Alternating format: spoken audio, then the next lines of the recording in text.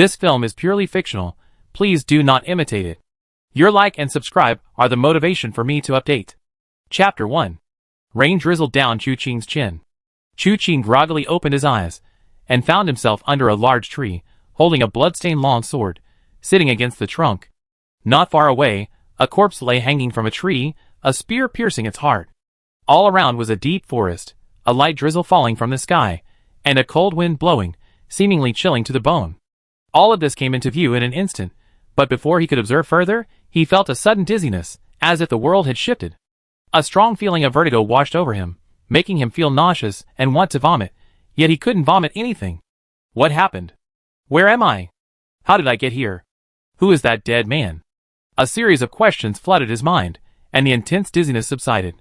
At the same time, scenes unfolded before his eyes. After a long while, Chu Qing reopened his eyes, the confusion gone. He gently rubbed his forehead. So that's how it is. Chu Qing, 19 years old. The third son of the Chu family in Tianwu City. But he ran away from home at the age of 12. The reason was that the Chu family had two outstanding talents, Chu Tian and Chu Fan. The two brothers displayed remarkable talent from a young age. Chu Tian possessed his father's qualities, and was the best candidate for the next family head. Chu Fan, on the other hand, was born with superhuman strength and was therefore sent to the Tai sect, becoming a disciple of Cui Bu, the unyielding fist master. Of the three brothers, Chu Qing was the most mediocre, so the Chu family head, Chu Yunfei, arranged a marriage for him. Chu Qing, however, harbored his own ambitions and refused to accept such an arrangement. Therefore, at the age of 12, he left a letter stating that he was going to practice his own chivalrous ways, and asked his father and brothers not to look for him. 7 years passed. During these 7 years, he spent most of his time in hiding, diligently practicing his family's secret martial arts. It wasn't until a year ago, when he felt his martial arts had reached a certain level, that he truly began to roam the martial world. Then he encountered the Mirror of Karma. The Mirror of Karma was an assassin organization whose motto was acting on behalf of heaven, using death as punishment, claiming to specialize in killing wicked and wicked villains. This motto naturally resonated with Chu Qing. Therefore, he joined the Mirror of Karma, becoming one of its assassins. But his good fortune didn't last long. In less than a year, Chu Qing discovered that the Mirror of Karma was two-faced. They claimed to be acting on behalf of heaven, but in reality, they were pursuing their own selfish interests. This time, his mission was to assassinate Zhou Changtai, the head of the Zhou family manor in Red Tree Ridge. According to the information provided by the Mirror of Karma, Zhou Changtai was a tyrant who oppressed the villagers, committing all sorts of evil deeds. He not only allowed his youngest son to abduct women, but also beat the father of a woman who came to reason with him to death, hanging his body in front of his door for 3 days. Truly heinous crimes. However, after investigating, Chu Qing discovered that this was entirely fabricated. Therefore, instead of assassinating Zhou Changtai, he secretly warned him to be careful, as someone might harm him. Intending to retreat quietly, he was unexpectedly ambushed. And those who ambushed him were assassins from the Mirror of Karma. This group of 5 seemed to have known Chu Qing's route beforehand, secretly setting up an ambush and launching a surprise attack. Fortunately, Chu Qing had remained vigilant ever since discovering the double standards of the Mirror of Karma. Therefore, although the turn of events occurred quickly, it wasn't without time to react. He fought his way out, narrowly escaping death several times, only to be stopped again by the most skilled of the 5. This person, codenamed Blood Spear within the Mirror of Karma, was ranked higher than Chu Qing in all martial arts. In a fierce battle, Chu Qing sacrificed his own life, ultimately dying alongside his opponent. The corpse hanging from the opposite tree, pierced by a spear, was none other than Blood Spear of the Mirror of Karma. After roughly understanding the whole story, Chu Qing felt a bit of a headache. A Chinibu teenager ran away from home. His entrepreneurial venture crumbled before it was even halfway done. He concluded in his mind, yet couldn't help muttering to himself, "But what kind of goddess did I offend? How did I end up here?" Looking down, he felt pain all over his body. Chu Qing had arrived here after several bloody battles, so his injuries were predictable. But he still struggled to his feet. His current situation was extremely dangerous. 3 of the assassins were still alive, and in his current state, if they caught up with him, he would surely die. But before that, he had one more thing to do. This matter had puzzled him for half a day. He came to Blood Gun's corpse, looking above Blood Gun's head. What is that thing floating above his head? Since the dizziness in his head subsided, He had noticed a rectangular object floating above Blood Gun's head. A hazy, dim light surrounded them, obscuring the details. After acquiring the original owner's memories, he knew that countless masters of martial arts roamed the land, but none possessed supernatural abilities. It seemed the blood spear hadn't reached the point of soul separation, allowing the spirit to escape after death. This thing was rather strange. Chu Qing pondered for a moment, then leaped into the air. Although it was his first time using lightness skill, it felt completely natural. It was as if it had become second nature. He reached out and grabbed the object. Suddenly, a line of text appeared before him. Assassin system activated successfully. Obtained 1 random martial arts treasure chest. Chu Qing was startled, landing naturally. The object he had just grabbed vanished. Instead, a panel popped up before him. Assassin system. Host, Chu Qing. Current mission, none. 1 unopened martial arts treasure chest, open? Chu Qing glanced at the system and found it ridiculously simple. Without much hesitation, he nodded directly, open. Opening successful, obtained ultimate skill, a phase swift sword. Before Chu Qing could even react, a flood of information rushed into his mind. At the same time, he felt various strange sensations in his body. His back, arms, and legs all felt sore and numb. However, this change came and went quickly. It subsided in a short while. Just at that moment, the sound of wind breaking suddenly came from behind him. Chu Qing's heart skipped a beat, so fast. Then, as if by instinct, he turned his feet, and the long sword that had never left his hand suddenly rose. This sword strike eliminated all formalities and unnecessary movements. Simply, a single move, a thrust. Whoosh, a masked man in black heard this sound. But he didn't know where it came from. He held a knife, but could no longer strike. Because before that, his throat had already been pierced by the sword. This sword strike was faster than sound. Chapter 2. The night was as dark as ever, the fine rain falling tirelessly. In the cold night, within the woods, a young man stood, sword in hand, a corpse hanging from the blade. In both his past and present lives, this was Chu Qing's first kill. But perhaps because he had absorbed the original owner's memories, Chu Qing felt nothing unusual. He was simply puzzled. Why isn't anything appearing above this person's head? The system isn't reacting either? Opening the interface, nothing seemed to be triggered. Perhaps I'm mistaken. With a flick of his wrist, the corpse fell from the sword. When he activated the system and saw the thing on the blood spear's head, he assumed that something would appear on everyone's head after killing them. Now it seemed that wasn't the case. Was the thing on the blood spear's head just a way for the system to appear? It had nothing to do with killing him. As for the treasure chest, a newbie gift pack? He didn't dwell on that for long. Although he felt there were some things he couldn't understand, it wasn't important. But in that case, it seems there's no need to run anymore. Phase swift sword, the fastest sword under heaven. A smile appeared on Chu Qing's lips. Of the 5 assassins, he killed 1 when they first met. Of the remaining 4, 2 were right in front of him. 1 was hanging from a tree, and the other had fallen into the mud. Now there were only 2 left. Rather than fleeing in a sorry state, it was better to stay here and wait a little longer. Ever since the original owner was ambushed by the Mirror of Karma, Chu Qing knew this was a fight to the death. Betrayal is forbidden on the Mirror of Karma. There must be a life or death struggle between the two. Without this cheat-like advantage, even if he had transmigrated, he probably wouldn't have survived their pursuit. But now, the situation is different. Now, as long as he eliminates these 2 assassins completely, he can buy himself more time. Thinking of this, Chu Qing returned to the tree and began to meditate cross-legged. His injuries hadn't improved despite obtaining the A-Fei quick sword, so he needed to recuperate. The Chu family's secret technique is called the Ruosu Jing, which is actually a Taoist lineage. An ancestor of his had once joined the Taoist sect Su Huaizong and was a true disciple.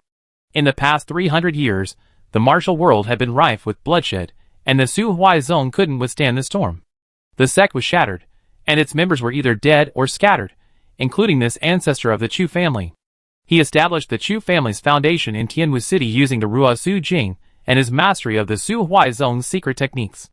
The Ruosu Jing naturally became the Chu family's secret technique. Taoist martial arts are easy to learn but difficult to master, emphasizing balance and tranquility, and the gradual accumulation of power before unleashing it. The greatest advantage is the rarity of the risk of qi deviation. Chu Qing began practicing this internal energy cultivation at the age of 5, and has now spent 14 years, only reaching the 3rd level. His internal energy isn't particularly profound, but when he uses it, his internal energy is light and thin like smoke, continuous and powerful, with considerable staying power. This is the characteristic of the Ruoxu scripture. Its explosive power may be lacking, but it excels in endurance. Chu Qing's ability to withstand the siege of the 5 assassins from the Nirvana Mirror platform, until now, even escaping and killing a superior opponent, is precisely due to this unique skill. At this moment, his internal energy rises from his dantian, which is like a furnace, wisps of green smoke rising, flowing through his meridians into his upper body, alleviating his injuries. Time passed, and it was unclear how much time had gone by, when 2 figures suddenly appeared on either side of Chu Qing. These 2 men were also dressed in black, their faces covered with masks. After appearing, they spoke without a word.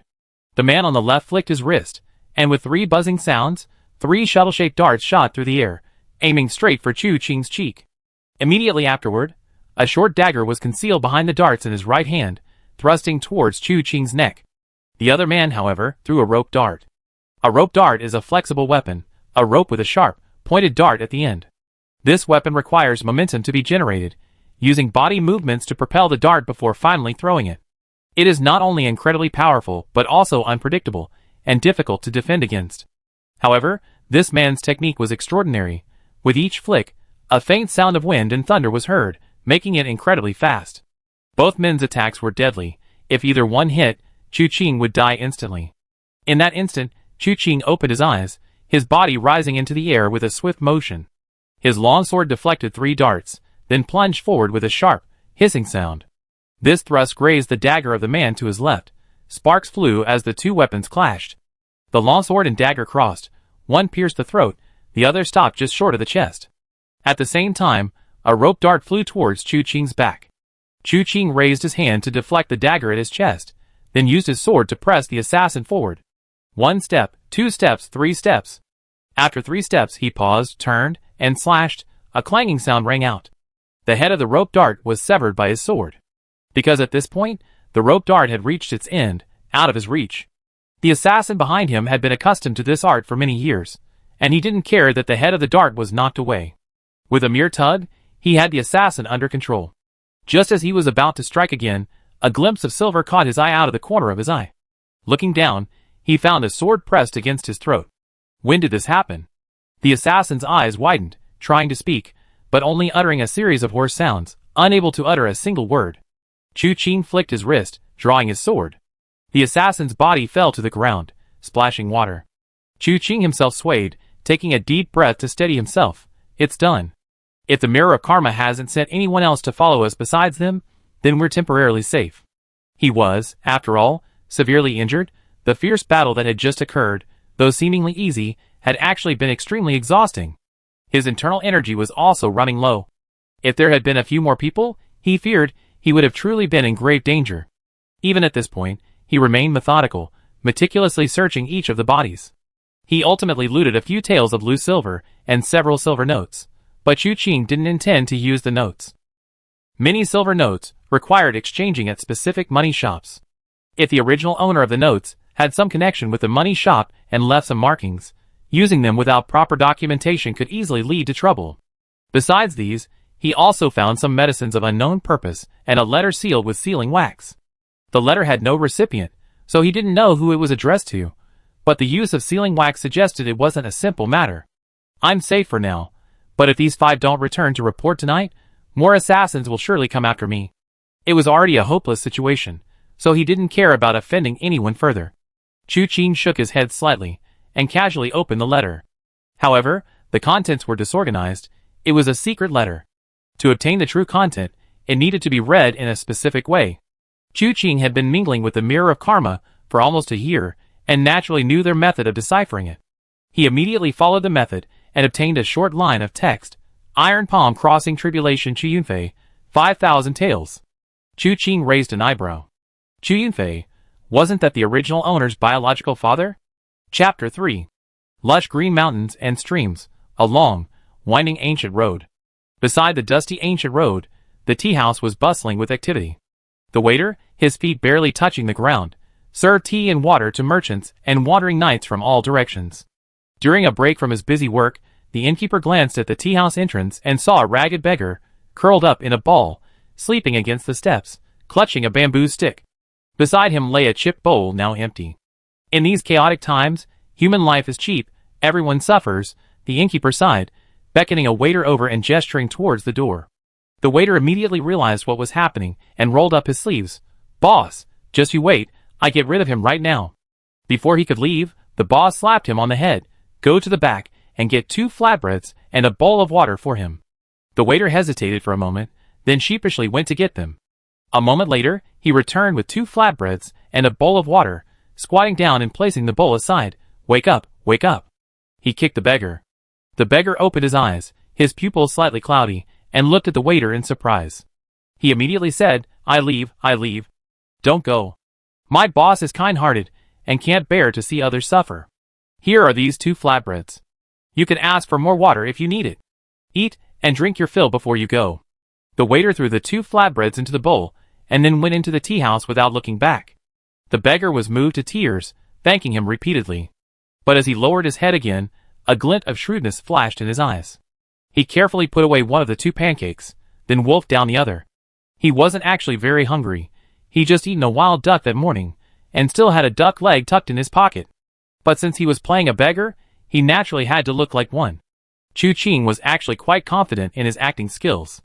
This wasn't because Chu Qing had studied acting in his previous life, but because the original owner of this body had studied this kind of thing with a master.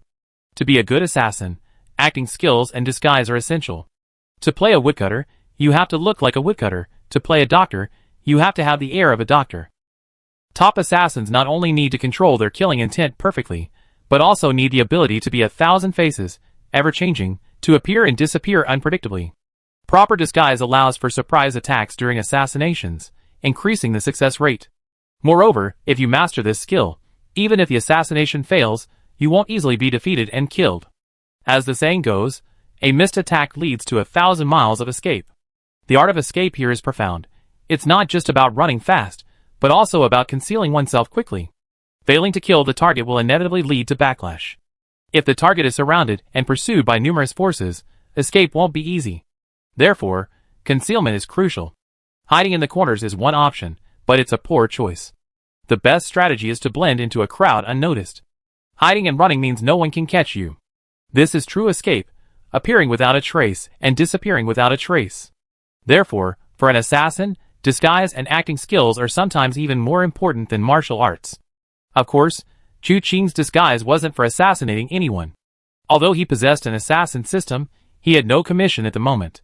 Half a month after escaping, he didn't have time to wallow in self-pity about his transmigration. Instead, he began considering his next move. Actually, Chu Qing's original plan was to first flee 1,000 miles away, find a place no one knew, and use the system to develop himself. Once he was invincible, he would demolish the foundation of the Mirror of Retribution, leaving it utterly destroyed. However, that secret letter changed his plans. Chu Yunfei had already been put on the Mirror of Retribution's list with a price tag. Although, as a transmigrator, he had no fatherly affection for Chu Yunfei, the memories he carried made his feelings for Chu Yunfei complex. On one hand, he disliked the fate Chu Yunfei had arranged for him. On the other hand, he couldn't bear to see him in danger. There were also some ulterior motives, a desire to gain Chu Yunfei's approval. These thoughts, along with the memories, settled in Chu Qing's heart. While they didn't make him restless because of the secret letter, they inevitably caused some distracting thoughts and kept him on his mind. Anticipating that if Chu Yunfei were truly killed by the people of the Mirror of Retribution, this matter might become a source of deep anxiety. That would be a net loss. Therefore, he made up his mind to secretly return to Tianwu City to warn Chu Yunfei. With Chu Yunfei's reputation as the Iron Palm Crossing Calamity Master, coupled with the power of Tianwu City, if they were prepared in advance, even the Mirror of Retribution, within Tianwu City's limited territory, would likely find it difficult to do anything to him. As for himself, he had no intention of revealing himself. Leaving aside whether Chu Yunfei still held on to that engagement from years ago, his system was not suited for having any attachments. The rain half a month ago had washed away his traces, and his journey had been relatively peaceful. He was now almost at the borders of Tianwu City. Thinking this to himself, he heard the clatter of hooves approaching from afar. This place was a transportation hub. 300 years ago, if the Great Qian dynasty still existed, there would have been a post station here. Although it was somewhat desolate now, there were still many people traveling north and south. Chu Qing hadn't paid much attention to the sound of hooves, only knowing that there were 2 horses. In the blink of an eye, they arrived. The riders dismounted and exchanged a few casual words, addressing each other as senior brother and junior sister, clearly fellow disciples from the same sect. It wasn't until a clinking sound came from the bowl that Chu Qing looked up in surprise. Standing before him was a young man and woman. The man was around 20 years old, dressed in a blue robe with a cinched waist, wrist guards, and large, bony hands. He was clearly skilled in fist and palm techniques. The woman appeared to be a little younger than the man, but her clothing was similar, just modified to women's styles. She had exquisite features, but her face was expressionless. In contrast, the man's expression was somewhat complex. For some reason, Chu Qing found the man's appearance inexplicably pleasing. However, he quickly responded, changing his voice, thank you, young master and young lady." His face was covered in mud, obscuring his true features, and his voice was hoarse, sounding like that of a middle-aged beggar. Upon hearing his voice, the young man's complex expression vanished, a mixture of disappointment and relief on his face. He shook his head slightly. "It's nothing. Senior brother, you've given money to every beggar you encountered along the way. What is the reason for this?" Chu Qing heard the woman speak. Her voice wasn't cold, but it wasn't particularly warm either, as if their relationship wasn't close. The man sighed. "Junior sister, you don't know this, but my younger brother left home when he was young and hasn't returned for years. We haven't heard from him since. For the past 2 weeks, I often dreamt of him in the dead of night, ragged and begging by the roadside, starving and emaciated. Every dream wakes me up in terror. After that, whenever I see that beggar by the roadside, I worry it's him, yet I also hope it is." Chu Qing listened, her mind reeling. 7 years had passed, appearances had naturally changed, but blood was still connected.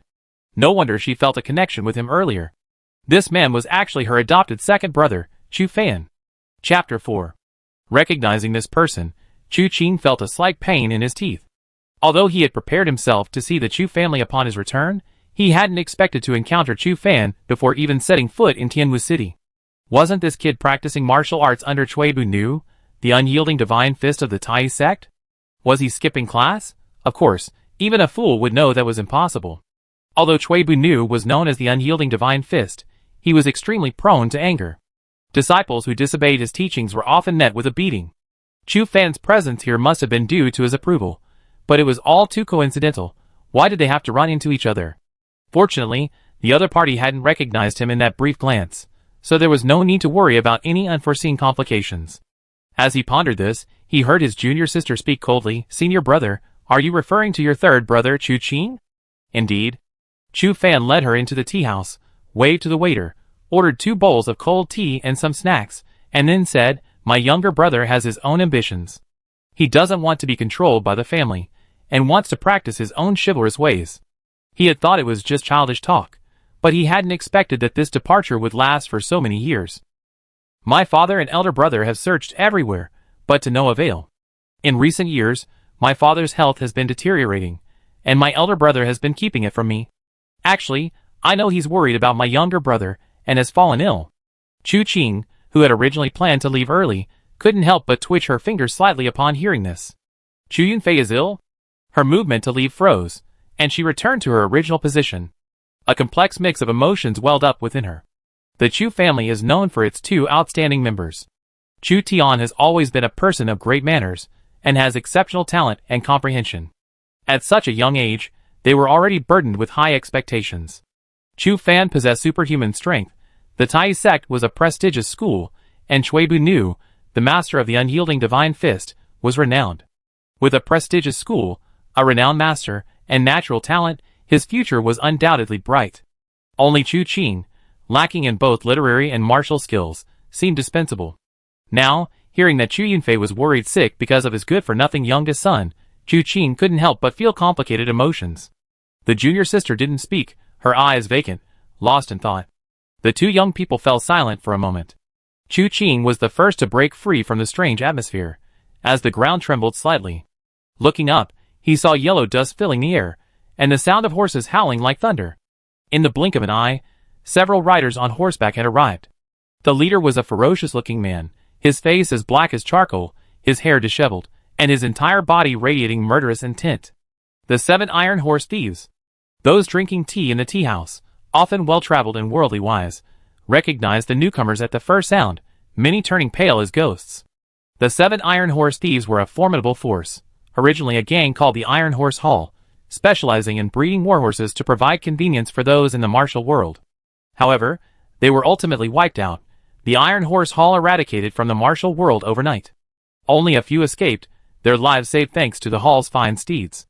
Without the Iron Horse Hall's control, these men became unrestrained, relying on their speed and skill to plunder and pillage the surrounding villages. The city lord of Tianwu City, Wu Ganqi, hated them to the core, yet the Tianwu guards had repeatedly tried to eliminate them, but they had always managed to escape, thus fueling their arrogance. They had no stronghold, no base, arriving and departing swiftly, leaving no trace. Those who encountered them, while traveling the martial world, were mostly out of luck. Several quick-witted individuals in the tea house immediately turned and leaped out of the windows without hesitation, attempting to escape. Just as they were about to reach their carriages, a whooshing sound approached in the blink of an eye. A sharp crack followed, and the figure was instantly cleaved in two. Simultaneously, a loud crash was heard as a broad axe smashed into the carriage, nearly shattering it to pieces. The 7 heroes of Iron Horse are on business. Stay put. We deal with you after we finish our business, a gruff voice rang out, like a thunderclap from a clear sky, making everyone's heart skip a beat. There were also skilled individuals in the tea house, who wanted to draw their swords, but were stopped by those around them, ordered to observe the situation first. The voice continued, "Which one is Chu Fan?" Chu Qing was startled. So it was coming for him. However, he couldn't turn around immediately, otherwise Chu Fan would surely wonder how this beggar knew his name. Wouldn't that give him away? Chu Fan of the Tai sect is here. Chu Fan didn't hesitate at all. He slammed his hand on the table and turned, instantly appearing outside the tea house. His face was ashen, filled with rage. He glanced at Chu Qing and waved his hand, "Go into the tea house and hide." Chu Qing nodded repeatedly, scrambling into the tea house. One hand gripped the bamboo stick tightly, the other clutched the broken bowl, the silver inside already stuffed into his pocket. Upon entering, he saw Chu Fan's fellow disciple, still sitting there drinking tea. Speechless for a moment, he thought, the Iron Horse 7 thieves have come knocking, and your senior brother is out facing them alone, while you're sitting here drinking tea? Judging from her demeanor, she seemed quite confident.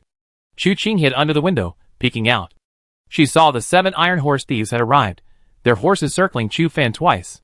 The leader sneered, "You're Chu Fan? My 7th brother died at your hands?" Chu Qing immediately understood. No wonder they called themselves the 7 Iron Horse Thieves. There were only 6. So, Chu Fan had killed the 7th brother. So the 7 Iron Horse Thieves came seeking revenge. What a fine second young master of the Chu family of Tianwu City. No wonder the 7 Iron Horse Thieves came to our door.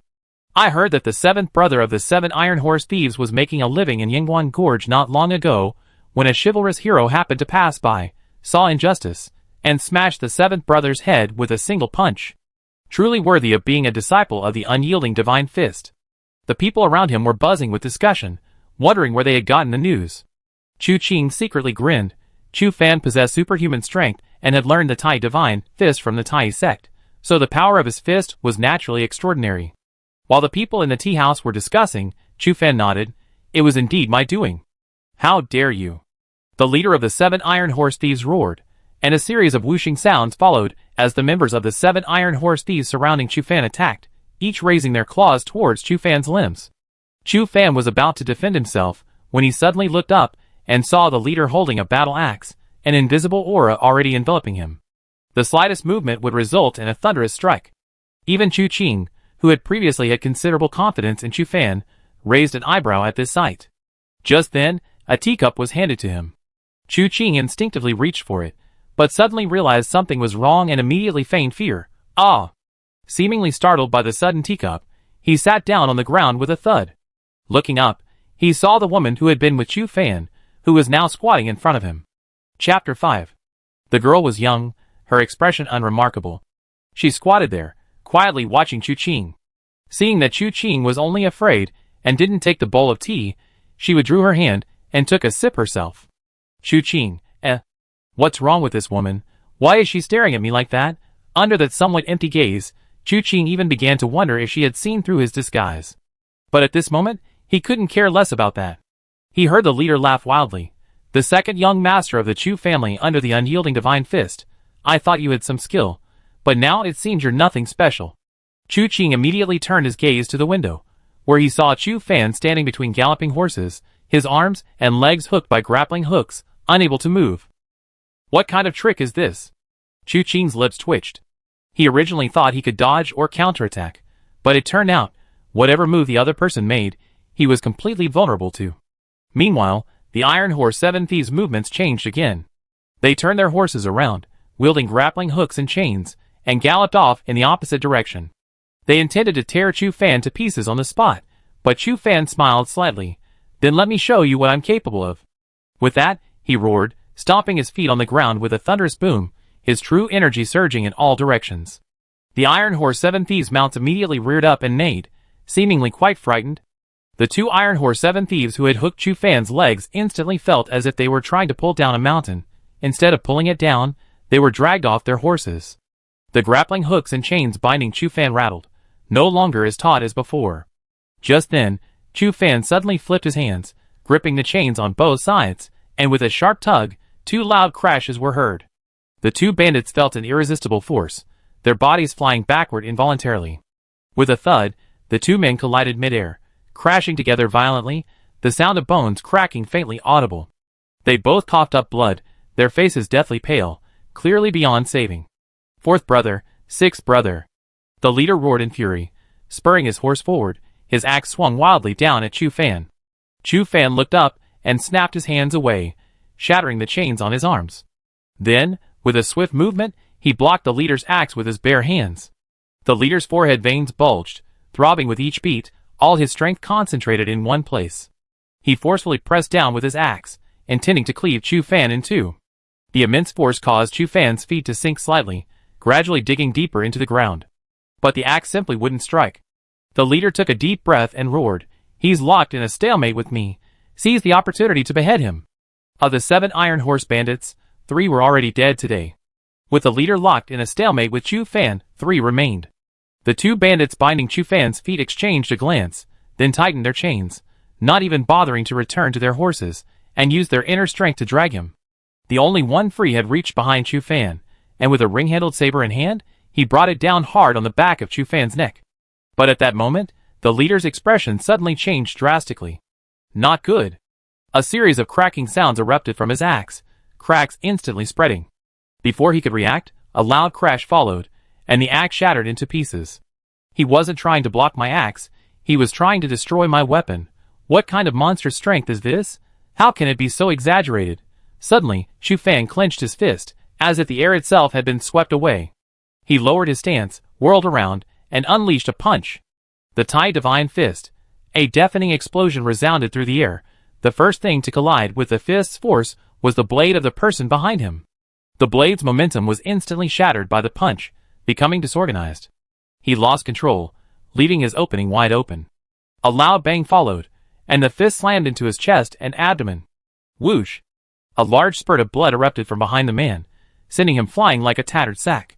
His entire body was deformed from the impact of the punch.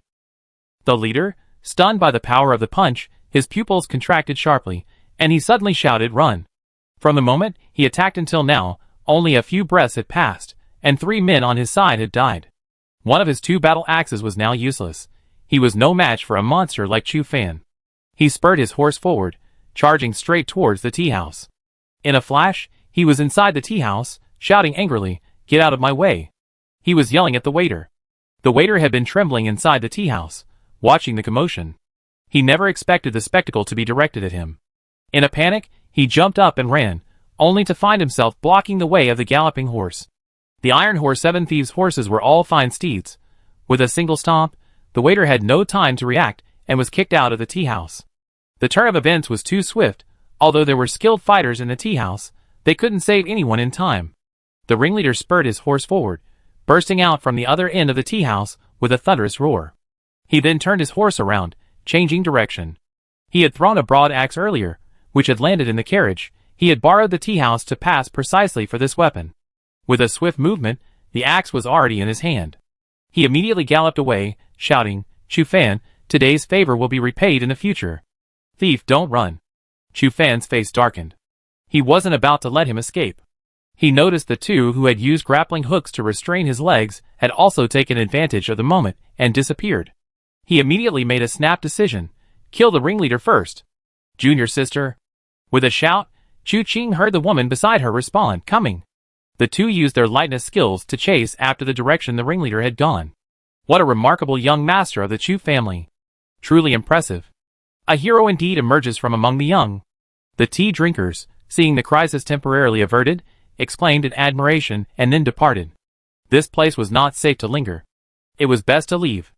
In moments, the entire tea house was deserted. No one glanced at the dead waiter or the body of the first man struck dead. Only the manager, his face dazed, approached the waiter who had been kicked to death. He patted the waiter's face. Tiger. Tiger? Get up, they're all gone. I'm telling you, the ground is cold, it's not good to lie there. Your mother sent word a couple of days ago that she arranged a marriage for you. I was thinking of having you come home and get it done.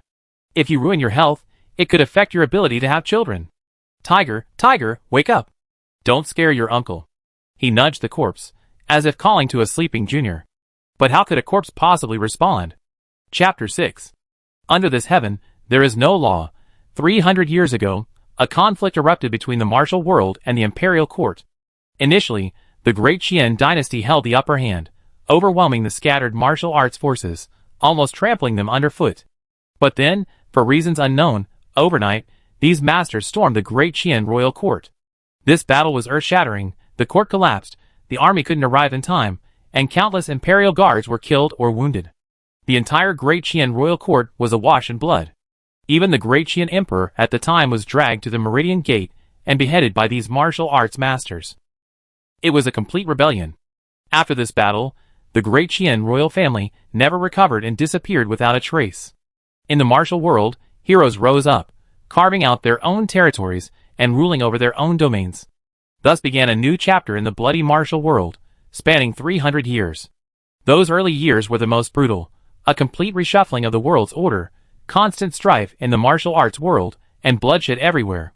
Even today, the martial arts world remains in chaos. In such times, human life is cheap as a dog. No one would turn back for a mere waiter, let alone care about such a lowly life. Except for his closest family and friends. The tea house owner, perhaps having cried enough, revealed a coldness rarely seen in his life in his eyes. He looked around and came to a corpse. Gritting his teeth, he snatched the knife from the corpse's hand, stood up, and chased after the 7 iron horse thieves. But after only 2 steps, a hoarse voice suddenly came from behind. Want revenge? Who? The tea house owner was startled by the voice, instinctively assuming it was the 7 iron horse thieves returning, and turned around, wildly swinging his knife.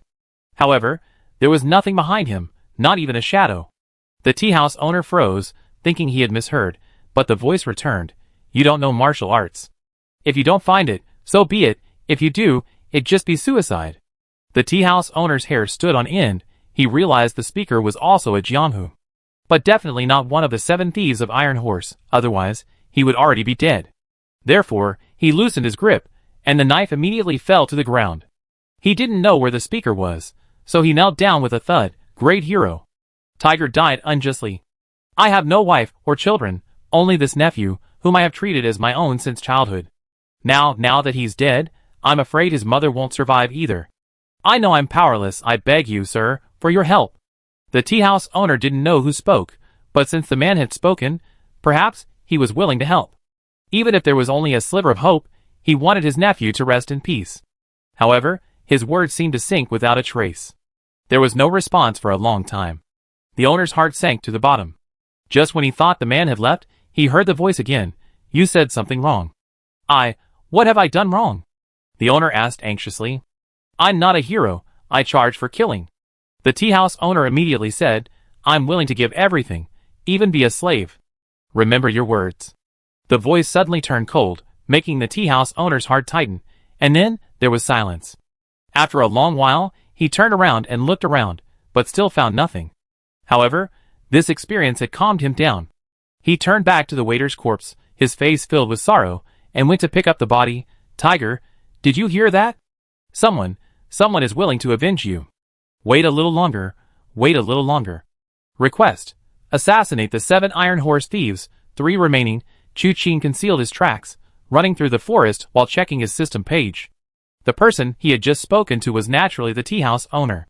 Having absorbed all of the original owner's memories, Chu Qing understood that human life was cheap.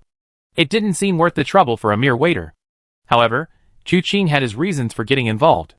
Now that he possessed an assassin system, how could he become stronger without assassinating targets?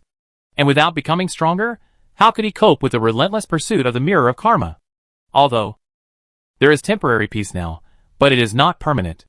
This drama will never end until he and the mirror of retribution are separated by life and death. So, since such an opportunity has arisen, he certainly cannot let it slip by. Besides, Chu Fan's grudge against the 7 Iron Horse thieves is also a reason, not because Chu Qing has any deep feelings for this adopted second brother.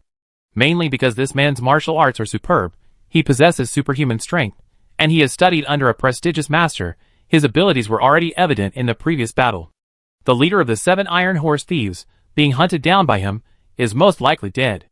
This is equivalent to reducing the target by a third without him even lifting a finger. Taking on such a mission was a sure win. There was no reason to let it go unchecked. Tracking was a basic skill for an assassin. Having spent nearly a year in the Mirror of Calamity, Chu Qing naturally possessed this ability. Moreover, he deduced that besides the leader of the Iron Horse 7 thieves, the other 2 wouldn't have gone too far. Chu Fan wanted to eliminate the ringleader first. Their main target wasn't them. Once they were out of Chu Fan's sight, they would naturally relax. In fact, just as Chu Qing had expected, after tracking along the road for only 3 miles, he heard the sound of hooves. The speed wasn't too fast, and it was already showing signs of turning back, which was somewhat unexpected for Chu Qing. After discerning the horse's direction, Chu Qing slightly circled around and quickly arrived at a narrow path. Looking up, the galloping horse was already in front of him, and sitting on it was one of the Iron Horse 7 thieves. Faced with the sudden appearance of the beggar, the mounted bandit was taken aback, then roared, "You filthy beggar, are you looking for death?" His words trailed off, and instead of stopping, he spurred his horse forward even faster. He intended to trample the foolish beggar under his hooves. Chu Qing remained silent, lightly raising his hand. The bamboo staff in his palm flew up, and with a swift grab, a cracking sound rang out as the staff shattered instantly. Swoosh! The broken bamboo staff, carrying the sword sheath, flew out, its sharpness flashing. Seeing this, the mounted bandit knew something was wrong. He drew a chain from his waist, about to strike. A flash of silver light appeared, and blood splattered everywhere. With a whoosh, a severed hand, along with the chain, was flung into the air. Before the bandit could even be horrified by the speed and ruthlessness of the sword, a loud thud echoed from his chest, accompanied by the sound of bones breaking, and he was kicked off his horse by Chu Qing. Chapter 7. His body crashed heavily to the ground, kicking up a cloud of dust. The already ferocious-looking man's face was now even more contorted. A scream escaped his lips as he stared in terror at the approaching beggar, frantically pleading, "Great hero, spare my life." In that instant, he hadn't even seen the sword's edge before his hand was gone. This man's swordsmanship was like that of a demon, far beyond his ability to contend with. He immediately knelt down, repeatedly pleading, "I have never met you before, sir. I don't know where I have offended you. Please, great hero, have mercy and spare my life." Chu Qing slowly stepped forward, sword in hand, saying softly, "We are complete strangers." These words left the ruthless Iron Horse 7 thieves speechless. No past grudges, no present enmity. Where did this fiend come from, severing his hand so easily? However, his thoughts remained completely hidden on his face. He kowtowed repeatedly, pleading, "If that's the case, then it must be that the great hero disapproves of my actions. I beg the great hero to show mercy. I will surely repent and start anew." As he spoke, a glint of cunning flashed in his eyes. His plea for mercy was merely a pretense. His true purpose was to ambush and kill Chu Qing while he was off guard. A hidden arrow was concealed in his left sleeve. With a mere surge of internal energy, it would be infallible at close range. The arrow was also poisoned, ensuring instant death. A hit would guarantee the man's demise. At this moment, the distance between Chu Qing and him was perfect, so he suddenly looked up, a sinister grin on his face, and shouted, "Die." He only uttered half a word of death when a flash of silver light appeared. His barely raised left arm instantly drooped. Before he could even muster the strength, the veins in his left arm had been severed by the sword, leaving him utterly powerless. The ferocious smile froze on his face, and before he could say anything more, a glint of cunning flashed in his eyes. The sword had pierced his heart. "You?" He managed to utter another word, But as the sword was withdrawn, he couldn't finish. His body slumped, and the corpse fell to the ground. Chu Qing flicked the blood from his sword and retrieved its sheath. Then he approached the corpse, pondering for a moment. In this situation, how can I prove I killed him? He glanced back at the horse circling around, its master gone, and smiled. He drew his sword again and beheaded the bandit. He took a piece of cloth from the man's body, dipped it in blood, and wrote, "The 7 Iron Horse thieves, murderers filling the fields, their crimes deserve death. Night Emperor." Is this name a bit too melodramatic? Influenced by the original owner? Chu Qing stroked his chin, but didn't seem to care. This was just a code name. Whether he used it again was uncertain, so it didn't matter what it was, as long as no one associated it with him. His code name in the Mirror of Karma was Sword Ghost, a name he'd chosen after seeing some kind of ghost. Anyway, the two code names were completely unrelated. He figured even if the people in the Mirror of Karma knew about this, they wouldn't connect them. He tied the head to a horse. When the horse, now without its master, was discovered, the inscription would be visible. The news would spread naturally, and the shopkeeper would understand what had happened upon hearing the news. As for why he didn't take the head back to the shopkeeper? First, carrying a head around would be too cumbersome, and the smell of blood would attract unnecessary trouble. Second, Chu Qing never intended to ask the shopkeeper for money in the first place. How much money could he get from the shopkeeper? Probably less than what he could get from these bandits. Moreover, his real reward was the assassination mission bonus. Unless the system required him to settle accounts with his employer later, Chu Qing didn't want to go after him. The less a tea house shopkeeper who didn't know martial arts knew, the safer he would be. Sending the information in this way, letting him know that his enemy was dead, was enough. After doing this, he searched the headless corpse again. A moment later, he stood up, satisfied. Looks like being a master thief is more promising than being an assassin. This guy's got quite a bit of money. There wasn't much silver, only 7 or 8 taels, but a small handful of gold leaves. Although there were only 5 or 6 leaves, each one was quite heavy, representing a considerable fortune. Besides that, he focused his attention on the man's left sleeve. He pulled out a hidden dart. It was exquisitely crafted, with a calfskin sheath and a finely forged bronze quiver. It could be worn close to the wrist and triggered by internal force vibration, quite discreet. The downside was that it only contained 1 arrow. Without hesitation, Chu Qing put it on his left wrist. An assassin, after all, will stop at nothing. He readily accepted this unexpected windfall. He then took out a tinderbox, lit the silver notes and other flammable materials, and finally, along with the clothes, the headless corpse burst into flames. After doing this, he gently patted the horse's rump. As the saying goes, an old horse knows the way. Besides helping him deliver the killing message, the masterless steed could also help him find the remaining 2 targets. With this in mind, he casually opened the system's commission interface. Commission: assassinate the 7 Iron Horse thieves. 2 remaining. Chu Qing frowned. That doesn't seem right. Chu Fan's martial arts are quite good. Although the 7 Iron Horse thieves are famous, even 6 of them together wouldn't be a match for him alone. They should have already successfully hunted down the bandit leader and made their retreat. How come that person is still alive? Could it be something went wrong? But he quickly shook his head. Chu Fan possessed superhuman strength and was from the Tai sect. His skills were extraordinary. His deadpan junior sister, though she hadn't made a move, was likely no ordinary person either. With these 2 working together, even if something went wrong, it wouldn't be a big deal. Thinking this, he quietly followed behind the horse. After walking for less than the time it takes for an incense stick to burn, the surrounding environment became low-lying and damp, with a stream meandering by. At the same time, Chu Qing heard the sounds of fighting in the distance. Chu Qing raised an eyebrow. They really been fighting this long? He pondered for a moment, then quickened his pace. In a short while he arrived. After surveying the terrain, he reached a high point. Looking out. Look, figures are clashing, a fierce battle raging below. Chu Fan and the remaining 2 members of the Iron Horse 7 thieves are present, along with 2 women. The Iron Horse 7 thieves are insignificant, but these 2 women made Chu Qing raise an eyebrow. They looked young, but their martial arts skills were extremely formidable. The 2 were proficient in a combined attack technique. Their combined power was extraordinary. However, their method of attack was rather strange. One woman was tall, the other short. When they fought, the taller one grabbed the shorter one, wielding her like a spiked club, striking with tremendous force and power. If it were only the 2 Iron Horse 7 thieves, Chu Fan would have already killed them. However, at this moment, Chu Fan not only failed to kill the Iron Horse 7 thieves, but was also being forced back by the two women's strange moves. Chapter 8. Just as Chu Qing was observing, the tall woman had already swung the short man out. This attack was unavoidable for Chu Fan. He could only take it head-on. His hands, veins bulging, unleashed a Tai divine palm strike without hesitation. A loud bang rang out. The tall man holding the short woman's hand trembled slightly. Chu Fan staggered back 3 or 5 steps, his face ashen. The tall woman laughed loudly.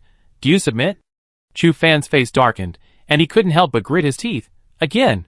"All right." Upon hearing Chu Fan's words, the tall woman immediately became excited. "If you can't beat us, you kowtow to us and become our big brother." Chu Fan's expression grew even more unpleasant, but he didn't respond. Clearly, he wasn't entirely confident of victory. Chu Qing clicked his tongue in amazement. Chu Fan, needless to say, possessed superhuman strength, and his sect was no ordinary sect. The sect's founder was the legendary martial arts master, Tai Ancestor. Because of his exceptional talent, he could learn any martial art instantly, master it quickly, and apply his knowledge to new situations. Therefore, he believed that all martial arts in the world were too easy. He adopted the name Tai, hence the name. He roamed the martial arts world for half his life under the title Tai Hermit, not only surviving, but also founding the Tai sect, demonstrating his truly extraordinary martial arts skills. During Tai Ancestor's leadership, the Tai sect reigned supreme in the martial arts world. After Tai Ancestor's passing, although the Tai sect never regained its former glory, it has remained standing for 300 years through trials and tribulations. This is mainly attributed to the 3 volumes of the unchanging heavenly book created by Tai Ancestor. It is said that this is an astonishing martial art. The Tai Divine Palm and Tai Divine Fist used by Chu Fan both originated from the human character scroll of the unchanging heavenly book. In fact, for nearly 100 years, no one has seen the martial arts of the Earth character scroll. But the martial arts from the human character scroll alone are enough to deter many martial arts masters from acting recklessly before the Tai sect. Although it is now in a remote corner and far less powerful than before, no one wants to provoke it. With Chu Fan's talent and the unique skills he possesses, he was surprisingly at a disadvantage under the combined attack of the two women after a brief struggle. Isn't this utterly bizarre? Is there really always someone better? Chu Qing looked around. Where did Chu Fan's junior sister go again? Recalling how this woman had silently appeared beside him in the tea house, Chu Qing dared not underestimate her. If she were there, his adopted second brother wouldn't have been bullied by 2 women, would he? And in this situation, could he successfully assassinate the remaining 2 Iron Horse 7 thieves by surprise? After observing for a moment, Chu Qing shook his head slightly. Too vigilant. We need an opportunity otherwise. Even if I kill one, killing another is fraught with uncertainty. And judging from their posture, they seem ready to run at any moment. These 2 members of the Iron Horse 7 thieves weren't part of the main force in this battle. They were merely patrolling the perimeter, occasionally exchanging glances, and retreating swiftly at the slightest misstep. They looked like they were always prepared to flee. Chu Qing pondered. Opportunities weren't actually hard to find. In his view, there were currently 2 opportunities. One was the head of the Iron Horse 7 thief, who had just died at his hands. If Ma returned it, it would undoubtedly disrupt the situation. Secondly, the junior sister, who had disappeared, also presented an opportunity. If she appeared and joined forces with Chu Fan to deal with the 2 women, keeping them preoccupied, Chu Fan could then assassinate her and achieve great success. Judging by the time, the horse should have returned by now. Sure enough, not long after Chu Fan had exchanged 2 or 3 blows with the 2 women, the sound of hooves approached from afar. The 2 Iron Horse 7 thieves immediately perked up. Fifth brother is here! The 2 looked towards the sound of hooves, and even Chu Fan was drawn to it. The taller woman laughed. Another person is coming? How interesting! Then the shorter woman said, Stop fooling around. Okay. This exchange between the 2 left Chu Qing astonished. After all that, they still didn't know the Iron Horse 7 thieves' background. Then why were they fighting Chu Fan? Chu Qing had initially thought these 2 women were an ambush planted by the Iron Horse 7 thieves. Now it seemed, was it just a coincidence? Had Chu Fan run into some lunatic? No wonder these 2 Iron Horse 7 thieves seemed to always try to escape. They didn't know each other. And under everyone's expectant gaze, a horse indeed galloped up. On the horse was a woman. She was young, dressed similarly to Chu Fan, expressionless, as if everyone in the world owed her money. Junior sister one, help me. Chu Fan was overjoyed upon seeing her. He didn't even care why his junior sister one had arrived on the Iron Horse 7 thieves' horse, and called out. Junior sister Wen didn't hesitate at all. She leaped into the air, first throwing something at the Iron Horse 7 thieves. She was too fast. The remaining two of the Iron Horse 7 thieves dared not meet her head-on. Then, the leader of the bandits swung his axe and cleaved it in two. With a hiss, the thing was split in two, its red and white contents scattered everywhere. For a moment, everyone present was stunned, their movements momentarily halting. Chu Fan subconsciously asked Junior Sister Wen, "What was that?" "A human head." Junior Sister Wen answered in her usual emotionless voice. "Where did it come from?" "I found it." Concise and to the point, without a single wasted word. Just as she finished speaking, the tall woman held up a strip of cloth and read aloud, "The Iron Horse 7 thieves, murderers lining the fields, their crimes deserve death." Night Emperor, who is the Night Emperor? Her question was direct, yet no one could answer. The short woman spoke coldly, "The 7 Iron Horse thieves, their crimes deserve death?" Upon hearing this, the leader of the 7 Iron Horse thieves, who had been speechless with shock just moments before, suddenly pointed at Chu Fan and his junior sister Wen and roared, "Yes, they are the 7 Iron Horse thieves." Chu Fan was furious. "What nonsense are you spouting? Who are the 7 Iron Horse thieves?" "Naturally, it's you." The leader of the 7 Iron Horse thieves said matter-of-factly. "Look at your junior sister's divine steed. If you're not the 7 Iron Horse thieves, then who are?" "Two heroines. We've been chased to the brink of despair by these 7 Iron Horse thieves. We beg you to save us." "Good, good. I love fighting. Oh no, I love saving people.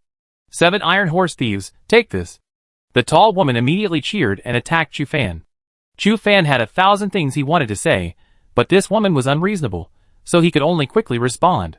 The junior sister Wen could explain, but she was eccentric and remained silent, joining Chu Fan in the fight against the two women.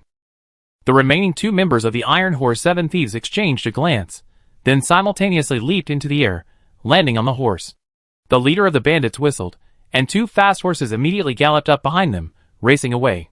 He added, "Our martial arts are weak, we can't help the 2 ladies, so we take our leave. Take care." At this point, even a fool would realize something was wrong. However, the tall woman not only didn't notice anything, but also waved to them, "Take care." Chapter 9. The remaining 2 of the 7 Iron Horse bandits were their leader and their third brother. Having escaped their predicament, they changed horses after traveling a short distance, each riding a separate steed, and galloped away. After traveling more than 10 miles in one go, they slowed down. Further ahead, they came to a deep pool. The bandit leader dismounted, walked a few steps to the pool, and scooped up water with both hands, gulping it down. The third brother followed suit. After drinking, they washed their faces and heads. Finally, the bandit leader took out his blood-stained axe and rinsed the blood off it with the water. The third brother let out a long sigh, his face filled with relief at escaping death. "Big brother, who exactly were those 2 women?" "How should I know?"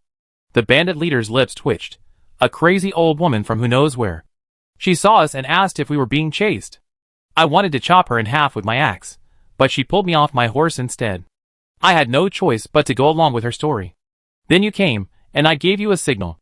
Luckily you understood. If we hadn't used those 2 idiots to hold Chu Fan back, this day next year would be our death anniversary. It's a pity we didn't kill that surnamed Chu before his junior sister arrived and avenged his brothers." At this point, his expression darkened. The third brother took a deep breath. "Big brother, we must avenge this. However, as the saying goes, a gentleman's revenge is never too late, so there's no rush." The bandit leader nodded, his brow furrowed. "Who is this Night Emperor?" Judging from the message on that strip of cloth, the 5th brother died at his hands. "Have you ever heard of such a person in the martial world?" The third brother quickly shook his head. "Never heard of him."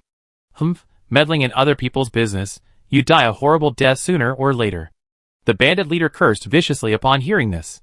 The third brother then asked that Chu Fan is the 2nd young master of the Chu family in Tianwu City, and also a highly skilled disciple of Cui Bu of the Tai sect. Now we made a mortal enemy of him, and all our brothers are dead except for the 2 of us. The days ahead won't be easy, brother. What should we do?" The bandit leader pondered for a moment, then said, "Let's go to Luoyu Hall." The third brother hesitated slightly, then nodded gently. "Lu Shiji has taken a lot of benefits from us over the years. It's time for him to lend a hand. Besides, Luoyu Hall is in Tianwu City. For Chu Fan, it's like being in the dark right under his nose. No matter how hard he tries, he probably won't realize we're right under his nose. Brother, that was a brilliant move.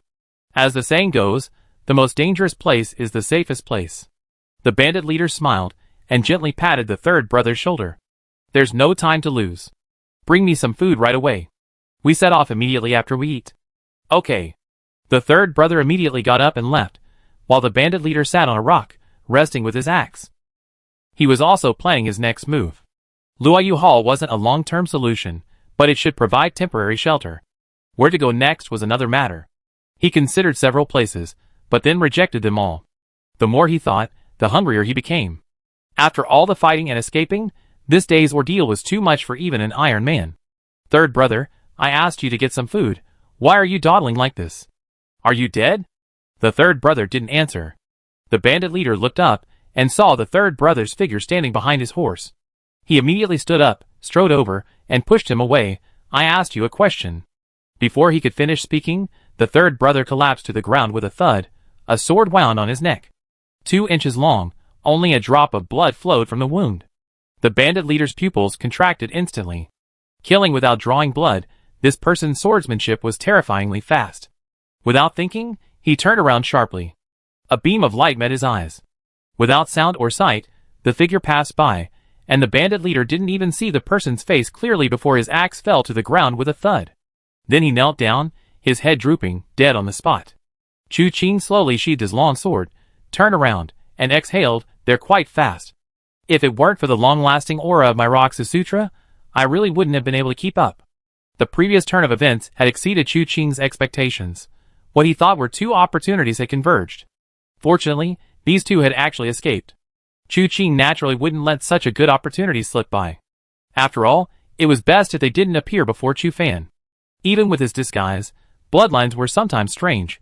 The slightest doubt could be magnified countless times. This outcome couldn't be better. He followed the trail, and just then, the 2 were plotting their future by the pool. He didn't immediately attack, taking a moment to adjust his breathing, when he saw the third brother get up to retrieve something, and then he launched his attack. Why gather them all together when you can fight them separately? Naturally, he'd do what was easiest. Just as he was about to clean up the 2 corpses, looting what needed to be looted and disposing of what needed to be disposed of, a notification suddenly appeared before him. Commission complete. Successfully killed the 7 Iron Horse thieves, obtained a random martial arts treasure chest. Chu Qing scoffed, killed 3, only 1 reward. It should be at least 3, right? The system naturally didn't respond to this. In fact, at other times, when Chu Qing spoke to the system, it also didn't respond. It was a mute system. He wasn't in a hurry to open the treasure chest immediately. He continued with what he was doing. He couldn't stay here long. Once Chu Fan had explained things to those 2 women, he might catch up. If they met then, without any other interference, it would be strange if that kid didn't figure out his identity. Therefore, he quickened his pace, looting everything from the 2 bandits. In the end, he obtained about 20 taels of silver and 2 handfuls of gold leaves. The bandit leader, in particular, had the most gold leaves. With just these gold leaves, if this were a peaceful era, Chu Qing could buy a small courtyard and live a carefree, leisurely life. Unfortunately, regardless of the turbulent times in the martial world, the mirror of retribution behind him wouldn't allow him to stop. The other items were some silver notes, pills, and wound medicine. After roughly distinguishing them, he kept the blood-activating and stasis-removing pills and wound medicine, refusing to take anything else he didn't recognize. After cutting off the 2 heads, following the previous method, he left the Title Knight Emperor on the horses and let them run around to deliver messages. The system reward was already in hand, so there was no need to see the shopkeeper again. Finally, he used a tinderbox to light the silver notes, and then used the notes to ignite the clothes. The 2 headless corpses were instantly engulfed in flames. After confirming that both bodies were burned beyond recognition, and that even the most skilled coroner would be unable to determine how they died, Chu Qing turned and left. Chapter 10. As Chu Qing predicted, less than an instant sticks time after he left, 2 figures rushed over. The corpses are here. Chu Fan landed first, looking around as if searching for someone. The junior sister stood silently to one side, holding a strip of cloth in her hand. The words Knight Emperor were faintly visible on it, fluttering in the wind. After a while, Chu Fan found nothing and stared at the 2 charred corpses. It was the Knight Emperor again. Who is this person? Junior sister didn't answer, only staring at the words on the cloth. Chu Fan waited a moment before asking, Junior sister, have you noticed anything? Junior sister Wen pondered for a moment before saying seriously, "This person's handwriting is really ugly." Chu Fan seemed stunned for a moment, then chuckled. He was already used to his junior sister's personality and didn't think much of it. Recalling what had just happened, he couldn't help but frown. I wonder where those two mad women came from. They're truly despicable. Luckily, the Night Emperor intervened and wiped out the Iron Horse 7 thieves. Otherwise, if they had escaped, who knows how many more innocent people would have been harmed. Hearing this, junior sister Wen thought for a moment and said, "They were deceived." Chu Fan nodded. After the two Iron Horse 7 thieves left, they fought for a while longer before Chu Fan finally found an opportunity to explain. In a question and answer session, Chu Fan quickly explained his background. The two women immediately stopped fighting, feeling ashamed and furious, saying that the two thieves dared to deceive them and deserved to die. They would first find the two thieves, kill them, and then come to Chu Fan to apologize. After saying that, she leaped away and disappeared in the blink of an eye. Chu Fan was so angry he almost jumped up and down, simply because the direction they were chasing was completely different from where the 7 Iron Horse thieves had gone. He wondered if these two were genuinely stupid, or if they had ulterior motives. Afterwards, he and junior sister Wen followed, but they had only gone halfway when they saw the two horses with human heads hanging from them. Regardless, the 7 Iron Horse thieves being killed is ultimately a good thing, Chu Fan said, then suddenly remembered something and asked, "By the way, junior sister, when we were chasing them, how come you disappeared in the blink of an eye? Where did you go?" Junior sister Wen's face remained expressionless as she said in a deep voice, "I saw a flower in the mountain stream. It was very beautiful, so I went to pick it. I didn't need to ask you." Chu Fan gritted his teeth in anger. If anyone else had said that, they would have been lying. But junior sister Wen never lied. She really is the kind of person capable of doing something like this. Unreliable. Unreliable to the extreme, but Chu Fan has really gotten used to it. Under Cui Bu knew of the Tai sect, the Unfury Divine Fist, when Shimmy isn't the only unreliable one. If senior brother were here. Thinking of this, Chu Fan suddenly felt a toothache. He sighed. No wonder Master, despite calling himself Unfury, is always getting so angry with you all. One unopened martial arts treasure chest, open it. In a cave in the desolate mountains, Chu Qing opened the system interface, while starting a fire to roast meat. This prompt immediately popped up. Open. Naturally, without any hesitation, Chu Qing immediately chose to open it. He eagerly awaited what he would find in this second treasure chest. And the notification arrived. Successfully opened, obtained the lightness skill, Golden Goose skill. Threads of information flowed into his mind like water, while his meridians and corresponding parts of his body felt a slight warmth. After a while, everything subsided. After processing the information, Chu Qing clicked his tongue, feeling somewhat disappointed, not an internal skill. His greatest hope now was to obtain a powerful internal skill from this treasure chest. Then he could use it to soar to great heights, fearing no one. With a phase-swift sword at his disposal, he was confident that in a one-on-one situation, even if his opponent's internal skill surpassed his own, he could kill them with a single blow. However, if he were surrounded, or if his opponent's internal strength was vastly different from his own, then he would be in danger. Internal strength is still a weakness. But the Golden Goose skill, this lightness skill, is extraordinary. After mastering it, one can walk 37 steps in midair, but I wonder how far I can go with my current internal strength. With a thought, he leaped into the air, like a swallow returning to its nest, leaping out of the cave. After landing, he tapped his feet and rose into the air again, walking rapidly for about 3 zhang before exhausting himself. But then, his internal energy changed, and he leaped nearly 10 zhang into the air, landing on a tree. The Golden Goose skill doesn't excel in speed or travel, but its method of raising chi for mid-air movement is truly extraordinary. With this lightness skill, many difficult places can be traversed in an instant. It and my family's chasing stars, and catching the moon steps each have their own strengths. He turned and landed back in the cave. If I use this lightness skill well, it can save my life in a critical moment. As for internal energy, I see if I can unlock it next time. Thinking this, he continued grilling meat. After a hearty meal, he sat cross-legged and began cultivating the Ruoxu Sutra. Over the past 2 weeks, the more he cultivated the Ruoxu Sutra, the more he felt the subtleties of this internal energy technique.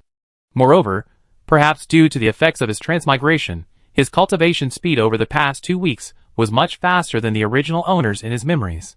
He was currently hovering on the edge of the 4th level, and might even step into it tonight. Nothing happened that night. The next morning, Chu Qing opened his eyes, a sharp glint in them.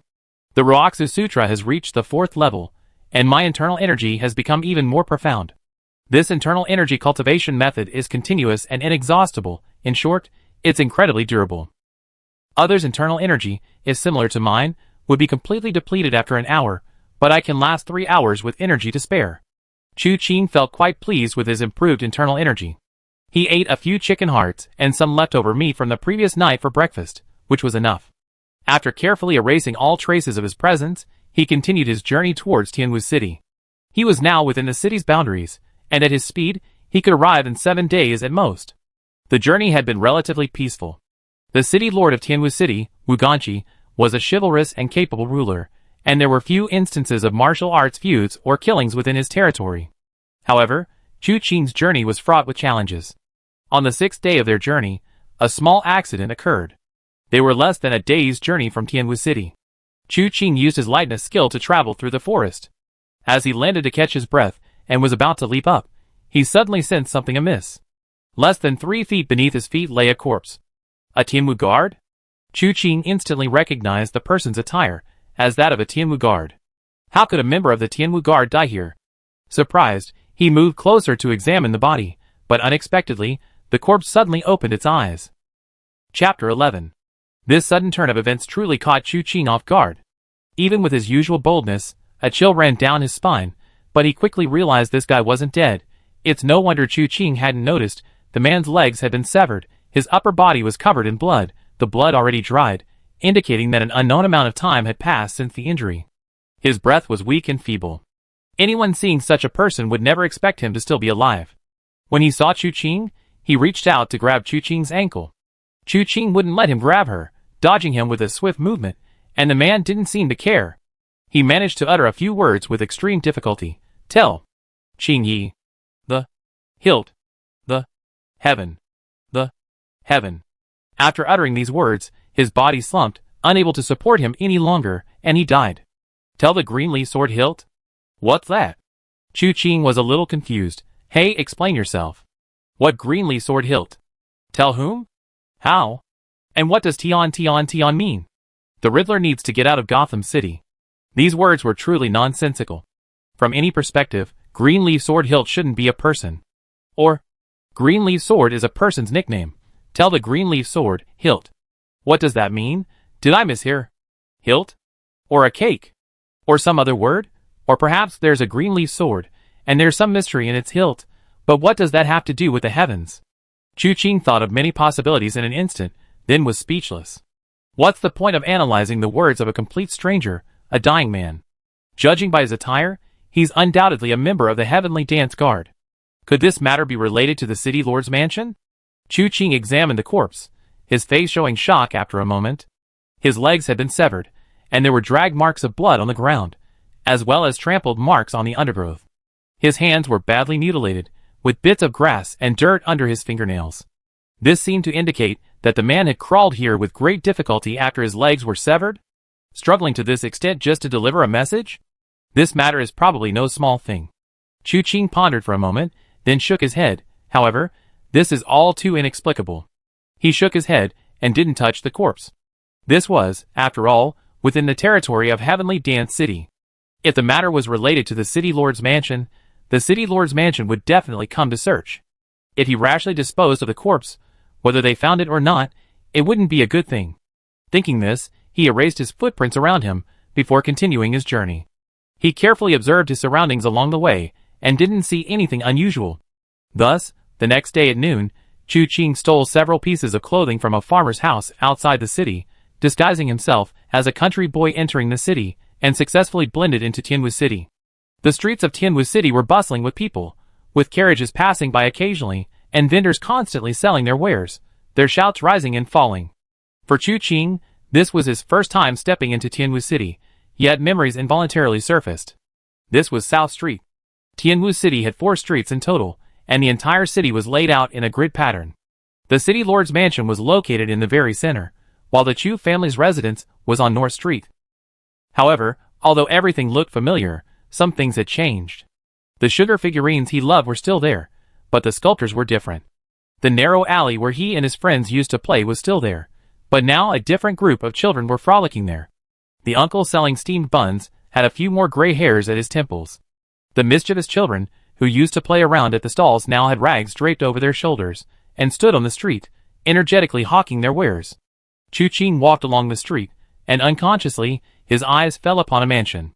This was a grand and wealthy family, with a plaque above the gate bearing two large, gilded characters, Chu Mansion. How did I end up here without even realizing it? Chu-Ching let out a soft breath. He didn't want to go in yet. His purpose was simple, to warn Chu Yunfei to be careful of the mirror of karma. To accomplish these things, he didn't need to meet him at all, as long as he could find a way to infiltrate the Chu family and leave something behind. Of course, opportunities to infiltrate the Chu family wouldn't be easy to find, but Chu-Ching was confident he had a way. Turning around, about to leave, he suddenly heard a familiar name coming from not far away. He looked towards the source of the sound and saw a tea house. The tea house was called Red Leaf Tea House, right across from the Chu family's residence, but it seemed to have opened in recent years. Originally, there wasn't a tea house or tea shop across from the Chu family's residence. Instead, there was a security escort agency. That agency was quite famous in its early years, being the #1 security escort agency in Tianwu City.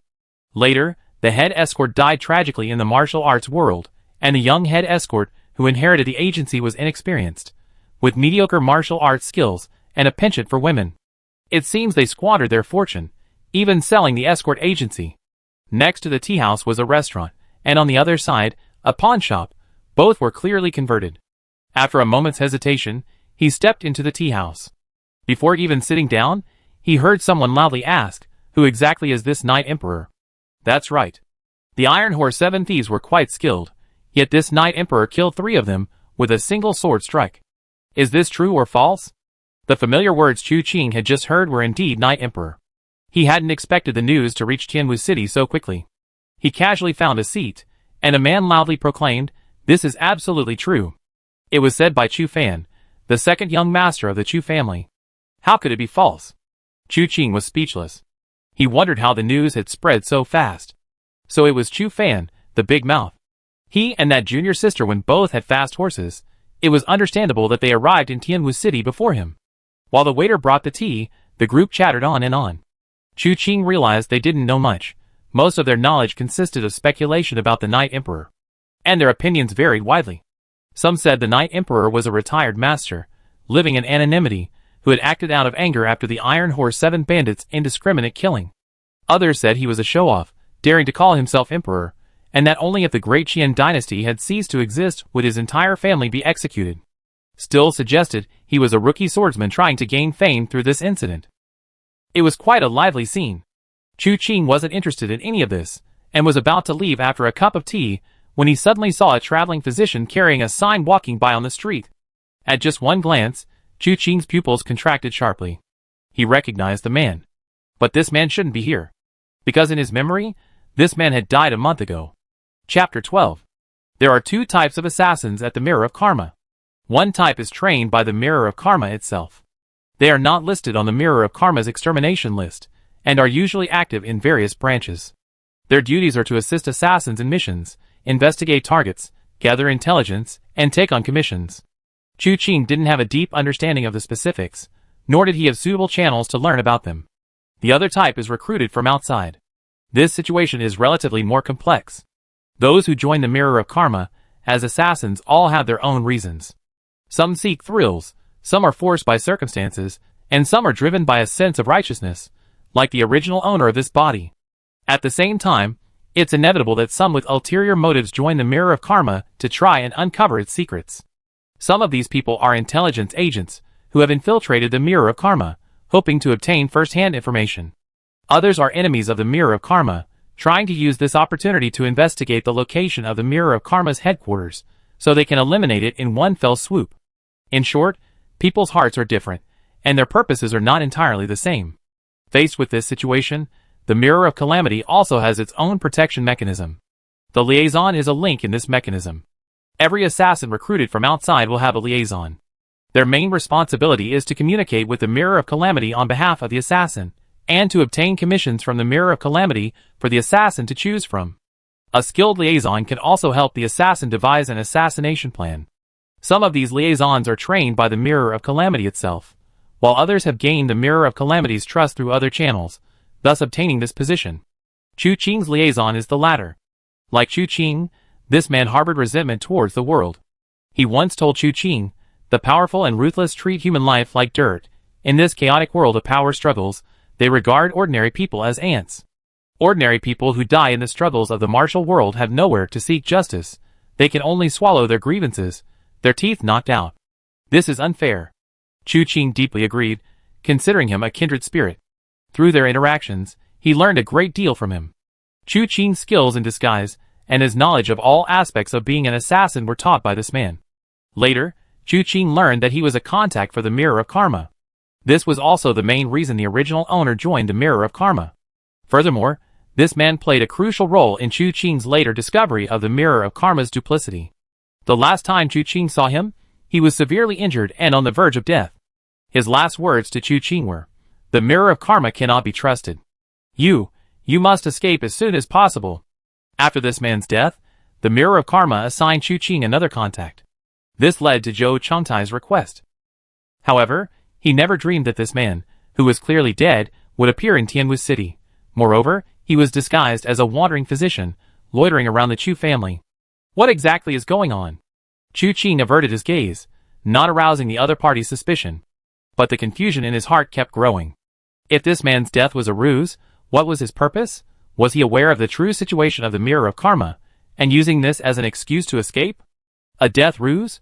But if so, why didn't he just say so?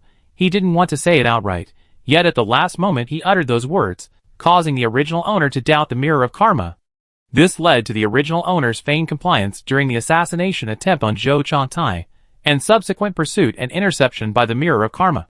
Thinking of this, Chu Qing's brow suddenly furrowed. Previously, he hadn't deeply considered the original owner's experiences, but this person's appearance forced Chu Qing to think more deeply about the strangeness of the situation. If someone's death was fake, then why were their words true? Given this person's understanding of the original owner, he couldn't be unaware of the potential impact of those words. After his death, the Mirror of Karma arranged a new contact. However, because of those words, the original owner didn't trust the Mirror of Karma or this new contact. Therefore, he hadn't told anyone how he planned to assassinate Zhou Changtai or how he intended to escape. How did the Mirror of Retribution determine his escape route? Were they constantly monitoring the original owner? No. The original owner was, after all, an assassin. Having debuted nearly a year ago, he certainly possessed some skill in this area. For Blood Spear and his gang to completely conceal it from him, secretly monitoring him, that was impossible. Perhaps they weren't monitoring that unfortunate original owner, but rather Zhou Changtai. By seeing if Zhou Changtai was dead or alive, they could determine if the original owner's assassination attempt was successful. Furthermore, every assassin has a different style of operation.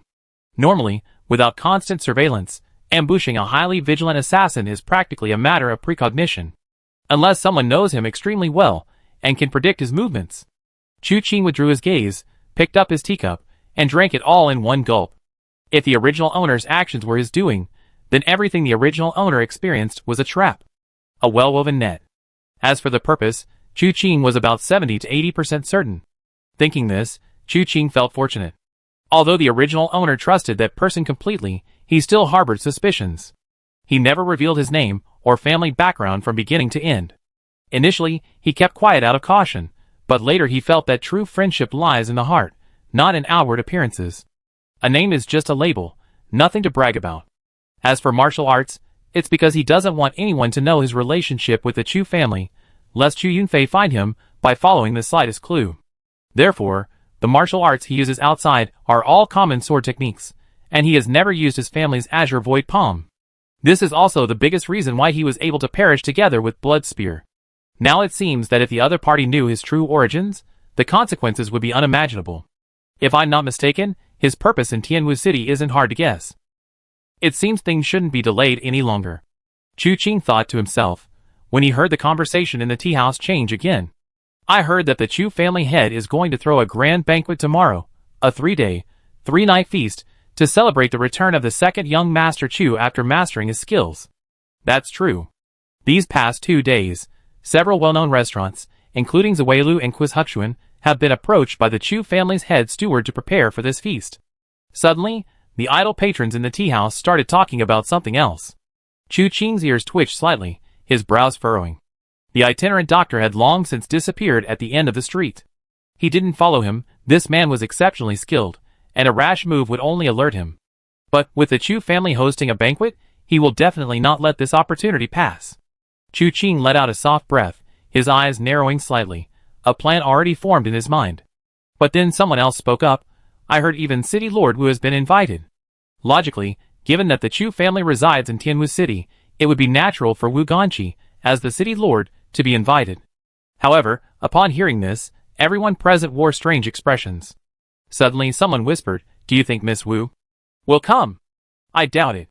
After all, Miss Wu once said that the shame of the Chu family should be etched in her heart, never to be forgotten for a moment. If she comes, wouldn't that mean she's already forgotten the humiliation of running away from the arranged marriage? What kind of person is Miss Wu? She would never contradict herself like that.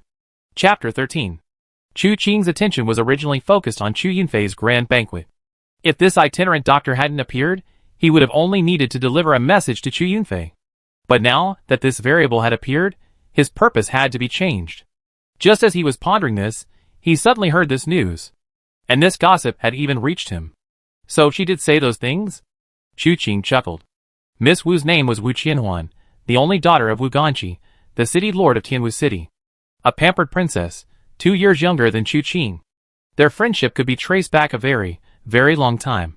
So long that Wu Qianhuan, with her bare bottom and pigtails, would chase after him all over the streets, aiding and abetting his evil deeds. They were childhood sweethearts. The Chu family was the most powerful family in Tianwu City, and their relationship with Wu Ganqi had often been one of shared honor and disgrace. After all, in this world that eats people without spitting out their bones, how can Wu Ganqi withstand the wind and rain from all directions if he has no other help? Therefore, the two families have always been on good terms. Wu Qianhuan is 2 years younger than Chu Qing, and in my impression, the little girl is very annoying. When she was little, she liked to run behind him. Whatever he did, she would do it. This made Chu Qing hate her very much, but he couldn't get rid of this follower. Later, after she practiced martial arts, Chu Qing hated her even more.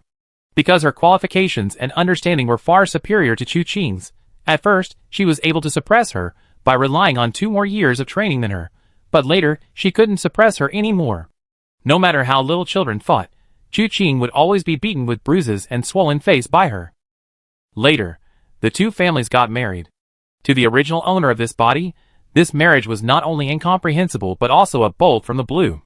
However, the current Chu Qing understands that Chu Yunfei's actions are paving a smooth road for his future. Chu Tian can inherit everything from the Chu family. His future is already predetermined. Chu Fan has entered the Tai sect, and with his talent, there's no need to worry. Only the future of this youngest son, who is neither scholarly nor martial, is worrisome. While Chu Yunfei is alive, he can remain a playboy in the Chu family. But what will happen after the family business is handed over to Chu Tian? Many things change. Chu Tian will also start a family. What will the relationship between uncle and sister-in-law be like? If they are not close, and Chu Yunfei constantly whispers in Chu Tian's ear, without the father's restraint, even if Chu Tian loves his younger brother dearly, resentment will inevitably grow over time. Once Chu Tian becomes disgusted with Chu Qing, his good days will be over. To avoid this, Chu Yunfei is finding another way for Chu Qing. His audacity in approaching Wu Ganqi to propose marriage speaks volumes about his good intentions. This move would strengthen the relationship between the two families, and secondly, Wu Qianhuan was, after all, Wu Ganqi's only daughter. After Wu Ganqi's death, wouldn't the entire Tianwu city belong to Wu Qianhuan, as her husband? Even if Chu Qing was useless, his future wouldn't be too bad. Furthermore, Chu Qing had the Chu family behind him. Even if Wu Qianhuan disliked Chu Qing after marriage, she wouldn't dare go too far. There was always some hope for the future. The original owner of this body didn't understand these things, which made him even more depressed. He felt his father didn't understand his lofty ambitions, and considered running away from home. Of course, how much of this was due to fear of being constantly bullied by Wu Qianhuan after marriage is a matter of opinion. And so it happened. Unexpectedly, this incident seemed to have a significant impact on Wu Qianhuan. She even said something about the shame of the Chu family being etched in their hearts. Could that little brat be faking it? Based on my memory of her, this girl is proud and arrogant. She shouldn't approve of this marriage. Chu Qing, having already obtained the information he wanted, casually tossed down the tea money. After leaving the tea house, he completely forgot about Wu Qianhuan. Strolling along the main road, he pondered his plans while buying a few fresh peaches from a roadside stall. Eating them, he thought, if it's him, I can basically guess what he'd be doing tomorrow. However, the mirror of retribution failed this time. The next attack will likely be even harder to defend against. Who is behind this? Wanting Chu Yunfei dead? Does this old man even know? Looks like I have quite a bit to do tomorrow. Shiwei Restaurant and Suizhu Pavilion will have many chefs and waiters helping out in the Chu family's kitchen tomorrow. The kitchen is near the backyard. Maybe I can sneak in and do something. Having made up his mind, he acted with increasing leisurely pace. He casually browsed a few shops, bought some things, and finally booked a room at the Bafang Inn. Nothing happened that night, and the next morning, before dawn, Chu Qing was already up. He changed into a set of night clothes. Taking advantage of the darkness, he made his way through the night, and soon arrived at a small alley. He heard footsteps rising and falling, and an urging voice said, "Hurry up, hurry up. The Chu family is having a banquet today. The feast must be served by daybreak. The Chu family is renowned. If we do this job well, everyone will get a bonus. We can't be late." They were from Zuweilu. And there were quite a few of them. Besides the cooks, there were many waiters. Following behind the waiters were porters carrying loads on shoulder poles. Some of these porters carried firewood. The Chu family was hosting a 3-day, 3-night feast, so firewood was essential. Others carried wine. Zuweilu's most famous wine was Immortal's Intoxication. It was a must-have at banquets in Tianwu City, and the Chu family wanted a lot this time, hence the large number of porters. This was within Chu Qing's expectations.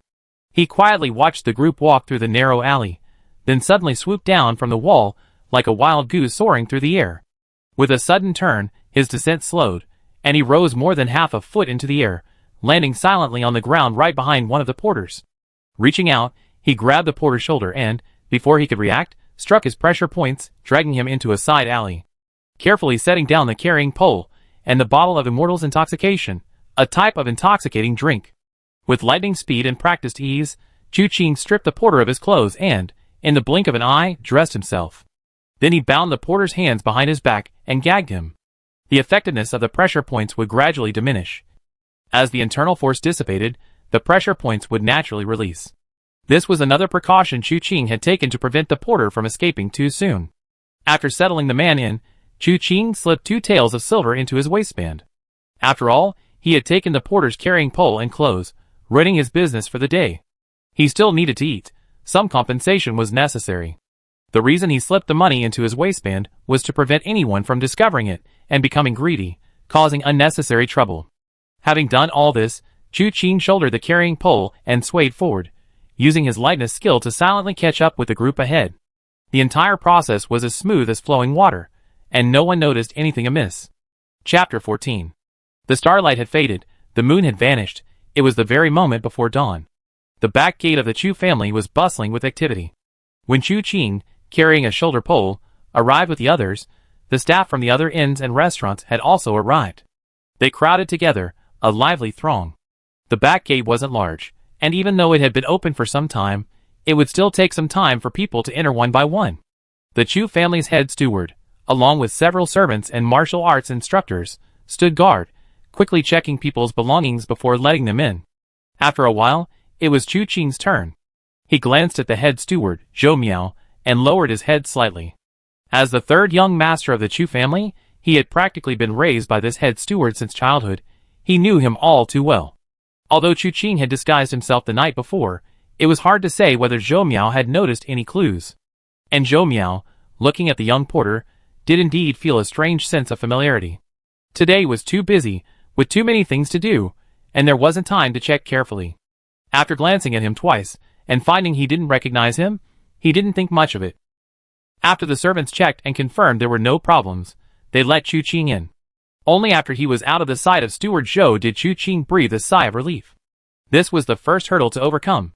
But once he got past this hurdle, the rest wouldn't be difficult. Looking around, everything was all too familiar. The Chu family mansion was large, but every part was in Chu Qing's memory. After all, this was his home.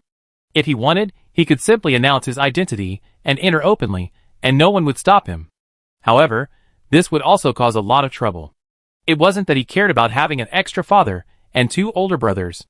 After all, inheriting this body, while it might feel a little awkward, wasn't something he would refuse to acknowledge. The problem was, he was still being hunted by the mirror of karma. It was fine as long as no one knew his identity, but if they did, it was hard to say they wouldn't be dragged into it. Besides, given the current situation, staying hidden was more advantageous for him. Following the servant's guidance, Chu Qing carried the wine to a storeroom in the backyard. The servant told Chu Qing to leave the wine there, and after checking that everything was all right, he could leave. Chu Qing nodded to indicate he understood, and the servant didn't linger, returning to the back door. Upon entering the storeroom, several servants were guarding it. Some were yawning repeatedly, clearly not having had enough sleep. This was understandable, as these servants were all quite young, some 14 or 15, others 16 or 17. The boy, barely a teenager, ate and slept soundly, getting up before dawn. How could he not be sleepy? Chu Qing put down the wine to check. One of the men, yawning, took out a silver needle about half a foot long and carefully inserted it into a crevice. Finding the needle hadn't changed color, he nodded and placed it aside. After checking everything, he told Chu Qing he could leave. Chu Qing agreed, picked up his carrying pole, and went out the door. When he came, servants had led the way, but not when he left. He was too busy. Both the front and back yards needed manpower, and he couldn't afford to waste time on these porters. Having the martial arts guards watching over him was enough. But how could these martial arts guards keep an eye on Chu Qing? Taking advantage of a blind spot, he turned and disappeared behind a rockery. He concealed the carrying pole in a hidden spot, and followed the winding path of the artificial hill, only to be blocked by a wall moments later. Without hesitation, he scaled the wall. At this time, there should be no one in this courtyard. If there were, they certainly wouldn't be from the Chu family, because this was Chu Qing's courtyard. His footsteps landed silently. The courtyard was indeed empty, but not cluttered, clearly regularly cleaned. The doors and windows of the room were tightly closed. Chu Qing reached for the door, gently pushed it open, and with a creak, the door opened. The furnishings of the room came into view. To the left was the living quarters, with a new quilt laid out on the bed. The wooden sword hanging above the bed was a birthday gift that Chu Yunfei had personally carved for Chu Qing when he was 3 years old. To the right was the study, filled with books, but he didn't read many. The boy was lazy and averse to work, fond of martial arts, but limited by his natural talent, and utterly detested studying. Chu Qing casually picked up a book. It was well preserved, clearly taken out occasionally to air it out, and prevent it from decaying or being eaten by insects. Everything was exactly the same, just as when he left home. Pulling out a chair and sitting down, Chu Qing let out a soft sigh, a sense of inexplicable relief washing over him. Just because I was holding on to a grudge, I gave up a perfectly good life and insisted on running away from home. What was the point? These past 7 years haven't been easy either. I was holding on to a grudge, wanting to make something of myself, and in the end, I was tricked into becoming an assassin. Thinking of this, Chu Qing couldn't help but shake his head slightly. What was on his mind at the moment of his death? For nearly a month, he hadn't recalled that single moment. But sitting here now, he suddenly felt. Perhaps he was homesick. The first light of dawn broke. The long night was about to end. The morning light streamed in, and Chu Qing suddenly snapped back to reality. Why did this return to familiar surroundings bring him such sadness? He shook his head, about to get up. But then, he heard footsteps approaching. His expression remained unchanged, only his eyes flickered slightly. So, they come. He stood up unhurriedly, and before the figure could appear, he had already leaped onto the crossbeam. The next moment, a figure appeared before the room. Clad in black, wearing a mask. The mirror of karma. A cold smile appeared on Chu Qing's lips. He came here, of course, not just for a return visit. He knew that person too well. Since that person had come to Tianwu City, he had naturally gathered all the information he needed to. Therefore, he definitely knew that Chu Yunfei had a son who had run away from home 7 years ago. Furthermore, the head of the Chu family deeply missed his youngest son and often visited his room to reminisce. Everyone has moments of vulnerability, and even with Chu Yunfei's unparalleled martial arts skills, at this moment, he was just an ordinary father. Therefore, taking advantage of the busy morning hours at the Chu family home, he infiltrated early and hid in Chu Qing's room. He planned to wait for Chu Yunfei to arrive, lost in his grief, and then launch a surprise attack. Unfortunately, Chu Qing arrived first. The assassin entered the room, looked around, and then leaped up, intending to hide on a beam. But in that instant, he caught a glimpse of a sharp blade out of the corner of his eye. His pupils contracted, and he reached for his sword, but it was too late. The long sword, which had just been drawn halfway, was returned to its sheath, a severed arm hanging from the hilt. Blood splattered everywhere, dripping like raindrops. Chapter 15. Having landed a successful blow, Chu Qing didn't stop. Because something was wrong. Chu Qing was an assassin. He had no intention of interrogating the man before him. Having joined the Mirror of Karma, he knew these people very well. Getting information from them was harder than climbing to heaven. Unless he possessed a martial art like the life and death talisman, he wouldn't even consider using torture to extract a confession. Moreover, Chu Qing knew who was behind him. Therefore, he didn't need any information. Thus, he hadn't intended to hold back with that last strike. He only wanted his opponent dead. Chu Qing used the A-Fei quick sword, deeply understanding the three key principles of speed, accuracy, and ruthlessness. Logically speaking, that strike should have killed him. However, he was still alive. Although he had lost an arm, he was still alive. If this person were prepared, could he dodge his sword? Who is he? These questions didn't linger in Chu Qing's mind. The instant he realized his opponent was no ordinary person, his action was simple. Draw his sword.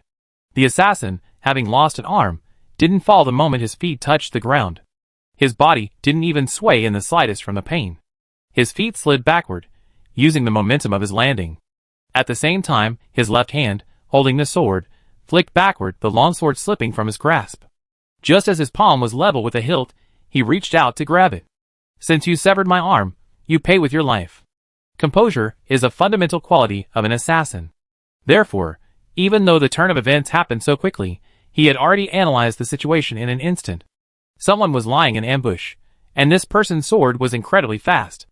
However, having severed his own arm, he would inevitably be complacent, a perfect opportunity to counterattack. Compared to that, who was lying in ambush, and why were they lying in ambush here? These questions were irrelevant, they could be considered after killing him. Everything happened in the blink of an eye. Just as the assassin on the Mirror of Retribution was about to grasp the hilt of his sword, believing he had secured victory, a sharp blade appeared before him. Before the sound arrived, the sword was there. Asterisk swoosh. Asterisk, the long sword pierced through his throat, followed by a horizontal slash. Half his neck was cleanly severed, blood spurting out like rain. The masked head naturally fell to the other side, its eyes still flashing with astonishment. Had he misjudged? Why hadn't he relaxed at all? And, having fallen from such a height, how could he gather his strength and strike again mid-air? But these questions were destined to remain with him in the underworld. With a clang, the assassin's sword finally fell to the ground, making a crisp sound. It was all over. In the heat of battle, a moment's delay could mean the difference between life and death. Seeing that he was completely dead, Chu Qing let out a soft breath. The Golden Goose skill wasn't some martial art for escaping or scaling walls. Its effectiveness in combat was extraordinary. If he hadn't used the Golden Goose skill to boost his energy, that sword strike wouldn't have been so fast. After all, it was an assassination attempt on someone like Chu Yunfei. Being placed here, he was certainly no ordinary person. Chu Qing sheathed his sword and glanced at the corpse on the ground. He felt somewhat displeased. The room, which he had cleaned spotlessly, was now soiled. The Mirror of Retribution, they truly deserved to die. He approached the corpse and examined it. There was nothing on it. But that was to be expected. Assassinating Chu Yunfei wasn't so easy. Why would assassins here leave anything on their bodies? What if they failed and were killed? Wouldn't that be letting them off easy? As for why Chu Qing was able to find the letter and silver on those assassins initially, it just meant they didn't take Chu Qing seriously, thinking it was a sure thing that Chu Qing was doomed. Thinking of this, a vein throbbed on Chu Qing's forehead. He felt even more annoyed. After finishing this task, Chu Qing didn't dispose of the corpse. One of his purposes in coming here was to warn Chu Yunfei that the people from the Mirror of Retribution were coming to kill him. Although that person's arrival had given him other ideas, his purpose in warning Chu Yunfei remained unchanged. Now, could there be a better warning than giving him the corpse of a killer from the Mirror of Retribution? Of course, some commotion still needed to be made beforehand. Otherwise, by the time Chu Yunfei arrived and discovered the body, it would likely be too late. Stepping out of the room, Chu Qingfei climbed onto the roof. He removed a few tiles and threw them into the yard. Afterward, he belatedly realized, does this count as climbing on the roof and removing tiles? The sound of breaking tiles was quite loud, quickly attracting the attention of the Chu family. A servant pushed open the yard gate and immediately saw the broken tiles on the ground, followed by the assassin's corpse, half hidden by the gate. His expression immediately changed drastically. Something's wrong. Something's happened. He didn't bother to go inside to check and hurriedly went out to call for help. Within moments, many servants, having heard the news, gathered at the spot. Martial arts masters searched everywhere, but by the time they jumped onto the roof, Chu Qing had already moved to another location. Just then, a handsome young man, with a refined and elegant appearance, parted the crowd and stepped into the courtyard. The surrounding servants and martial arts masters bowed upon seeing him. Young master. Upon seeing the corpse in the room and the surrounding environment, Chu Tian's expression turned extremely grim. However, he did not react, but instead carefully examined the scene. After a moment, he frowned slightly. Such a fast sword. He stood where the assassin from the Mirror of Retribution should have stood, looking up at Chu Qing's desk. The bloodstains scattered beside the desk came into his view. He looked up sharply at the beam. They attacked from above, severing the assassin's arm with a single sword strike. Then, he leaped down, striking without hesitation again, piercing the assassin's throat and severing half his head. So ruthless, so decisive, so fierce. Thinking this, he suddenly turned to look at the assassin's sword. The position was wrong. He tried to counterattack, but failed. Such formidable people. One's attack was decisive, his swordsmanship fast and ruthless. The other, even with an arm severed, remained calm and planned his counterattack. Their quick thinking in the face of danger is admirable. But why cause trouble in my third brother's room? Moreover, their style of doing things seemed somewhat. Turning around, he leaped onto the roof. His vision was empty. His mind raced, and he glanced at the people in the courtyard. A moment of blankness crossed his eyes, and he murmured, "Who is it?" "Big brother." Chu Fan's voice suddenly rang out. Chu Tian snapped out of his reverie, sighed, and leaped down from the rooftop. He saw Chu Fan and junior sister when approaching together. What surprised Chu Tian was the carrying pole on junior sister Wen's shoulder. "Miss Wen, where did you get this?" Chu Tian asked instinctively. Junior sister Wen seemed to have the same expression towards everyone, uttering two words without any emotion. "I found it." Chapter 16. Even the usually composed Chu Tian was speechless upon hearing this. Only a few days had passed since his second brother brought this junior sister Wen back, but Chu Tian had already noticed. This junior sister Wen was very strange. Silent and reserved, but not cold-hearted. In fact, she was lively and active, never still, always wandering around. Every time she returned, she invariably carried something with her. A broken bowl of unknown origin, a tattered face towel, a blood-stained dagger. Chu Tian felt that it wouldn't be surprising if this girl suddenly brought back a corpse one day. Although thinking of his brother's junior sister like this seemed a bit impolite, that was the impression she gave off. At this moment, however, he looked at the carrying pole thoughtfully. "Where did you find it?"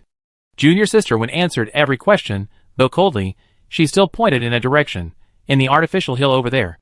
Chu Tian didn't ask why she was wandering around in the middle of the artificial hill, he just nodded. "So you came in disguised as a porter." "What happened?" Chu Fan quickly asked. "Some scoundrels broke in, and for some reason a fight broke out. One died, and another should be inside the manor. Let's go, let's report to father. Today's banquet might have some uninvited guests." "Uninvited guests? Who?" Seeing Chu Tian already walking towards the door, Chu Fan quickly asked. Chu Tian, without turning his head, uttered three words. "The mirror of karma." The chaos at the Chu family this morning was unknown to outsiders. In the blink of an eye, the sun was shining brightly, and the area in front of the Chu family manor gradually became crowded with people. Since it was Chu Yunfei hosting the banquet, everyone in the vicinity of Tianwu City, those with a reputation in the martial arts world, flocked there. The head steward, Zhou Miao, greeted the guests from all directions with a smile, accepting their invitations and gift lists, and instructing his servants to announce the greetings loudly. The guests, in turn, clasped their hands in a fist and palm salute, offering their congratulations before entering the courtyard. Within moments, the entire courtyard was filled. Those whose status was insufficient to cross the threshold of the Chu family estate could only present their gifts and calling cards, then sit outside to wait for the meal. Amidst the lively atmosphere, someone shouted, "Lu Shiji of Luoyu Hall has arrived." Before the echo had faded, laughter rang out. "I wanted to visit our Tai Sec's esteemed disciple for days, but I was hesitant to be presumptuous. Today, with this banquet, I must properly see the Chu family's prodigy. Where is my nephew Chu Fan?" As the voice rang out, a middle-aged man entered the courtyard with a handsome young man. His voice was loud and clear, but his physique was not robust. Rather, he was somewhat thin. He had a refined appearance, a fair complexion, and no beard. He wore a square cap and a wide-sleeved robe, resembling a middle-aged scholar, but his bold and unrestrained demeanor was unlike that of an ordinary scholar. Upon seeing him, the surrounding guests all stood up and clasped their hands in greeting. He responded to each one, a smile playing on his lips, unhurried and composed. At this moment, Chu Tian's voice rang in everyone's ears. So it's young Master Tang and Vice Master Lu who have arrived. I am truly sorry for not welcoming you sooner. I hope you two will forgive me. The crowd parted naturally, and Chu Tian, smiling, led Chu Fan forward, but the junior sister Wen was nowhere to be seen. The young man beside Lu Shiji chuckled, Brother Chu, you flatter me. We met before, why be so polite? To be honest, my father originally intended to visit in person, but he was preoccupied with various matters at the hall, so he sent Uncle Lu and me to trouble you. Chu Tian smiled. It's an honor for our humble abode to have the young master here. It's hardly an intrusion. He then introduced Chu Fan to Chu Tian beside him. These two are Tang Shi, the young master of Luoyu Hall, and Lu Shiji, the deputy master. Chu Fan greets you both. Chu Fan clasped his hands in greeting. Lu Shiji looked at him and nodded repeatedly, as expected of the Chu family's prodigy, truly a handsome young man. However, your elder brother is even more outstanding. The hall master once said that among the younger generation, Chu Tian is the most outstanding. I truly envy Patriarch Chu. The reputation of the Chu family's two prodigies is well deserved. Upon hearing this, the expressions of everyone present changed. They felt that this was a bit unfair. Today, Chu Yunfei was hosting this banquet to celebrate Chu Fan's successful return home. It was reasonable for Lu Shiji to praise Chu Fan, and it wasn't unexpected for him to praise Chu Tian either. But to say that Chu Fan was merely handsome, while saying that Chu Tian was truly outstanding. How was Chu Fan supposed to feel about this? The crowd exchanged glances, each with their own thoughts. In a corner, a young man dressed as a servant was busily serving tea and snacks to the various tables. Hearing this, he turned around and glanced at Lu Shiji out of the corner of his eye. Lu Shiji of Luoyu Hall. I heard that name before. This young man was naturally Chu Qing. After killing the assassin, he used the sound of the tiles breaking to lure everyone to that small courtyard, using it as a pretext to escape. He quickly found a set of servants' clothes and changed. Before the banquet, he had been meditating in the mansion. He knew this place too well. He knew exactly where people were and where they weren't, where the secret passages were, and where the gold and silver were hidden. He wanted to hide. Even Chu Yunfei might not be able to find him. When the banquet began, he secretly mingled among the servants. In the midst of the bustling day, who had noticed the presence of an inconspicuous servant? Only after hearing the name Lu Shiji of the Luoyu Hall did he recall the earlier annihilation of the Iron Horse 7 bandits. The bandit leader and the third brother had discussed their future plans, mentioning that they would seek refuge with Lu Shiji of the Luoyu Hall. At the time, Chu Qing hadn't given it much thought, but now it seemed the Luoyu Hall was no ordinary place. The Iron Horse 7 bandits had been causing trouble on the borders of Tianwu City's territory, and Wu Ganqi had repeatedly ordered the Tianwu guards to suppress them, yet they always escaped unscathed. Such precognitive abilities were likely related to this deputy hall master Lu. Thinking this to himself, he heard Chu Fan coldly speak. Senior Lu, please be careful with your words. My Chu family has 3 brothers. Where do you place my third brother, the Chu clan's 2 heroes? Please don't mention it again. Chu Qing was speechless upon hearing this. This second brother truly leaves no room for argument. Sure enough, Lu Shiji was also rendered speechless. He looked at Chu Tian, only to see Chu Tian with his eyes downcast, seemingly oblivious to what Chu Fan had said. Just as he was feeling awkward, Tang Shi quickly spoke up. Brother Chu Fan is indeed straightforward. I heard that you come from the Tai sect, and are a highly accomplished disciple of Senior Cui Bu Nu, the unyielding fist master. I happen to have a question about martial arts, and I have no one to ask for guidance. I wonder if Brother Chu Fan could offer some pointers. This was clearly an attempt to smooth things over. However, Chu Fan seemed not to understand his meaning, only glaring at him. Oh! Young Master Tang wants to learn from me. Perfect. I also like to see what Luoyu is all about. The hall's divine skills. With that, he took a step forward. As his inner energy surged, a powerful aura suddenly unfolded. Tang Shi's face darkened. Where did this reckless person come from? He's ready to fight at the drop of a hat?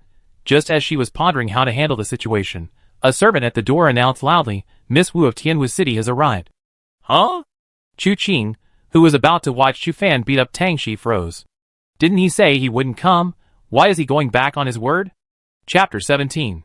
The servant announcing the ceremony seemed to have been injected with adrenaline. His shout was not only loud but also affected, as if he wanted everyone to know. The guests in the hall exchanged bewildered glances, just as confused as Chu Qing. Miss Wu Qianhuan, why was she here? Those who attended this banquet today were all well versed in the affairs of Tianwu City. Who didn't know that the third young master of the Chu family had run away from home in anger because Chu Yunfei had arranged this marriage for him? At the time, Wu Qianhuan was only 10 years old, but she also felt ashamed of the matter. She joined in the search for the runaway bride, searching for 3 whole months without finding a trace. In a fit of anger, she uttered the famous words, "The shame of the Chu family must be etched in my heart, never to be forgotten for a moment." Over the years, she had avoided almost everything related to the Chu family. Unexpectedly, she actually came today? A flurry of thoughts filled the room, easing the previously tense atmosphere considerably. Chu Tian smiled and pulled Chu Fan along, turning around to see a strikingly beautiful young woman walking gracefully forward, surrounded by a crowd. She wore an apricot yellow dress, her figure slender and elegant. Her eyes held a natural smile, showing no trace of bitterness or resentment.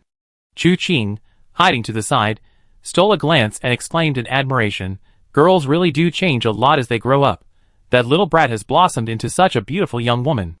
I wonder if her temper has mellowed a bit." Chu Tian led Chu Fan forward to greet her. Chu Fan's lips moved, wanting to call her sister-in-law, but he hesitated, worried about causing trouble. He could only sigh deeply. "Second brother Chu, it's been so many years. Why do you sigh the moment you see me?" Wu Qianhuan looked at him with a smile. "I sigh my Chu family has wronged you. However, even if we are separated by vast distances, I will definitely what?" Before he could finish speaking, Chu Tian covered his mouth. Even with his superhuman strength, Chu Fan couldn't break free for a moment. Chu Tian laughed. "Miss, don't take his words to heart." Wu Qianhuan glanced at the 2 brothers and shook her head.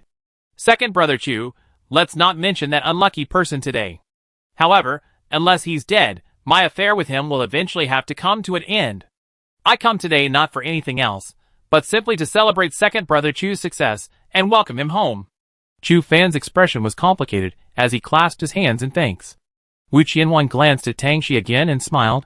"I heard you wanted to learn martial arts. I made some progress over the years, you know. Since the banquet hasn't started yet, why don't we go into the inner courtyard for a friendly spar? What do you say, young Master Tang?" Since Wu Qianhuan had offered, how could Tang Xi refuse? He immediately smiled and said, "If Miss has such an interest, how could I not accompany her?" "Very well, it's better to exchange ideas than to work in isolation." Chu Tian glanced at Chu Fan and said, "Take them to your courtyard for a practice session. Remember, in a friendly spar, stop when you made your point." Chu Fan nodded and gestured, "Please, both of you. Please." As they spoke, the group headed towards the inner courtyard. But after only 2 steps, Wu Qianhuan seemed to sense something and suddenly turned back to stare at the crowd. Chu Fan glanced at her, somewhat surprised. "Sister-in-law, what's wrong?" "Nothing." Wu Qianhuan frowned, not paying attention to Chu Fan's form of address. But for a fleeting moment, she seemed to sense a familiar gaze. However, when she looked back, she found nothing. She hesitated for a moment, not taking it to heart, assuming it was just the memories haunting her after visiting the Chu family again after so many years. Unbeknownst to her, after they left, Chu Qing, hiding on the wall, gently wiped the cold sweat from his forehead. This woman, is she that perceptive?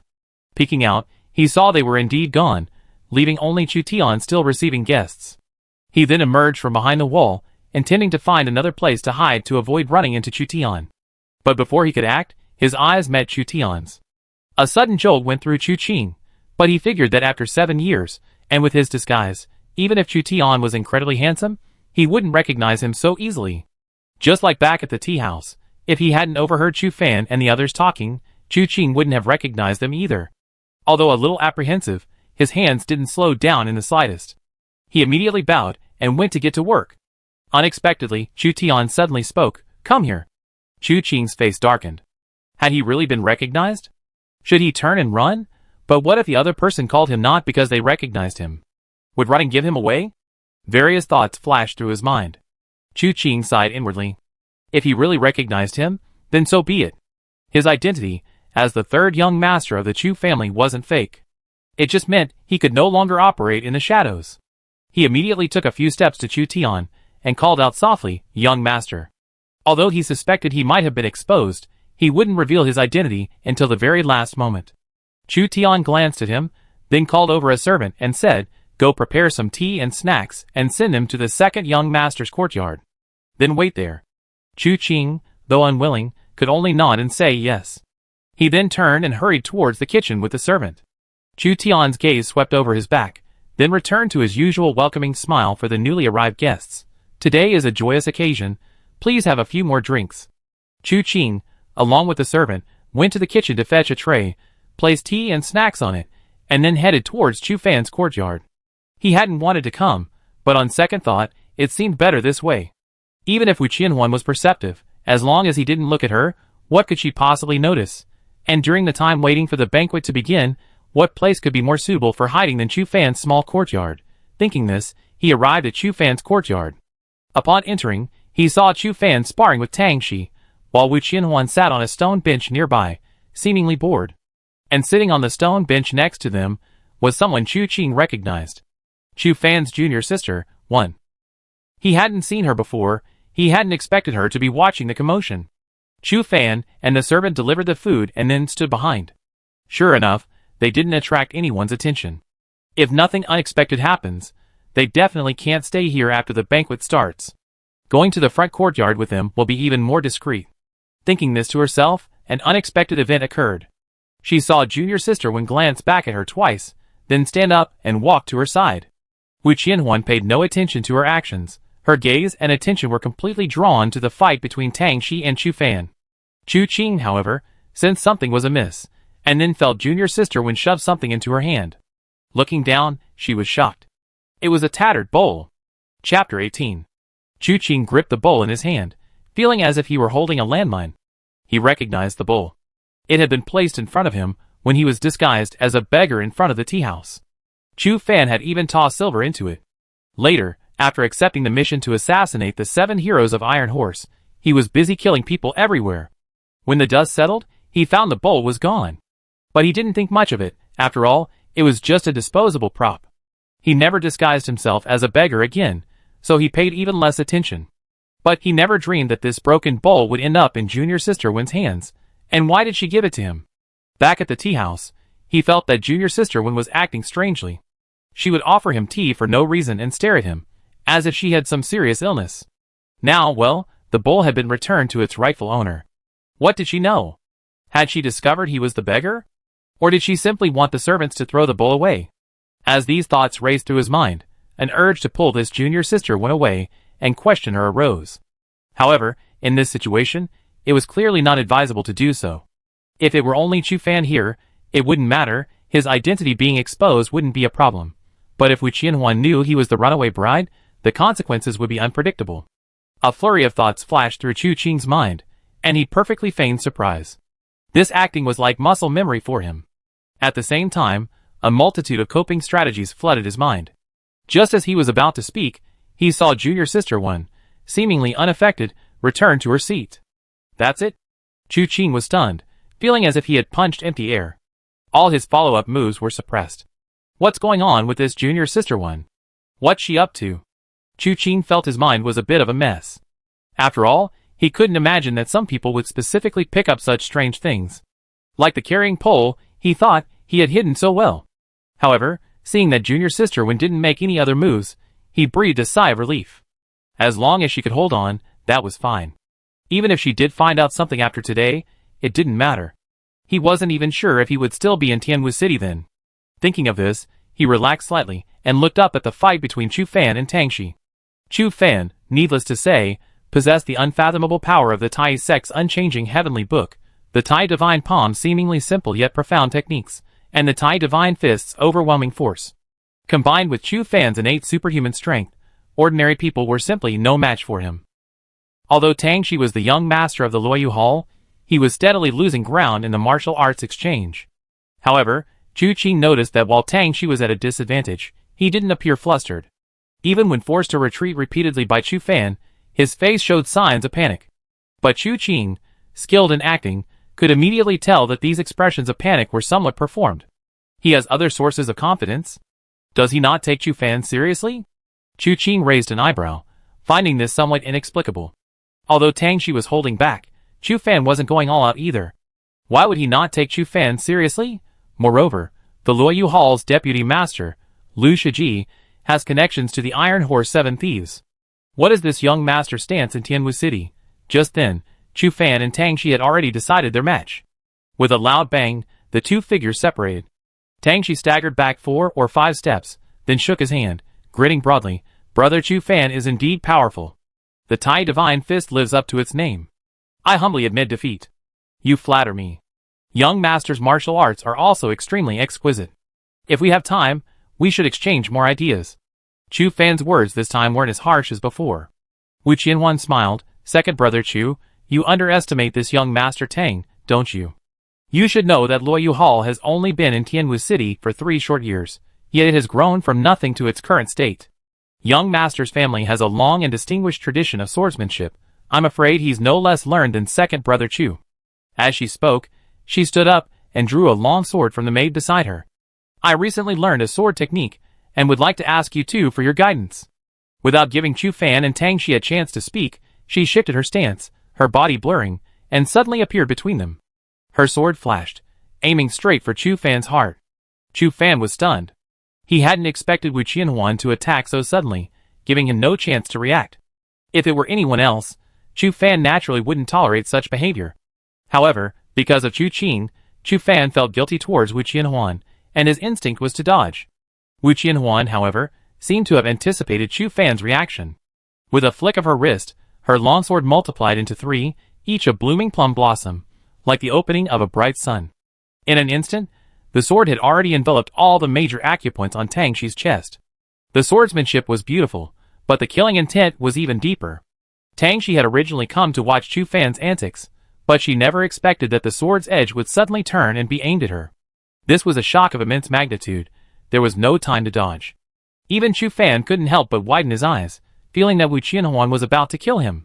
At this critical moment, Tang Shi's figure flickered in and out of existence, like a candle in the wind, vanishing suddenly only to rise again gracefully. In that brief moment of light and shadow, he had already retreated more than 2 zhang. A flash of cold light crossed Wu Qianhuan's eyes. Chu Fan clapped and laughed. Excellent footwork. Tang Shi's face stiffened for a moment, but she smiled and said, Brother Chu Fan, you flatter me. Mrs. Swordsmanship is too fast. It truly caught me off guard. Wu Qianhuan said with a smile. Oh? Second brother Chu, you see, this young master Tang isn't a good person. He's holding back a trick he hasn't used yet. How about the 3 of us have another match? Let's expose all his hidden skills. Tang Shi begged for mercy upon hearing this, while Chu Fan was eager to try. Just as they were about to speak, the courtyard gate creaked open. At first, everyone thought nothing of it, assuming it was just another servant bringing something. But when they looked over, they were all taken aback. It wasn't a servant from the Chu family who entered, but a middle-aged man. He was dressed like a wandering swordsman. After entering, he nodded to everyone, then turned and closed the courtyard gate. Chu Fan frowned. Who are you? This is the inner courtyard. If you are a guest, you can go to the front courtyard for the banquet. The man glanced up at Chu Fan, smiled slightly, and with a sudden burst of power, charged forward with a resounding boom, arriving before Chu Fan in the blink of an eye. His final step shattered the bluestone with a crack, his body arching like a bow, his right fist clenched like an arrow released from a bow, aimed straight for Chu Fan's chest and abdomen. Chu Fan's eyes widened, feeling as if the opponent's fist was like a raging torrent, making him feel as if he were on a vast ocean. Its aura was fierce and extremely ruthless. Seeing this, Wu Qianhuan's pupils contracted sharply, overturning Sea Dragon Fist. Second brother Chu, he is Xian Yuhin of Wanya Valley, you can't take it head-on. Chapter 19. Although Wu Qianhuan spoke quickly, her attack was as swift as lightning. There was no time to react. Before she could finish her sentence, Chu Fan's Tai Divine Fist had already struck. The only effect of her words was that Chu Fan, who hadn't initially used his full strength, instantly channeled his full power upon hearing them. Fist against fist. Boom! A muffled sound, like a thunderclap, erupted, as the 2 forces of internal energy surged violently. Everyone present felt the force, and their expressions changed simultaneously. The 2 servants didn't even have a chance to react before being sent flying by the force.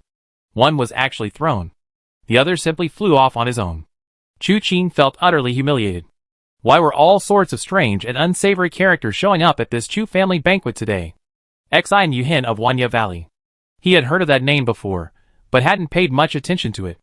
Wanya Valley, located east of Tianwu City, was a neighboring family with a relatively amicable relationship. There were no reports of them being enemies. How could Xi and Yu Hin have inexplicably infiltrated the Chu family and suddenly attacked Chu Fan? Wu Qianhuan subconsciously glanced back at the two servants, who had been sent flying, her eyes meeting Chu Qing's slightly annoyed gaze.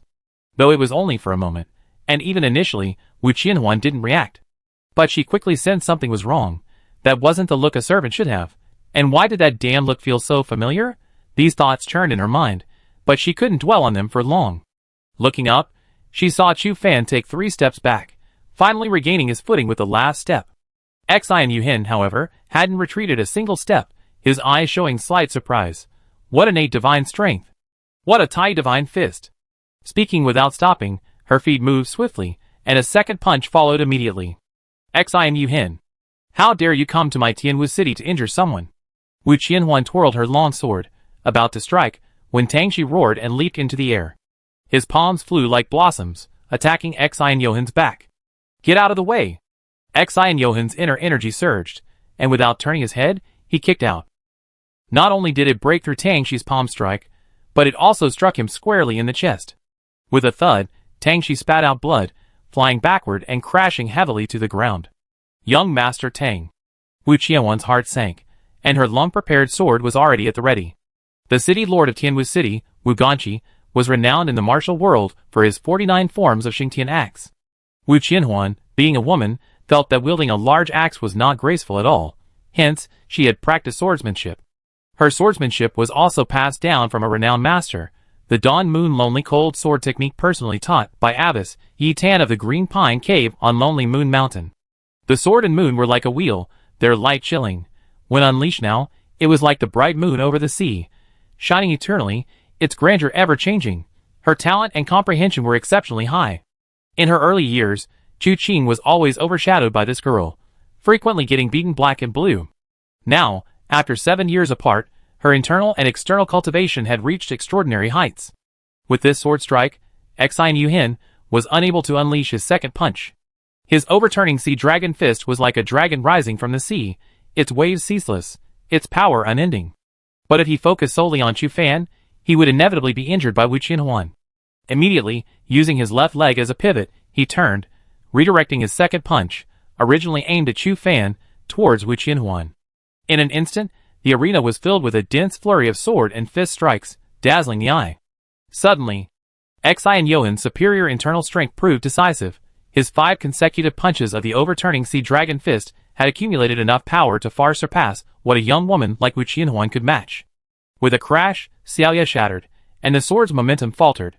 A massive fist shadow tore through the air, aiming straight for Wu Qianhuan's vital chest and abdomen. But just as Wu Qianhuan was about to be injured by this punch, Xi and Yu Hin suddenly froze. The punch, which had been as fast as lightning, suddenly showed signs of weakening. Wu Qianhuan shifted her feet, creating afterimages, and managed to dodge it perfectly. Junior sister, attack! Chu Fan, having recovered his breath, roared and leaped into the air, his legs crossed. It's the Tai divine leg from the unchanging heavenly book. Human scroll of the Tai sect. Upon hearing this, Junior Sister Wen remained expressionless, her figure shifting as she pointed a finger through the air. The 2 attacks landed simultaneously. Xi and Yu Hin suddenly took a deep breath, his body surging like a divine dragon amidst the clouds, unleashing a barrage of overwhelming fist shadows. However, while attacking, Xi and Yu Hin glanced around, seemingly searching for something. At the same time, a voice rang out. Sister, what are they doing? Sister, they're fighting. Should we help them? If you want to fight, just say so. Then who are they fighting? The older sister fell into deep thought. Chu Qing, lying on the ground feigning unconsciousness, recognized the 2 voices. She squinted slightly, and saw 2 heads perched on the wall. Upon closer inspection, she remembered. Those 2 lunatics, who appeared when Chu Fan dealt with the Iron Horse 7 thieves. Why have these 2 come knocking on our door? As these thoughts raced through her mind, she heard the older sister speak. We wronged young Master Chu without even asking what happened before. We're here to apologize, so let's help him. But they're ganging up on us. Just this once. All right. The younger sister looked conflicted, then leaped into the air. The older sister followed, seemingly obediently moving to her side, where the younger sister grabbed her ankle midair. The girl floated in the air, swinging her older sister around with both hands, slamming her down hard towards Xi and Yuhin. The older sister, however, thrust out a single palm, a fierce wind brewing within, ready to strike. Even Xi and Yuhin, a seasoned martial artist, had never imagined such martial arts. The brilliance of this martial art lay in the fact that the weapon was the person, and the person possessed deadly moves. In other words, the weapon contained a hidden killing move, a move within a move. Not only do you have to deal with the person throwing the attack, but you also have to deal with the person who attack you and then attack you viciously. For a moment, she felt utterly bewildered. Where did these two lunatics come from? Recalling that instant, it felt like stepping into the gates of life and death. One wrong step, and she would be dead on the spot. Xi and Yuhin was truly filled with lingering resentment. He took a deep breath, his fists transforming into palms, unleashing a deafening boom that sent shockwaves through the air. This forced Chu Fan and junior sister when to change their moves and defend, while Xi and Yuhin leaped into the air, directly jumping over the wall. Why did he run away? The younger sister's attack landed on empty air, her face full of disappointment. The older sister was also furious, retreating without a fight. How shameless. Chase! Chu Fan naturally couldn't let this person, who had inexplicably barged in, and then inexplicably retreated, just leave like that. He immediately leaped after him. The two sisters exchanged a glance. Earlier, when dealing with the Iron Horse 7 thieves, they had misunderstood Chu Fan and intended to kill them before apologizing. However, they had followed the wrong direction, and upon returning, they heard that the Iron Horse 7 thieves had all died at the hands of the Night Emperor. That's why they came to the Chu family in Tianwu City empty-handed, intending to apologize to Chu Fan. Now, without even apologizing, he had left. This was unacceptable. They immediately called out, "Wait for us. We haven't apologized yet," and chased after him. Only junior sister would glance back at the courtyard and noticed that two people were missing. One was the servant who had brought tea, and the other was Wu Qianhuan. When did they leave? Junior sister Wen thought for a moment, feeling a bit troubled, and then stopped thinking about it. Chapter 20. Wu Qianhuan's mind was in turmoil, her teeth clenched, her hand gripping her sword turning pale. She knew what she should do now. She should go after Xi and Yuhin. What Chu Qing didn't know she knew. In recent years, friction between Wanya Valley and Tianwu City had become increasingly frequent. Not long ago, those who went to Wanya Valley were all killed. What happened during this period, no one knew. All that was known was that the body of the last member of the Tianwu Guards was found in a forest about a day's journey from Tianwu City. This news only reached the city lord's mansion this morning. And during this period, whenever conflicts arose with Wanya Valley, the other side seemed to anticipate the enemy's moves, making preparations in advance, causing Tianwu City to suffer setbacks at every turn. Therefore, Wu Ganqi suspected there was a problem within Tianwu City. Chu Yunfei's sudden and lavish celebration for Chu Fan at this critical juncture was an attempt to use this opportunity to see if he could lure out some treacherous individuals. Xi and Yuhin's disguise and appearance at the Chu family residence was one of her gains. Her most pressing task now was to join Chu Fan and the others in dealing with this man. However, the thought of that man's eyes made her grit her teeth. Aside from the time he pretended to be thrown back by internal force and exchanged a glance with her, she had clearly seen him spying on the two girls. And the gaze she initially felt in the courtyard was his. Who exactly was he? Although she had a guess, she wasn't certain. Therefore, she had to catch this thief and expose his true identity. She initially intended to catch him off guard and subdue him. Unexpectedly, he noticed her movements and ran away first. If he got away, what would become of her? Chase him. She had to catch this bastard. With second brother Chu and his junior sister, and the two others who came later to help, Xi and Yuhin would most likely be alright. But if she didn't catch him, she'd probably never see him again. But, was his lightness skill really that good? Was it the star-chasing moon step? Something seemed off. Wu Qianhuan stared at the figure ahead, only to see him turn and disappear from sight. When Wu Qianhuan caught up, a servant approached, startled by her sudden appearance, and fell to the ground with a thud. Miss, please forgive me." He hurriedly stood up and bowed. Wu Qianhuan initially didn't want to pay attention, but after taking a step, she stopped and turned back, asking, "Have you seen anyone run this way?" "Yes. I saw them, heading that way," the servant replied, pointing to the end of the road. Wu Qianhuan nodded immediately, leaping off and running. However, after a few steps, she suddenly realized something was wrong. At this time, the backyard was quite empty. Except for a few main courtyards that needed attention, All the other servants and maids were busy in the front yard. Why was this servant here? And when he fell, he kept his head down and didn't look at her. What was he afraid of? With this thought, Wu Qianhuan turned sharply, only to see the servant almost disappear around the corner. She immediately shouted, "Stop!" These words only made things worse. The moment they were spoken, the man took off running. Wu Qianhuan nearly jumped up and cursed. It was him. How dare he run away? She could have just chased after him, but he dared to come back and try to fool her? Immediately, she gathered her inner energy and gave chase. I see if you can escape my grasp today. However, just as she reached the corner, the figure vanished. The front yard. It was a lively time, and a servant of the Chu family approached a swordsman wearing a bamboo hat, whispering a few words in his ear. The swordsman was startled, then immediately stood up and followed the servant, turning into the house. After a while, Chu Qing, dressed as a swordsman, adjusted his bamboo hat, picked up his sword, and reappeared, quickly blending into the crowd. She let out a soft sigh, inwardly cursing, "That brat's like a dog. Chasing after me like this, she's practically trying to murder her husband. It's outrageous." But then she thought, it's just a marriage contract after all. Well, they're not married yet, talking about murdering her husband is too early. She looked up and surveyed the courtyard. Everyone who was supposed to be there had already arrived. At the head of the table, Chu Yunfei, whom she hadn't seen for 7 years, sat in a grand chair, chatting and laughing quietly with Wu Ganqi.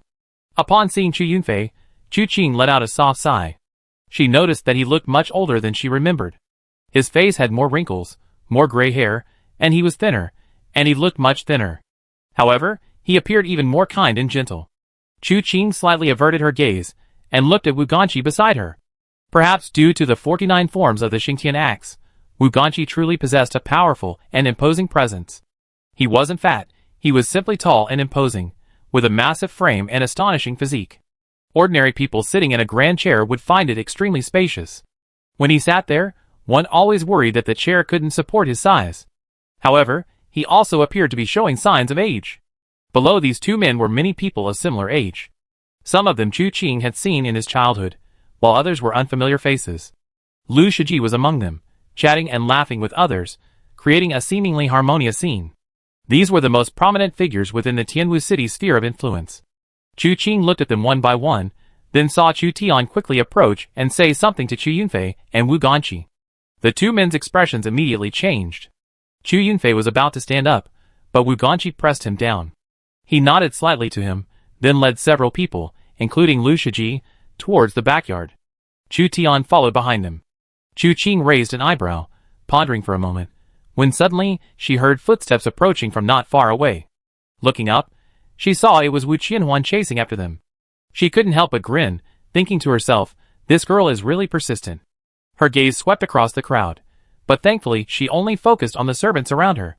She didn't notice Chu Qing, who had changed her appearance.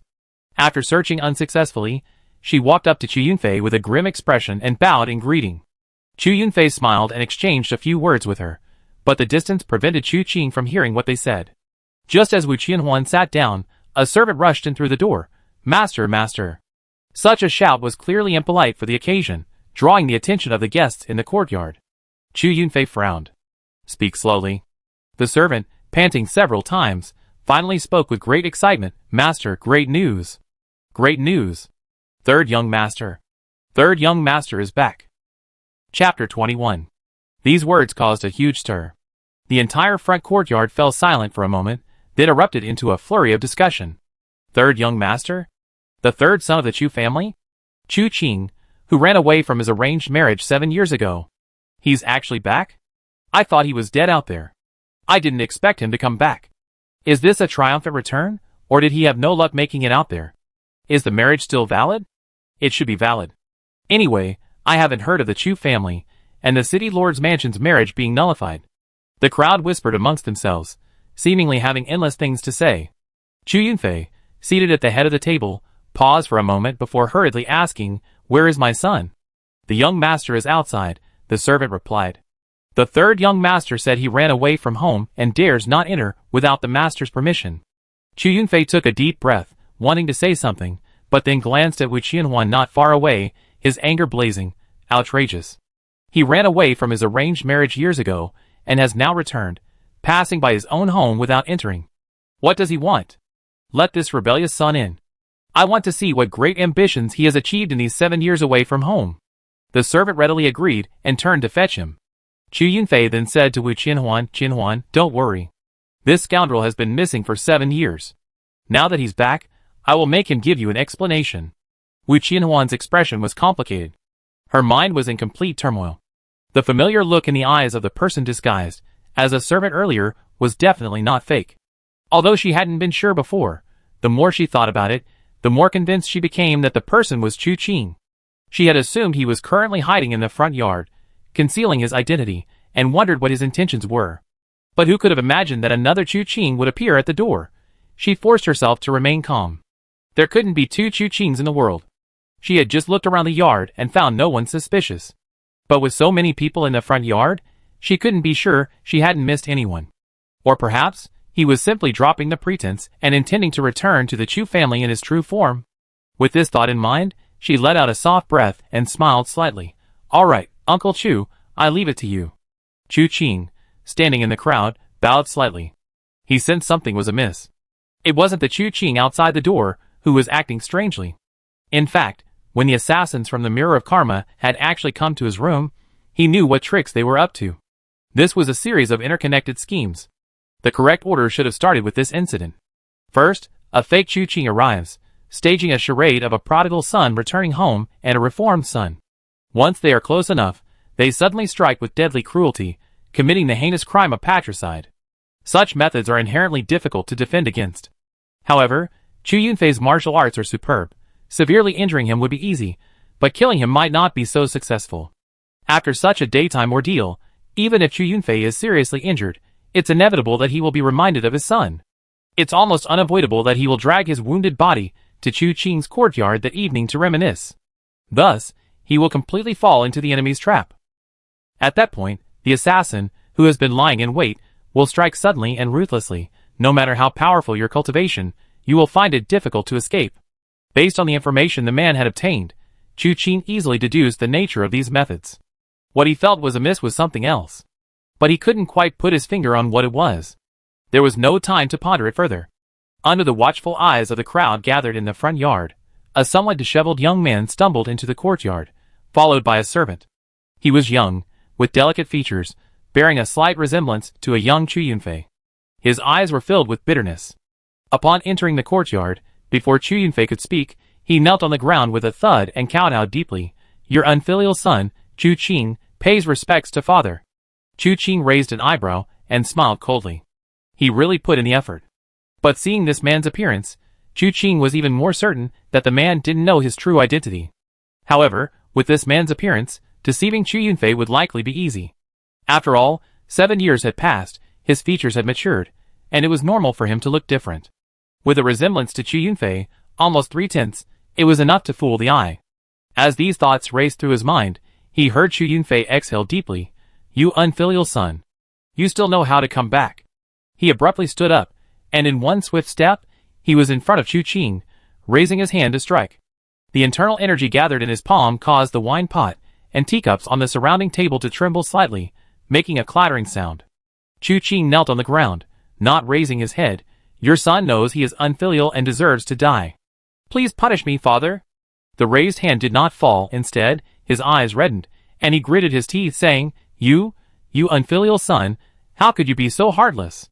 7 years. A full 7 years, and you vanished without a trace. Do you even know? You left so easily, but what have you done to your family?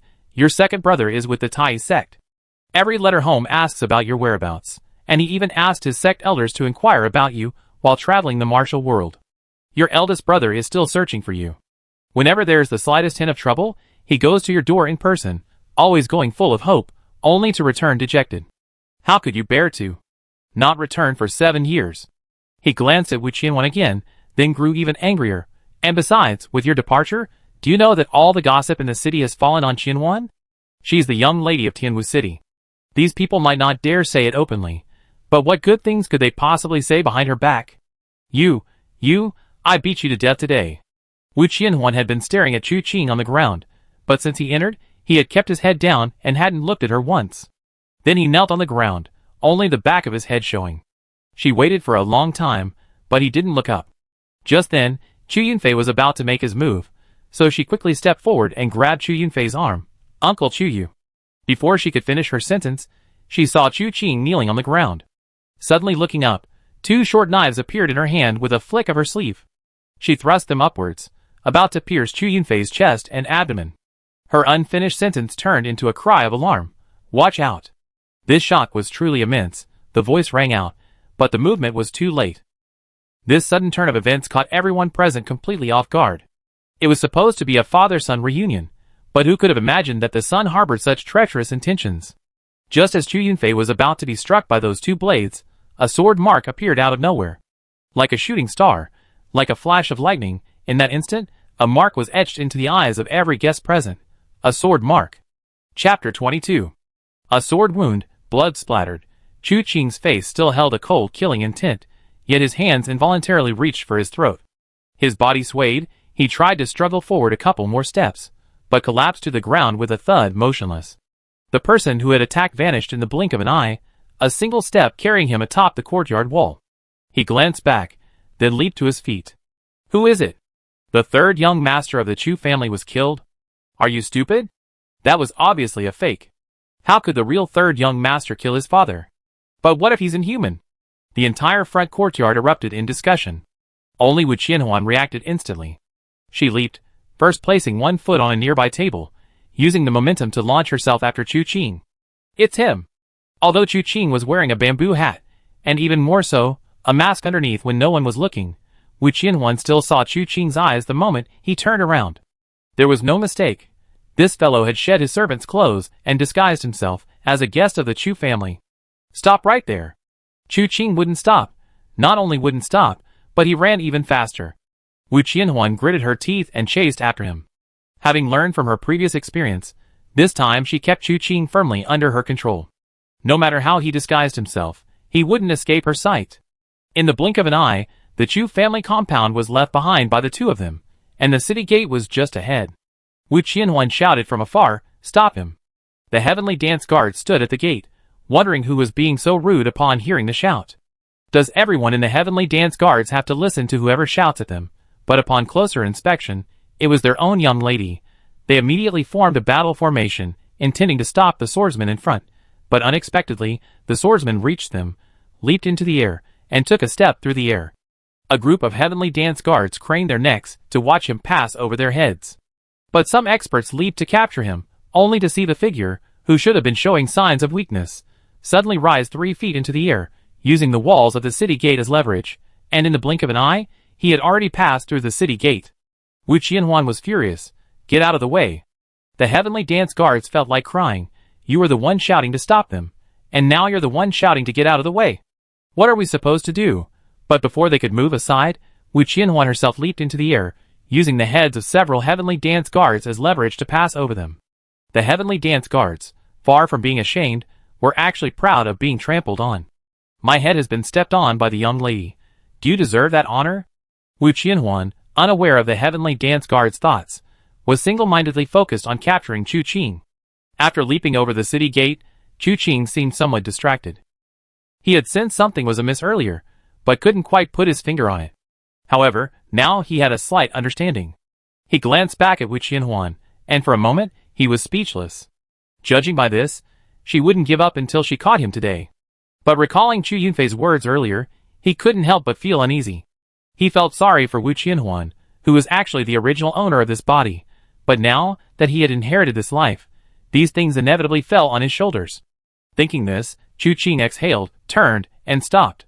Wu Qianhuan also stopped, coldly staring at Chu Qing, even the smile in her eyes vanishing. "Not running anymore?" "I can't run anymore." Chu Qing laughed. "You, a young maiden, chasing a grown man like me this far, aren't you worried about something happening to you?" "To be honest, I'm not a good person." "Then tell me, who exactly are you?" Wu Qianhuan smirked, a hint of mockery in her eyes. "And what reason do you have to break into the Chu family and save the Chu family head? What if I don't tell you?" Chu Qing raised an eyebrow, his gaze behind the mask slightly frivolous. Wu Qianhuan reached for her sword hilt. "Then today, I'm afraid you won't be able to leave." Chu Qing smiled helplessly. Fine. To be honest, I'm a Jianghu person who kills for money to make a living." This trip to the Chu family is merely at someone's request. An assassin? Wu Qianhuan's mockery deepened. I heard of assassins killing for money, but I never heard of assassins protecting anyone for money. Can't you even lie properly? The young lady of Tianwu City, of course, doesn't know how difficult it is for us lowly figures mingling in the underworld. As long as you give me money, I'd do anything, let alone save someone. Fine. Wu Qianhuan directly pulled out a gold ingot from her pocket. Here's some money. Take off your hat and mask. Chu Qing, Wu Qianhuan sneered. Didn't you say that as long as I give you money, I do anything you want? Young lady, you must understand, our line of work is clandestine. If our true identities are exposed, our lives will be in danger. The gold in your hand certainly makes my eyes water, but compared to my life, it's nothing. Hearing him speak, Wu Qianhuan felt an overwhelming surge of anger. She was already almost certain of the truth, but this man's words were laced with a twisted logic, leaving her speechless. In her anger, she disregarded all else. Her hand on her sword hilt, she slowly stepped forward and said coldly, arguing with you is a waste of time. Since you refuse, then I help you strip away this disguise, and see who you really are. Young lady, please stop. Chu Qing quickly waved his hand. As the saying goes, men and women should not touch each other. How can you undress on a first meeting? Although I'm doing this for money, I wouldn't sell myself like this. Be careful. At the end, Chu Qing suddenly exclaimed in surprise. What you should be careful of is. Wu Qianhuan was so angry she was practically about to explode, but before she could finish the word you, she sensed something amiss behind her. She whirled around and saw a massive fist already upon her. The overturning sea dragon fist, Xian Yuhin. How could this guy be here? Wu Qianhuan's expression changed, but thankfully her long sword was already in hand, its sharp edge flashing like the rising moon. With a bang, sword energy and fist energy collided. Wu Qianhuan was caught off guard, letting out a muffled groan and staggering back a step. She glanced at Chu Qing. Aren't you going to leave? Chu Qing glanced at Wu Qianhuan. You're no match for him. So what? Wu Qianhuan's forehead nearly throbbed with anger.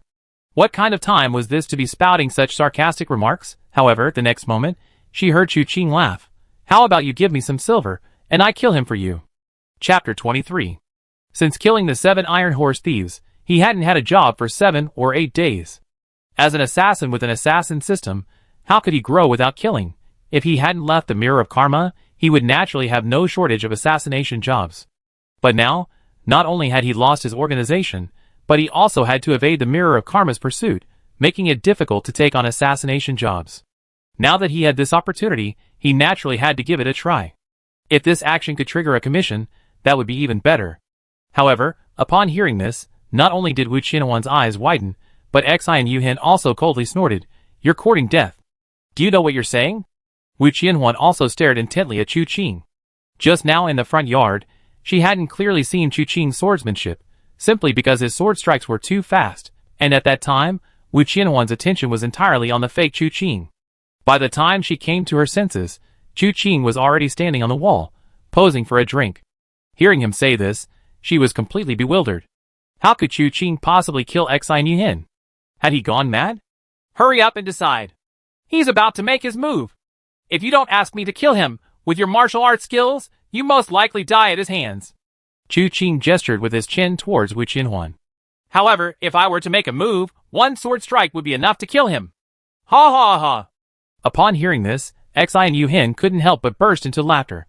I, Xian, have roamed the martial world for over 10 years, and this is the first time I've seen such an arrogant person. Fine, since you made me laugh today, I give you a chance. I let you strike first, and see how you kill me with one sword. Chu Qing didn't even glance at him, only looking at Wu Qianhuan. Wu Qianhuan took a deep breath and suddenly smiled. All right, if you can really kill him, then I believe you're not that person. I offer 1,000 taels of silver for you to kill him. Request, kill Xian Yuhin. Accept? Chu Qing's eyes lit up, and he actually did. He had only made the suggestion on a whim, thinking that there was a client, a target, and an assassin here. He hadn't expected it to actually work. But now, could he use this to farm treasure chests? Should he have Wu Qianhuan take him to the city lord's dungeon and drag out those who had committed capital crimes, then request them out one by one? But after thinking about it carefully, he felt it might not work. After all, why call his system an assassin system? Wouldn't it be better to just call it the executioner system? But whether it works or not, he'd have to try it eventually. thinking to himself. He then drew his sword and walked towards Xian Yuhin. Logically speaking, in a real fight, Chu Qing was no match for Xian Yuhin. An assassination attempt would have a 70 to 80% chance of killing him instantly. But in this situation, he had no opportunity to disguise himself or hide, and could suddenly strike to kill. Fortunately, his earlier words weren't unfounded. Killing someone sometimes involves more than just martial arts skills. Just like the assassination attempt on Chu Yunfei at the Niejing Terrace, it wasn't simply about finding someone with higher martial arts skills than Chu Yunfei and then brutally killing him. It was a carefully planned strategy, where 2 moves would checkmate Chu Yunfei. If it weren't for Chu Qing, the unseen variable on the chessboard, the outcome would be uncertain. Now, Chu Qing's goal in killing Xian Yuhin isn't simply based on martial arts. While martial arts will play a decisive role, he needs to gain a significant advantage beforehand. And now, he has that advantage. It's the sword strike Xian Yuhin yielded. This isn't a coincidence, it's a calculated move. Chu Qing could tell just how arrogant Xian Yuhin was from the fact that he dared to break into the Chu family alone and openly kill someone in Chu Fan's courtyard. Therefore, Chu Qing deliberately claimed he could kill Xian Yuhin with a single sword strike. How could someone with such extreme confidence in his martial arts and such an arrogant personality believe that a young man could kill him with a single sword strike? That's why he made the boastful claim that Chu Qing should strike first. Besides, Chu Qing also knew he was injured. Although he hit it well, he couldn't escape Chu Qing's notice. Why would such an arrogant person resort to a sneak attack against a junior like Wu Qianhuan? After his first attack failed, judging from his previous actions in Chu Fan's courtyard, he should have immediately thrown a second, a third punch, until he killed Wu Qianhuan. But he didn't. Therefore, Chu Qing deduced that he was injured while being pursued by Chu Fan's junior sister, Wen, and those 2 mentally unstable women. While Wu Qianhuan appeared to be at a disadvantage in that attack, he himself was far from unscathed. The reason he hesitated to attack was because there was another swordsman of unknown strength and background present. Therefore, he was playing it safe. He wasn't in a hurry to attack, he was waiting for Chu Qing to leave. Once Chu Qing left, he would be confident of victory against Wu Qianhuan alone. Although Chu Qing's words and Wu Qianhuan's request had led to him not only not leaving, but also clashing with Xian Yuhin, this was still within Xian Yuhin's acceptable range. After all, his personality remained arrogant. In a one-on-one situation, even against a swordsman whose background was unknown, he was still confident of victory. As long as he killed Chu Qing first, preventing Chu Qing and Wu Qianhuan from joining forces, he could defeat them one by one and escape victorious. Of course, Chu Qing couldn't guarantee that his prediction was absolute. But as long as he could strike first, even if he couldn't kill Xian Yuhin, he could still injure him, making his injuries worse. Then, by calling for Wu Qianhuan to join forces, even if Xian Yuhin was highly skilled, he would likely be doomed. These thoughts flashed through Chu Qing's mind in an instant. Chu Qing's hand was already on the hilt of his sword, and he looked up at Xian Yuhin, watched closely. The longsword slowly unsheathed, its blade gleaming with a magnificent light.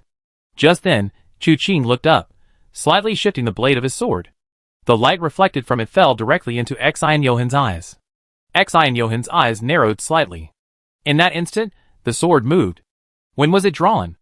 Xian Yuhin felt as if his eyes had missed a moment. He hadn't seen the sword unsheathed. But he sensed a killing intent. The killing intent and sword spirit mingled, seemingly piercing his heart the moment it was born. Gathering his energy. Channeling his power. Strike. In that brief instant, Xian Yuhin reacted. However, the moment his hands barely rose, a whistling sword sounded in his ears. Buzz. The sound was in his ears, but the sword was in his heart. All movement stopped. Xian Yuhin looked down at the sword at his heart, his face filled with disbelief. How is this possible? Chapter 24. A long sword pierced Xian Yuhin's chest, protruding more than half a foot from his back. Drops of blood fell from the sword tip, soaking the ground. Looking at the incredulous expression on Xian Yuhin's face, Chu Qing felt somewhat helpless. Xian Yuhin had become Xian Yujian. What was impossible? The long sword was pulled from his chest, and with a muffled groan from Xian Yuhin, it was already sheathed. From the moment you let me draw my sword first, you were already a dead man. Xian Yuhin reached out to clutch his chest, looking at Chu Qing. So that's how it is. If I were at my peak, if I hadn't been injured you wouldn't be my match.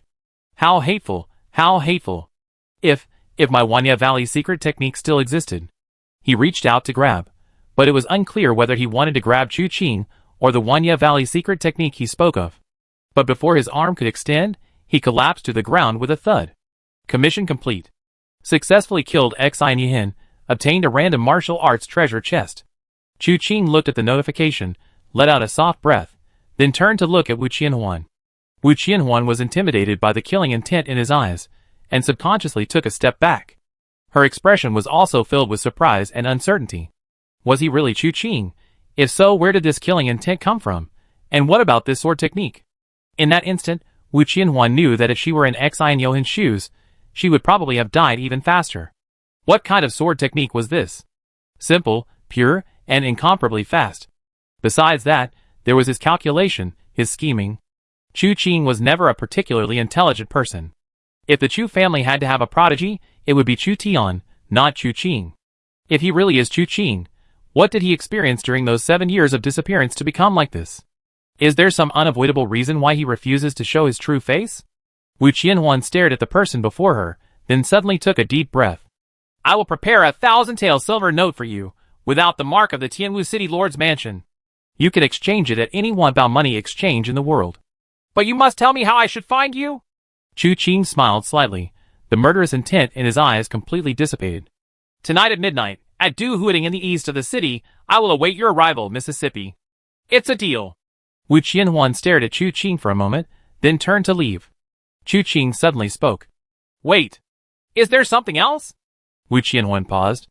After a slight pause, Chu Qing said, Miss Wu is one of my clients, so I have some news for you.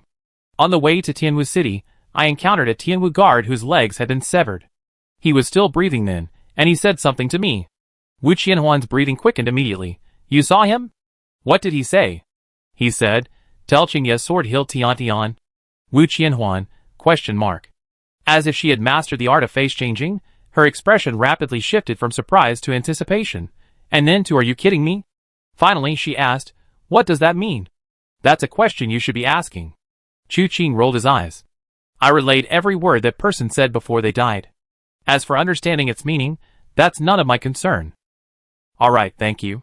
Wu Qianhuan composed herself, but after a moment's thought, asked, How should I address you? How should I address you? Chu Qing hesitated for a moment, then finally said shamelessly, Just call me Night Emperor. He got goosebumps as soon as he said it. He hadn't noticed anything amiss when leaving his name, but now, saying it aloud, he felt the name was incredibly cringeworthy. He couldn't help it. He could think of a less cringeworthy name, but alas, he lacked any talent for naming things. Wu Qianhuan's expression shifted slightly. So you're the Night Emperor? You're the one who killed the 7 iron horse thieves? Chu Qing nodded and smiled. By the way, before they died, they mentioned they had an inside agent in Tianwu City. Wu Qianhuan wasn't surprised. You know who it is? I know. Chu Qing nodded without hesitation. Wu Qianhuan was stunned again. This person actually knew? How did he know so much? She immediately asked, Who is it? Miss Wu, the information above was a bonus. If this information were given to you as well, people would suspect that we've been secretly exchanging information. Chu Qing smiled.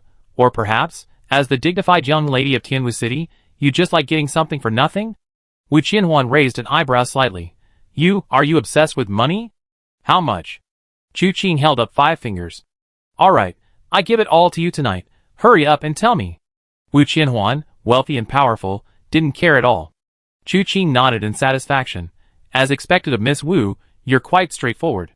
In Tianwu City, the one secretly colluding with the Iron Horse 7 thieves is Lu Shiji, the deputy leader of the Luoyu Hall. Wu Qianhuan's expression remained unchanged upon hearing this, but her eyes showed a hint of contemplation. Chu Qing was somewhat surprised. You already guessed? The Luoyu Hall's origins seem innocent, but in reality, there are many strange things. Today, at the Chu family, I was actually testing Tangxi. She paused, then gently shook her head. These matters are irrelevant to you. This news is very important to me. Thank you, farewell. Please. Chu Qing clasped his hands in a fist salute.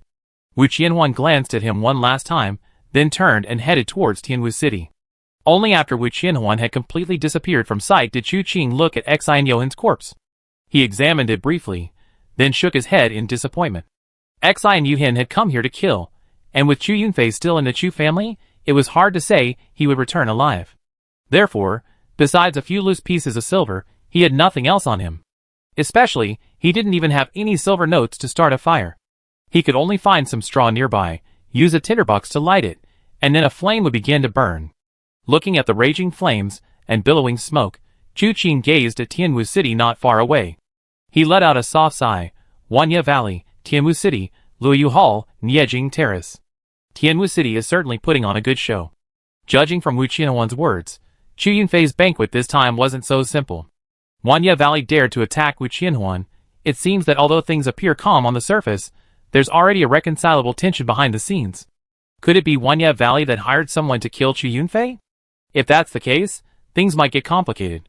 He mentally processed the information he gathered, then suddenly glanced at the bushes to the side, his expression slightly surprised. They're gone? Never mind them. There's still one thing I need to settle. Chapter 25. In an alley near the north street of Tianwu City, there was a wonton stall. A traveling physician was slurping down his wontons with gusto. The wontons had thin wrappers and generous fillings, served in a broth made with bok choy, sprinkled with dried shrimp, and topped with chili sauce. The physician's nose was beaded with sweat as he ate. After a moment, he swallowed the last drop of broth and tossed the large bowl onto a pile of other bowls beside him. He patted his belly and exhaled contentedly, delicious, delicious. In my opinion, your wontons are truly the best in Tianwu City.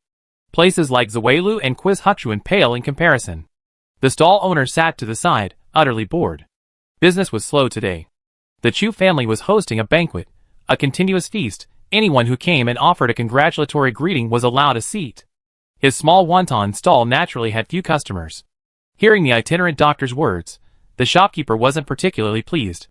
Instead, he looked at the doctor warily. You're not planning on freeloading, are you? In these times, many people went hungry.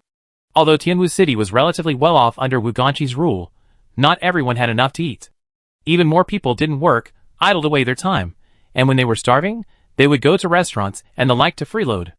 They would order a table full of fine food and wine, eat and drink to their heart's content, and then call the waiter, cower down with their heads in their hands, waiting for a beating. Restaurants were large businesses with many staff. Even if they didn't hire thugs or martial arts masters, they had kitchen helpers and woodcutters in the backyard who could act as enforcers. A beating like that could easily kill someone if the blows are too heavy-handed. This itinerant doctor ate his meal without paying, yet he's still spouting nice things. He doesn't seem like a good person at all. If he really was eating for free, his little stall is no match for those big restaurants. Without anyone's help, it's hard to say who would beat whom in a fight. The itinerant doctor chuckled. What are you saying, boss? Do I look like someone who eats without paying? He took out some wonton money from his pocket and tossed it on the table. He stood up, letting out a soft sigh. I have a feeling it's going to rain today. I hope I have the chance to eat your wontons again next time. After saying this, he picked up his signboard and walked out of the alley. The boss watched his retreating figure, pursed his lips, and stuffed the money into his pocket. He looked up. The sky was clear and blue. Where was the rain? Crazy, he muttered, then quickly packed up his stall. He wasn't working today. He planned to go to the Chu family's banquet. After leaving the alley, the itinerant doctor headed east, not taking the main road after exiting the east gate, but turning onto a narrow, winding path. Upon reaching a secluded spot, he threw his signboard into the bushes and began to undress. But just then, several figures dressed in blue appeared, surrounding him.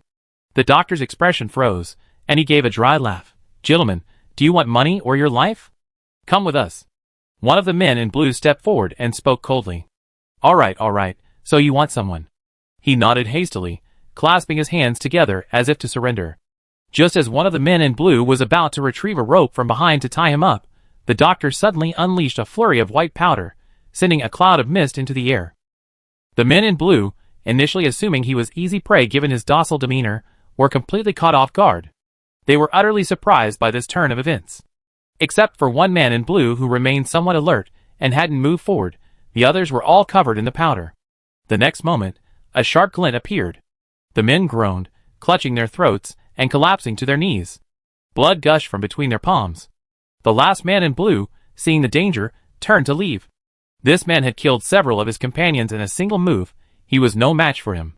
He had to return and deliver the message. But before he could take a few steps, he heard a whooshing sound from behind. He turned around hastily, only to be jolted. A spear-shaped dart had pierced his throat. As the white mist dissipated, the doctor grinned, troublesome, truly troublesome. They found me so quickly. Something's not right. He rubbed his temples and began cleaning up the evidence. Then he took off his clothes, also taking a set of blue robes, but didn't wear them. He just carried them with him. This was to mislead his pursuers. If they arrived here and saw the doctor's clothes on the ground, and that one of their men had been stripped of a blue robe, they would suspect he had changed his attire. Unbeknownst to them, beneath his outer garments was a suit of black, close-fitting clothes. Finally, after creating the illusion that he had fled eastward, he leaped into the air and headed north. He sent his men eastward to search for the blue robes, who would have thought he would be heading north in all black. After walking for half an hour, circling around to make sure there were no pursuers behind him, he finally relaxed. Just as he was about to continue forward, his expression suddenly changed. He turned sharply and saw a figure rise into the air, a single palm strike seemingly creating a wall of energy around him. Azure Void Palm. He could hardly believe his eyes. The Azure Void Palm was a closely guarded secret of the Chu family. It was a palm technique that was consistently passed down throughout the Chu family's lineage. Initially, its power was mediocre, but as the internal energy of the Ruoxu Sutra increased, its miraculous effects gradually became apparent. How could the Chu family have tracked him here? With this thought in mind, he didn't hesitate. He raised both palms together, seemingly facing each other, with a faint flow of energy between them. Then, he twisted and pushed with both hands. A powerful force was unleashed, colliding fiercely with the palm power of the Azure Void Palm. Boom! A muffled thud echoed, and the doctor felt a sense of relief. Although this man used the Azure Void Palm, his internal energy was insufficient to unleash its full power, and he was sent flying through the air by the doctor's blow. He wasn't an assassin, he was a contact. Although he didn't know which member of the Chu family had made the move, he didn't want to get entangled with them. Taking advantage of the man's retreat, he tried to turn and leave. But unexpectedly, at the very moment he turned, a long sword suddenly pierced through his shoulder. What? Though shocked, his reaction was swift. As the sword was pulled from his body, the doctor used the momentum to turn, his palm suddenly imbued with internal energy, ready to strike. But when he turned, there was nothing behind him. Then, a chill ran through his ankles, and he could no longer stand, collapsing to his knees with a thud. A blood-stained sword was pressed against his neck. A voice he knew all too well came from beside him. Bai Qi, you're alive. Why didn't you tell me? Chapter 26. The moment that voice reached his ears, Bai Qi's pupils constricted sharply. What he hadn't understood before suddenly became clear. He gave a bitter laugh. Qingxu Palm. So, you're the third young master of the Chu family. You deceived me so badly. Likewise. Chu Qing responded to his words, pressing his pressure points. Then she pressed on his cheek. With a quick flick of her fingers, a cracking sound was heard from his mouth as Chu Qing slapped the back of his head. A white, tooth-like object was spat out. Following this, Chu Qing twisted her sword at his right wrist, severing the tendons. Only then did Chu Qing move to face him. The pieces you have on you are probably useless now, right? Now, shall we talk? Bai Qi didn't seem to care about his condition, instead laughing. Talk about what? You know me. You know you won't get any information from me. Besides, the mirror of karma won't let you go. You managed to escape death once, but will you have such good luck a second time? Blood Spear's martial arts are ranked above yours. Your ability to turn the tables is already a stroke of luck. But you should know, he wasn't even on the demon-slaying list. But as long as you live, sooner or later, experts from the demon-slaying list will come to kill you. That's not what I want to talk to you about. You know, once you're in my hands, you have no way out today, so my fate afterward has nothing to do with you. Chu Qing said softly, I'm just a little curious. What would happen if I killed Zhou Chantai? Bai Qi glanced at him, and said with a smile, that means in your heart, all those so-called grand ambitions are bullshit. You're just a cold-blooded killer who kills for money. Only in this way can you truly be qualified to join the Mirror of Sin, and even receive its training. One day, rising to the demon-slaying list isn't impossible. Chu Qing sighed softly, indeed, it's a trap, and a test. Killing your conscience will allow you to pass, and become a true blade of the Mirror of Sin. Otherwise, there's only death. Bai Qi was somewhat surprised. You become smarter? A person who has died once always learns something. Chu Qing shook his head. One last question for you. Was it Wanyi Valley that wanted Chu Yunfei dead? Bai Qi glanced at him, and suddenly smiled. That's right, it was Wanyi Valley. They wanted to wage war against Tianwu City, but Chu Yunfei and Wu Ganqi joined forces, and they were no match for them. So, they wanted Chu Yunfei dead. Chu Qing nodded. So that's how it is. But you told me the answer so readily, it seems you didn't have good intentions. Do you hope I die at the hands of Wanya Valley? Or even if I don't die, will I leave enough traces to make the mirror of karma lock onto me again? You really are sword demon? Could someone have switched you out? Bai Qi's surprise was genuine. Chu Qing smiled. Alright, enough of the reminiscing. Any last words? Bai Qi's lips moved, as if he wanted to say something, but the law sword swept across his throat. He swallowed the rest of his words.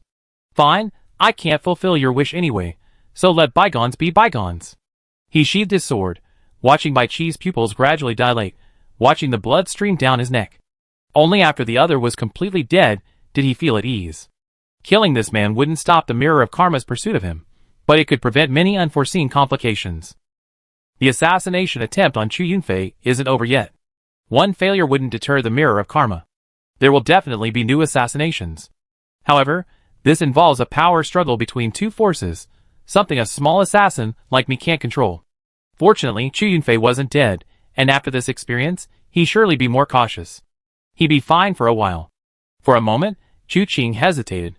Should he take this opportunity to leave Tianwu City? As for his promise to Wu Qianhuan, he could go or not.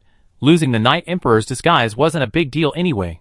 However, breaking the promise might arouse Wu Qianhuan's suspicions, but she might not be able to find him then. The only worry was that she might inadvertently leak the information, allowing the connection Chu Qing had so painstakingly severed to be captured again by the mirror of karma. Besides that, there was also Junior Sister One. However, remembering the figure that had been following him ever since he left the Chu family, he finally sighed. Still a bit troublesome. After dealing with the corpse, Chu Qing changed his clothes in a nearby farmhouse, leaving behind 2 taels of silver as usual. After tidying himself up, Chu Qing returned to Tianwu City. There was still a treasure chest waiting to be opened in the system. He wondered what good stuff he could get from this chest after killing Xi and Yihin. Preferably something like internal energy cultivation techniques. Thinking to himself, Chu Qing was already impatient, and was about to head straight back to the inn when he suddenly heard a commotion ahead. It seemed something had happened. Chu Qing didn't want to pay attention, as he had other things on his mind, but after glancing around, he saw a familiar face. Tang Shi? This person was standing in front of a medical clinic. Opposite him, several disciples of the Luoyu Hall were holding down an emaciated, disheveled young man. He was gripping a knife, roaring angrily, trying to rush over and kill Tang Shi. Chu Qing was astonished, then heard people whispering nearby. It started again. How many times has this happened? I don't know, at least the 3rd time. If you ask me, only the young master is kind-hearted.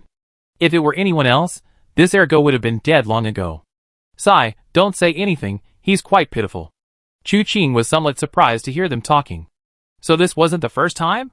He then approached a middle-aged man and asked in a low voice, Uncle, what's going on? Why are they using knives? The middle-aged man glanced at Chu Qing, seeing his simple-minded expression. The man, dressed in ordinary farmer's clothes, said, You just arrived in Tianwu City, right? Chu Qing chuckled, You have a good eye. I just came to the city to make a living. Everyone says Tianwu City is a big city, protected by the city lord, so how come someone would draw a knife in the street? That's because you don't know, the middle-aged man whispered to Chu Qing. That young man was called Ergo, from Shirley Town. He had a fiancée, and the two had been close since childhood. The wedding was almost here, but then the girl disappeared. When they found her, oh dear, it was horrible. Her arms and legs had all been cut off. There wasn't a single piece of good flesh left on her body. She died with her eyes wide open. Chapter 27. The middle-aged man sighed deeply as he spoke. The rabbit mourns the fox's death, and all things of the same kind grieve. Hearing of such a thing, it's easy to empathize. Even Chu Qing was shocked to hear this. So heartless. But what does this have to do with what's happening now? That's just how things work out, the middle-aged man said, arms crossed. That young man over there is quite something. He's the young master of the Luoyu Hall in Tianwu City. His family business is enormous. They have businesses in many surrounding towns. And in Shirley Town too. It just so happens that when that girl died, young Master Tang was in Shirley Town. I don't know why, but Ergo insisted that young Master Tang was the one who killed his fiancée, and he's been determined to kill him. Young Master Tang couldn't defend himself, and feeling sorry for his plight, he didn't want to stoop to his level. So, after finishing his business in Shirley Town, he quickly returned to Tianwu City. I never expected that Ergo would actually chase me all the way to Tianwu City. This matter even alarmed the city lord's mansion. City Lord Wu personally investigated, but to no avail. He just camps out at the entrance of Luoyu Hall all day long, causing trouble time and again. He's been arrested by Luoyu Hall members many times, but young Master Tang always releases him. Later, Luoyu Hall banned him from the entrance, chasing him away whenever they see him, but he always manages to find an opportunity to assassinate someone. This is the third time this month. The middle-aged man spoke fluently, recounting the events as if they were his own. Clearly, this matter was nothing new in Tianwu City. Chu Qing wore an expression of astonishment, saying, "This young Master Tang is truly a good person. Isn't that right?" The middle-aged man said a few more words to Chu Qing upon hearing this. Just then, Tang Shi and his men left, and Ergo was left on the roadside. The excitement was over, and the crowd quickly dispersed. Ergo stood by the roadside in a daze for a while before walking into a nearby alley, knife in hand. He stumbled along, looking utterly lost. He muttered things like, "I'm sorry, I'm so useless."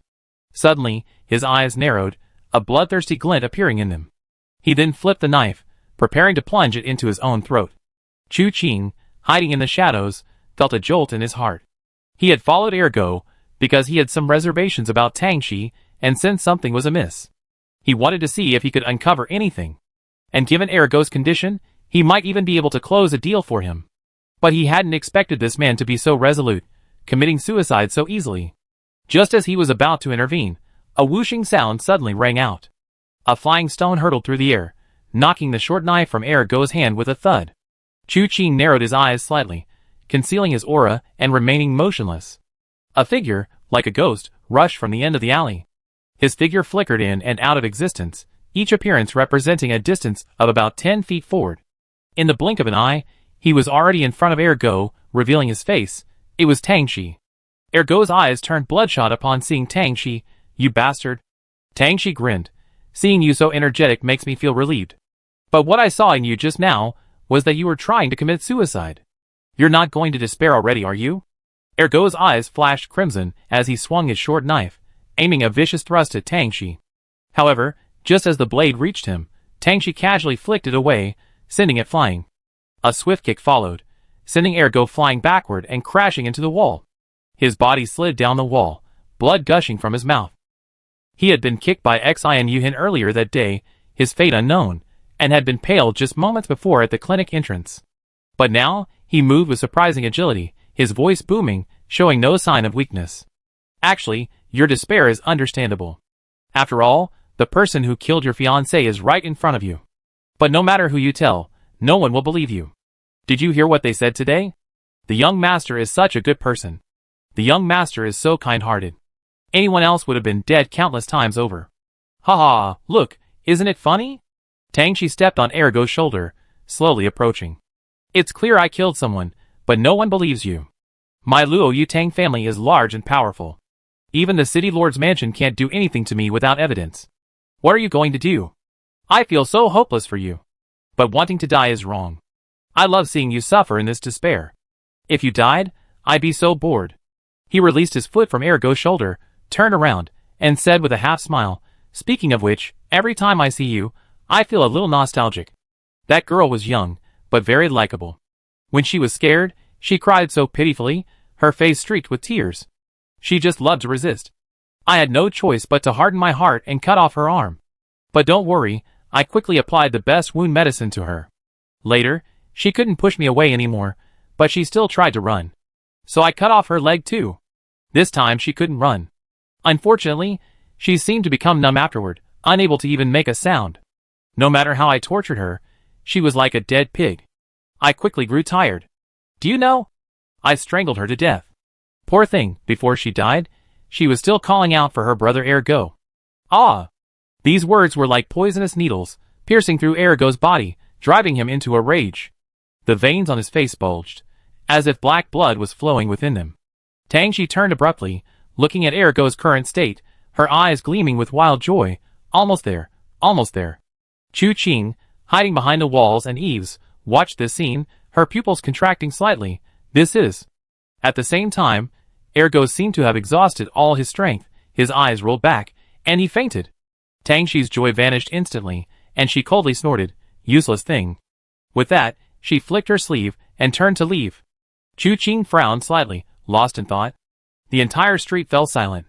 Chu Qing carefully surveyed her surroundings, and after confirming no one was around, she slowly approached Ergo. She opened the front of his clothes, revealing a dense network of dark blood lines around his chest, now gradually fading. Chu Qing's face turned cold, just as I expected. He hesitated for a moment, then, without touching Ergo, leaped back onto the roof and waited quietly. The sky gradually darkened, and as evening approached, a sudden clap of thunder echoed across the previously clear sky, followed by a torrential downpour. This caused the unconscious Ergo to slowly open his eyes. He looked around somewhat dazedly, and after his memories returned, he got up from the ground with a gloomy expression. He picked up the short knife from the ground and walked silently into the alley. But he had only taken a few steps when he suddenly heard a voice from above. "I can help you kill him." Chapter 28. The voice came abruptly, and Ergo's heart tightened instantly. He instinctively looked up. He saw a masked person sitting there, letting the rain soak them, completely still. "You, who are you?" Ergo hadn't expected to see another person when he woke up. But he was cautious. His ordeal didn't allow him to be careless. Tangshi was like a vengeful ghost crawled out of the underworld. Since meeting him, his life seemed to have been nothing but despair and hatred. He found it hard to believe that a kind person would suddenly jump out to help him. "I'm an assassin." The man's answer made Ergo's heart tighten, as if a sharp knife was already pointed at his heart. With just one thought, he would be killed. But the next moment, his spirits lifted. "Assassin, isn't it natural for an assassin to kill?" But his initial excitement seemed to have been extinguished by the rain. He gave a bitter laugh. "I have no money." But as soon as he finished speaking, he suddenly looked up at Chu Qing. "But if you can really help me kill him, I can give you my life." After saying this, he nervously looked at the person on the wall. He didn't know if the other person would turn and leave after hearing this, or kill him in a fit of rage. After all, it seemed like a get-rich-quick scheme. Unexpectedly, the person suddenly laughed, and then said in a deep voice, "It's a deal." "What?" Ergo was stunned. He agreed. "Tell me your address. After it's done, your life is mine. But before that, I need you to explain the whole story to me clearly." The rain was heavier than expected. By the time Chu Qing returned to the inn, it was already pouring rain. He asked the waiter for a bucket of hot water and took a long bath, his mind replaying Ergo's words. The whole process was roughly as Chu Qing had guessed. Ergo said that Tangshi initially didn't know them. He had only seen them on the street, and that very night, his fiancée was kidnapped.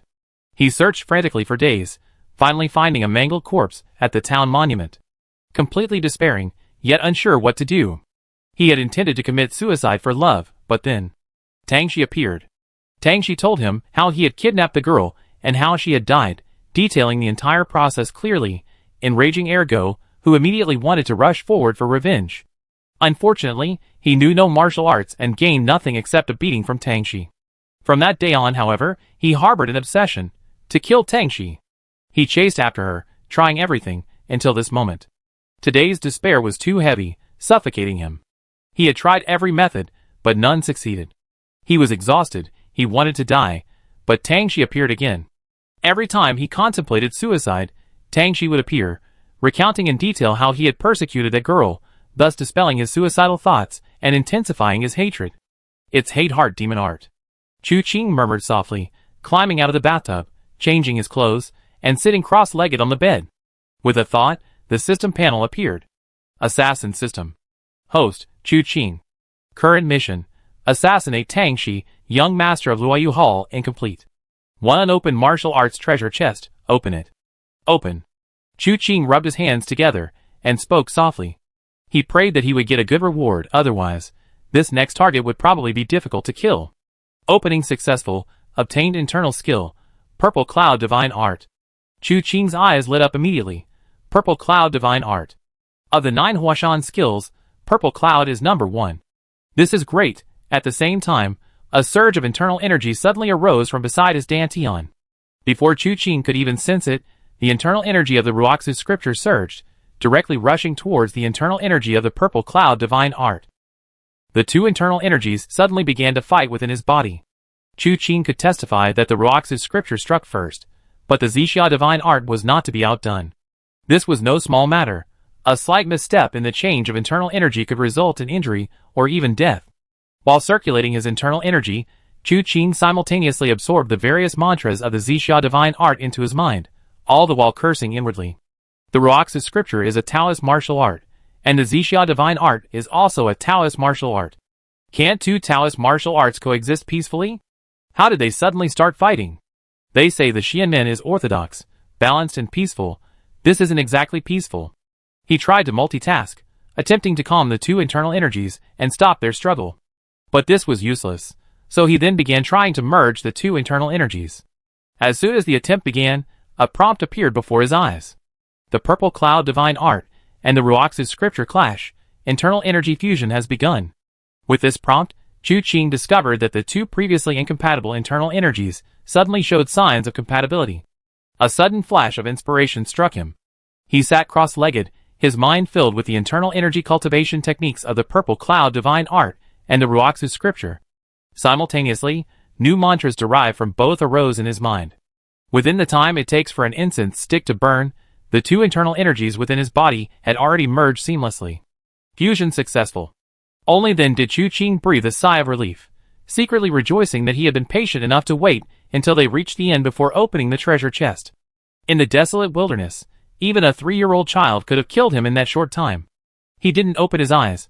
A large amount of internal energy still needed to be gathered within him. Following the incantation, he guided his qi, allowing the internal energy to circulate along his meridians. Occasionally, his body would tremble, indicating the opening of an acupoint. For a moment, Chu Qing, sitting cross-legged, felt his robes flutter without wind, his hair fly, and a faint purple light appear between the slits of his tightly closed eyes. After more than an hour, Chu Qing suddenly opened his eyes. 2 purple lights flashed from his pupils, and the surging internal energy caused the bed frame to shake. The window was also pushed open with a whoosh. As Chu Qing clasped his hands together and slowly pressed them down, he gathered all his internal energy into his dantian. He then let out a long breath, his eyes shining with joy. In just 1 hour, I already opened the Ren and Du meridians. If people knew, wouldn't that be astonishing? However, this internal energy technique, a fusion of the Zirui Su Jing and the Zixia divine art, had not yet reached its ultimate state. His joy subsided slightly as Chu Qing carefully sensed the differences between the two manuals, quickly gaining an understanding. Ultimately, the purple cloud divine skill emphasizes the application of internal energy rather than its accumulation. What I obtained from the system should be the great perfection of the purple cloud divine skill. After merging the two, I used their combined internal energy to push this internal skill to the 7th level. From then on, application and accumulation became one, every movement possessing profound mysteries. This martial art is neither simply the Ruox's scripture, nor is it simply the purple cloud divine skill. Perhaps we should call it purple cloud Ruox's scripture. Chapter 29. Chu Qing briefly sensed the changes in his internal energy, then stood up. He felt his internal energy flowing smoothly, circulating continuously. It was vastly different from before. Practicing swordsmanship in the room was clearly not a good idea, so he moved the table aside and practiced a set of Azure Void Palm techniques. However, since his internal energy circulation was now based on the purple cloud void scripture, when he used this palm technique, not only was its power many times greater than before, but his palms were also faintly covered with a layer of purple light. Chu Qing suddenly remembered the original description of the purple cloud divine art, and quickly found a bronze mirror. Comparing his practice with the mirror, he discovered that the fused purple cloud void scripture, when used, did not cause purple aura to appear on his face. However, his eyes shone with a purple light. Thank goodness. Chu Qing breathed a slight sigh of relief. Otherwise, if he had transformed into a purple sweet potato spirit once he started practicing, he would have found it somewhat unacceptable. There's a saying, isn't there? Strength is temporary, but handsomeness lasts a lifetime. His eyes glowed purple, and his face was a deep purple. Just from the description, they seemed like two completely different species. He performed a set of palm techniques inside the room, then checked the time. Midnight was fast approaching. The rain outside had subsided, making it a good time to go out. If it were before, whether or not to see Wu Qinhuan would have been uncertain, but now, with her ghost matter, he had no choice but to see her. He changed into his night clothes, put on the plain mask, pushed open the window, and in a flash, he was outside. Then, with a light step, he leaped into the air, flipping and landing on the rooftop. The entire movement was fluid and seamless, relying entirely on internal energy for transitions. He used no force in his hands. With a quick step, he sped towards Du Huiding.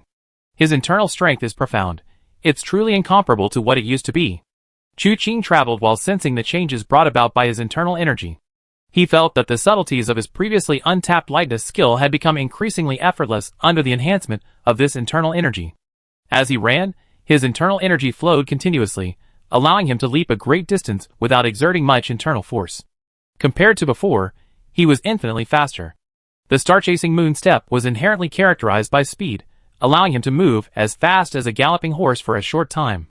However, his original internal energy was insufficient to support him in using this lightness skill for an extended period. Every so often, he had to rest and meditate to recover his internal energy. He couldn't exhaust his internal energy, he always needed to reserve some to guard against unforeseen circumstances. Now, with the purple cloud void scripture, and with his current 7th level of skill, he could force himself to run continuously for an entire night. Of course, this was just his estimate.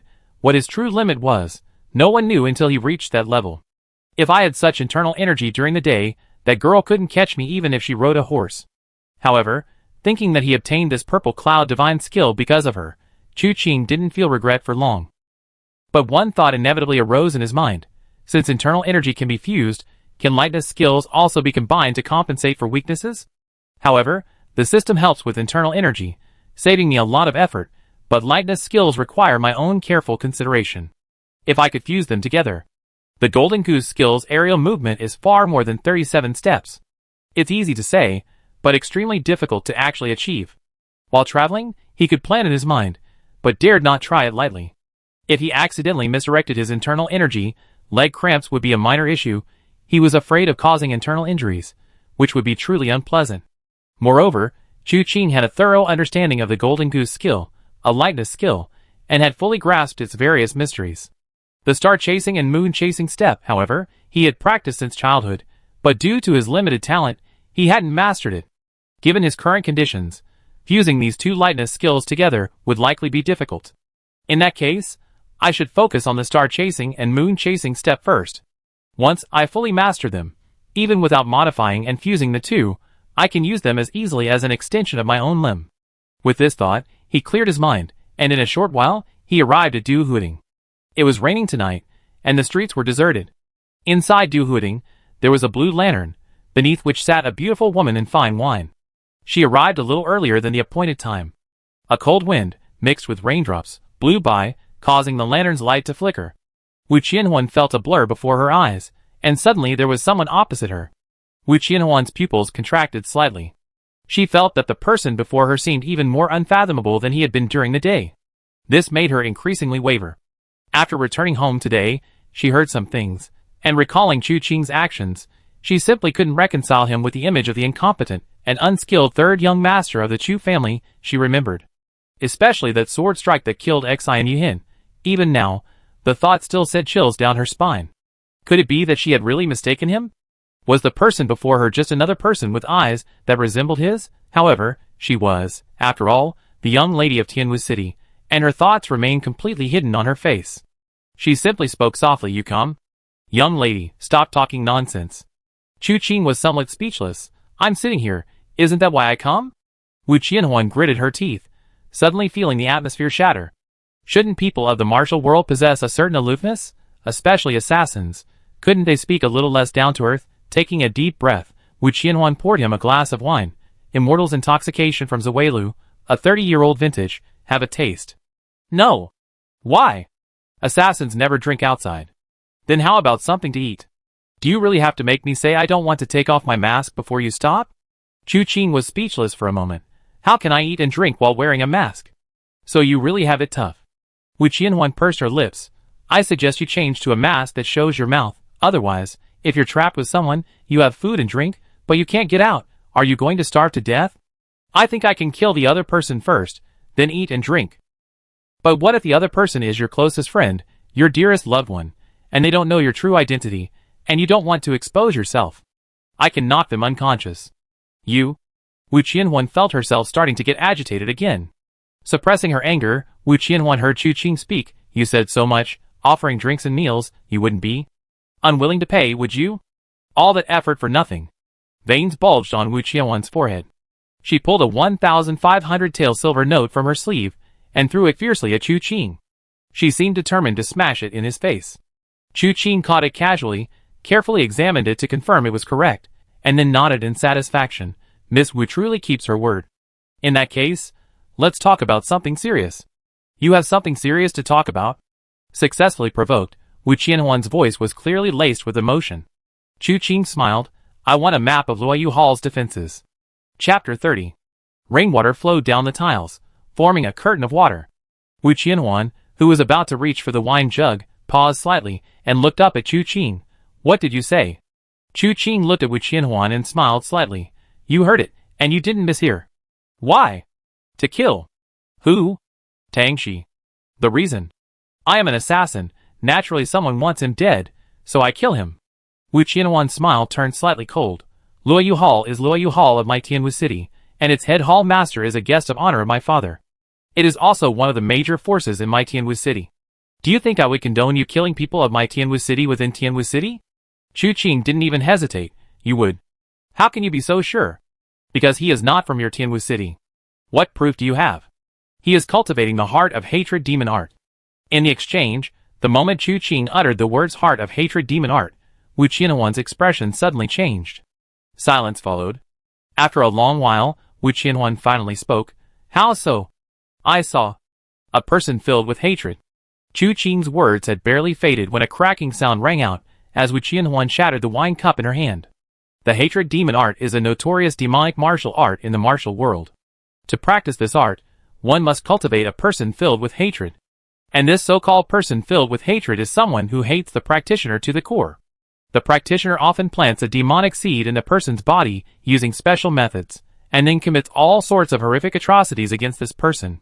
Killing their entire family, humiliating their wife and daughters, their actions are often unforgivable by heaven and earth. This allows hatred to nourish the demonic seed, and once the hatred reaches its peak, the demonic seed is formed. At this point, the heart can be dissected and consumed for cultivation, allowing for rapid advancement in internal energy. This is why Tang Shi, despite telling Ergo that he killed Ergo's fiancée, didn't let Ergo die. If he died, all his previous efforts would have been in vain. Wu Qianhuan let out a long sigh and looked at Chu Qing. But, isn't this also just your side of the story? How can I believe you? You already believe me. Chu Qing sighed. Tell me, what do you want? I want to go with you. Okay. I absolutely won't be a burden to you. What did you say?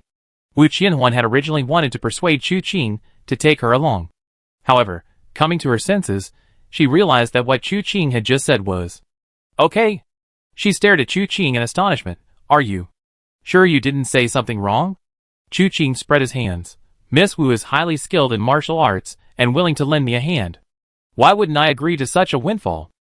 However, we agreed beforehand that the commission is mine, and the reward is mine. Miss Wu won't receive a single coin. This was somewhat sincere. Wu Qianhuan was highly skilled in martial arts.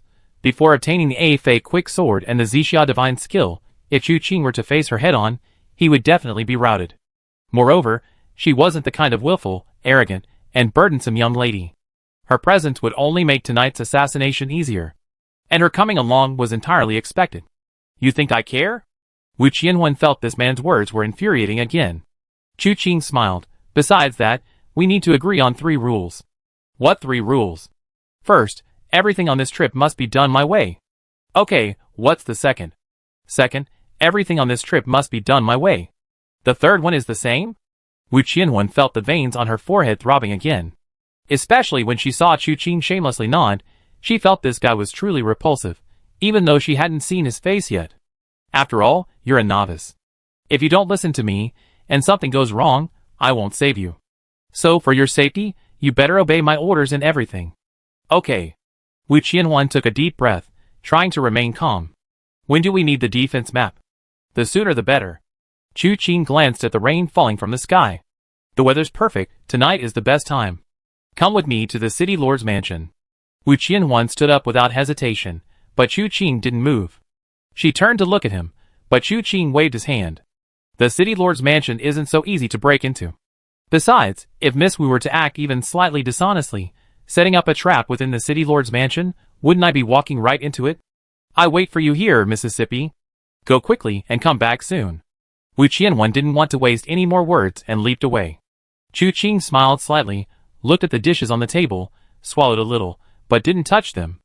This woman has ill intentions. All the dishes on the table are his favorites. Wu Qianhuan didn't return too quickly. About the time it takes for an incense stick to burn, a man in black appeared before Chu Qing. Except for his eyes, nothing was exposed. She first carefully examined the dishes on the table, a look of disappointment appearing in her eyes.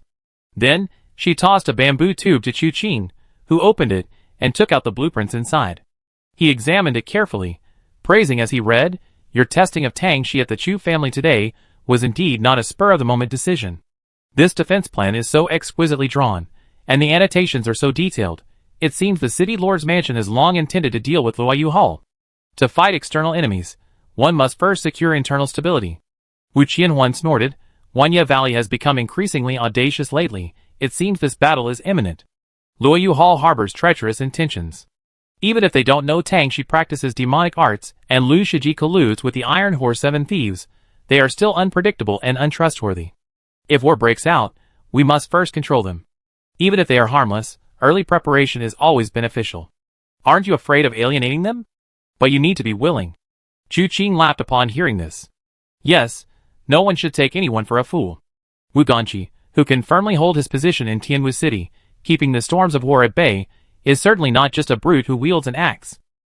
If someone is making small moves right under your nose, even if you don't notice, you be on your guard. I came to Wu Qianhuan today for this defense map, because I was certain the city lord's mansion had already decided to deal with Luoyu Hall. After putting away the defense map, Chu Qing stood up. Let's go. Luoyu Hall is in the West City. In the very center of West Street stood a large courtyard. The two, under the cover of night and through the rain, quickly arrived at the walls of Luoyu Hall. They listened intently, and soon heard footsteps approaching. They exchanged a glance, then leaped into the courtyard. With the defense map, they entered with ease, knowing exactly where the patrols were, when they changed shifts, and the intervals between them. In no time, they had reached Tang Shi's courtyard. Carefully landing on the roof, Chu Qing reached out and lifted a tile. Instantly, a soft, seductive sound emanated from inside. Wu Qianhuan's face flushed red, and she couldn't help but look at Chu Qing, only to see a gleam of delight in his eyes. Then she saw Chu Qing give her a look, meaning, to act. Chapter 31. Make a move? Now! Is it appropriate to make a move while others are so busy? The question flashed through her mind, but she was always a decisive person. She had promised to follow Chu Qing's orders in everything she did on this trip. Now that he had ordered her to make a move, she would. As her thoughts raced, her long sword was already in her hand.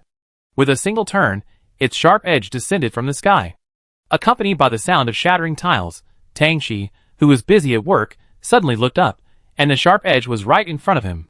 Without thinking, amidst the terrified gaze of the woman beneath him, he grabbed her and flipped her over, changing his position.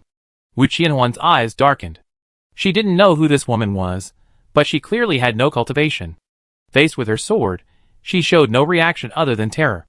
She wasn't a true assassin, and her upbringing forbade her from killing a woman who was unarmed, defenseless, and even completely naked. Therefore, in that instant, she swung her long sword, sweeping it horizontally. She swept the woman off the bed and onto the floor. The woman didn't even utter a sound before falling unconscious. However, this meant losing the initiative. At the same time, Wu Qianhuan discovered something else that made her heart sink. The Night Emperor who had ordered her to act earlier wasn't joining her attack. Had he betrayed her? With this thought, she saw Tang Shi deliver a palm strike. As soon as the palm struck, she faintly smelled the stench of blood. Seeing the crimson color of Tang Shi's palm, a sudden realization dawned on her. Blood-transforming divine palm. This demonic art is said to originate from a blood-transforming divine art, once wielded by powerful demonic masters. It could even be used to refine blood slaves, making them act as henchmen. However, with the death of that demon, the art disappeared from the martial world. Later, someone discovered a fragment of the art and created this blood-transforming divine palm, but the secret method for refining blood slaves was lost. Even so, this palm technique remains ruthless and dangerous. The blood poison it contains is so potent that once one is infected, one suffers a fate worse than death. If one masters this demonic art, a single strike can instantly drain a person's life force, turning them into a dried-up corpse. Wu Qianhuan dared not take this vicious palm strike head-on, and with a swift movement, retreated from the bed. Tang Shi, disregarding that he was not yet dressed, leaped up and pursued his advantage. It's no wonder Tang Shi was shameless. With life and death at stake, Everything else was secondary. Killing this assassin, who had appeared out of nowhere, was the priority. Wu Qianhuan retreated again and again, until she had nowhere left to go. She gritted her teeth, gathering her sword's momentum in those few steps, ready to strike, when suddenly, with a whoosh, a figure burst through the window. The sword flashed, as fast as lightning. Fast. Incomparably fast. This attack was beyond Tang Xi's expectations. Even if he had been fully prepared, he might not have been able to withstand such a swift sword strike. Before he could even turn around, he could only barely move his vital points slightly. The sword had already pierced through his body, with a hissing sound, the blade entering from his left chest and exiting through his right back. Chu Qing, having landed a decisive blow, left Tang Xi no way out. The longsword, already pierced into her body, suddenly twisted, and everything. But at that moment, Tang Xi suddenly grabbed the sword, using the momentum to retreat, trying to pull the longsword out of her body. A purple glint flashed in Chu Qing's eyes. With a sharp turn, a series of sharp cuts were heard, and several fingers fell to the ground. Tang Xi, who should have been cut in half, miraculously escaped, only suffering a deep gash on his left chest. At the same time, Wu Qianhuan didn't stop, unleashing her accumulated sword energy. Sword flowers bloomed, leaving bloody gashes on Tang Xi's body. An ordinary person would surely die from such injuries. But Tang Xi cultivated the hateful heaven demon art, and possessed the blood transformation divine palm. Even at this level, he was still alive. He turned, his figure flashing and disappearing, abruptly escaping the battle. Chu Qing had anticipated this, preparing for opportunities at windows and doors, his sword intent ready to be unleashed. Unexpectedly, this man seemed to understand that today's situation didn't allow him to escape. Therefore, he didn't seek the window as a way out, but instead went to the bookshelf, reached out, and pulled at the lampstand. The bookshelf shook violently, then slowly opened a door. Seeing the door open just a crack, he eagerly squeezed inside. But after taking only 2 steps, his body froze. A sword tip appeared from his throat. Tang Xi gritted his teeth and reached for the blade, but before he could exert any force, Wu Qianhuan severed his arm. Freed from the restraint of his hand, Chu Qing's sword flashed. A head rolled off Tang Xi's neck. It rolled a few times on the ground, its eyes wide open in death. Damn, that was hard to kill. Seeing Tang Xi die, Chu Qing flicked the blood off his sword and was about to sheath it, when he looked at the sword in his hand and grinned. The sword, corroded by Tang Xi's blood-transforming palm, was now a mottled mess. It would probably be ruined after only a few uses. But he couldn't worry about that now. He pulled Wu Qianhuan up with one hand, used his inner force to snatch back Tang Xi's head, and then flashed away. The chase and the decapitation, though seemingly complicated, had actually happened in a matter of moments. Just as he stood still, he heard a click, and the bookshelf behind him finally closed. "Let's get going," Chu Qing said, and Wu Qianhuan followed him without hesitation. Although she really wanted to search the secret room thoroughly, now was not the time. What was inside the secret room? How big was it? Were there any traps? Were there any guards? All of these were unknowns. And the commotion would inevitably attract the attention of the Falling Rain Hall. Then, they could be trapped in the secret room, unable to escape. This was an absolutely dangerous place to tread. Even if one wanted to see it, one would first have to leave Luoyu Hall, inform Wu Ganqi, and then mobilize the Heavenly Dance Guards to surround and completely control Luoyu Hall before investigating. It wasn't possible to risk it with Chu Qing now. Chu Qing was pleased with her reaction. The little girl with pigtails and bare bottom from years ago had truly grown up. Tang Xi's decision to rush into the secret chamber instead of the window or the main door was likely because she knew he was doomed. She wanted to trap them there so the others from Luoyu Hall could come and avenge her. At least, she couldn't let the 2 of them leave Luoyu Hall alive. Wu Qianhuan wasn't blinded by short-term gains, which was commendable. The 2 barely lingered in the room before leaping up and re-entering the roof through the hole Wu Qianhuan had created. Just as they landed, a sharp shout rang out. "Who goes there?" "Assassins!" It was the Falling Rain Hall after all. Their reaction was swift. Without a second thought, Chu Qing and Wu Qianhuan used their lightness skills to escape. These ordinary Falling Rain Hall members naturally couldn't stop them. But just as they were about to leap out of the Falling Rain Hall's courtyard, a voice suddenly rang out. "Who dares to trespass into my Falling Rain Hall? Stay here!" A palm strike arrived in an instant, its immense force causing the rain to fall with its power. Chapter 32. Raindrops, drawn by internal force, formed a gigantic hand, blocking Chu Qing and Wu Qianhuan's path. Wu Qianhuan's heart sank.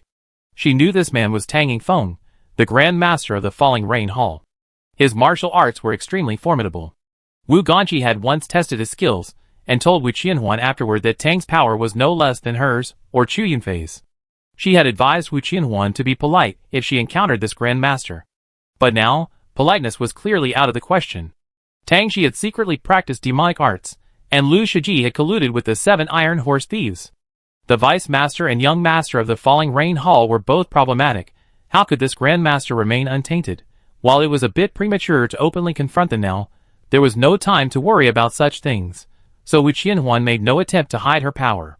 Just as the hand was about to strike, she prepared to draw her long sword. But Chu Qing was faster. As Wu Qianhuan's hand touched the hilt of his sword, the palm shadow sculpted by the rain was already pierced through by his blade. This slight obstruction slowed the sword's momentum. Even so, when Wu Qianhuan looked up, the sword was already at Tang Yifeng's chest. Even with his superior martial arts, Tang Yifeng was startled. If he hadn't struck first, this sword, if not killing him, would certainly have injured him. What kind of swift sword was this? His mind raced. Disregarding everything else, he clasped his hands together, facing each other from afar. A crimson light surged between his palms, and a purple aura appeared in Chu Qing's eyes. The two forces clashed, and in the blink of an eye, it was a stalemate. But at that moment, Tang Yifeng's expression darkened, and with a twist of his hands, Chu Qing discovered that his long sword was visibly decaying. Blood-transforming divine palm. Wu Qianhuan was both shocked and furious. Tang Shi cultivated the hateful heaven demon art, and the blood-transforming divine palm, this Tang Yifeng was indeed no exception. Just what kind of background did Luoyu Hall have? Asterisk whoosh. Asterisk in the blink of an eye, Chu Qing's sword shattered into pieces. The two forces clashed, causing the surrounding rain to sweep in all directions. However, the two people in the battle circle simultaneously made their moves, each unleashing a palm strike. Wu Qianhuan was greatly alarmed and quickly leaped forward. Be careful, that's the blood-transforming divine palm. But the battle between experts lasts only a moment. Even if she wanted to help, how could she possibly react in time? Just as the two palms were about to collide, a whooshing sound was heard. Something flew out from Chu Qing's sleeve, instantly piercing Tang Yifeng's palm. Tang Yifeng screamed, his body rolling and falling from the wall. Just then, Wu Qianhuan arrived. Chu Qing grabbed Wu Qianhuan's wrist and leaped away, only his voice echoing back. The head of Luoyu Hall is nothing special. Tang Yifeng was filled with anger, coldness, pain, and rage, his whole body trembling. He thought this man was utterly despicable.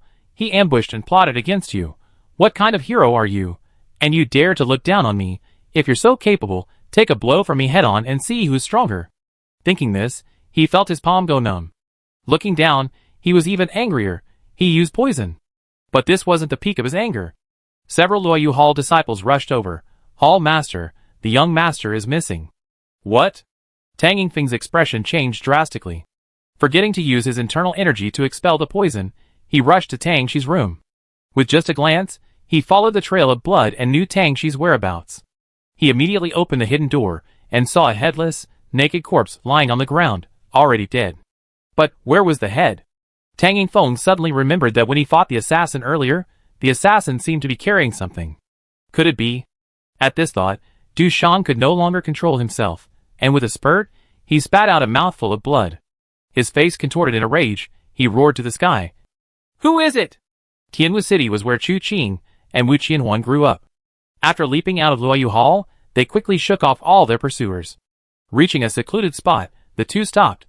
Pleasant to cooperate, Chu Qing said to Wu Qianhuan. Farewell. Stop! Wu Qianhuan shouted immediately. Chu Qing asked in surprise, is there something else? How could there be nothing else? He just did something so big, how can he act like nothing happened? She stared intently at this person, realizing he bore absolutely no resemblance to the person in her memory. The reason she had come along tonight was partly because of Tang Shi's special status, and partly because she wanted to observe this person more closely. But now, Wu Qianhuan shook her head and took a deep breath. You deliberately let me make the first move, just to create an opportunity for you to act? Wu Qianhuan was clever, her position didn't allow her to be a fool.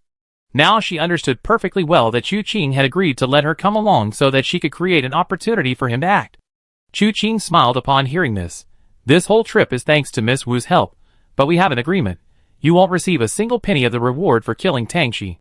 In reality, Chu Qing himself didn't have any money either, since Ergo was broke. Wu Qianhuan felt almost numb. Hearing this, she couldn't even muster the anger anymore. She simply looked at Chu Qing with a deep gaze.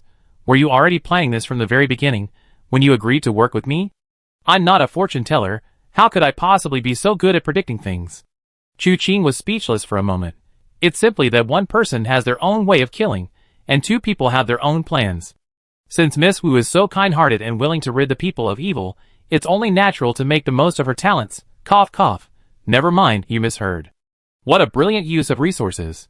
Wu Qianhuan spoke slowly and deliberately, and even with her face covered, one could imagine how grim her expression was. This person had clearly calculated that she would follow, hence this plan. And now he's still acting like a big shot. He's definitely not Chu Qing. Chu Qing's mind wouldn't be so deep. Just as she was about to breathe a sigh of relief, another thought suddenly popped into her head. People change. He's been gone for 7 years, and there's a past she doesn't know about. What if this is just a change in him? Thinking this, just as she was about to say something, she heard Chu Qing say, "We can talk about it later. I reckon you're very busy tonight. Tang Yingfeng is currently poisoned, and his internal strength is greatly reduced. Tonight, Luoyu Hall should be at its weakest in the past 3 years. You should hurry back to your father, and discuss how to remove this cancer from Tianwu City." Chu Qing's words made sense, but Wu Qianhuan only felt he wanted to run away. Just then, a commotion arose. Chu Qing and Wu Qianhuan instinctively hid, assuming it was people from Luoyu Hall coming. However, they saw several men in blue robes hurrying past, seemingly searching for something. Are they from the Chu family? Chu Qing and Wu Qianhuan exchanged a glance, both recognizing the group. But why were they rushing in the rain? Could it be something had happened to the Chu family? Chapter 33. Wu Qianhuan returned to the city lord's mansion. Chu Qing was right. The matter of Luoyu Hall and the potential changes in the Chu family left her no time to continue entangled with Chu Qing here. Especially regarding Luoyu Hall, such an opportunity was fleeting. But before leaving, she gave Chu Qing a deep, enigmatic look. After she left, Chu Qing didn't return to the inn. He wandered around until he arrived outside the Chu family's gate. Under the cover of night, the Chu family was in chaos. People were pacing back and forth, and every now and then, a person dressed in blue would enter and exit through the main gate. Everyone's face was solemn, even sorrowful. Chu Qing had a bad feeling, but when he heard the words "master assassinated" from a group of people in blue, something from his memory instantly surged into his mind, giving him a dizzying, disorienting feeling. Assassination attempt. Chu Yunfei, assassinated? He looked sharply towards the Chu family compound, instinctively wanting to go inside for a look. But he stopped after taking only 2 steps. Something's not right. Chu Qing took a deep breath. This is a trap. I understand Bai Qi's methods. The elaborate scheme during the day was complete. Both assassins have been dealt with. How could Chu Yunfei still be dead? Moreover, Bai Qi has already left Tianwu City, meaning this assassination attempt has completely failed.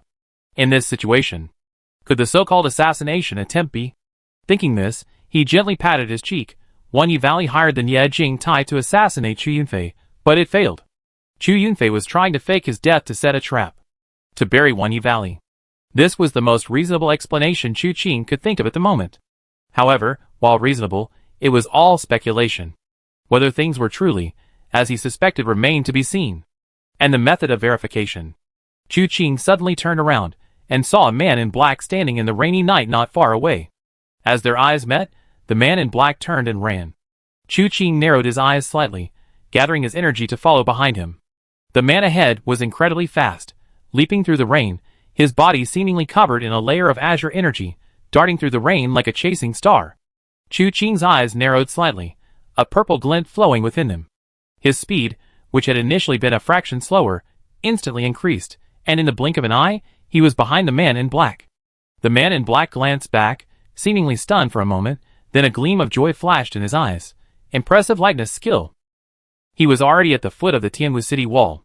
With a sweep of his arms, like a snow goose soaring into the sky, he leaped 2 or 3 zhang, approximately 6 to 9 meters, in a single bound, his toes barely touching the ground as he trod across the wall, reaching its summit in the blink of an eye. Turning back, he saw Chu Qing already atop the wall. He was leaping through the air, charging towards him. The man in black was startled again, turning around and without hesitation leaping into the air, fleeing towards the city gates.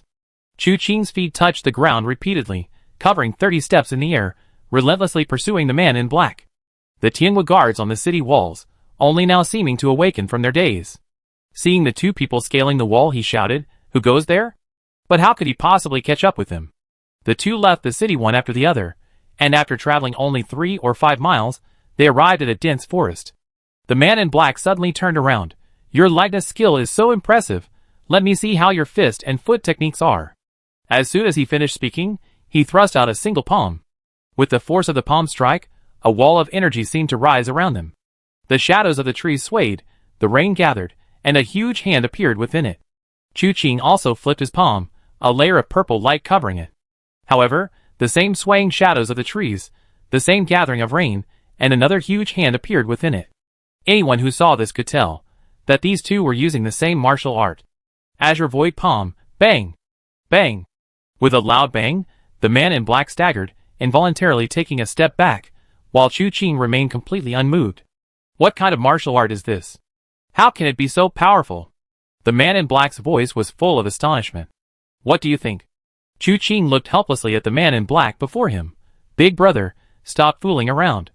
His movement technique was the star-chasing moon step, and his palm technique was the Azure Void Palm. Both were closely guarded secrets of the Chu family, passed down only to the 3 Chu brothers besides Chu Yunfei. Chu Fen never expected a masked man in black to appear before him. This person could only be Chu Tian. Chu Tian glanced at Chu Qing and removed his mask. "Why aren't you surprised at all? Ever since I rescued the old man and left the Chu family during the day, you've been following behind me and Wu Qianhuan. Wu Qianhuan didn't notice, but you couldn't hide it from me." Chu Qing spoke softly. "I thought you would appear to see me after Wu Qianhuan left, but I didn't expect that after killing Xi and Yihen, you would leave too. Your second brother was nearby then, and I was afraid he recklessly attacked you again. I had to go and distract him." Chu Tian sighed softly. "When did you realize I recognized you?" "Just now." Chu Qing's words surprised Chu Tian. "Just now?" Chu Qing smiled. "Wasn't it only after I used the Azure Void Palm that you were truly certain it was me?" Chu Tian paused, then burst into laughter, his voice filled with satisfaction. Good, third brother, 7 years. You really grown up." Grown up, perhaps? If he had truly grown up, how could he have been deceived by the mirror of karma, ultimately ending up dying together? Chu Qing sighed softly. "But since you're here, it means the assassination attempt was indeed a hoax." Chu Tian nodded. Wanyi Valley hired the mirror of karma to kill father because they feared his martial arts. His master's Roxu's scripture is nearing completion. He was just 1 step away from breaking through, and that final step was hindered by your delayed return, which weighed heavily on his mind, preventing him from achieving his breakthrough. Now that you returned, my Roxu's scripture's completion is just around the corner. Wanyi Valley fears him and wants him dead, then I might as well really die. Let them have their way, and see how they act." He paused here, then continued, "Before that, although we can't be completely certain of your identity, once news of my assassination attempt spreads, it's hard to say whether you'll be able to remain calm and composed. What if it really is you? You think Wanyi Valley and Ye Jingtai succeeded again? Without knowing the truth, I was worried you'd go after them to fight, which is why I thought of seeing you, at least to send you a message. But judging from your expression, it seemed you already guessed. I only dared to be completely certain after seeing your face." Hearing Chu Qing's words, Chu Tian subconsciously touched his face, then realized, "I thought I was testing you, but it turns out you were testing me." Chapter 34. This matter concerned Chu Yunfei's life and death, so naturally, carelessness was unacceptable. Even if the man before him used the Azure Void Palm and the star-chasing moon step, Chu Qing couldn't be completely at ease until he was fully certain of the man's identity. Therefore, the moment Chu Qing saw Chu Tian, he had already made his calculations. Chu Tian intentionally displayed the star-chasing moon step and the Azure Void Palm. This coincided perfectly with Chu Qing's own thoughts. Finally, when Chu Qing revealed Chu Tian's identity and made him remove his mask, everything was finally settled. The 2 brothers were silent for a moment, then laughed simultaneously. After laughing, Chu Qing also reached out and removed his own mask. Chu Tian stared at his face for a while, making Chu Qing a little embarrassed. Only then did Chu Tian speak, his eyes darkening. "These past years you suffered, haven't you? Not too comfortable, but not too bad either." Chu Qing smiled, not wanting to dwell on the topic. What exactly is going on between Wanyi Valley and Tianwu City? So far, it's still unclear. Chu Tian said softly. Last year, we were keeping to ourselves, but after the new year, spies from Wanya Valley were discovered in the city one after another. Because of this, the city lord of Tianwu wrote a letter to Gu Qianqiu, not explicitly stating it, but subtly reminding him not to overstep his bounds. But Gu Qianqiu's reply indicated he knew nothing about it. As similar incidents occurred more frequently, the city lord of Tianwu grew angry, and the wording in his letters became increasingly harsh. In the end, Gu Qianqiu didn't even try to hide it, simply refusing to reply. Chu Qing nodded and then asked, "Has there been any conflict between Tianwu City and Wanya Valley in the past? I heard father mention it before, but back then, let alone you, even I wasn't born yet." The most recent feud. It must have been 4 years ago, when father and Xi and Yuhen met on the roadside, and he insisted on learning father's Qingxu palm. They exchanged 37 blows, and Xi and Yuhen was struck by a palm strike. It said it took him 2 years to recover. But to say they went to war over something like that seems a bit far-fetched. 4 years ago. Chu Qing shook her head, feeling that such a sudden and drastic conflict over something like this was illogical. However, Chu Tian glanced at Chu Qing. "The news you gave Miss Wu today has given me a new idea." "Oh!" Chu Qing was taken aback. "Did you find any clues in that sentence?" Chu Tian nodded, but didn't elaborate. Instead, he asked, "You joined the Mirror of Karma?" This question was somewhat abrupt, but it wasn't surprising that Chu Tian could see that. He had witnessed Chu Qing's fight with the Mirror of Karma members, and could see that although their martial arts were different, their styles were identical. Later, Chu Qing had personally told Wu Qianhuan that he was an assassin. After a little thought, he came to the conclusion. Chu Qing nodded, then shook his head. "I already betrayed the Mirror of Karma. They're hunting me down all over the world now. Because of father's matter? Because of other things. Father's matter was just a coincidence. I stumbled upon it by chance." After saying this, Chu Qing paused. Saying father didn't seem so difficult, just like saying big brother earlier, which he had said without much thought. Chu Tian suddenly laughed. "That's fine too. Since you betrayed the Mirror of Retribution, just go home. What does the Mirror of Retribution's pursuit of their traitors have to do with my Chu family's third young master?" Chu Qing didn't speak, only looking down at his feet. The hope on Chu Tian's face gradually faded. "You don't want to go home? We see." Chu Qing smiled. "I consider this matter carefully." Chu Tian looked at him quietly for a while, then nodded gently.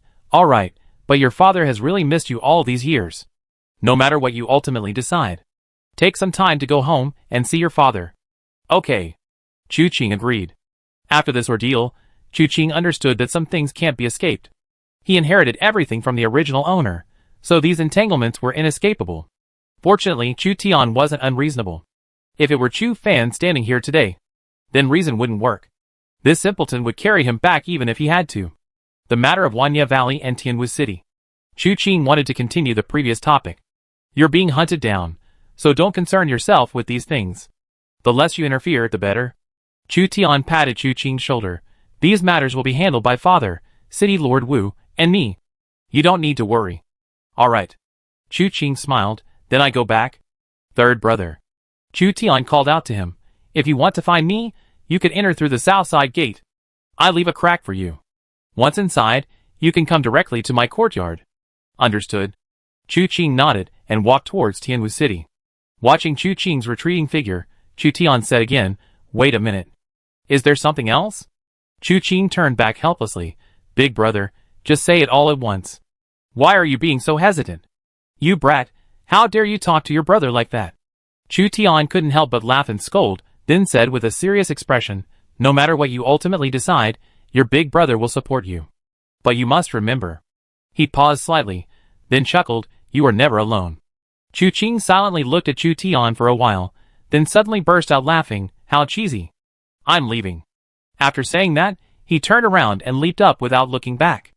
Only Chu Tian remained, gazing at the sky, lost in thought for a long while, before chuckling under his breath, "You brat, who are you calling mushy?" The moment he returned to Tianwu City, it naturally caused another commotion on the city walls. Tonight, most of the Tianwu guards on the city walls will likely be unable to sleep. After returning to the inn, Chu Qing changed out of his soaking wet night clothes, tossed his mask onto the table, and stared blankly at the fine raindrops outside the window. After a while, he withdrew his gaze, and with it, his thoughts. He sat cross-legged on the bed. Having learned from his previous experience, He felt that he needed to find a safe environment every time he claimed a reward or opened a treasure chest. With a thought, an interface popped up. One unopened martial arts treasure chest. Open it. Open! Chu Qing's mind was much calmer now.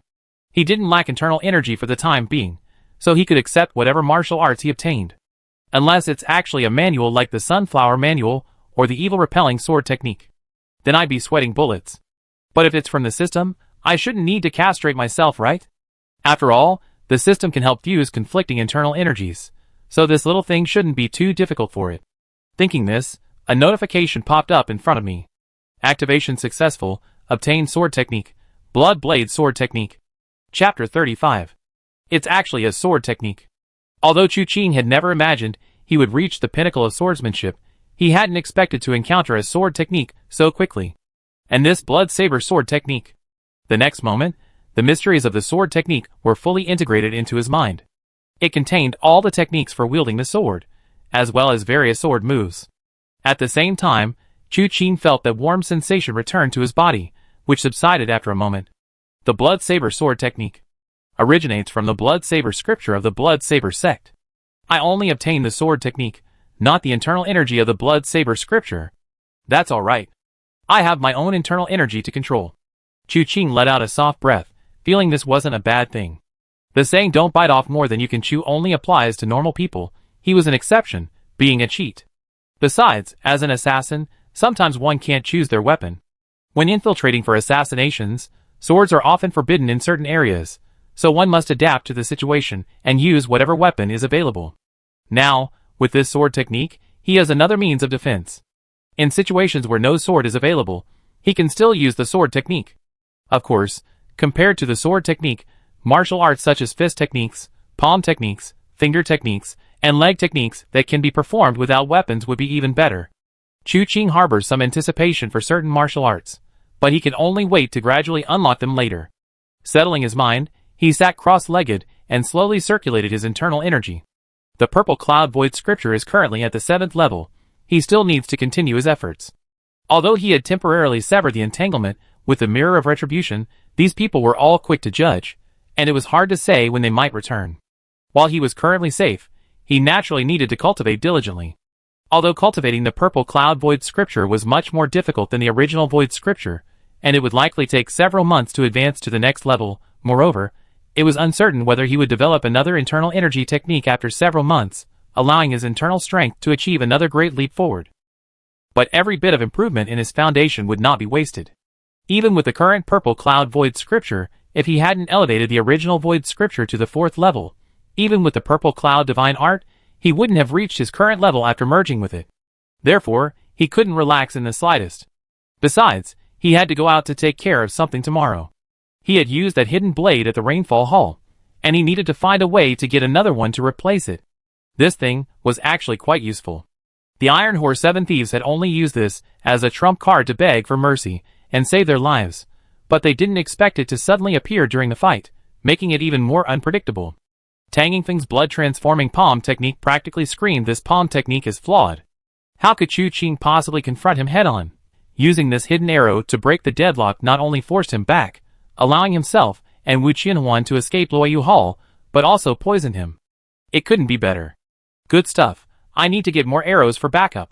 Chu Qing was an assassin. Assassins don't care about the methods. As long as they can kill, it's a good method. Only chivalrous heroes fight fair and square. For Chu Qing, the storms of this night had temporarily come to an end. But to others, it was merely the beginning. Inside Luoyu Hall, Wu Qianhuan had already entered Tang Xi's room through the hidden door. She was currently sitting in a room, flipping through letters on the bookshelf. The more she read, the darker her face became. These letters were all evidence of collusion between Luoyu Hall and Wanya Valley, interspersed with boastful claims about what they would do after the fall of Tianwu City. Especially Tang Xi, who had written so many filthy things in the letters, making Wu Qianhuan feel that killing him was too swift. He should be torn to pieces, but who could have imagined that someone who appeared so upright in public could be so despicable in private? As she was reading the letters one by one, a Tianwu guard came to report, "Miss, the search here is complete. We found a lot of gold, silver, and various weapons, but the inventory has not yet been completed. In addition, more than 10 previously missing civilians were found in the tunnel. Furthermore, This secret passage is very long, leading all the way to the cicada forest outside the city. The cicada forest. Wu Qianhuan nodded thoughtfully. The cicada forest had always been shrouded in strange rumors. It was said that some had seen unclean things there, so no one dared to approach it easily. Even though the city lord's mansion had sent the heavenly dance guards to search several times, and confirmed it was just a rumor, the people didn't believe it. No matter how eloquently you described it, they would never dare to set foot there. Thinking of this, she was about to speak when she saw Wu Ganqi carrying the blood-stained purple gold Xing Tian axe in one hand, and dragging Tang Yifeng over with the other, as if he were a dead dog. The battle tonight ended silently. Lu Shiji was the first to be felled by Wu Ganqi's axe. Tang Yifeng struggled a little, but only a little. He was poisoned, and most of his internal energy was used to suppress the deadly poison within his body. Even under these circumstances, he could still fight against Wu Ganqi, which shows he truly possessed some skill. It's worth mentioning that during their exchange, Wu Ganqi didn't see him use the heart-rending demonic art. Presumably, only Tang Shi had cultivated this art. Wu Ganqi tossed him to the ground and looked at Wu Qianhuan. Did you find anything? Wu Qianhuan stood up, expressionless. Father, the secret passage leads to the cicada forest. They want to use this passage to lure Wanya Valley into Tianwu City, launching a combined attack from within and without to breach our city. Wu Ganqi smiled, showing no anger, but looked at Tang Yifeng on the ground, whose meridians had been severed and who was completely unable to move. Old Tang, since you entered my Tianwu City, I treated you well. Now, your coordinated attack from within and without truly baffles me. What is the purpose of your actions? Even now, Wu Ganqi remained amiable. Tang Yifeng smiled upon hearing this. The world is bustling with activity, all for profit. What I seek is nothing more than fame and fortune.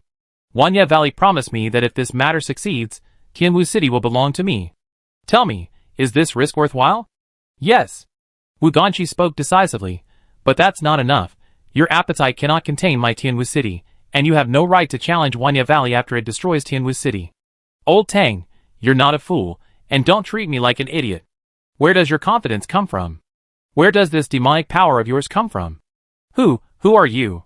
Tang Yifeng's expression remained unchanged as she looked at Wu Ganqi. I dare to say it. Do you dare to listen? Wu Ganqi smiled.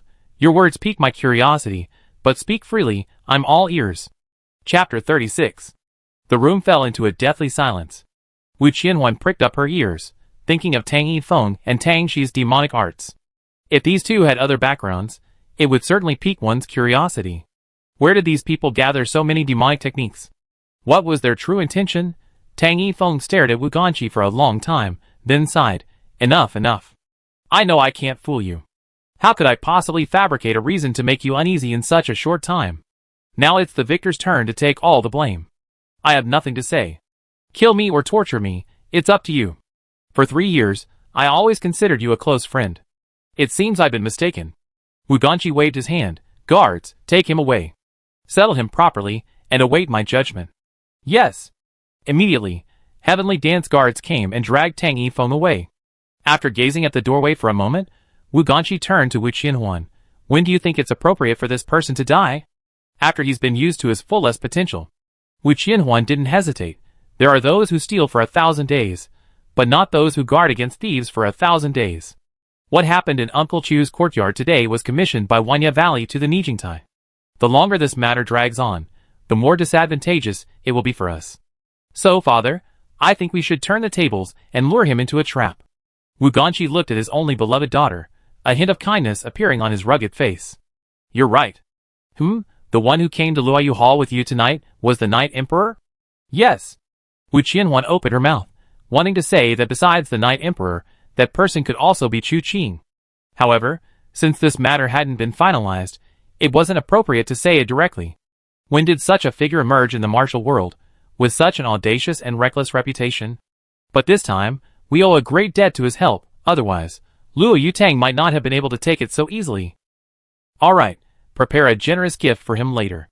Wu Qianhuan nodded in agreement. Wu Ganqi glanced at her, sensing something was amiss in her expression. Just as he was about to ask, a Tianwu guard came to report, young Master Chu has arrived. Wu Ganqi remained unmoved and said, let him in. A moment later, Chu Tian, dressed in white, stepped into the secret chamber. He slightly clasped his hands, first greeting Wu Qianhuan, then bowing to Wu Ganqi. Brother Chu, why have you come? Did something happen to the Chu family tonight? Wu Qianhuan recalled seeing those Chu family disciples when she was with Chu Qing earlier. At that time, she was worried that something had happened to the Chu family, which was why she rushed home. After reporting the matter, Wu Ganqi brought her directly to Luoyu Hall. Now that she had seen Chu Tian, she naturally had to ask him some questions. Chu Tian nodded and chuckled, saying, "My father is dead." Wu Qianhuan was struck dumb. Before she could recover from this shocking news, she heard Wu Ganqi nod and say, "I understand." Wu Qianhuan's eyes widened. Uncle Chu was dead? What kind of reaction was this? Why was he still smiling? When did the world become so mad that she didn't recognize it? The news of Chu Yunfei's death was not widely publicized. However, the atmosphere in the entire Tianwu city became extremely strange. The next day, Chu Qing left the inn, intending to find a blacksmith shop first, but instead saw the Tianwu guards running around and searching everywhere. They all looked as if they wanted to turn the entire Tianwu city upside down. Not only that, but all 4 gates of Tianwu city, east, west, south, and north, were closed that day. The Tianwu guards strengthened their defenses, allowing entry but not exit. The common people naturally felt uneasy, wondering what had happened. However, some well-connected individuals in the inns were secretly spreading rumors that others didn't know. "I heard Chu Yunfei was assassinated last night. We don't know exactly who did it, but they must be someone powerful. I wonder who Chu Yunfei offended to end up like this." "Shoo, be quiet. The city lord's mansion is keeping this news a secret. No private discussion is allowed. The Chu family head was a good man. How could this happen? Is this news true or false? Is it false? Didn't you see the banquet was cancelled? It was supposed to last 3 days. And it's over in just 1 day. But if it's true, why keep it a secret? I heard Wanya Valley wants to fight Tianwu City. They're wary of the Chu family head's high martial arts skills. If they find out he's dead, the situation will be unpredictable." "What? Another fight? What are we going to do?" As the news spread, everyone in Tianwu City began to feel uneasy. And the rumors surrounding this matter grew stronger. Should Wanya Valley attack Tianwu City? What will happen to the city's inhabitants then? Some people also mentioned Chu Qing, who hadn't returned for 7 years, and how he staged a scene of patricide upon their reunion, sparking various speculations. Various rumors arose and fell, but under the strong suppression of the city lord's mansion, they gradually disappeared without a trace. However, none of these rumors mentioned Luoyu Hall. Last night's rain had concealed many things. Even if some people had seen or heard something, they all kept silent and covered their ears. On the surface, Luoyu Hall remained the same Luoyu Hall. Everything was calm and peaceful. Chu Qing was not affected by these rumors. He was doing his own thing. He found a blacksmith shop and ordered a sword. He also ordered 10 hidden darts according to their dimensions. Unfortunately, he was not proficient in poisons. He planned to find a suitable poison later, and then find a way to poison the hidden darts. The sword would take several days to be forged, but Chu Qing was in no hurry. He carried a box containing Tang Xi's head, and leisurely went to a place. The Earth God Temple. Chu Qing used to frequent this place when he was a child, back when it was still a popular place of worship. But a few years ago, a new Earth God Temple was built, and this place gradually fell into disrepair. Ergo temporarily took refuge in this Earth God Temple. However, when he arrived, he found that besides Ergo, there was an uninvited guest waiting there. Wu Qianhuan. She was perched on the roof of the Earth God Temple, her eyes warily scanning her surroundings. Anyone who didn't know better would mistake her for a petty thief. Chu Qing clicked his tongue, concealed his presence, and quietly approached. After stopping about 10 feet away, looking at the girl with her slightly arched buttocks. An ordinary person might have felt the urge to slap her. But Chu Qing was different. Seeing this once-in-a-lifetime opportunity, he really had the urge to kick her. This was probably because of the memories of his childhood sweetheart. Chapter 37. Chu Qing finally resisted the temptation deep within his heart, retracting his restless feet. Miss Wu finally realized something was amiss behind her. She turned around abruptly, meeting Chu Qing's ambiguous, half-smiling gaze. The dignified young lady of Tianwu City, thieving here in broad daylight? What good stuff are you trying to steal? Need my help? Wu Qianhuan's face darkened. This guy walked without making a sound, his inner energy steady, silently concealing himself. Truly worthy of being an assassin. Why didn't I sense you? If you could sense me so easily, why would I kill for money? Chu Qing shook his head. Besides, in terms of alertness, you're far inferior. It's only because we're in Tianwu City that no one's trying to assassinate you. Otherwise, at that distance, 10 of you would be dead. Wu Qianhuan rolled her eyes at him, took a sword from her waist, and tossed it to Chu Qing. Chu Qing casually took the gift, looking at Wu Qianhuan with some surprise. What do you mean? My father asked me to prepare a generous gift for you. I thought about it for a while. Your sword broke last night, and coincidentally, my father acquired a precious sword before the new year, which he intended to give to me, but I'm used to this sword and don't plan to replace it. So I decided to give it to you. This sword is named Xianyu, and it's said to be forged from meteorite iron from outer space. She stopped there, and Chu Qing suddenly interrupted. Will this sword harm its owner? He didn't ask how Wu Qianhuan knew he was coming here. As long as he knew Tang she cultivated the hatred-hard demon art, the identity of the hatred-hard man was already obvious. And it was self-evident who Chu Qing had received the commission from, given the uproar surrounding Ergo. That's why she was waiting here. Wu Qianhuan had no idea why Chu Qing suddenly asked this. After thinking carefully for a moment, she said, It's alright. That's good, there shouldn't be any radiation. Chu Qing thought to himself, these divine weapons forged from meteorite iron from outer space are really not to be used lightly. Things falling from the sky often have radiation. These people, unaware of the reason, use them to forge swords and blades, causing radiation damage with every strike, which becomes legendary. However, such weapons often have rumors of harming their owners. After all, carrying a radiation sword every day, even if you have high internal strength for 10 or 20 years, you can't withstand it. Sooner or later, you die from radiation. But if there are no rumors of harming the owner, then it's probably fine. He took the sword in his hand, gently turned it, the long sword spun in his hand, then he placed 2 fingers on the hilt and gently slashed outwards. With a hum, the long sword was half drawn from its sheath. A faint blue light emanated from it, chilling to the eye. Chu Qing's pupils contracted, and he nodded slightly. Indeed a fine sword. Wu Qianhuan smiled. I'm glad you're satisfied. You killed Tang Shi, injured Tang Yifeng, and made my city lord's mansion's takeover of Luoyu Hall extremely smooth, so don't refuse this sword. Before she could finish speaking, Chu Qing had already sheathed the sword, picking it up as naturally as if it belonged to him. Wu Qianhuan felt there was no need to say anything superfluous. This guy had absolutely no virtue of humility, and no sense of shame whatsoever. She took a deep breath, trying to calm herself. Then she said, the main reason I came here was to deliver this sword to you. Besides that, there's something else. Chu Qing glanced at her with slight surprise. Tell me about it. Wu Qianhuan spoke softly. I want to hire you to kill someone. Oh! Chu Qing's lips curled up. That's a good thing. Come, Miss Wu, how about we find a nice place to sit down and talk slowly? There's no need. Wu Qianhuan shook her head. We can talk here. You wouldn't expect me to discuss murder with you in public, would you? It's not necessarily impossible. Chu Qing smiled, but it's alright. I wonder who Miss Wu wants to kill. Considering you're a regular customer of mine, I can charge you a little less. His Majesty the Night Emperor is known for his greed and stinginess. It's surprising that even a miser like him would be willing to spend money. Wu Qianhuan suddenly laughed. Did the sun rise in the west today? Miss, can't you tell I'm just being polite? Please don't take it seriously. You don't really want me to give you a discount, do you? When did the city lord's mansion become so short of money? I knew it. Wu Qianhuan snorted. You really are a money grubber.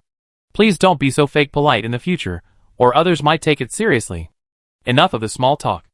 I told you before, Tianwu City and Wanya Valley are bound to have a battle soon. You want me to help you kill the people from Wanya Valley? Chu Qing smiled. This was a big order.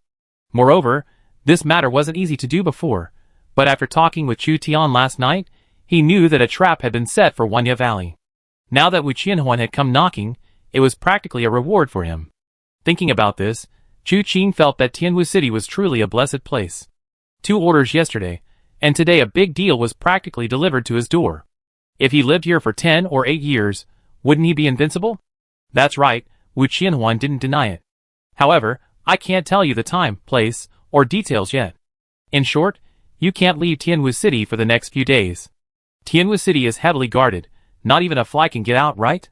A fly can't get out, but you can. Wu Qianhuan glanced at him. Also, tell me a way to contact you. I'll let you know before we begin. Chu Qing stroked his chin, feeling somewhat troubled. He was currently working alone, with no one to help him find orders or deliver messages. He had to do some things himself, which seemed too troublesome. But when he glanced at Ergo, who was sitting on a rock in the Earth God Temple, he suddenly smiled. Alright, here's how. I tell you a method for writing secret letters.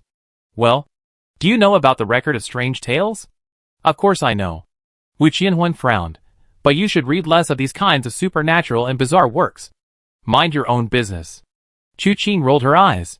So, this secret letter will be based on the record of strange tales.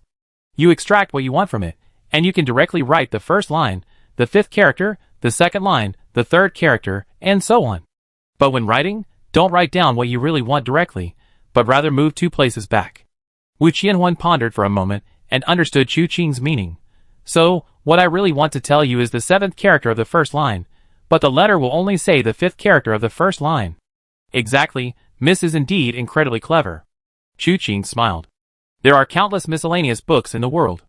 Even if someone discovers the secret letter and finds the records of strange tales, they won't find anything by following the clues. Chapter 38. Wu Qianhuan thought about it carefully, and couldn't help but admire it. The method of writing this secret letter was indeed ingenious. The only drawback was that it needed to be accompanied by a book of strange tales, which could easily leave clues. But this method of misplacement compensated for this shortcoming. She immediately nodded. Okay, I understand. And then? If I write the secret letter, how should I give it to you? At the oil and grain shop, Chu Qing said. In the back alley of Chen's oil and grain shop on the north street of Tianwu City, after you write the secret letter, find a stone to weigh it down. I will have someone check every night at midnight, so I won't miss your letter. Wu Qianhuan carefully noted it down, glanced at Chu Qing again, and then said, All right, I finished what I needed to do. Farewell. Miss Wu, please wait. Chu Qing suddenly spoke. Wu Qianhuan stopped and turned to look at him. Chu Qing smiled. Speaking of which, my understanding of Wanya Valley is limited. I have to ask Miss Wu for a favor and some information. That's easy. Wu Qianhuan seemed prepared, taking an envelope from her bosom and tossing it to Chu Qing. This contains information on various experts from Wanya Valley. Just memorize it. All right, I definitely remember it. After I mark the prices, Miss Wu, don't forget to prepare the money. You get your share. Wu Qianhuan's face darkened, then she leaped away. Only after Wu Qianhuan completely disappeared from sight did Chu Qing thoughtfully look at the Xianyu sword in his hand. After the new year, Wanya Valley started operating in Tianwu City. This sword was obtained before the new year. However, it's called the Xianyu sword, not the Qingye sword. Could there be some mystery in the hilt of this sword? He examined it closely. The sword was clearly crafted by a master. The hilt was forged as a single piece, without a trace of splicing. Chu Qing searched for a while, but found nothing, and then smiled wryly.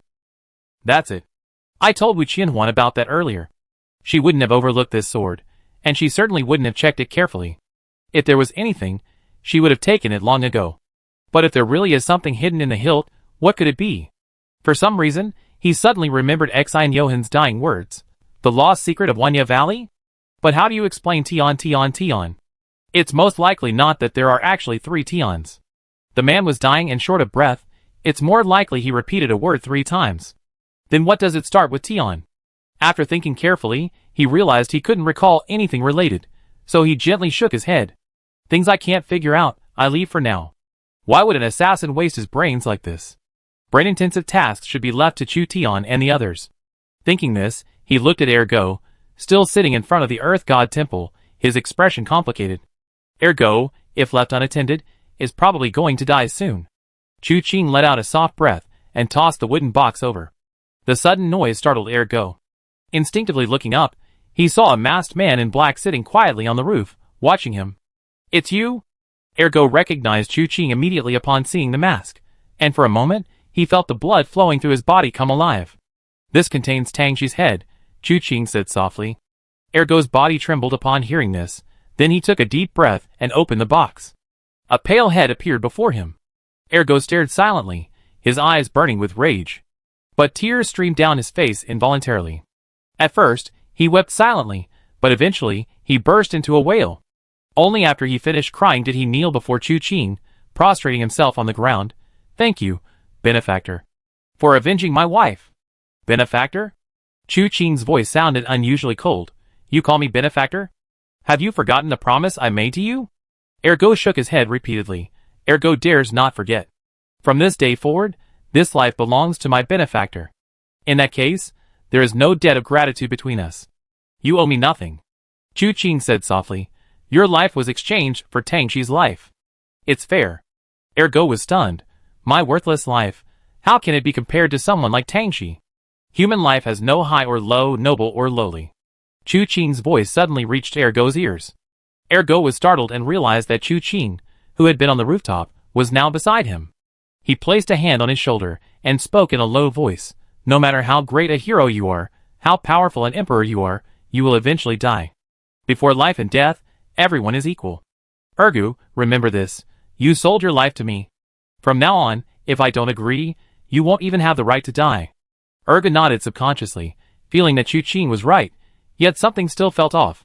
He lowered his head, lost in thought, unsure what to say. Then he heard Chu Qing ask, "Do you have any family left?" "No." Ergo looked dejected. "I'm all alone now." Chu Qing nodded, then suddenly grabbed Ergo's wrist.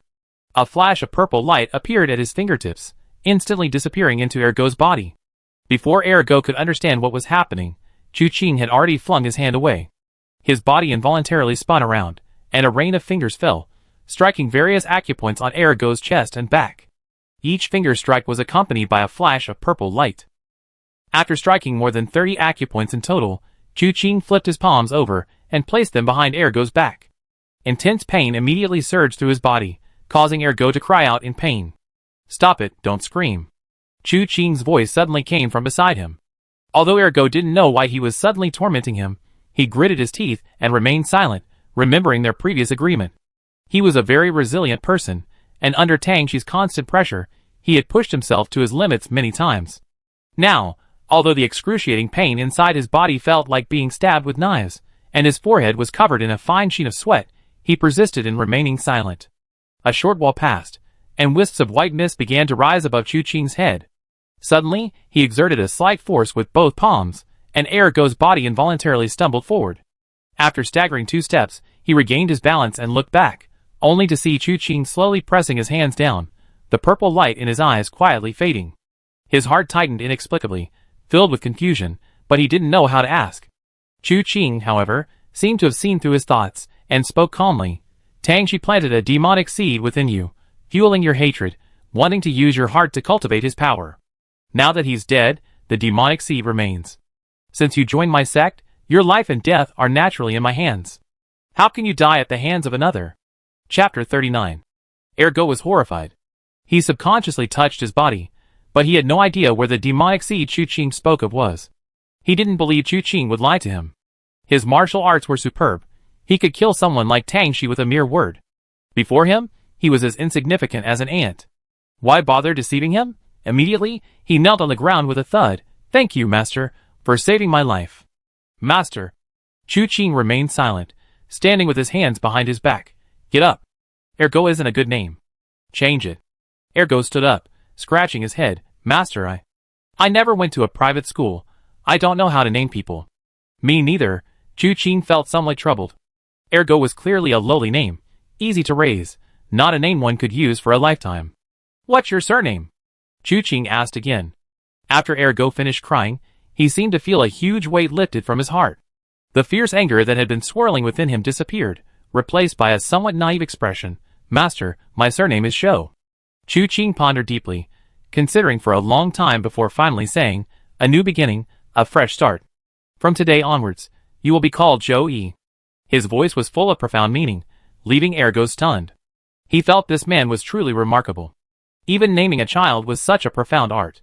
He immediately nodded repeatedly. "Okay, master, I understand. From today onwards, I will be called Zhou Yi." Chu Qing breathed a slight sigh of relief, realizing that naming was indeed a major challenge, not suitable for him. Fortunately, this time he had managed to get through it. He immediately said, "Zhou Yi, I have a few things I need you to do." "Master, please give your orders." Zhou Yi had already made up his mind. He would do anything Chu Qing asked, even go through fire and water.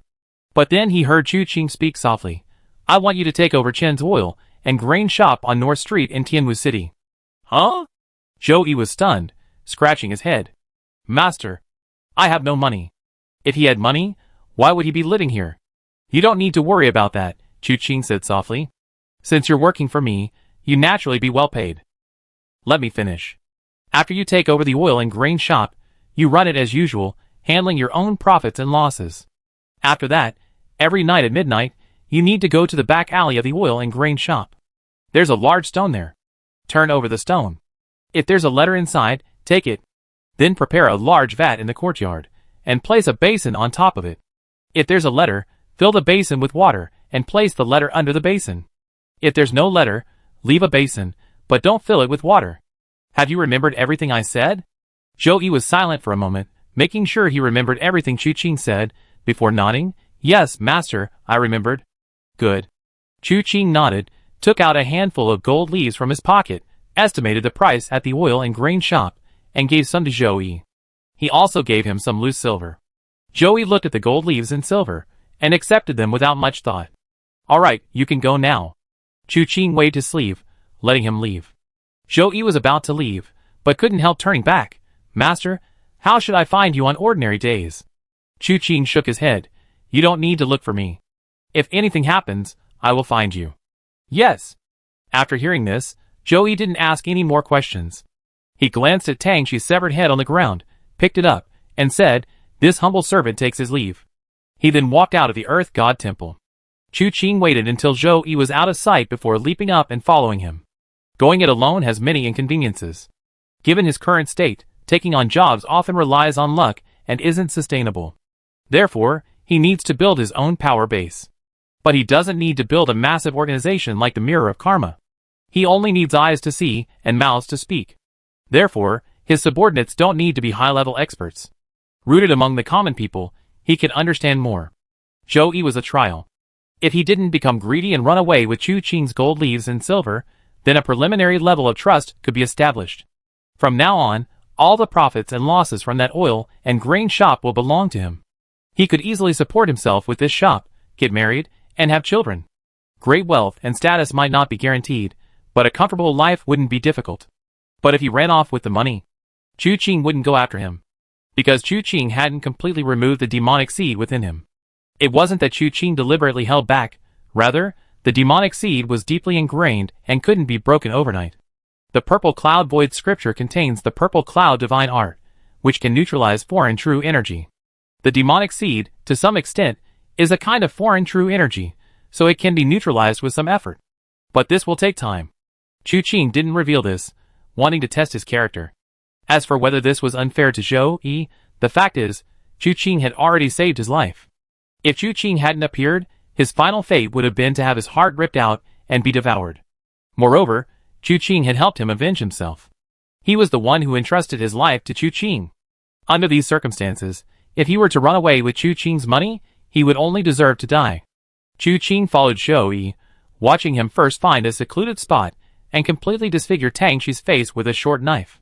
Then he walked along a path, seemingly searching for something. A moment later, a stray dog suddenly darted out of the bushes. Zhou Yi, perhaps having been bitten by it before, instinctively shuddered upon seeing the dog and then tossed the severed head to it. The stray dog, seemingly starved, carried the head away as if afraid someone would steal it. Seeing this, Zhou Yi finally smiled slightly, then went to a clothing shop and changed into a completely presentable outfit. Afterwards, he went to the bathhouse, and when he came out, he was already dressed in new clothes. Having done this, he headed straight for the oil and grain shop. When he left the oil and grain shop, he went with the original owner, and the two of them went together to the city lord's mansion. Such shop transactions all required reporting to the city lord's mansion. The whole process wasn't quick, and by evening, the oil and grain shop had changed owners. Only then did Chu Qing leave, the initial trust established for the time being. As for the rest, he had to wait and see. Chu Qing also had his own things to do. Staying at the inn for too long was a bad idea for an assassin. It was best not to stay in one place for too long. Therefore, he bought a small courtyard as his place of refuge. He thought he would have nothing to do for the next few days, just waiting for the big job to begin. But unexpectedly, that evening, while he was meditating at home, someone suddenly appeared in the dead of night, creating a series of whooshing sounds. Chapter 40. Chu Qing silently looked up, listening to the clattering sound of the footsteps on the roof tiles before they disappeared into the distance. He pondered for a moment, then didn't take it to heart. There were too many things to do in this martial world, and too many people. Everyone was busy with their own affairs every day, and it was common to see people running around the streets late at night. The city lord's curfew could control ordinary people, but it couldn't control these highly skilled martial artists. There was no reason for him to go and see every spectacle. Unless the matter concerned him, or he had a job to take, it was best not to get involved in other people's business. Thinking this, he closed his eyes again and began to circulate the purple cloud void scripture. But after he had only cultivated for the time it takes for an incense stick to burn, the footsteps that had left earlier suddenly returned. This time it wasn't just one person. Chu Qing discerned the footsteps and found that the person who had passed by earlier was now walking much more hurriedly, as if they were fleeing for their lives. The person behind him was faster than him, and by sheer bad luck, ended up on Chu Qing's rooftop, where he was caught up. The two then began fighting on Chu Qing's rooftop. Chu Qing reluctantly channeled his inner energy into his dantian, then propped himself up on his elbow, and looked up at the roof. He saw the tiles crunching underfoot, dust constantly falling, and he felt utterly frustrated. Why isn't this going on? Chu Qing felt a growing sense of unease. How could such a coincidence happen? First, they went to his rooftop, and then they came back to fight on it. Could it be that the people from the Mirror of Karma had discovered his location and were putting on a show on his rooftop? What if these two bastards, in the middle of their fight, suddenly burst through the roof and unleash a deadly attack? Thinking this, Chu Qing became wary. But soon, the two fell from the roof to the ground. Judging from the initial thud, someone had been knocked off the roof and landed in the courtyard. Chu Qing's room was unlit. He went to the window and peeked out. The one who landed was a man in black. Judging from his mannerisms, Chu Qing felt a sense of familiarity, the scent of a kindred spirit. An assassin? Chu Qing's eyes narrowed slightly. Just then, the man on the roof also leaped down. He stood in the courtyard. Starlight shone down, revealing his true face. She wore a green dress, her skin as white as snow. Her eyebrows were like distant mountains, her appearance quite striking. However, her almond-shaped eyes showed no emotion, her entire face cold, as if she cared nothing for anything in this world. Chu Qing felt a headache coming on the moment he saw her. Isn't that Junior Sister One? What's she doing here? This assassin came to kill her? If it were anyone else, Chu Qing wouldn't necessarily be unable to go out and throw these two uninvited guests out. The problem is, there's something strange about Junior Sister One. Before the tea house, she seemed to have noticed something, and later at the Chu family residence, she even handed over the broken bowl that Chu Qing had once used. It's highly likely that she somehow figured out that the beggar at the tea house and the Chu family servant were the same person. Currently, Chu Fan doesn't even know he's in Tianwu City. If Junior Sister One finds out that he's the one living here, and then brings Chu Fan as a guest, that'd be quite a show. No! I have to move. I have to move tomorrow. Just as he thought this, he saw Junior Sister One look at the assassin and say in a deep voice, "What are you?" Never mind. Her deep tone turned somewhat listless. Then she flicked her finger, aiming straight for the assassin's brow. This time, not only the assassin, but Chu Qing was also a little confused. Was she trying to ask something? Did she give up halfway through? Did she know the assassin was tight-lipped and wouldn't get anything out of him? Or was there some other reason? This finger strike was extremely sharp. Chu Qing thought carefully. In the human scroll of the unchanging heavenly book, he had only heard of the three supreme techniques: Tai Divine Fist, Tai Divine Palm, and Tai Divine Leg, but not Tai Divine Finger. But judging from this finger technique alone, its exquisite skill was definitely no less than that of the Tai Sex martial arts. The assassin must have been affected by some method of Junior Sister One. Facing this finger strike, he was completely helpless, and could only close his eyes and await death. Just as he was about to meet his end, Chu Qing suddenly looked up.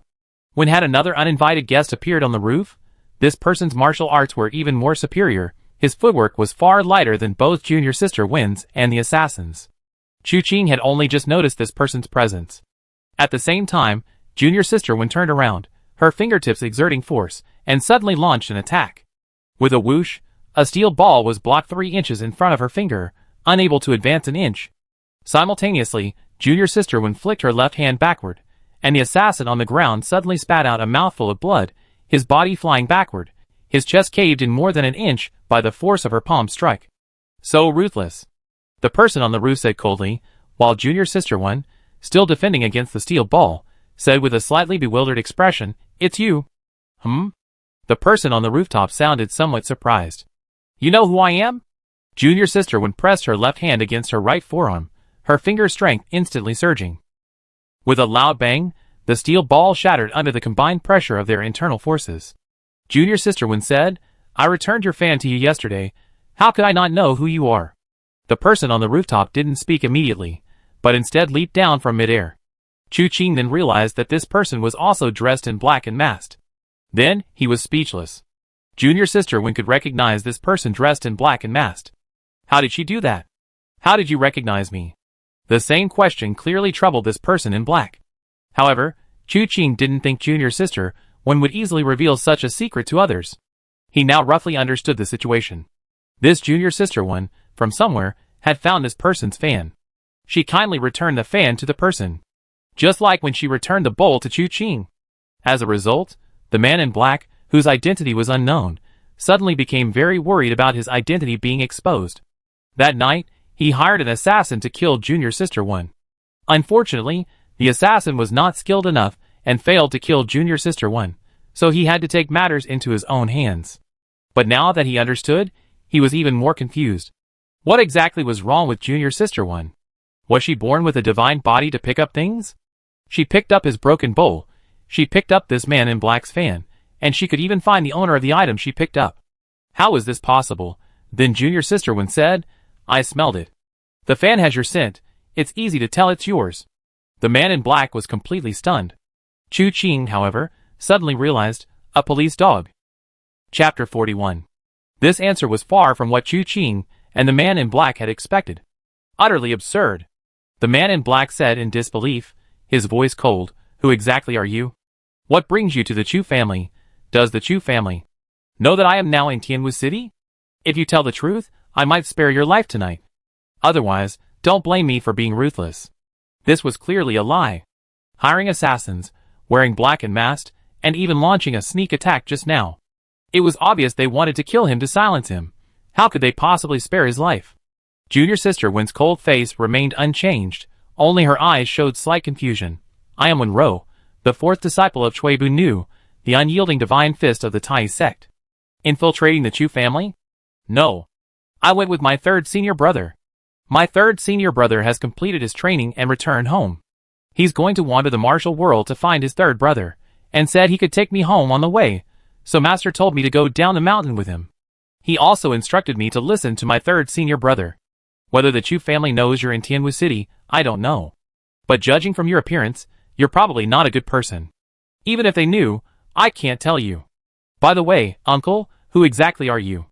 The man in black listened to Wenru's words, a thoughtful look appearing in his eyes. He had a feeling this girl wasn't very bright. Would a normal person answer every question from a mysterious man in black? Could she be insane? A thought flickered in his mind, and he decided to test her. Little girl, I was just joking with you. I'm actually a good person. But you just said you wanted to kill me. Eh? Between us, there's no past grudge, no present enmity. Why would I kill you? The man in black said, here's what we do. You asked me who I am, and I tell you now. But to be fair, I answer one question for you, and you answer one for me. How about that? Wenru's eyes suddenly lit up. You want to be my friend? Friend, yes. The man in black nodded quickly. I really want to be your friend. Chu Qing blinked, sensing a trap. Wenru, who had been so enigmatic before, now seemed like a complete idiot? Or was it that her enigmatic nature stemmed from her quiet demeanor? Saying more would reveal her naive and foolish side. This man in black was clearly trying to extract information, but he didn't know how much Wenru knew. Should he stop him now?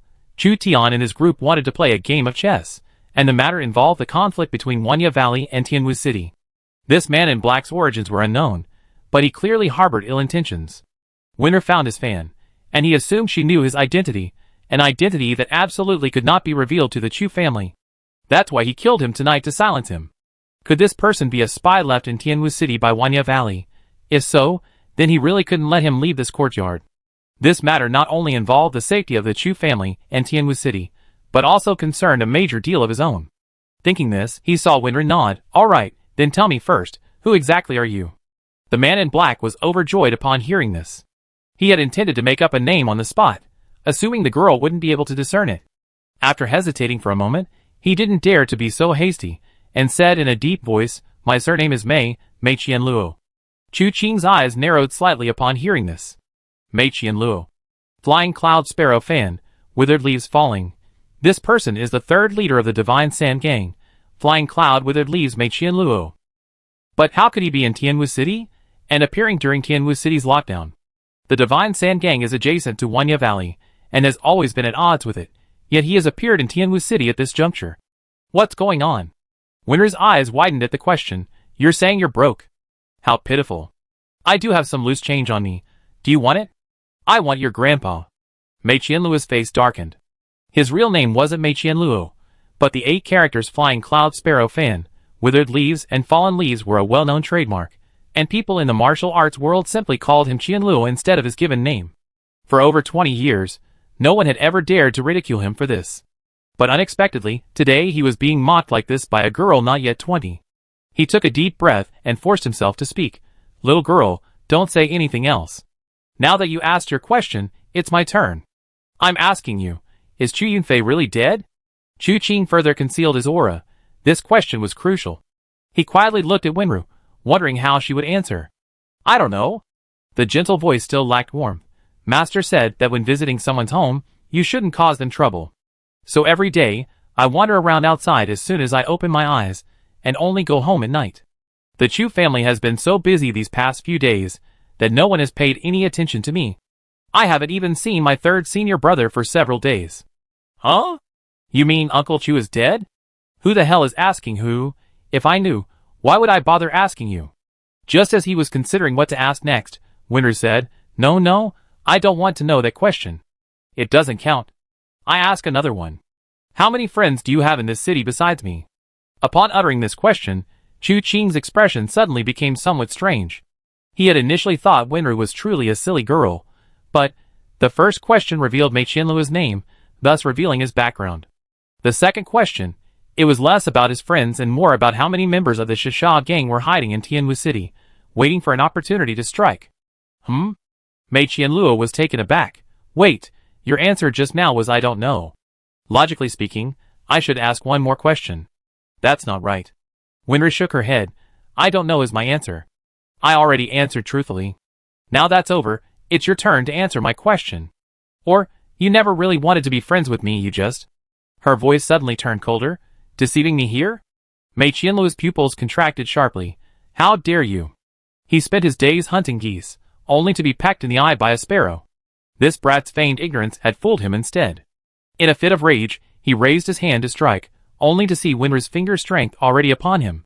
Furious, he flicked his wrist, and with a whoosh, a folding fan opened. His finger touched the fan surface, like pebbles falling into water. As the fan rippled, Mei Qianluo flicked his wrist, pulling back and sweeping. Winra dodged, her toes barely touching the ground. The Tai Divine Kick, however, this skill, when executed by her, lacked the power and weight of Chu fans. Instead, it was light and agile, possessing a unique and exquisite variation. Chapter 42. The two were locked in combat in the courtyard in the blink of an eye. The fight was swift and deadly, with deadly moves flowing freely within a small space. Chu Qing watched, hoping that the Heavenly Dance Guards would patrol the area and drive these two who had dared to fight in someone's courtyard away. However, the location he had chosen was secluded, and while the Heavenly Dance Guards patrolled the entire city, they couldn't possibly cover every corner. Neither of them used any particularly powerful techniques during their fight, so after a long time, no one noticed anything amiss. This fight also revealed Winra's abilities to Chu Qing. Her martial arts were still within the Tai sect's scope, and she could easily wield the 3 ultimate techniques of the Tai sect. However, the martial arts that were incredibly powerful in Chu Fan's hands were either ethereal and unpredictable or extremely agile in hers. The same martial arts, used in different ways, produced completely different effects. Besides these, she also possessed a refined finger technique, weaving it between these 3 unique skills, often catching opponents off guard. As a result, at this point in the fight, she and the 3rd leader of the Divine Sand Gang were evenly matched. However, this was mainly because, from the start, Winra hadn't given Mei Qianluo a chance to create distance. The so-called Flying Cloud Sparrow fan, Fallen Leaves refers to this person's Iron Fan technique. The last 4 characters refer to his Hidden Weapon technique. But in this situation, Mei Qianluo's hidden weapon techniques were simply impossible to use. The distance was too close, leaving him no room to attack. And the original Iron Fan was too conspicuous. Tonight, he had replaced it with a folding fan, greatly reducing its power. But to be fair, one was a senior figure in the martial arts world, and the other a junior. For them to fight to this point without a clear winner was already a major defeat for Mei Qianluo. If this were a public fight, Mei Qianluo would be too ashamed to continue fighting Winru. But tonight's situation was different. It was a life or death struggle. Seniors and juniors were all set aside, victory or defeat was irrelevant, only the fight to the death mattered. Mei Qianluo suddenly looked up, flicked her folding fan, and with a clatter, the fan flew out of her hand. Winru waved her hand, and the fan circled around her. Finally, it returned to Mei Qianluo's side. Winru assumed Mei Qianluo would reach for the fan, and she was ready to follow up with her attack. Unexpectedly, with a clatter, Mei Qianluo extended 2 fingers, shattering the fan, which was about to strike Winru's shoulder unexpectedly. Winru remained calm, her attack shifting smoothly as she threw a punch, blocking the 2 fingers. A cracking sound followed. The sound of bones breaking echoed from Mei Qianluo's 2 fingers. Gentle's face showed no joy. Something was amiss. These 2 fingers were definitely not a killing move, so why use them now? Her expression changed instantly, and with a muffled groan, she stumbled backward. Looking at her fist again, a thin silver needle was now lodged there. The needle was poisoned, turning her fair hand black. Gentle's face remained largely unchanged, only her brow furrowed slightly, as she placed 2 fingers of her left hand on the Tsuchi acupoint on her right arm. With a swift movement of her inner energy, the silver needle flew out of her palm with a whoosh. You call yourself a senior in the martial world, yet you resort to such despicable methods. Gentle said this with a calm expression. She seemed unperturbed by her predicament.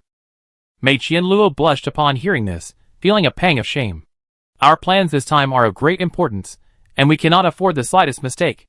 Young lady, you possess such martial arts skills at such a young age. If you were 10 years older, I fear I wouldn't even be worthy to carry your shoes. Unfortunately, you don't have 10 years to wait. Today, bullying the weak was wrong, and to injure you with the poison of silver needles is even more unacceptable. Otherwise, the name Mei Qianluo would likely be ridiculed. Fortunately, as long as you are dead, no one will know these things. Having said this, he stepped forward, his palm imbued with inner strength, ready to shatter Winru's head. But just as his hand rose high, he noticed Winru looking behind him. Even now, you still want to lie to me? Seeing that clear yet slightly foolish look in her eyes, Mei Qianluo immediately thought of how Winru had deceived her by revealing her family name. How could she possibly fall for it again? He was about to strike when suddenly his heart tightened. He sensed something was truly wrong behind him. He turned abruptly, and saw the tightly closed door. The door had been opened some time earlier. A young man dressed in coarse cloth emerged from the room. He seemed oblivious to Mei Qianluo and Winru. He walked up to the assassin Winru had killed with a single palm strike. He picked up the assassin's knife from the ground. You are? Mei Qianluo hesitated for a moment. But before she could finish her sentence, the young man shifted his stance and closed in on her. His blade flashed, striking with unpredictable force. The attack was ruthless and deadly, far beyond ordinary swordsmanship. For a moment, she didn't know how to dodge. He rolled away, narrowly avoiding the blow. But when he stood up, he found his left arm covered in blood, half of it lying on the ground. Mei Qianluo's face turned ashen, and he staggered backward, staring at Chu Qing in disbelief. Who are you? Chu Qing, on the other hand, felt an unprecedented sense of relief. Indeed, severing limbs was easier with a knife. Ignoring Mei Qianluo, he looked at Winru. How is it? Mei Qianluo's silver needles were too well concealed. Now he realized they must have been hidden in her sleeve, flicking her wrist to retrieve them, holding them between 2 fingers. When Winru struck her finger, she used her internal energy to deflect the needles, maximizing the damage over the shortest distance. Under these circumstances, even Chu Qing, who had been observing the entire battle, hadn't noticed. By the time he realized it, Winru had already been struck by the needle. I won't die. Winru looked at Chu Qing with a strange expression. Who are you? This is unusual. Chu Qing was somewhat surprised. This girl didn't recognize him? Isn't she supposed to have a good sense of smell? Could it be that he'd been bathing frequently these past few days, making his scent faint so this girl couldn't recognize him? But that doesn't make sense. He also bathed before going to the Chu family that day. Why was it okay that day, but not today? Chu Qing thought carefully and suddenly realized that the scent this girl was referring to might not be body odor. Could it be the scent of internal energy? After all, in the past few days, apart from transforming the Ruoxu scripture into the Zixia Ruoxu scripture, nothing else had changed. But if that were truly the case, it would be even more astonishing than a keen sense of smell. Was she born with special abilities, or had she cultivated a strange martial art? Thinking this, Chu Qing rubbed her nose and smiled. I won't tell you. A question mark appeared in her gentle eyes. Then she looked at Mei Qianluo and said to Chu Qing, "He got away." Chu Qing smiled upon hearing this, looking at Mei Qianluo, who had already climbed over the wall. "Yes, that's good." Wenru? Chapter 43. Listening to Chu Qing's words, Wenru pondered for a moment and said, "But he ran away, and I'm in a dilemma. I can control this poison to prevent it from spreading, but I can't cure it." "How long can you control it?" Chu Qing asked. "About an hour. After an hour, it will spread from my palm along the meridians. I estimate I'd die in about 10 hours. Wenru's expression remained largely unchanged as she said this. It seemed as if death had nothing to do with her. Chu Qing nodded. "Can you move?" "I can't," Wenru answered honestly. "Then I apologize." After saying this, Chu Qing carried Wenru into the house, seemingly having completely forgotten about Mei Qianluo. After settling Wenru on his Kong, heated brick bed, Chu Qing said, "You stay here and slowly control this poison, don't let it spread. I go find you an antidote." Wenru thought for a moment, "Then be careful." Chu Qing was speechless. "You really believe me? You don't even know who I am." "I believe you," Wenru said calmly. "After all, if you hadn't intervened, I would be dead." This made sense. Wenru was Chu Fan's junior sister. Out of respect, Chu Qing couldn't let her die before his eyes. He smiled immediately. "Then you can stay here and wait for me to return." With that, he picked up his sword and went out. He began to consider where he should move to tomorrow. This place was probably uninhabitable. Originally, the possibility of Wenru inviting Chu Fan over was uncertain, but now that he had saved her life, the chances of her inviting him to thank him for saving her life were incredibly high. So I have to move. Just thinking back on tonight's events, I felt a pang of sadness. Living in this world is truly difficult. If I hadn't been here tonight, but an ordinary citizen, and two random martial artists had inexplicably started fighting on my roof, I wake up the next day to find a corpse in the yard. I wonder how terrified I'd be. And given Mei Qianluo's cautious nature, he might not even have spared the owner of this house. After all, he himself said he had grand schemes and couldn't leave any trace. For ordinary people, this would be an undeserved disaster, with absolutely no chance of resistance. This is still within Tianwu City. Wu Ganqi, while not a genius, is certainly a capable administrator.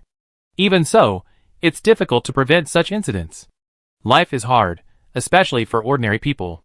Chu Qing thought to himself as he followed the trail Mei Qianluo had taken. He was an assassin. Tracking was his forte. Mei Qianluo had severed his own arm. The bleeding wouldn't stop quickly, leaving more openings. Finding him couldn't be easier. Therefore, Chu Qing wasn't worried about him escaping. If he ran, it would only expose more of the culprits. The initial numbness in his arm had worn off, and now the pain was so intense that Mei Qianluo could barely breathe. Waves of intense dizziness washed over him, making him suffer unbearably. He not only had to be wary of potential pursuers behind him, but also carefully hide from the Heavenly Dance Guards. If the Heavenly Dance Guards discovered him, the situation would be utterly dire. The only saving grace was, the young man didn't seem to be pursuing her. At least so far, there had been peace behind her. Who exactly is he? That girl named Wenru was poisoned by me. Without the antidote, she probably won't live past 12 hours. I just hope that young man doesn't send her to the Chu family, otherwise, my identity will be exposed. Mei Qianluo staggered, feeling her condition had reached its worst. But soon, her residence was just ahead, and the second-in-command, Guizhong Fulong Gu Jingchun, was there now. Once she returned here, she would be safe. Then she would have the second-in-command personally go and kill those two, and the matter would be settled. Thinking this, a surge of strength rose from the ground. She forced herself not to collapse, but those few steps felt like an eternity. Finally, she smashed open the courtyard gate. The sound of the door being broken down was particularly jarring in the quiet night. There were people in the courtyard, and more than one. Mei Qianluo looked up at the scene in the courtyard, momentarily bewildered. She saw the eccentric figure, Fulong, choking a man in black by the throat, lifting him into the air. Startled by the sound, he frowned, turning to look at Mei Qianluo. When he saw her severed arm, his pupils contracted slightly. What happened? He casually tossed the man in black from his grasp. The man, miraculously alive, lay on the ground coughing incessantly. Mei Qianluo couldn't help but ask, "And what? What happened?" "A member of the Xia family escaped the net. He's got some connections. He followed me here quietly, thinking he could take advantage of the situation after you left. Trying to poison my teacup, I played along and lured him out. It took a bit of effort, actually." When Gu Jingchun mentioned the Xia family, Mei Qianluo immediately understood. The Xia family was a renowned clan within the Shisha gang's territory. Unlike the Chu family, a powerful martial arts family, they were wealthy merchants, possessing immense riches. They had always been the Shisha gang's cash cows, constantly exploited. However, the Xia family clearly resented being so ruthlessly exploited by the Shisha gang, and secretly sought refuge with other forces. After the Shisha gang discovered this, they slaughtered the entire Xia family of over 130 people overnight, plundering all their wealth. Unexpectedly, one man escaped. Mei Qianluo glanced at the man in black and let out a soft sigh. Luckily, this man couldn't hold back, otherwise, he might have really ruined everything. No, second brother Gu, leave this man to me. I encountered a master. Not only did I fail to kill him, but in a single exchange, he severed my arm. Upon hearing this, Gu Jingchuan's slightly aged eyes flashed with a grave expression. I thought you risked your life to kill him. He severed your arm, yet remained unharmed and let you go? Mei Qianluo was stunned, instinctively stammering, we have no grudge against him, She couldn't finish her sentence. Her face was deathly pale. Just now, she had been blinded by a leaf, assuming Chu Qing hadn't pursued her, assuming the other party didn't want to kill her completely. But was that really possible? You lost too much blood, your mind is muddled. Gu Jingchuan's face was grim as he took out a pill from his robes and tossed it to Mei Qianluo. This person has probably already arrived. Upon hearing this, Mei Qianluo felt a chill run through her entire body, even her blood ran cold. Chapter 44. The entire courtyard fell silent. Gu Jingchun remained silent, as did Mei Qianluo. However, unlike Gu Jingchuan's calm composure, Mei Qianluo's forehead was covered in a fine layer of cold sweat. It wasn't just the pain in her body, it was mainly because she had fallen for that man's trick. Now that she thought about it, that man could have severed her arm with a single strike. One more strike would have been enough to kill her. Why hadn't he attacked? Instead, he stood there talking to Wenru, giving her a chance to escape. But was it truly a chance? She was currently weak and short of breath, her internal energy far inferior to before. If this man had truly been following her, would he have noticed? The more she thought about it, the more horrified she became. Meanwhile, Gu Jingchun coldly surveyed his surroundings, trying every possible way to find the fourth person present.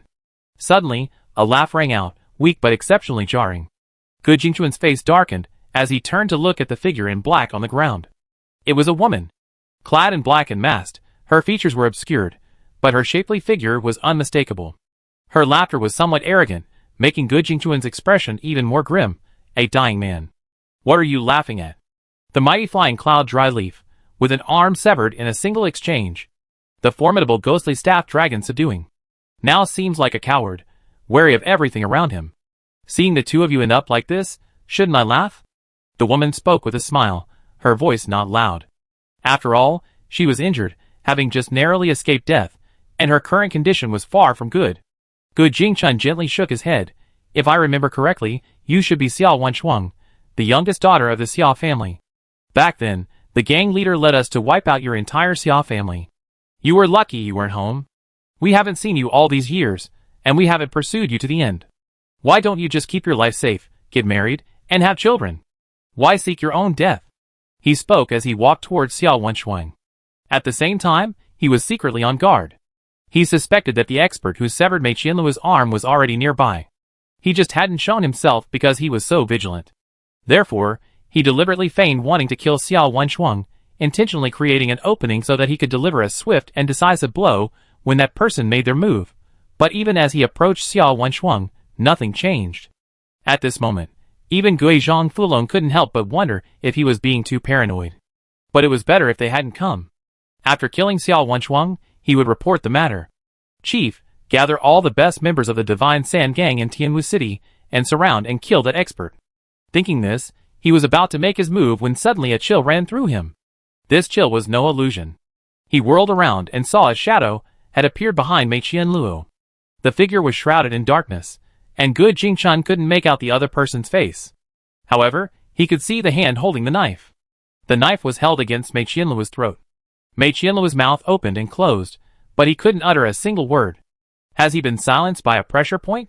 His body was also held captive, his arms could move, but he couldn't reach the person behind him. There's no other way but to wait for death. Stop! Gu Jingchun cried out, his heart turning ice cold. He had been vigilant enough, and his plan to exploit Xiao Wenshuang's weakness had succeeded. But the result was different from what he expected. He couldn't even sense when this person appeared. This person moved without making a sound.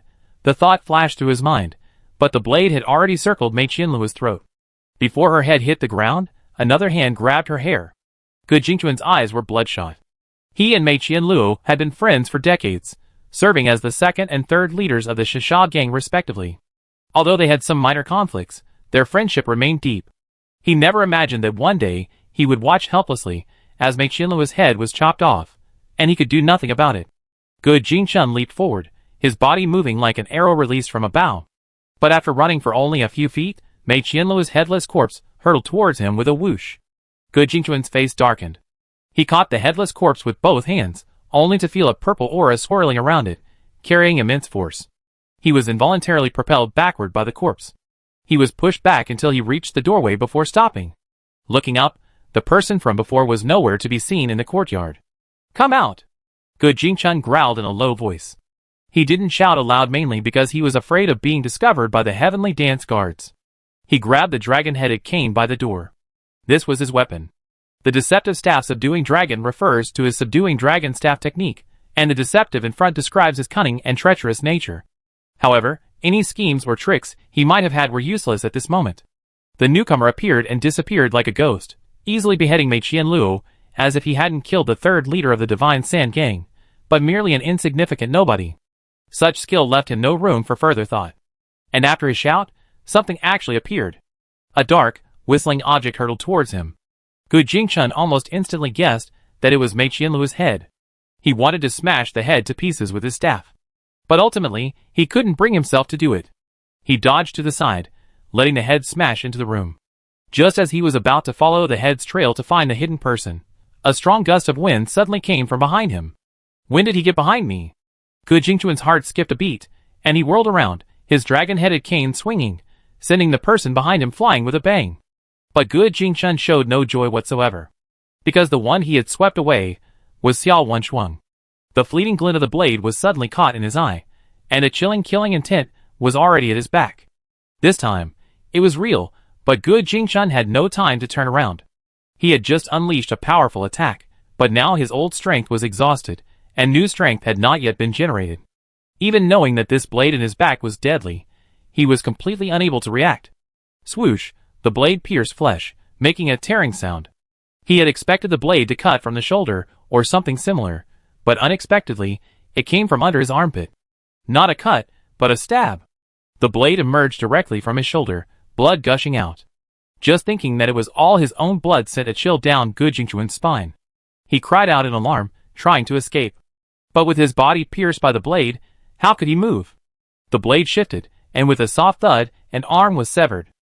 Immediately afterward, a chill ran through his ankles. Looking down, he saw blood trickling from his ankles. Instinctively, he tried to take a step forward, his leg lifted, but his foot remained rooted to the spot. With a thud, he collapsed to the ground. A voice came from above, "You let me out, and I'm out. What are you going to do about it?"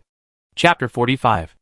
In the blink of an eye, Gu Jingquan, who had been so composed just moments before, was sprawled on the ground like a dead dog, his face ashen. What else could he do now? He had no choice but to close his eyes and await death.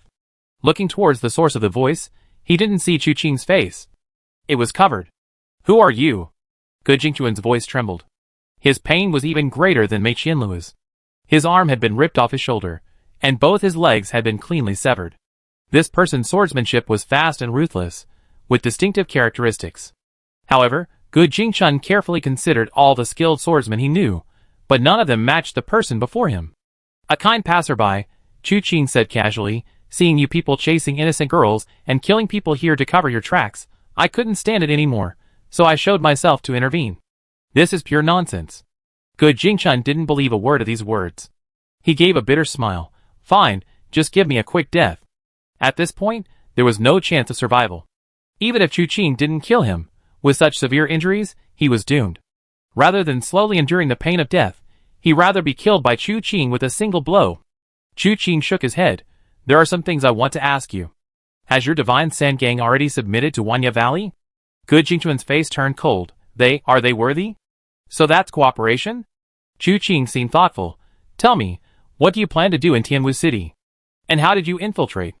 Even if Tianwu City's defenses are lax, it's unlikely that someone as renowned as you could so easily infiltrate and hide. Is your Shisha gang leader, Cheng Sihai, currently in Tianwu City? Gu Jingchun stared intently at Chu Qing, then suddenly said, my infiltration of Tianwu City was aided by Luoyu Hall. I infiltrated through Luoyu Hall's secret passage. You're right, we do have a collaboration. The purpose of this inside-outside cooperation is to take Tianwu City. At that time, the power in Tianwu City will be divided in two, with my Shisha gang and Wanya Valley each taking half. He paused slightly, then sneered, if our leader were in Tianwu City now, how could you be allowed to act so recklessly here? Tonight, you will surely die. As soon as Gu Jingchun finished speaking, a weak voice came from a corner. He's lying. Cheng Sihai is in Tianwu City. Gu Jingchun's face darkened instantly. Lies are often 7 parts truth and 3 parts falsehood, or 9 parts truth and 1 part falsehood. His ability to reveal the secret passage to Luoyu Hall was already a huge amount of information, and his purpose was reasonable. The only thing he wanted to conceal was the gang leader's whereabouts. However, before Chu Qing could react, Xiao Wenshuang exposed him. Looking back on everything that happened tonight, Gu Jingchun's biggest regret was not killing Xiao Wenshuang when Mei Qianluo entered. He thought her life was entirely in his hands.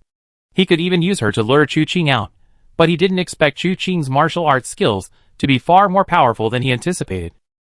He succeeded, and he failed. He successfully lured Chu Qing out, but it resulted in Mei Qianluo being beheaded by Chu Qing. Later, during a confrontation with Chu Qing, he was ambushed by Xiao Wenshuang. This led to his crushing defeat. If Xiao Wenshuang had died then, would he have met the same end? But even when he asked this question, he had no answer. He hadn't truly understood Chu Qing's martial arts. This man emerged from the mist, his skills hidden beneath. Despite his formidable martial arts, he avoided direct confrontation. Instead, he relied on various methods of ambush and treachery. But judging solely from his swordsmanship, he was no ordinary person. In a true life-or-death battle, without a direct confrontation, it was truly difficult to say. It's no wonder Gu Jingchun was uncertain. As an assassin, Chu Qing didn't follow the path of those chivalrous heroes. They disdained sneak attacks, preferring only honorable acts. But what does honorable act matter to an assassin? Unless his martial arts one day truly allow him to dominate the world, he will always strive to seize the initiative and gain a significant advantage. Even without an advantage, he would fight for it. That's the basic quality of an assassin. Chu Qing glanced silently at Gu Jingchun, then turned his gaze to Xiao Wenshuang. How did you know Cheng Sihai was in Tianwu City? The Shisha gang and I have a blood feud. Since I mastered martial arts, I always wanted to wipe out Cheng Sihai and his gang of traitors.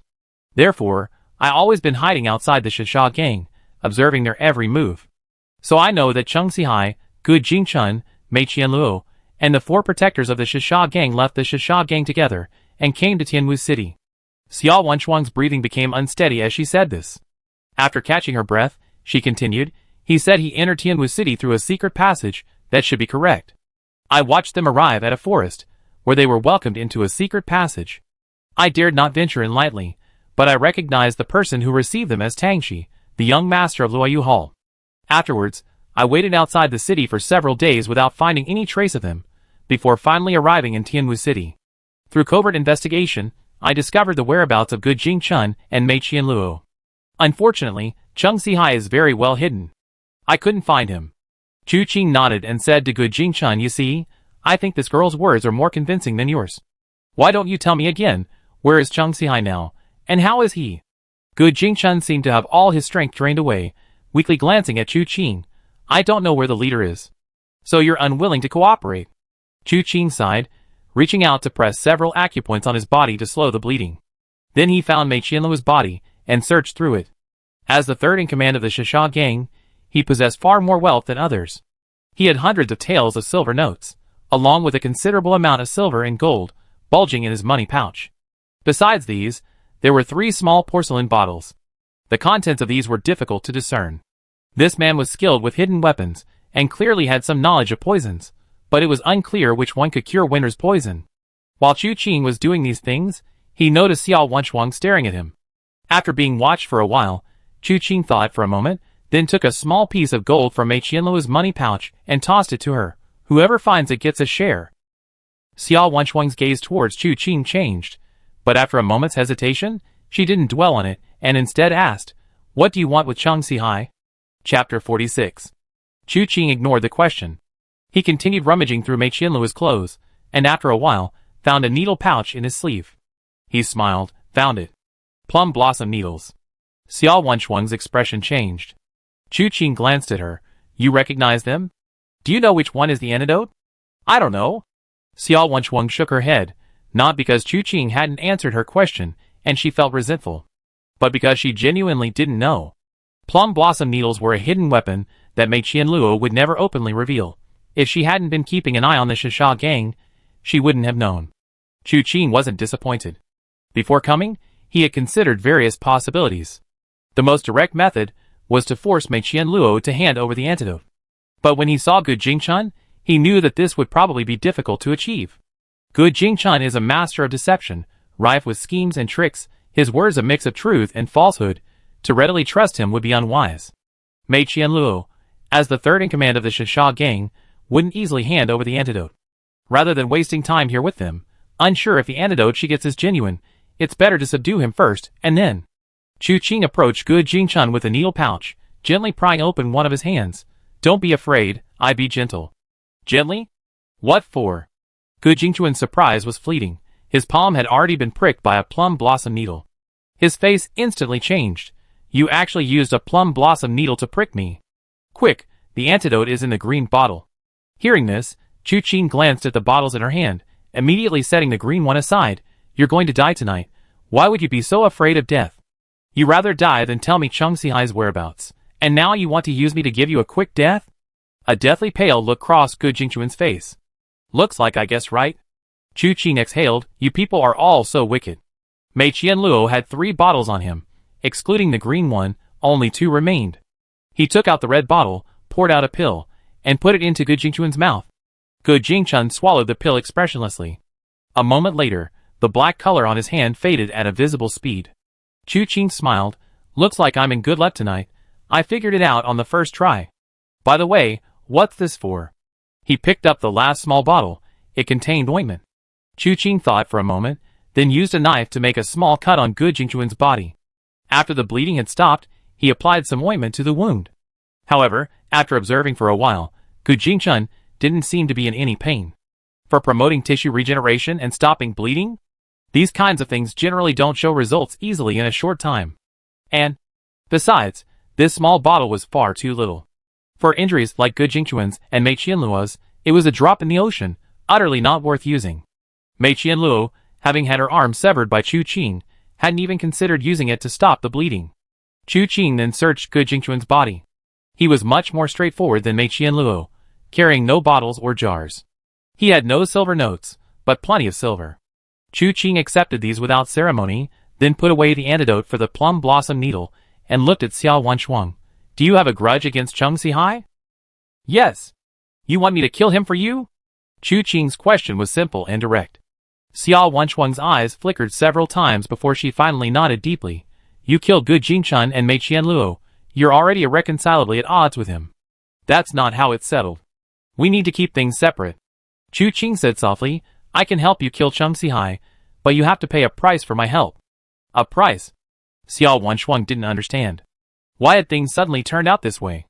Even if she hadn't asked, this person would probably have gone to kill Chang Sihai anyway, right? How did it become that she was the one paying the price? "What do you want?" Xiao Wenshuang asked softly. "Silver, gold, anything is fine." Chu Qing's answer was somewhat vulgar. "You're an assassin?" Xiao Wenshuang looked at Chu Qing in astonishment. Chu Qing touched his mask. "Can't you tell?" A shadow of sadness flickered in Xiao Wenshuang's eyes. Assassins only kill for money. After what she had just said, even if this assassin didn't get along with Chang Sihai, he might not kill him now. After all, it would bring him benefits. Thinking this, Xiao Wenshuang blurted out, "I don't have much money, but my looks are alright. If I don't have enough silver, I can make up the difference myself." The atmosphere seemed to freeze for a moment. Xiao Wenshuang's words were out, and she couldn't take them back. She only saw Chu Qing give her a stiff glance, then mutter under his breath, "Crazy." What did he say? Xiao Wenshuang's eyes widened, unable to believe her ears. Chu Qing, on the other hand, looked at the notification in front of him. triggering a commission, assassinate Chung Sihai, leader of the Shisha gang. Accept? Although he felt the system was causing trouble, Chu Qing didn't hesitate and accepted the commission immediately. Actually, Chu Qing had always felt that his system was probably very rudimentary. It lacked artificial intelligence, couldn't communicate with him, and the triggering conditions were rigid. It didn't even have any requirements for the commissioner, and the reward could be arbitrary. Of course, whether Chu Qing ultimately accepted the reward was his own business. The system never interfered, it only triggered the commission and provided the reward. In a way, rudimentary, but worry-free. While Xiao Wenchuan was still confused by Chu Qing's words, she heard him softly say, "Deal." He was cursing her for being crazy while agreeing to her conditions? Has this assassin split into two? But regardless of whether he split or not, at least he agreed. Killing Chung Sihai would be difficult. When he was with the Shisha gang, Xiao Wenchuan had absolutely no chance. This time, Chung Sihai had brought his 4 protectors and several leaders to Tianwu City, making it the perfect opportunity for an assassination. Unfortunately, she was currently severely injured and unable to act. Otherwise, why would she need to ask this unknown person for help?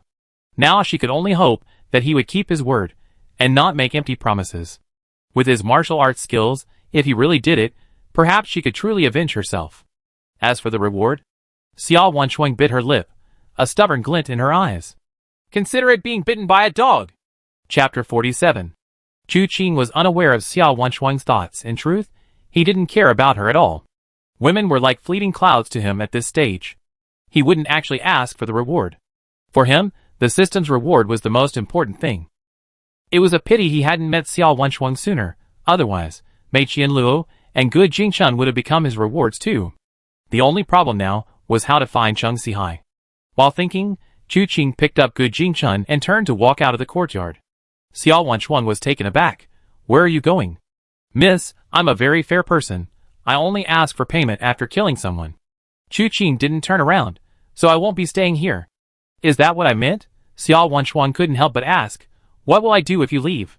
"Figure it out yourself," Chu Qing said as he walked, and in the blink of an eye, he had disappeared into the darkness. Xiao Wenchuan stared blankly as Chu Qing disappeared from sight, utterly speechless. Although she knew she and Chu Qing were complete strangers, and he had no reason to help her, the problem was, she had already made the deal with him, yet he wouldn't even lend her a hand? Shouldn't he at least get her out of danger? Heartless, cold-blooded, despicable. Xiao Wenchuan muttered to herself as she struggled to her feet. After glancing at Mei Qianluo's headless corpse, she picked up her sword from the ground and limped out of the courtyard. Chu Qing only emerged from the darkness after she had walked quite a distance.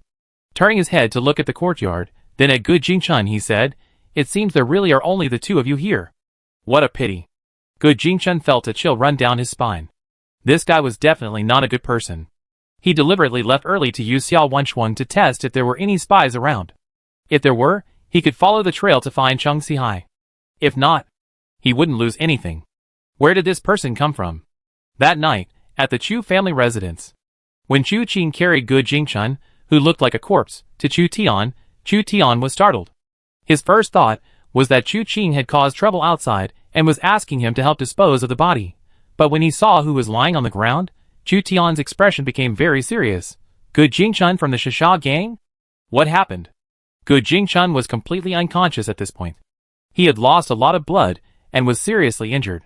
To have survived this long already speaks volumes about his internal strength and vitality. Chu Qing nodded, picked up the teapot from the table, and poured himself a cup of tea. Besides him, there's also Mei Qianluo. He briefly recounted the events of the evening. Wenru was poisoned. Plum blossom needles. Chu Tian gave Chu Qing a strange look. This girl does like picking up random things, but I never expected it would lead to her death.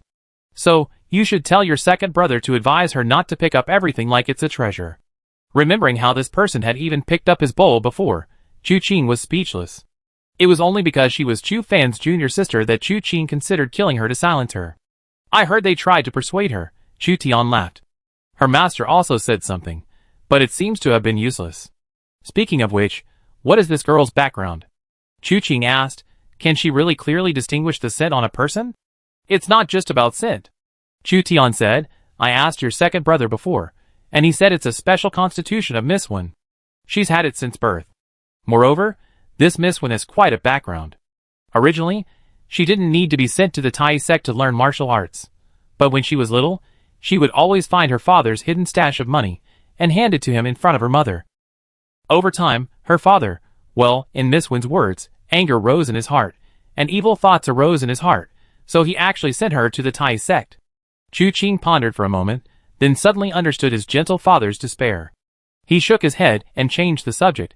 Brother, you have to do me a favor. Speak. Chu Tian went to Gu Jingchun, took his pulse, and after a thoughtful moment, took out a small bottle from his pocket, put a pill in his mouth. Find a few clever people to keep an eye on his residence, Chu Qing said. We can probably follow the clues and find Cheng Sihai.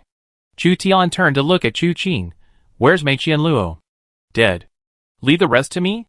Chu Tian asked tentatively. Chu Qing decisively shook his head. I can entrust the 4 protectors to you, but Cheng Sihai is mine. Why? Chu Tian asked, puzzled. What deep-seated grudge do you have against him? Someone paid me to kill him. Chu Qing laughed. Don't ruin my deal. Chu Tian nodded knowingly. All right. But are you confident facing Cheng Sihai alone? His Yushan technique is not to be underestimated. How about I go with you? Chu Qing thought for a moment, then said without hesitation, we see how things go. If there are outsiders present, I handle it myself. If no one's around, we kill him together. Okay. Chu Tian agreed again. Seeing that Chu Tian had agreed to all his requests, Chu Qing felt a mix of emotions. He waved his hand. All right, I'd be going now. Winru has been poisoned by the plum blossom needle. I need to give her the antidote. Understood. Chu Tian nodded, then asked, shouldn't you take this opportunity to see father? There are probably quite a few eyes watching here now. If the old man comes back to life, he'd scare a few more to death. Chu Qing laughed and said, if you're going to scare anyone, it should be someone like Gu Qianqiu. These foot soldiers don't need such a powerful weapon. Ha ha ha.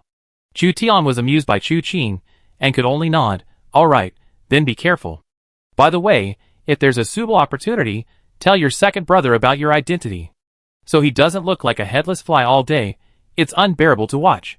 Chu Qing pondered for a moment. We see. My second brother can't keep secrets. It's actually a good thing for him if he doesn't know about me. All right, I'm leaving now. Chu Tian didn't try to stop him. After watching Chu Qing walk out of the courtyard, leap up, and disappear from sight, he turned and went to Gu Jingchun. The appearance of the Divine Sand Gang in Tianwu City not only surprised Chu Qing, but also left Chu Tian utterly astonished. According to what Chu Qing had just said, this whole affair was orchestrated by the Falling Rain Hall. Then what is Tang Yingfeng's stance? Currently imprisoned in the City Lord's dungeon? Why has he remained silent on this matter? Even at the cost of his life, he's willing to conceal this. Is it really just for so-called fame and fortune? Chu Tian murmured to himself, then sighed, another sleepless night. Chapter 48. When Chu Qing returned to her small courtyard, the assassin's body still lay there, looking rather forlorn. Chu Qing glanced at it silently before entering the house. Winru was still meditating on the Kong, heated brick bed. Hearing footsteps, she opened her eyes, her voice weak. You're back. Yes. Chu Qing took out the bottle of antidote from her bosom and tossed it to Winru. Antidote. Winru opened the bottle, took out a pill, poured it into her mouth, and then circulated her internal energy. Watching the black aura on the back of her hand gradually fade, Chu Qing turned and went outside, grabbed a shovel, and began digging a pit in the yard. Shortly, a large pit was dug. Chu Qing examined the assassin's body again, but unfortunately, the assassin had nothing of value, so she found nothing. She then threw the body into the pit and covered it with soil. After firmly tamping down the clod of earth, Chu Qing finally let out a sigh of relief. Looks like being a corpse barrier isn't easy. There's a group of people in the martial arts world who seek neither fame nor fortune, caring little for their future, but dedicate themselves to burying the unclaimed bodies of those who died in martial arts battles. They are known as corpse barriers. Chu Qing remembered seeing them once before. These people were taciturn, some carrying coffins on their backs, others with only a rolled-up straw mat at their waists. Perhaps due to their years of dealing with corpses, they all possessed a chilling aura.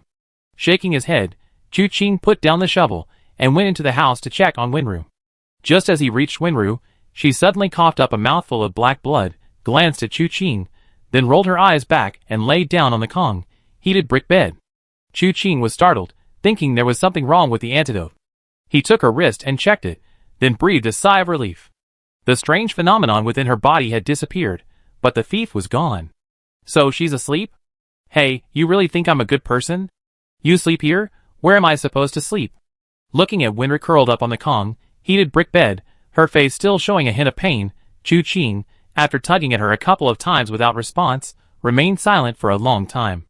He knew she wasn't simply asleep, but had fallen into a deep sleep. However, after this nap, her injuries would be almost healed. He sighed, grabbed the blanket, and threw it over Winru. He then walked out of the room, brought over 2 chairs, sat cross-legged, and continued his success. Nothing happened that night. The next morning, Chu Qing's ears twitched. He heard noises coming from the bedroom. Knowing that Winru had woken up, he stood up and stretched. After sitting all night, his bones were a bit stiff, and they cracked as he stretched. Entering the room, he saw Winru sitting against the wall, hugging her blanket. She looked up at Chu Qing, her eyes still filled with confusion. Who are you? Your scent is somewhat like my eldest brother's, but not quite the same. Is your nose really that sensitive? Chu Qing looked at Winru with surprise. Winru nodded, very sensitive. If you see someone you met before, no matter how they disguise themselves, you can recognize them at a glance? As long as their scent hasn't changed, I can recognize them. Chu Qing thought for a moment, then said, wait a moment. He went to the kitchen, cooked 2 bowls of porridge, sprinkled some pickled vegetables on them, and brought one to her. Winru licked her lips gently, glanced at Chu Qing again, and then started slurping her food. After you finish eating, you can leave. Chu Qing was also eating. Winru didn't press the matter, only giving a soft After a while, she looked up at Chu Qing. But you saved my life. So what? Chu Qing looked up at her. My master said that a life-saving grace should be repaid with one's body. Winru spoke words that could make one's heart race with a calm gaze. Fortunately, Chu Qing wasn't a novice. He just smiled and said, are you sure you haven't confused repaying a debt of gratitude with revenge? When Winru looked at Chu Qing again, the confusion in her eyes deepened. Don't overthink it, Chu Qing said softly. We met by chance, and I saved your life by chance. I didn't expect anything in return. He was inwardly speechless. Had he recently been entangled in a lot of romantic entanglements? First Xiao Wenshuang, and now Winru? What was going on? Women were like quagmires. Especially in his current situation, he couldn't afford to get too involved. Winru pondered for a moment, then didn't speak, simply finishing her bowl of porridge quickly. Her complexion improved considerably. She threw back the covers and got out of bed. I'm leaving now. Okay. Chu Qing nodded, but as Winru was about to leave the room, he called her back. Wait. You want me to repay you with my body? Winru turned back and asked him. Can you forget about repaying me with your body? Just how worried was Cui Bunu about Winru not being able to get married? What kind of nonsense have I been teaching her all this time? Every time I save her, it's like I'm being blackmailed. Chu Qing said softly, if you want to repay me, promise me one thing. Okay. Winru nodded seriously. Don't bother me again. You, or anyone you know, are not allowed to come here. Chu Qing said sternly. This woman's constitution is actually a bit troublesome. I always feel that even moving wouldn't make any difference to her. If she wanted to, she would just follow the scent. Rather than hiding like this, it's better to talk to her directly. Winru thought for a moment. Okay. Chu Qing waved his hand, and Winru left. But watching her disappearing figure, Chu Qing couldn't help but frown again. His identity as an assassin made him inevitably suspicious. This girl agreed so readily.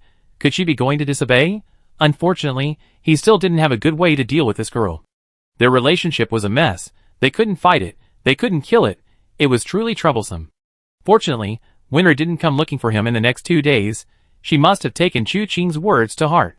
Chu Qing, meanwhile, went about his daily routine, practicing his martial arts early in the morning, practicing his internal energy cultivation at night, and going to the oil and grain shop late at night to see Zhou Yi. Sometimes it was to dispel the demonic seed for him, sometimes to check if Wu Qinhuan had left a message.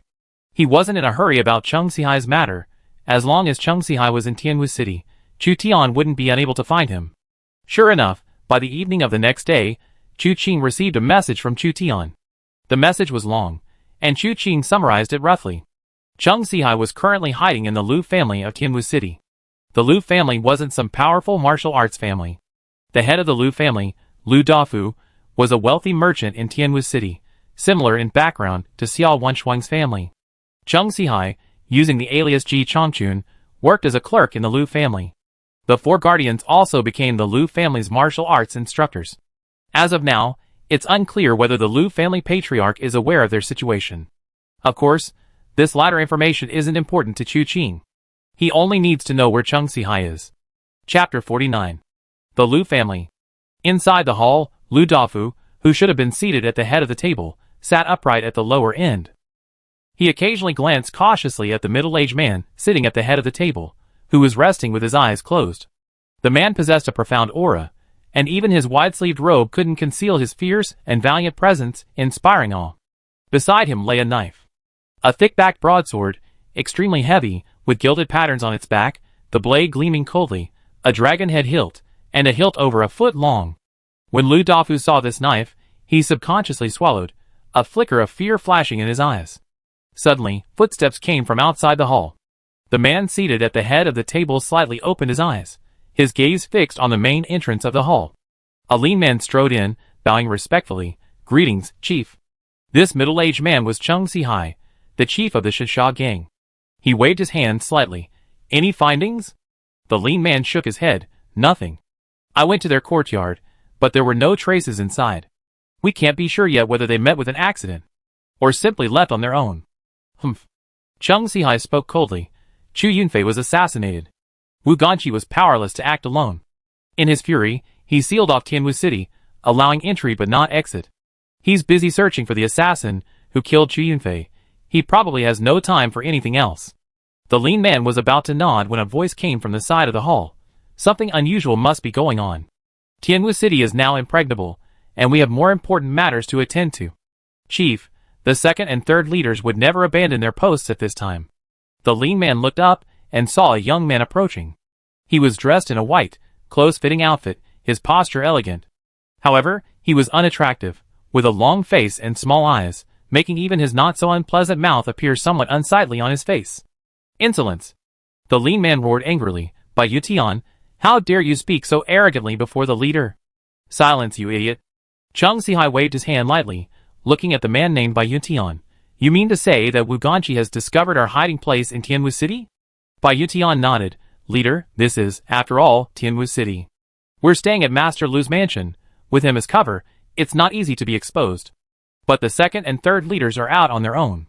They know exactly what we're plotting, and they won't give up easily at this juncture. Besides, Wu Sun just said there were no traces left in that courtyard. But that's where they live now? How could there be absolutely no trace? Someone must have cleaned it up, covering up all those traces." Hearing this, Lu Dafu immediately said with a bitter face, "Gentlemen, you mustn't say that. If it weren't for Master Cheng saving my life earlier, I wouldn't even know your origins. Otherwise, even if I, Lu Dafu, had the audacity to take you in, I wouldn't dare." Cheng Sihai smiled slightly at Lu Dafu, then suddenly reached out. Lu Dafu felt a powerful force strike him, and involuntarily rushed towards Cheng Sihai. Cheng Sihai grabbed his chest, saying, "Is this how dissatisfied you are with our visit, Master Lu?" "No, not at all." Lu, the wealthy man, was sweating profusely, shaking his head repeatedly. "Master Cheng, gentlemen, your presence at my humble abode is an honor. How could I possibly be dissatisfied?" "Humph." Cheng Sihai tossed Lu Dafu aside, glancing at Wu Sun and Bai Yutian. "Where are Zhang Hua and seventh sister?" Of the four protectors of the Divine Sand Gang, Zhang Hua was the leader, followed by seventh sister, then by Yutian, with Wu Sun at the very end. Now that two of the four protectors were absent, Cheng Sihai's expression darkened. "Seventh sister went to investigate, but hasn't returned yet," Wu Sun said, glancing at Bai Yutian. Bai Yutian smiled helplessly. "As for Brother Zhang, he's currently in Master Lu's bed, indulging in the pleasures of human relations with his two wives." Lu Dafu's face turned ashen upon hearing this. He was in his 40s, his first wife had died young, and he had since married two more. They were both in their early 20s, young and beautiful. Zhang Hua was a lecherous fiend. Not only did he hide in Lu Dafu's house, but he also took two of Lu's wives for himself, indulging in nightly revelry. Lu Dafu knew all this, but dared not speak out. "Nonsense!" Cheng Sihai slammed his hand on the table. "Tell him to get over here." Chief, no need to call, I'm already here." A voice rang out, and a pale-faced man in his 30s walked towards them, adjusting his clothes as he went. Only after entering the hall did he straighten his belt, bow to Cheng Sihai, and smile. "Have you found the second and third masters?" Seeing Lu Dafu glaring at him angrily, he smiled and said, What's wrong, Master Lu? Who angered you? Tell me, and for the sake of your two wives, I deal with him for you. Lu Dafu trembled with rage, pointing a finger at Zhang Hua, but unable to utter a single word. Chung Sihai glanced at him. Say less. Seventh sister hasn't returned yet. You guys go look for her. The situation in Tianwu City is not right. Wanya Valley hasn't made a move. We're afraid we need to make plans soon. Hearing Chung Sihai's words, the group dared not delay and immediately clasped their hands in respect.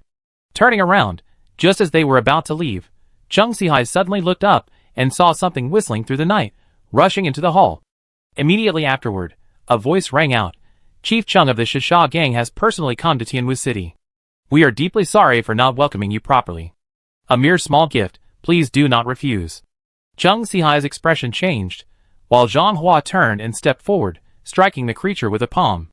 The touch was soft, it was clearly a person. Zhang Hua's palm strike slowed, but the force emanating from the person forced him back 3 or 5 steps before he finally stopped. Upon closer inspection, his face paled in shock. Seventh sister. The person in his arms was a woman. She looked to be in her early 20s, and with her throat pierced by a sword, she had long since died. Zhang Hua was consumed by grief and rage. Seventh sister, how could you die? I haven't even tasted you yet. Ignoring the reactions of those around him, he abruptly looked up. Who is it? Before he could finish speaking, a deafening boom resounded, and a figure pierced through the hall from one side, instantly appearing before him. A seemingly effortless punch, carrying a sharp gust of wind, was already at his face. Zhang Hua, who had just been weeping and wailing over Seventh sister, swiftly used her corpse as a shield against the punch. Unexpectedly, the man's fist, pressing down on the corpse, slammed down upon him. Zhang Hua countered with a palm strike, but felt as if he had been struck by a mountain. He was sent flying by the immense force. He twisted and turned in midair, using the momentum to execute a powerful downward strike, regaining his balance and glaring angrily. And who are you? A burly man stood before him, his eyes filled with disdain, coldly replying, Chu Fan of the Tai sect. Chapter 50. The second young master of the Chu family? Everyone present naturally knew about the Chu family's affairs. This second young master of the Chu family, instead of being at home preparing for his father's funeral, had actually run off here with Wu Ganqi. Chu Fan didn't care what they thought, because he couldn't keep secrets. He hadn't told Chu Yunfei about his fake death. He was currently filled with resentment, and seeing these people who had infiltrated Tianwu City and stirred up trouble made him furious. After stating his name, he stepped forward and raised his hand to strike. Bai Yutian and Wu Sun, seeing this, couldn't tolerate his arrogance. But before they could intervene, a sword light flashed like a shooting star. The two immediately leaped away, dodging the fierce sword strike. Turning back, he saw the bright moon rising over the sea, its light like sword energy filling the sky. Asterisk swoosh. Swoosh. Swoosh. Asterisk streams of sword energy surged forth from the moonlight. Bai Yutian flicked his wrist, and a single-edged sword appeared in his hand, wielding it with impenetrable force. Even though he blocked the sword energy, preventing it from penetrating his body, he couldn't suppress the surging internal energy within it. He was forced back by the sword-like force of the moonlight. Only when the sword energy dissipated did Bai Yutian finally exhale, gritting his teeth, the lonely moon sword technique.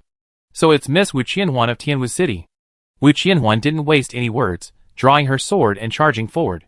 At the same time, shouts of battle echoed throughout the Lu family compound.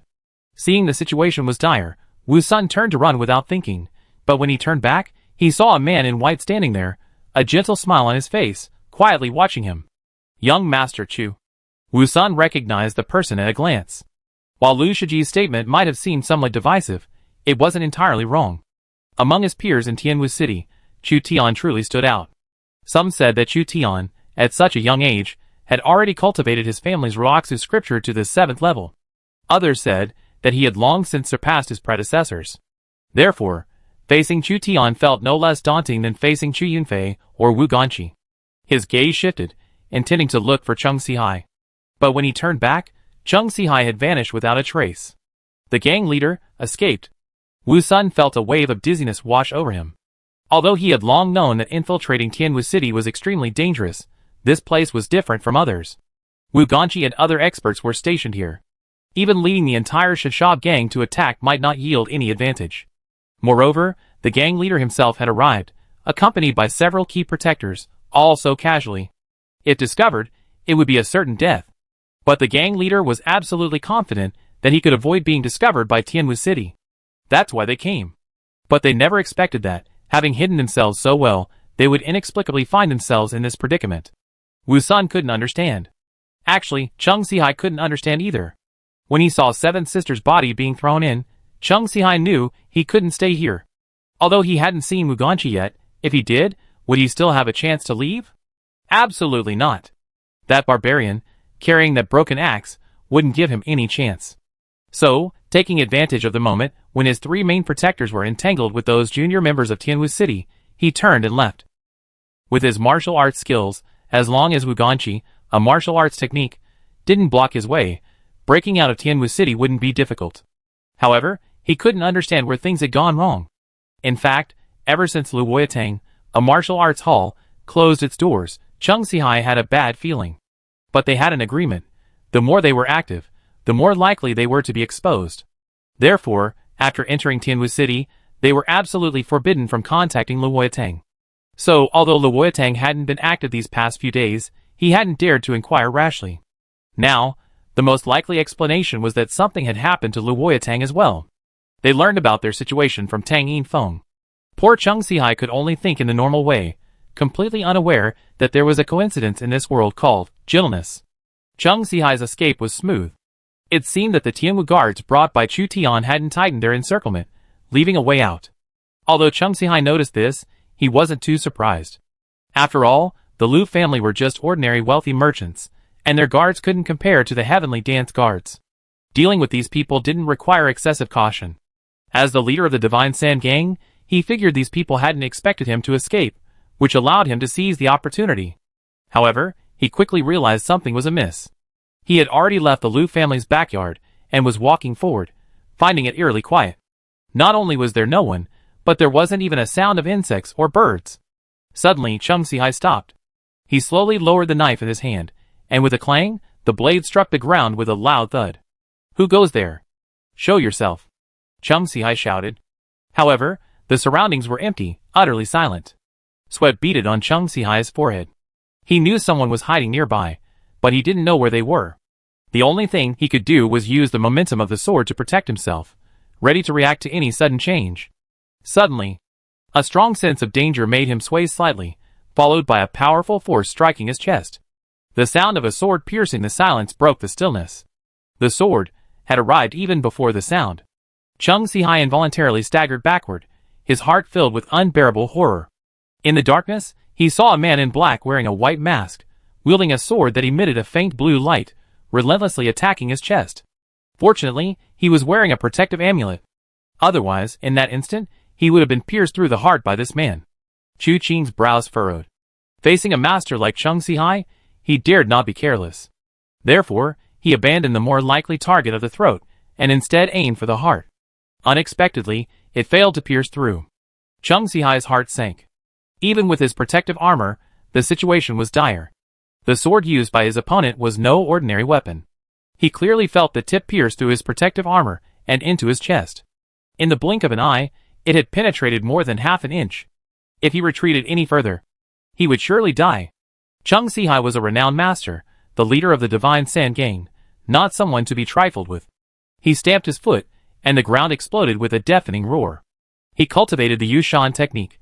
This technique primarily cultivates qi and meridians, granting astonishing strength. He brandished his treasured sword with one hand. If he could simply deflect the sword from his opponent's hand, he would be able to revive himself. But just as he was about to swing his sword, Chu Qing's hand pressed down on his. Chung Sihai saw that within the empty eyes of the black-clad man's white mask, a faint purple light flickered. He had actually managed to suppress his immense power within such a small space. Chapter 51. Water has its source, and energy has its root. Strength cannot arise from nothing. In its simplest terms, it originates from the ground. With feet firmly planted on the ground, providing support, one can unleash tremendous force. Like a floating duckweed, without support or the aid of superb lightness skills, even the power to split mountains cannot be exerted. Chung Sihai swung his sword to break the blade. This strike needed to be executed to unleash its full power. However, Chu Qing, just before he could swing his sword, in the instant he made his stance, seized his wrist. This was to suppress his vital energy, preventing its release. Even with the immense power of the Yushan technique, it was difficult to unleash its true power at this moment. Cheng Sihai's eyes widened in fury. He naturally understood the reasoning behind Chu Qing's attack, but he also understood that it was only temporary. He only needed to regroup, circulate his inner energy, and with the power enhanced by the Yushan technique, this person couldn't suppress him for long. But just then, a muffled thud sounded behind him. He had crashed into a tree. Now he had nowhere to retreat, and this impact added even more turbulence to his already accumulated inner energy. Although it was only for a brief moment, it was enough for Chu Qing. A purple light flashed in his eyes, and a creaking sound came from Cheng Sihai's chest. The long sword had already pierced through his armor, and with a measured speed, it pierced into Cheng Sihai's chest. Ah! A shrill scream escaped Cheng Sihai's lips. This moment was like torture. He could clearly feel the long sword piercing through his armor, slowly approaching his heart. The pain was minor. The fear of death was far more piercing. He had already gathered his inner energy, gradually gaining the upper hand in the struggle. But the intense pain and fear spread, causing his strength to gather and dissipate repeatedly. Finally, he could no longer hold on, and couldn't help but cry out, "Stop! Stop!" This single word sealed his fate. His courage crumbled, his inner energy dissipated like flowing water, and with a soft thud, Chu Qing's sword pierced Cheng Sihai's chest. His unfinished words were suppressed between his lips. His eyes were fixed on Chu Qing, who stepped on his stomach and pulled the sword from his chest with a forceful thrust. Then, with a twist and a slash, a head rolled off. Quest completed. Successfully assassinated Cheng Sihai, obtained a random martial arts treasure chest. The head rolled to someone's feet. Chu Qing turned his head and, unsurprisingly, saw Chu Tian. Chu Tian knelt down and picked up Cheng Sihai's severed head. Looking at his wide-eyed, lingering fear on his face, he murmured, "Chief Cheng is supposed to be someone important, yet he shows such an expression." Chu Qing flicked the blood from the Xian Yu sword and sheathed it. Faced with death, how many can remain unmoved? That's true. Chu Tian nodded, agreeing with Chu Qing's words. However, when he looked at Chu Qing again, a complex emotion flickered in his eyes. Although he had made an agreement with Chu Qing and trusted his abilities enough to kill Cheng Sihai, not only did he possess the sword that killed Xi Nihin, but more importantly, Chu Qing was his brother. If he said he could kill, then he could kill, but whether he believed or approved, he was still worried. So, after swiftly defeating Wu Sun, he rushed to Chu Qing's side. The whole process didn't waste much time. Normally, even someone like Wu Ganqi or Chu Yunfei couldn't kill Cheng Sihai in that time. Therefore, when he arrived, he was still thinking about Chu Qing's promise that they could join forces if no one was around. The thought of brothers fighting together filled Chu Tian with excitement. But he was still a step too late. When he arrived, he saw Chu Qing had already beheaded Cheng Sihai. How long had it been? A martial arts master who had dominated the world for decades had died at the hands of his own younger brother. Things were truly different now. He was no longer the child who followed him around everywhere, whose happiness could be made for a whole morning by a string of candied hawthorns. "Brother, could you please handle the body for me?" He was wearing a precious robe. It shouldn't be ordinary. However, I pierced it. Could you see if you could help repair it? There's a lot going on here tonight, so I won't stay any longer. Chu Qing's voice reached his ears. Chu Tian nodded and asked, "Is there anything else you need? Just tell me, and I prepare it all for you." Chu Qing was somewhat tempted, but still shook his head. "Forget it, don't do too much, lest we leave a trace." Just then, they heard footsteps approaching again. Chu Qing glanced at the direction of the sound and whispered to Chu Tian, "I'm leaving now." Chu Tian nodded, and then Chu Qing's figure flashed, disappearing into the darkness. A moment later, Wu Qianhuan, sword in hand, approached and called out from afar, "Is that brother Chu Tian ahead?" "It's me." Chu Tian replied, "Please come closer." Mississippi Wu Qianhuan immediately came forward and saw Chu Tian holding Cheng Sihai's head. She gasped, "No wonder you didn't let my father come. So brother Chu's martial arts have reached this level. He can easily kill Cheng Sihai." Chu Tian smiled, "I didn't kill him." "Then who was it? Did you get help?" "Yes." Chu Tian nodded, his eyes darting around. "You should know this person. He's the recently rising assassin, Night Emperor." Wu Qianhuan's grip on her sword tightened slightly.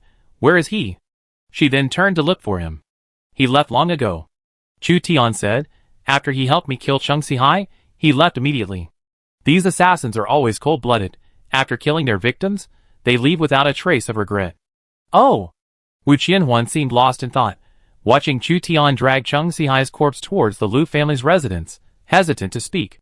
After several hesitations, she couldn't help but ask, "Brother Chu, look at that Night Emperor, he looks like..." Just then, a voice shouted, "Brother. Sister-in-law. Is that you?" Chu Fan's voice boomed like a bell, carrying far and wide. Wu Qianhuan's words were immediately cut short. Chu Tian glanced at Wu Qianhuan with a half-smile, then coughed and said, "It's us." Chu Fan immediately stepped forward, his eyes widening in surprise. "Chung Sihai? Big brother, you're truly remarkable." Chu Tian shook his head but didn't say much. Instead, he asked, "How's the Lu family doing?" "They all been taken down," Chu Fan said. "They're just waiting for your decision." Chu Tian nodded. "In that case, let's go see this Lu Dafu first." Chapter 52. Chu Qing moved swiftly between the rooftops of various buildings under the cover of night. He moved with extreme lightness, so as not to disturb those resting inside. His mind replayed his earlier battle with Chung Sihai. The whole process was swift, but not as simple as it seemed.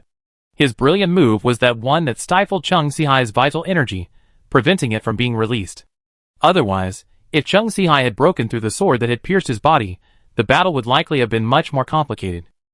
He figured that even in a direct confrontation, he should be able to win. However, while it seemed easy, how many variables could be controlled in a real fight? That was uncertain. Should I find a worthy opponent and have a face-to-face battle? Assassination was an assassin's job. A direct confrontation would allow him to gain a clearer understanding of his own martial arts. Otherwise, constantly using this method would give him the illusion that no one could dodge his assassination strike. Chu Qing knew the martial world was vast, teeming with countless masters. Whether it was Chung Sihai or Wu Ganqi, they were merely confined to their own corners. One could not use them to measure the heroes of the world. Even if Chu Yunfei had reached the great perfection of the Ruox's scripture, so what? Didn't the Su Hui sect still suffer destruction, and its disciples scatter in the past? One must always be vigilant, and never underestimate anyone in the world. With light steps, Chu Qing, who should have been home, found himself on Zhou Yi's roof. A quick glance revealed the basin in the courtyard was already full. "There's news." Chu Qing moved swiftly into the courtyard. He removed the basin and took the letter underneath. He opened it and glanced at it. It was all just lines and numbers, making it impossible for anyone else to decipher. He carefully put the letter away, not going to Zhou Yi to dispel the demonic seed within him. He had already helped him circulate his internal energy once last night, and it needed to be done again the next day. Otherwise, an ordinary person without any foundation wouldn't be able to withstand such frequent energy circulation. This time, he rushed home without stopping. He checked the doors and windows to make sure no one had sneaked in while he was away before pushing the door open. He hid the Xianyu sword, the mask, and the night clothes. He placed the letter on the table and sat down on the Kong, heated brick bed. With a thought, the system panel appeared before him. One unopened martial arts treasure chest, open. Chu Qing didn't hesitate and immediately chose to open. The next moment, opened successfully, obtained ultimate skill, Little Flying Dagger. Chu Qing's fist clenched suddenly, almost unable to believe his eyes. He was about to carefully examine the prompt before him to see if there were any errors or omissions. Information flooded his mind, words piercing his heart, a warm current welling up in his arms, hands, and fingertips. After a moment, he suddenly opened his eyes. "It's this ultimate technique." Chu Qing took a deep breath, 8 words flashing through his mind. Little Li's Flying Dagger, never missing its mark. After a moment, he chuckled. As expected of the assassin system, it's pushing me further and further down the path of an assassin. This ultimate technique, even in a head-on confrontation, is unavoidable. But if attacked from behind, no matter how skilled he is, how could he possibly dodge this flying dagger strike? In a flash, Chu Qing considered giving it a try, but alas, he was not skilled in hidden weapons and had no throwing knives on him. But that's not difficult. I can just go to the blacksmith shop tomorrow morning and buy some willow-leaf throwing knives. These don't need to be ordered, blacksmiths usually have them. Buying a few throwing knives and a knife case, I'm actually starting to look forward to encountering someone from the Mirror of Karma. Chu Qing thought to himself, then felt that this idea seemed too unrealistic. He kept telling himself to stay calm and collected, then got up, took out a copy of Strange Tales, opened the letter, and began to decipher it using the book. The Dungeon of Tianwu City. I'm truly innocent. Please let me go. I really didn't know he was the leader of the Divine Sand Gang. I only thought he was a chivalrous man who had helped me. How could I have imagined he harbored such evil intentions? These past few days they've been here. I've been groveling before them. Even my wife was taken by them. I'm wrong too. Lu Dafu's cries echoed through the prison cell. However, the two heavenly dance guards remained expressionless, silently throwing him into the cell. He wasn't the only one in the cell. Several fierce-looking men, seeing Lu Dafu's large build and fair complexion, knew he was pampered. Immediately, a scarred man sneered, "Come here." Lu Dafu gripped the cell door, continuing to shout his grievances, ignoring the voices behind him. Then one of them stepped forward and patted him on the shoulder. "Our boss is calling you." Lu Dafu ignored them, and annoyed by their shoving, he waved them away. This angered the person behind him, who grabbed him. Lu Dafu looked bewildered, not knowing what to do, when he was punched to the ground. "Ouch!" Lu Dafu cried out. Why did you hit me? Our boss called you, and you didn't hear a word, did you? Dare to act like a big shot in front of us? We teach you some manners first." Several men rushed over and began punching and kicking him. Lu Dafu was caught off guard, and was soon howling in pain. Several heavenly dance guards nearby witnessed this scene, and one of them turned and left. Leaving the prison area, they arrived at the heavenly dance guards' rest and shift change area. There, Chu Tian was sitting there, holding a teacup, lost in thought. Wu Qianhuan sat opposite him, also deep in thought. Young Master Chu. That day, Wu Wei approached and spoke softly, recounting the events that had transpired in the prison. Wu Qianhuan glanced at Chu Tian. So it seems what he said is true. Brother Chu, are you making these arrangements because you suspect he has something else to hide? Chu Tian put down his teacup, pondering for a moment. It's not just suspicion, it's also nipping it in the bud. Moreover, I still find it strange. The Divine Sand Gang came too secretly. To be able to hide so well in Tianwu City is not only unlike the Divine Sand Gang's work, but also unlike the capabilities of Wanya Valley. I've been thinking about that sentence. Tell Qingye Sword Hill Tian Tian? Wu Qianhuan asked. Chu Tian spoke softly. You mean Tian Tian? What exactly does it mean? Wu Qianhuan shook her head, but suddenly realized. So, Brother Chu, you already know the meaning of the first half of that sentence? Chapter 53. Upon hearing this, Chu Tian glanced at Wu Qianhuan, but didn't speak, only smiling slightly. I have an idea, but it's not fully developed yet, it probably needs further testing. He then stood up. Alright, that's all for tonight. I head back now. Wu Qianhuan was momentarily helpless, but seeing that Chu Tian didn't elaborate, she didn't press further, and could only nod. Take care, Brother Chu. Chu Tian turned and glanced at her, then suddenly seemed to remember something and asked, By the way, what did you want to ask me back at the Lu family's back mountain? Was it something? Wu Qianhuan was startled, only then remembering that she did indeed have a question for Chu Tian. Chu Tian was Chu Qing's brother. Their blood ties were far beyond ordinary. What she was unsure about, Chu Tian might be able to discern. But now, she opened her mouth, yet couldn't bring herself to ask. A strange unease crept into her heart. She didn't know where this unease came from. She didn't even know whether she expected a positive or negative answer from Chu Tian. Therefore, after hesitating for a long time, she shook her head. Nothing, Brother Chu, you should go back and rest early. Chu Tian gave Wu Qianhuan a deep look and nodded. Okay. Having said that, he turned and left without another word. But a slight smile played at the corners of his lips, unseen by Wu Qianhuan, before he quickly shook his head and sighed. He had married young, and was an experienced man. Some things he saw were both amusing and worrying. Yet, he couldn't say anything, much less make any rash decisions for any of them. As things stand, it all depends on their cultivation levels and fortunes. A spark of fire gently pushed aside the surrounding darkness. Chu Qing sat at the table, looking at the deciphered contents of the secret letter. Although the letter contained much information, only 8 characters were deciphered. Tomorrow night, 7 p.m., outside Luoyu Hall. It's about to begin. Chu Qing burned the letter along with the deciphered contents. He turned and sat down on the Kong, heated brick bed. He reviewed the entire situation again. Wanya Valley, Shinsha Gang, Tianwu City, Luoyu Hall. Wanya Valley, Shinsha Gang, and Luoyu Hall are colluding. Their target is tentatively Tianwu City. But something feels off. Luoyu Hall has been developing within Tianwu City for 3 years. Always operating underground. Their decision to join forces with Wanya Valley is already a desperate gamble. They would never have agreed unless there were enormous benefits. The appearance of the Shinsha Gang is suspected of inviting trouble.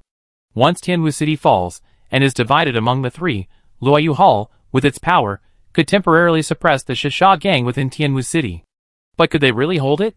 The Shisha gang is no benevolent force. Cheng Sihai's desperate gamble of infiltrating Tianwu City with his gang's experts is essentially entrusting his life to Luoyu Hall. Why can they trust each other so much? The world is driven by profit. For people like them, the bonds of friendship are far less reliable than the ties of mutual benefit. There must be some crucial factors hidden here that others are unaware of.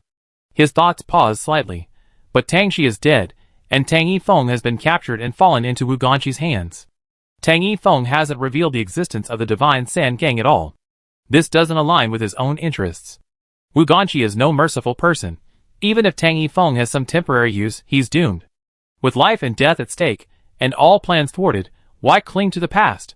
Unless he has a deeper reason, one that would make him willing to sacrifice his life. Or perhaps, as Chu Qing thought this, a thought vaguely surfaced. Then his thoughts turned to Wanya Valley. What Wanya Valley is plotting is probably not just Tianwu City. In the end, the price they paid for killing Chu Yunfei was too high. Not only did they entrust the Mirror of Retribution to them, but they also used Xi and Yuhen as a pawn. Before his death, Xi and Yuhen mentioned the secrets of Wanya Valley. And the Tianwu guard whose legs were severed uttered those words. The hilt of the Azure Leaf Sword. If the secrets of Wanya Valley were found within the hilt of a precious sword called the Azure Leaf Sword, everything seems to make sense. But is the Azure Leaf Sword really in Tianwu City? Is it the Xianyu sword? But I checked the hilt of the Xianyu sword and found no trace of a mechanism. Is it because I don't know how to activate it, so I can't open the mechanism? Or did Wu Ganqi obtain the Azure Leaf Sword without knowing the truth? Wanya Valley cannot reveal the truth, otherwise they will be putting their necks in someone else's noose. With the secrets of Wanya Valley in hand, controlling Wanya Valley would be as easy as turning one's hand. So they're in a hurry. They need to get the Azure Leaf Sword as soon as possible, at least before Wu Ganqi discovers everything. For this, they're willing to sacrifice Xi and Yuhen, even if it means colluding with the Divine Sand Gang to divide the spoils. This further confirms the possibility that Luoyu Hall has other secrets. Looking at the big picture, Luoyu Hall has sacrificed a lot, but the gains are uncertain. Not only might they not get any benefits after Tianwu City is destroyed, they might also be caught between the Divine Sand Gang and Wanya Valley, and be completely worn down. They must have a different background. Could it be related to that Tiantianshan? What could start with Tian? A force unknown to everyone. Why go to such lengths, stirring up trouble? Chu Qing opened his eyes, his thoughts swirling, but ultimately returning to calm. He knew that most of his guesses were unfounded. Moreover, everything will be revealed tomorrow night. There's no need to rush now. With his mind emptied, Chu Qing began circulating the Purple Cloud Void Sutra once more. The night passed silently. Early the next morning, Chu Qing leisurely prepared breakfast for himself. After eating, he went out and headed to the blacksmith shop. The streets of Tianwu City were still bustling during the day. Although the initial curfew had caused widespread panic in Tianwu City, the tense atmosphere had subsided over the past few days. The common people were easily fooled. Seeing that no one from Wanya Valley had invaded after several days of lockdown, they relaxed. However, they were unaware that beneath the calm surface, turbulent undercurrents were already brewing. The calm before the storm, Chu Qing murmured, looking up at the sky. Today's weather mirrored yesterday's overcast skies. The dark clouds hung low, as if a downpour was imminent. Chapter 54. The rain started at dusk. At first, it wasn't heavy, and Chu Qing, accompanied by the patter of the rain, tidied his clothes. Black night clothes, a white mask, a hidden dart in his left hand, and a willow leaf knife at his waist. Finally, he took out the Xianyu sword, and while there was still some time, he took out grease paint and used a cotton cloth to evenly coat the blade. This stuff was for maintaining weapons. Tonight there would be bloodshed, so naturally, he needed to keep the sword in excellent condition. After doing this, he carried the long sword and stepped out of his room into the rain. His residence was rather secluded.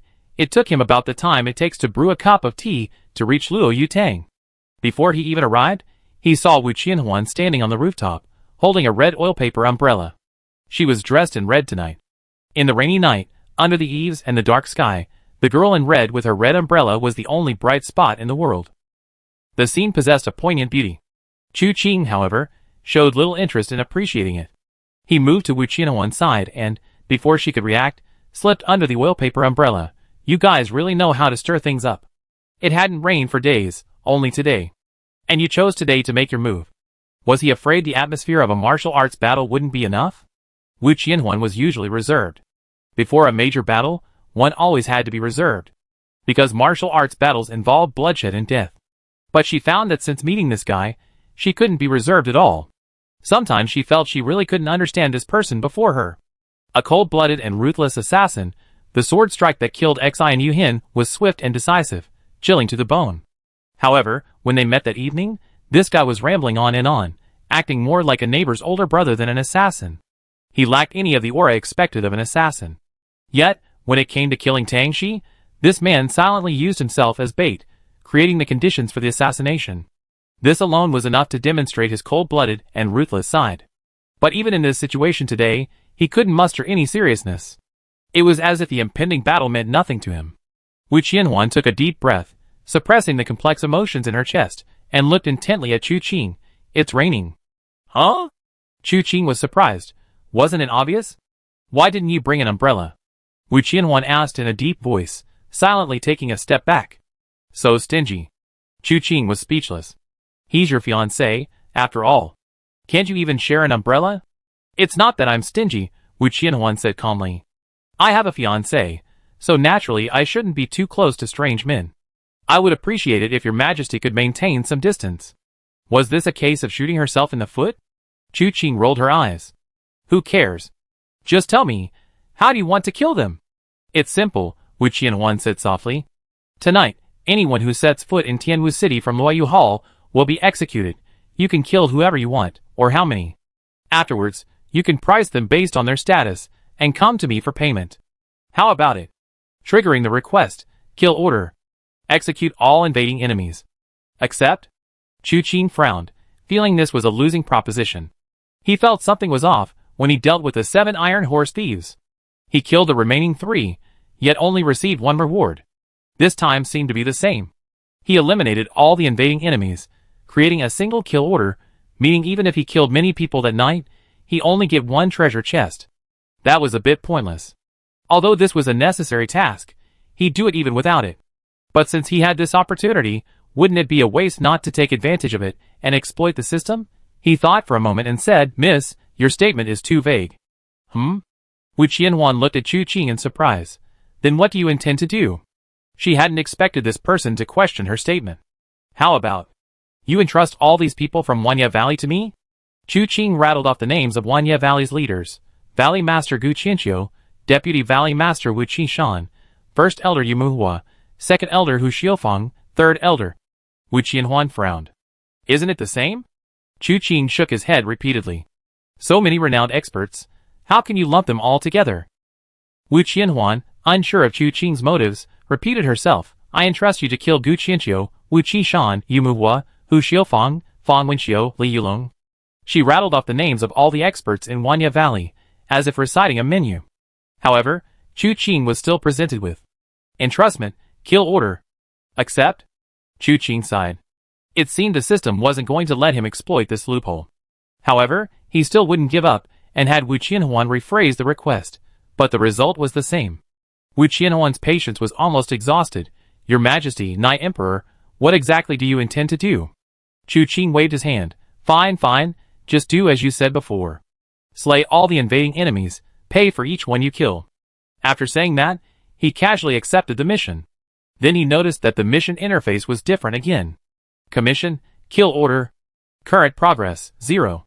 Mission reward, choose one from the available martial arts treasure chests. Current available treasure chests, none. Chu Qing's eyes lit up. After thinking for a moment, he smiled. This was quite interesting. Clearly, this mission required him to kill as many people as possible. For each kill, 1 more treasure chest would become available. Compared to the previous missions, although there was still only 1 treasure chest to choose from. However, it was more targeted. It wasn't unacceptable. I just wondered if the ordinary disciples of Wanya Valley were included. Even if they were, it probably wouldn't be of any use to me. Tianwu City wasn't just sitting around doing nothing. If even these ordinary disciples required my intervention, how could Tianwu City have remained standing all this time? Chu Qing pondered the possibilities in his mind.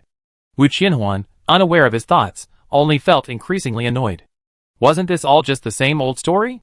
Was this person playing me? She glanced at Chu Qing quietly, then snorted, Fine, that's settled then, let's go. As she spoke, she leaped up and headed towards Luoyu Hall. Chu Qing followed behind her. Just as they reached her, a voice boomed with laughter.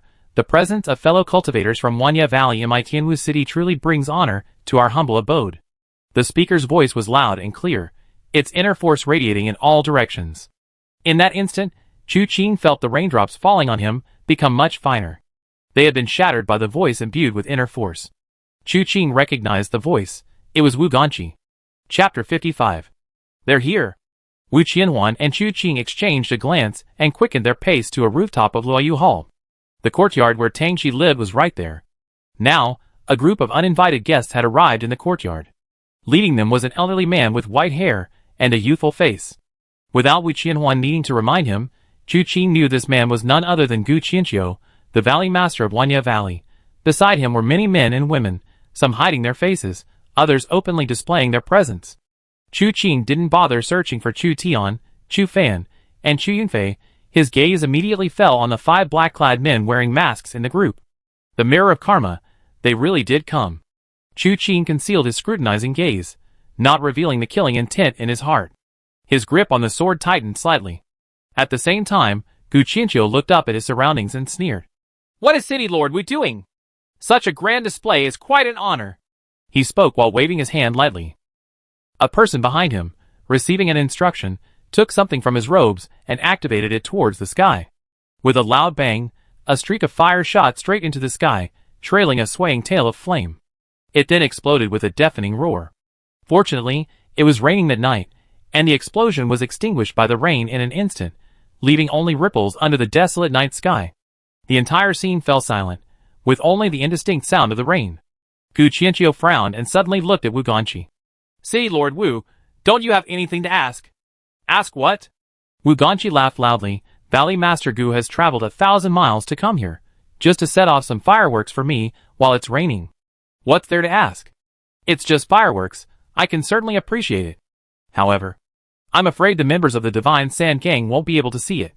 Gu Qianqiu's eyes changed. "How do you know? If you don't want people to know, then don't do it in the first place." Wu Ganqi said coldly. "Valley Master Gu colluded with the Divine Sand Gang, plotting against my Tianwu city. You want me to ask? Fine, then I, Wu Ganqi, will truly ask you, what have I done to offend your Wanya Valley, that you would go to such lengths, sparing no expense?" Gu Qianqiu's face darkened, and he finally sighed softly. "I knew Cheng Sihai was just a reckless fool, not worth plotting with, and yet, even under these circumstances, you still managed to discover it. However, I was prepared. Otherwise, knowing you, Wu Ganqi, were here, having laid a trap, how could I dare to easily slip in? Today I see how you, alone, can protect Tianwu City after Chu Yunfei's death." With that, he tapped his foot, leaping into the air, his arms trembling with a deafening roar. The surrounding rain was swept up by his inner force, like a towering wave.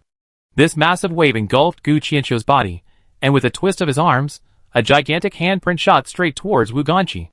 Wu Ganqi's eyes narrowed slightly, as he saw a figure descend from midair. With a single twist of his palm, the raindrops, whistling and falling, uncontrollably changed with the man's palm strike.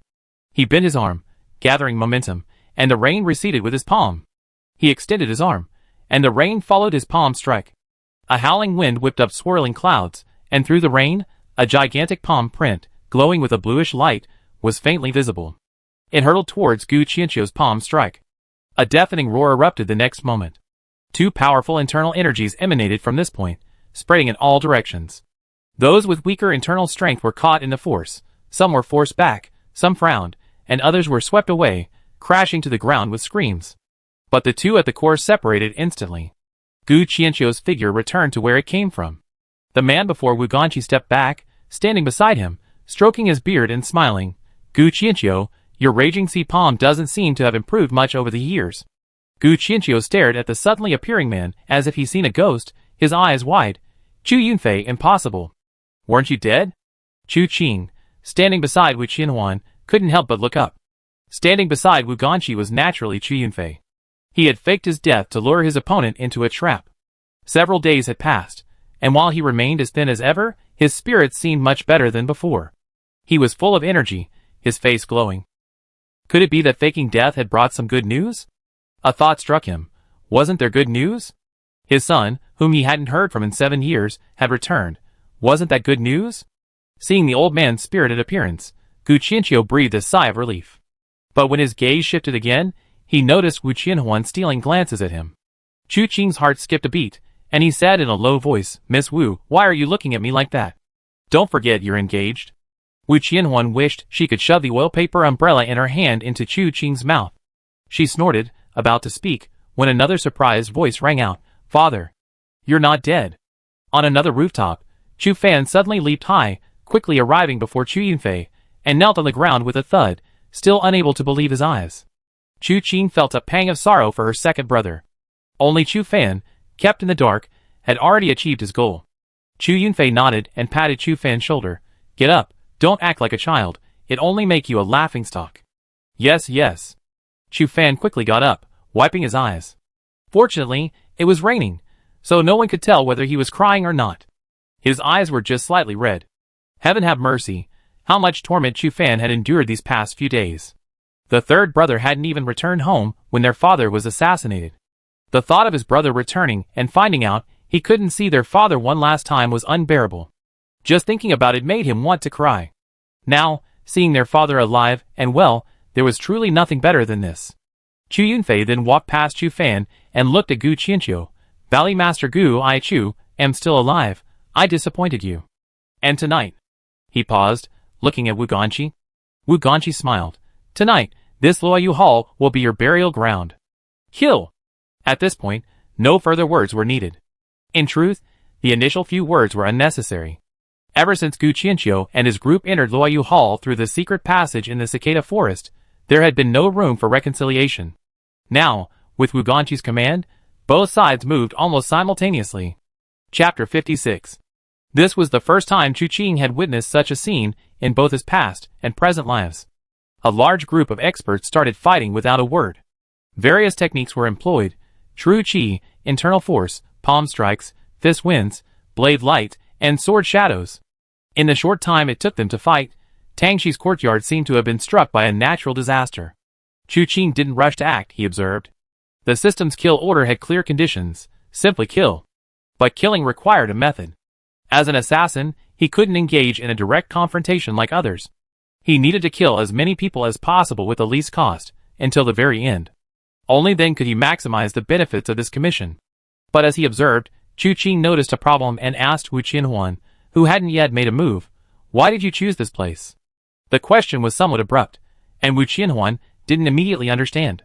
She glanced at Chu Qing in surprise. "What?" "The secret passage leads to the cicada forest. No one ventures into the cicada forest. It's rumored to be haunted. No one from Tianwu City lives there. You could easily use Tang Yifeng to lure them to the cicada forest, then have the Tianwu guards surround them, trapping them like turtles in a jar. Why must you lure them into Tianwu City?" Chu Qing's eyes narrowed slightly as he said this. Right now, they seemed to have no will to fight. These words instantly sent a jolt through Wu Qianhuan's mind.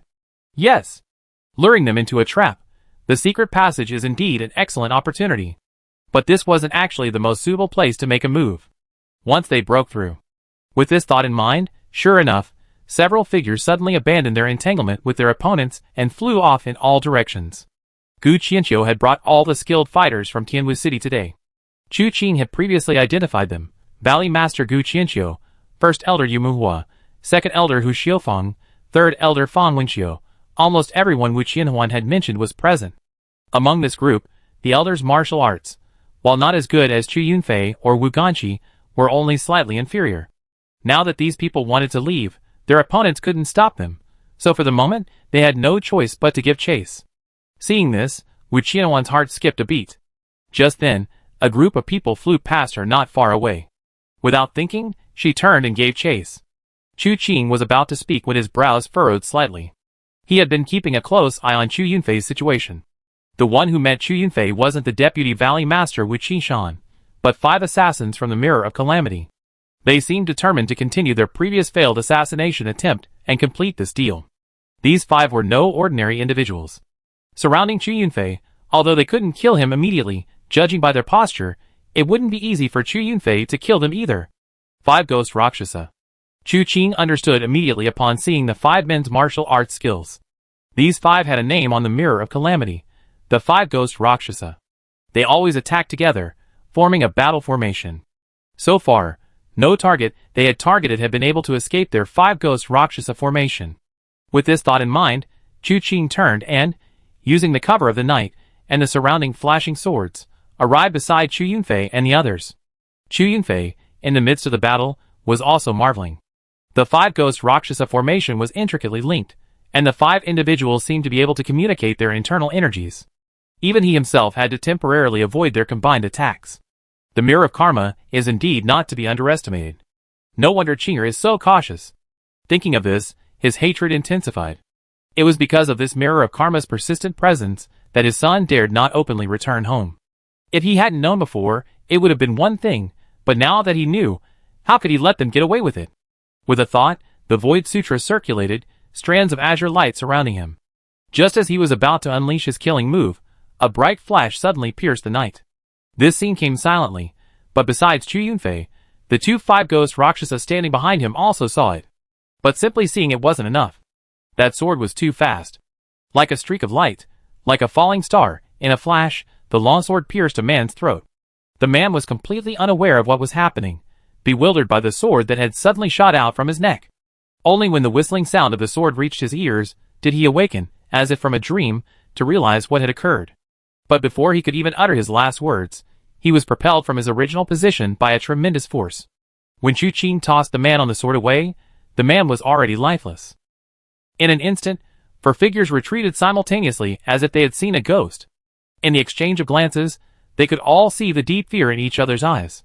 This sword strike, who could dodge it? The question arose in their minds, and the conclusion was, no one could dodge it. In other words, this inexplicable, seemingly random man in black could kill whomever he wanted. Whoever he targeted would die. Fear instantly gripped their hearts, and for a moment, no one dared to move an inch. Chu Qing glanced at his mission interface. Commission, Kill Order. Current Progress, 1. Mission Reward. Choose one from the available martial arts treasure chests. Current available treasure chest. Fist Technique treasure chest. It was clear that the people from the Mirror of Karma were also included in the kill order. After all, when Wu Qianhuan spoke, she only mentioned the people who came out of the secret passage today, not specifically Wanyi Valley. Suddenly, Chu Yunfei shouted, "What exquisite swordsmanship!" This abrupt voice startled Chu Qing, who had already entered assassin mode. He couldn't help but turn around and glare at him. Chu Yunfei didn't care at all. At the last banquet, he had already wanted to say that his son's swordsmanship was truly exquisite. However, at that time, he should have played the role of an old man who had narrowly escaped death, so he couldn't say it aloud. Now he finally had his chance. Chu Qing was speechless for a moment, and was about to make another move when he heard Chu Yunfei's low voice. "Where's Jinhuan? Why isn't she with you?" "She went after those who broke through the encirclement."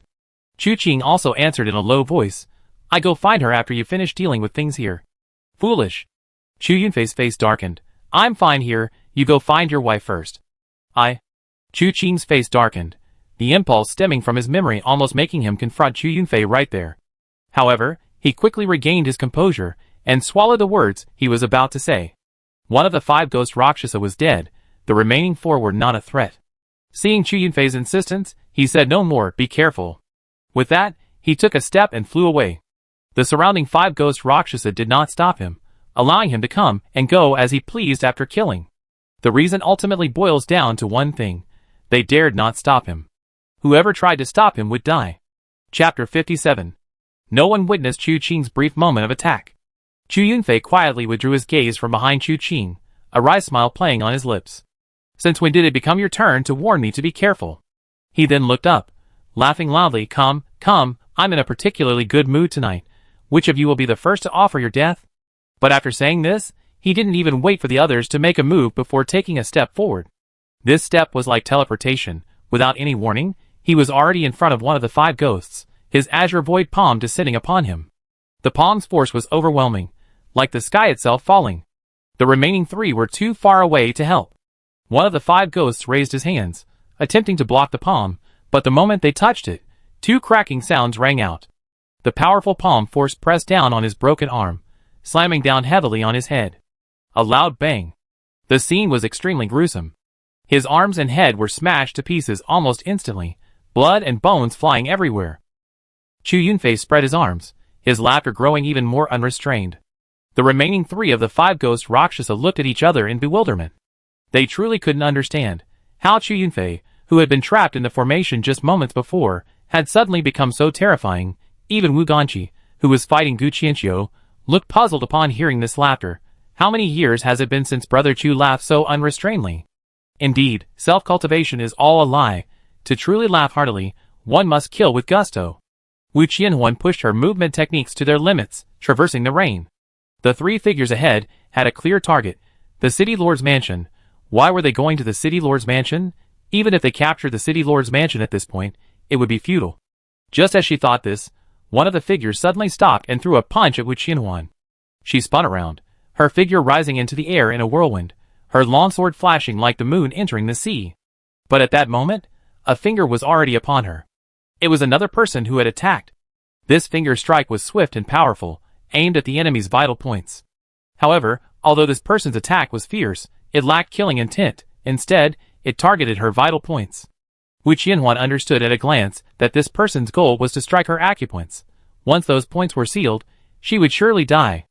Immediately, she turned her sword, and the figure in midair suddenly multiplied into 8. She was a disciple of Abbess He Tan, and her skills were all extraordinary. This transformation was a technique called 8 Directions of Separation from the Lonely River in the Cold Shadow style, personally taught by Abbess He Tan.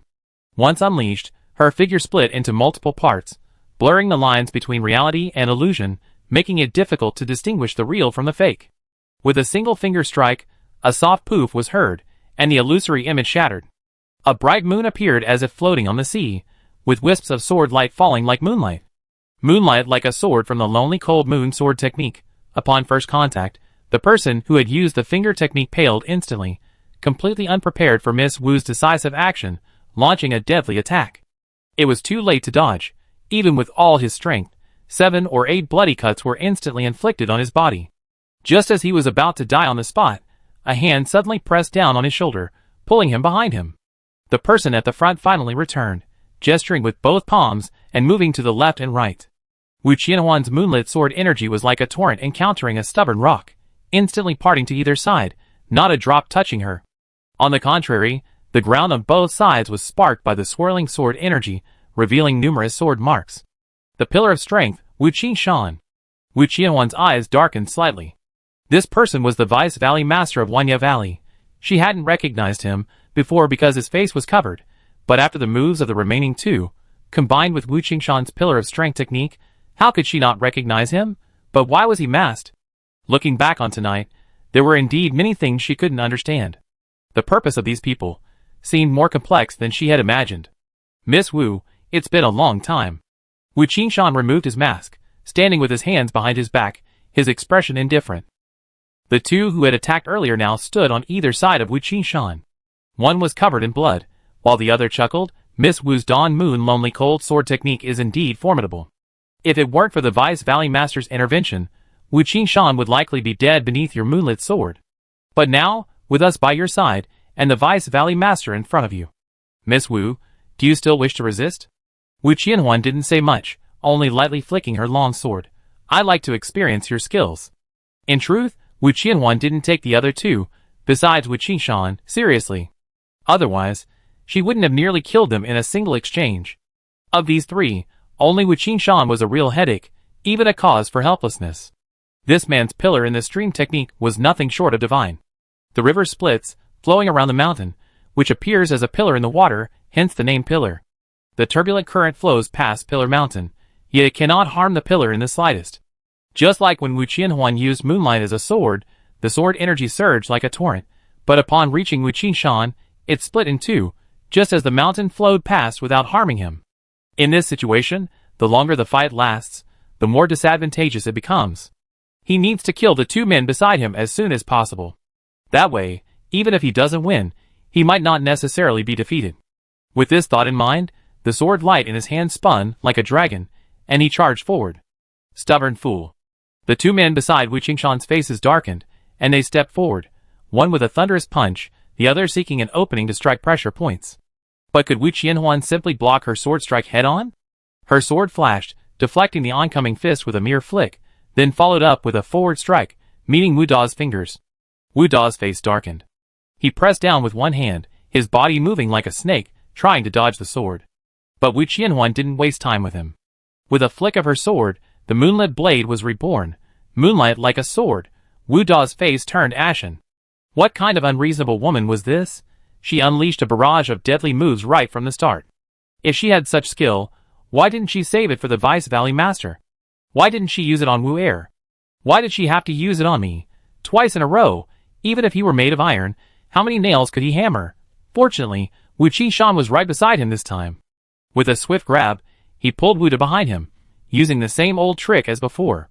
But unexpectedly, the moonlit blade, held back, countered with a backhand strike against Wu Er, who was approaching from behind. A single sword strike divided into 3 parts. It was the very move: green plum and willow branch. The green plum blossoms danced, like the sun blooming. In a mere instant, 3 crimson flowers of blood appeared on Wu Er's body. Her life ended there. Insolent! Wu Qingshan's face darkened, and with a single step, he was behind Wu Qianhuan. He struck with a palm. His attack was too fast. Wu Qianhuan's sword strike was already at a point where her old strength was exhausted, and new strength had not yet arisen. Faced with this palm strike from behind, even if she knew it, she had no time to dodge. Only the 8 directions divide technique could offer a chance. But just as she was about to use it, a hand grabbed her wrist. Looking up, she saw a man dressed in black, wearing a pale mask. As he pulled her towards him, he met her attack with a palm strike. Bang! The 2 forces collided violently, causing the surrounding rain to lash out in all directions, and the doors and windows along the street to tremble incessantly. Chapter 58. The 2 figures clashed briefly before separating, each taking a step back. A flash of purple light flickered in Chu Qing's eyes, as he turned to look at Wu Qianhuan. "Miss Wu, are you alright? If you had arrived any later, it would have been quite dangerous." Wu Qianhuan frowned slightly. "Why didn't you strike secretly? Kill him with a single sword strike?" She had witnessed Chu Qing's swift swordplay. While Zhongliuzu was undoubtedly extraordinary, it was hard to say whether he could withstand Chu Qing's sword. Chu Qing released her hand. "Because I have some things I want to ask him." What kind of person dares to be so insolent before the Vice Valley Master of Wanya Valley? Wu Da snorted coldly, stepping forward to attack. Wu Qianhuan's eyes turned cold. She had just forced Wu Da back with a single sword strike and killed Wu Er. If it weren't for Wu Qingshan's presence, these 2 wouldn't even be worthy of carrying her shoes. And now they dared to be so arrogant. But before she could react, a sword had already pierced Wu Da's throat. None of the people present saw clearly when Chu Qing drew his sword. Wu Qingshan's gaze turned grave, his pupils suddenly contracting when he looked at the sword in Chu Qing's hand. Wu Qianhuan didn't notice the change in Wu Qingshan's expression. She only felt that Chu Qing's swordsmanship seemed faster than before. When he killed Xi and Yu Hen, his swordsmanship was indeed unparalleled in its speed. But it wasn't without its flaws. But now, his swordsmanship was so fast it seemed he didn't even need to draw his sword. He could make it appear wherever he wanted. Wu Qianhuan couldn't believe that someone could improve so quickly. She only thought Chu Qing had been hiding something.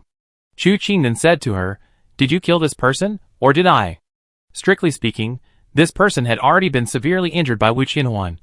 He was essentially stealing the kill. Wu Qianhuan was speechless for a moment. What kind of time is this to be arguing about this? Is this guy really that greedy for money? He could only say with a dark face, "Fine, you killed him." Chu Qing immediately nodded with satisfaction. The quest interface progress increased slightly, and a new finger technique appeared in the selectable treasure chests. In other words, the more kills he made, the wider the selection became. Fists, kicks, swords, fingers, axes, hooks, and forks, all kinds of martial arts techniques were available. If he could also obtain an internal energy cultivation technique, that would be even better. After all, internal energy cultivation techniques refresh based on luck. It's possible to obtain one after completing countless quests. Just as he was thinking this, he heard Wu Qingshan roar, "You dare to commit violence before me? How arrogant!" With that, he turned and stepped forward, directly trying to snatch the Xian Yu sword from Chu Qing's hand. Chu Qing laughed upon hearing this, pulling Wu Qianhuan back a step to avoid the grab, and said, "The dignified Vice Valley Master of Wanya Valley, dealing with the young lady of Tianwu City, is not only bullying the weak but also using numbers to oppress the few. Now, disregarding seniority, you launch a sneak attack. I advise you to cover your face, otherwise I feel ashamed for you. A cowardly coward dares to speak so arrogantly before me." Wu Qingshan said coldly, "State your name. I don't kill nameless nobodies." Chu Qing stopped, about to speak, when Wu Qianhuan said, "So that Vice Valley Master Wu may know, this is the recently rising Night Emperor." After speaking, she nodded to Chu Qing. Chu Qing's lips twitched, thinking to himself, "I really thank you, having you as my blessing. After I leave Tianwu City, I definitely change my name, but what should I call myself? Sword Emperor? No, switching between Night Emperor and Sword Emperor. Both are taboo. Besides, now's not the time to consider such things." A strange look appeared on Wu Qingshan's face. "So it's you. The 7 iron horse thieves died at your hands. No wonder you're so arrogant. But in my eyes, aren't they just chickens and dogs? Those things alone aren't enough to make you arrogant before me." He waved his hands, about to attack again. Chu Qing reached out. "Wait! Do you have any dying words?" Wu Qingshan frowned slightly. Chu Qing shook his head. "If you attack, you will surely die. Therefore, before that, I have something I want to ask you." Before Wu Qingshan could respond, he gestured slightly to the sword in his hand. "You came to Tianwu City for this, right?" Hearing Chu Qing's words, Wu Qianhuan couldn't help but look at Wu Qingshan. Just as Chu Qing had suspected, Wu Qianhuan knew the message the Tianwu guards had conveyed, and naturally, she couldn't ignore investigating the sword she had acquired by chance years ago. But their conclusion was the same as Chu Qing's. The hilt had no mechanism. Now that Chu Qing had brought it up again, he clearly wanted to investigate. She immediately suppressed her thoughts and waited quietly. Wu Qingshan glanced at Chu Qing with some surprise, then at Wu Qianhuan and chuckled. "How did you know?" Wu Qianhuan suddenly gripped the long sword tightly. All her guesses and attempts to verify had failed, but she hadn't expected Wu Qingshan to admit it so readily. However, there were some things she didn't understand, so she asked coldly, "Nonsense. What does the Xianyu sword have to do with you? Besides, if you truly desired this sword, why didn't Gu Qianqiu directly ask my father? Even if it weren't for gold and silver, bartering might have been possible. Miss Wu, who told you? This sword is the Xianyu sword?" Wu Qingshan quietly looked at the sword in Chu Qing's hand, and said in a deep voice, "This sword is named Qingyi. It was the sword of the founding ancestor of my Wanyi Valley. The 3 generations of ancestors carried this sword throughout the world, but unfortunately lost it. They searched for it for half their lives without success, and eventually died in despair.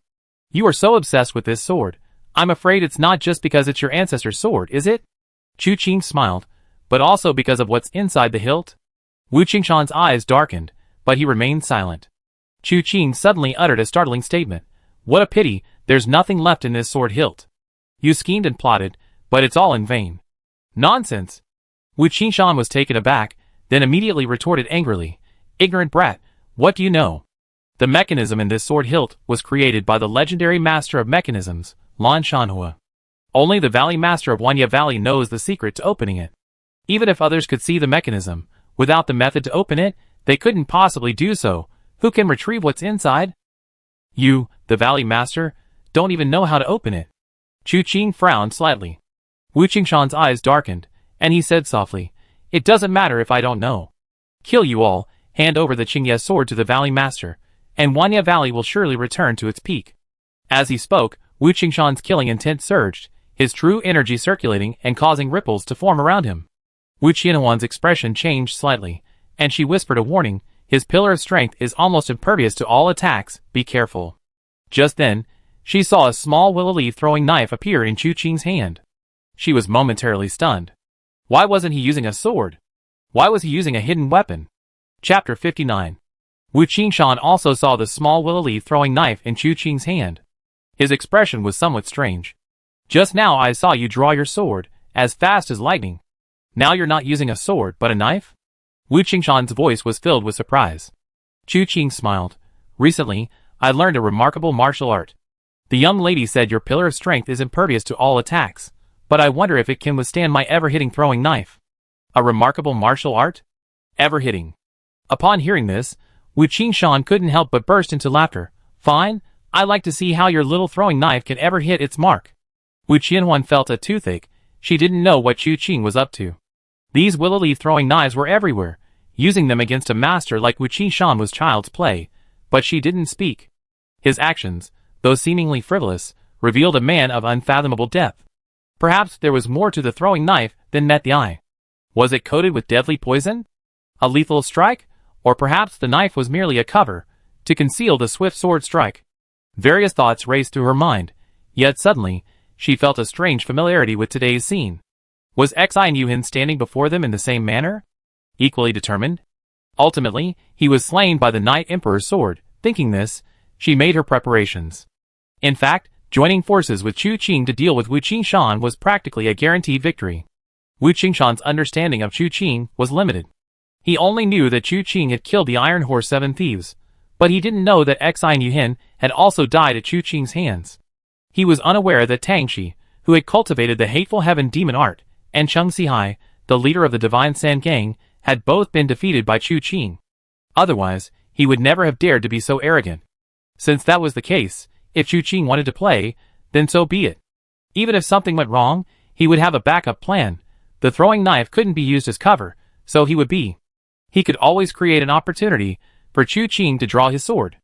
With all sorts of thoughts converging in his mind in an instant, he saw Chu Qing raise his eyes to look at Wu Qingshan. Then, watch carefully. With a flick of his fingers, the throwing knife flew like a rainbow. Wu Qingshan was fully prepared. He was different from Xin Yuhin. Xin Yuhin's arrogance was innate, while Wu Qingshan was much more cautious. Therefore, although he said he wanted to watch, he didn't actually intend to give Chu Qing any chance. His pillar of strength technique was already in place. He only needed to wait for the throwing knife to arrive before easily deflecting it. However, the throwing knife vanished from sight at that moment.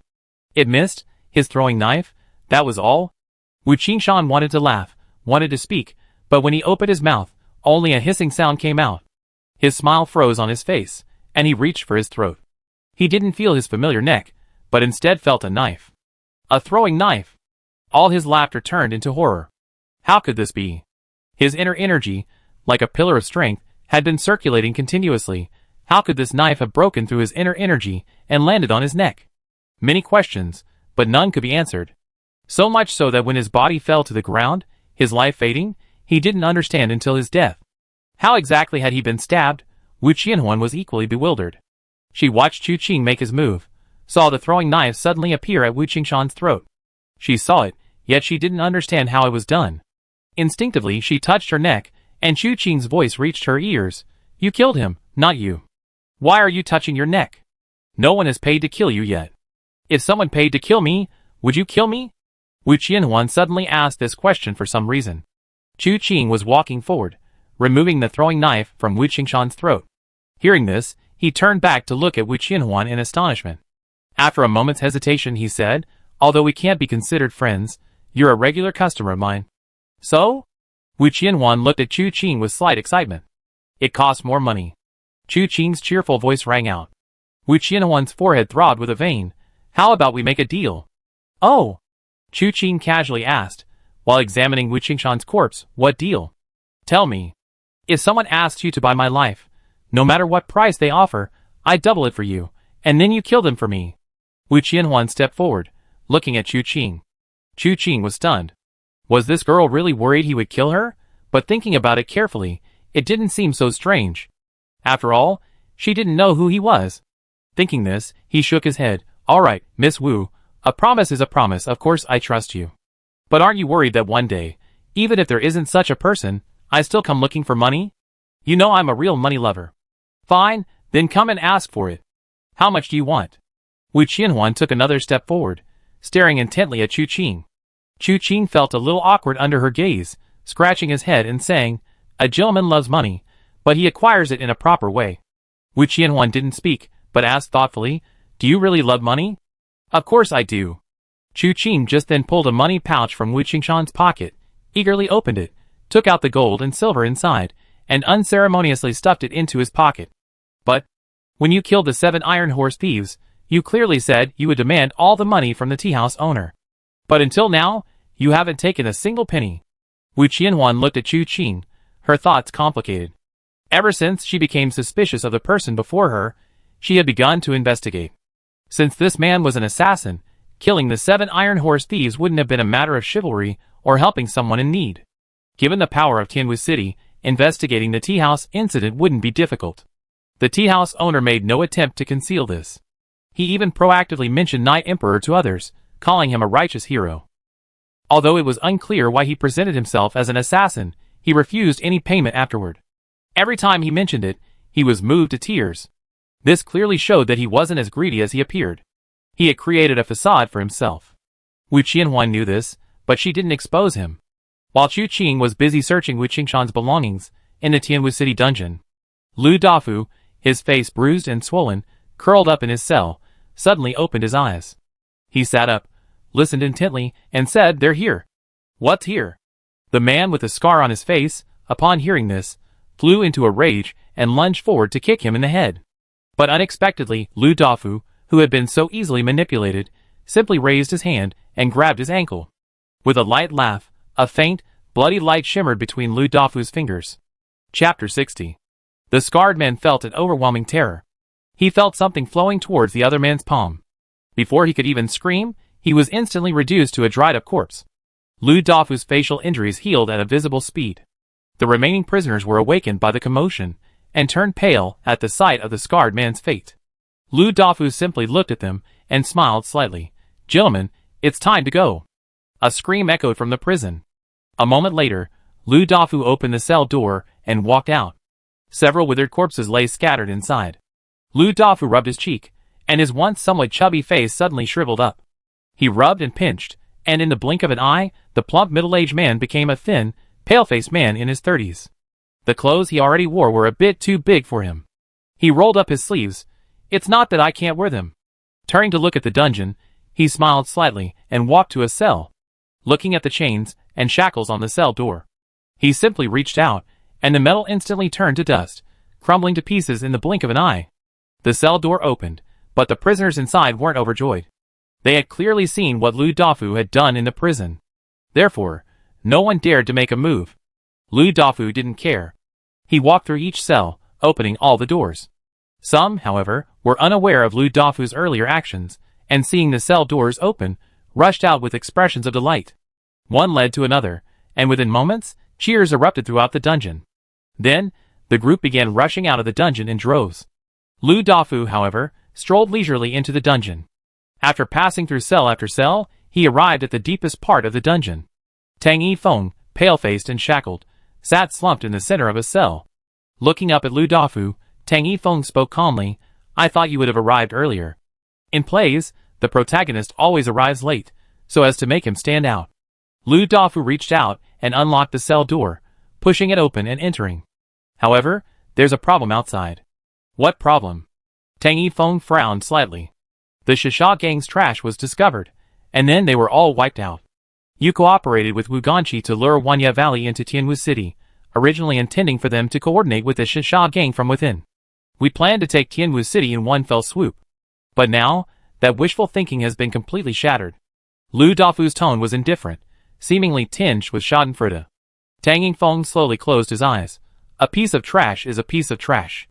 Even in this situation, you suffered such a crushing defeat. Untie my shackles, we should go." Lu Dafu didn't move, only looking at Tang Yifeng with a half-smile. Tang Yifeng's eyes gradually changed, and he spoke in a deep voice. "You want to disobey orders?" Lu Dafu shook his head. "Orders cannot be disobeyed, but for this tiny place, we have paid too high a price. The Azure Knight's sword, and a full 3 years. And the result was a humiliating departure, returning to headquarters?" Tang Yifeng's expression turned grim. "What do you think awaits us?" he continued, "but you should know that this situation didn't develop as we wished. The reason I wasted 3 years in Tianwu City was to make this conflict appear unrelated to us. If you rashly intervene and ruin the leader's grand plan. Even if you survive today, what will you do if the leader holds you accountable? Those wielding weapons are nothing but clay chickens and earthen dogs." Lu Dafu said calmly, "To be honest, from the very beginning, I disagreed with your plan. What about Tianwu City, Shisha Gang, Wanya Valley? Even if we attacked head-on, what could they do? They're not like the 3 sovereigns and 5 emperors themselves. Do these mere ants dare to defy the heavens? You could have easily swept everything away, yet you insisted on resorting to trickery, ultimately ending up like this. It's laughable. Chu Yin, you're insolent." Tang Yifeng was immediately enraged. Hiding beneath the surface was at the sect leader's behest. "Are you questioning the sect leader? You dare to betray the sect?" Chu Yin shook her head. "I can't bear that label. However, the facts prove your strategy failed, so it's my turn to try my method." "You're just a fragile character. What methods do you have?" Tang Yifeng's expression suddenly changed drastically. "What do you want to do?" What do I want to do? Chu Yin slowly walked up to Tang Yingfeng, chuckling as he spoke. To promote the prestige of my religion, to spread my doctrines, to make all directions submit, and to make all directions pay homage.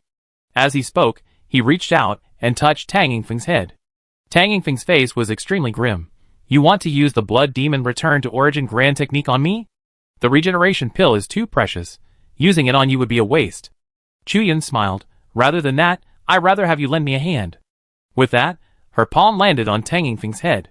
A piercing scream immediately escaped Tang Yingfeng's lips. He was not like those ordinary people like the scarred man, who would turn into a dried-up corpse in the blink of an eye. Streams of blood and she flowed and coiled towards Chu Yan's palm. A wondrous expression appeared on Chu Yan's face, and her aura grew even stronger. Tang Yingfeng's body visibly withered away. After almost the time it takes to brew a cup of tea, Tang Yingfeng was practically reduced to a pale, lifeless skin. Only then did Chu Yan withdraw her palm. He let out a satisfied sigh.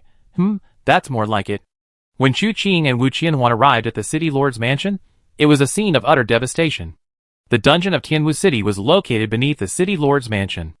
Otherwise, it wouldn't have been enough to suppress these demons and monsters. After escaping from the dungeon, they happened to encounter the experts from Wanya Valley, who had broken out of Luoyu Hall. These people didn't know that Wu Qianhuan had given the Qingye sword to Chu Qing. Therefore, their target was the city lord's mansion's treasure vault. However, when they split into several groups and arrived at the city lord's mansion, they happened to meet with the prisoners who had escaped from the dungeon. The people from Wanya Valley wanted the sword, while these prisoners wanted money. There was no conflict between them, and they all wanted to make the chaos as big as possible. However, they ultimately failed to break into the treasure vault, but instead stopped at its entrance. Because a young man dressed in white, leading disciples of the Chu family and the heavenly dance guards, had been waiting there for quite some time. The two sides clashed the moment they met. The ground was now littered with corpses, and blood flowed like a river.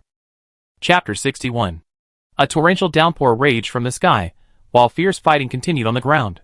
Chu Tian, clad in white, his body shrouded in azure energy, unleashed a continuous barrage of palm strikes, causing the rain to swirl in all directions. The three masters of Wanya Valley grew increasingly grim as the battle raged on. They had escaped the encirclement at Luoyu Hall, intending to reach the treasure pavilion first. Initially, they had assumed Chu Tian's single-handed obstruction was a sign of his recklessness. However, they hadn't expected him to actually hold them off so easily. Although Chu Tian was young, his internal energy cultivation was not as profound as theirs, which had accumulated over decades. Given a little more time, Chu Tian would surely be dead. But now time was of the essence. They had only escaped the encirclement, they hadn't arrived after killing their opponents. If they delayed any longer, the pursuers would likely arrive before they could kill Chu Tian. Then, everything would be over. We must obtain the Azure Knight sword before they arrive. Once that's done, we can escape Tianwu City, and our mission will be accomplished. All three shared the same thought, and their attacks became increasingly ruthless. Just then, a voice rang out. Shameless. The second elder, third elder of Wanya Valley, and the jade-faced scholar actually ganged up on my eldest brother of the Chu family. Do you all think Tianwu City is without anyone? Wu Qianhuan's voice pierced through the heavy rain. The expressions on the three faces changed, and they exchanged a glance. Having known each other for decades, they could see through each other's thoughts in that single look. Fang Wenqiu roared, raising his single blade high. Its blade light tore through the night wind, scattering raindrops in all directions. Li Yulong held a jade flute, but his power was focused on swordplay. The swordplay concealed a hidden sonic attack, capable of disrupting the opponent's mind. As he unfurled his jade flute, a sword aura infused with sonic waves pierced the rain. Simultaneously, Fang Wenqiu's blade descended from the sky. Both hurtled towards Chu Tian. Chu Tian spun around, taking 2 steps back, his hands contorting in midair, creating 2 enormous palm prints amidst the downpour. Boom! Boom! Boom! 3 immense forces crashed down. Palm winds, sword aura, and blade aura scattered and flew in all directions.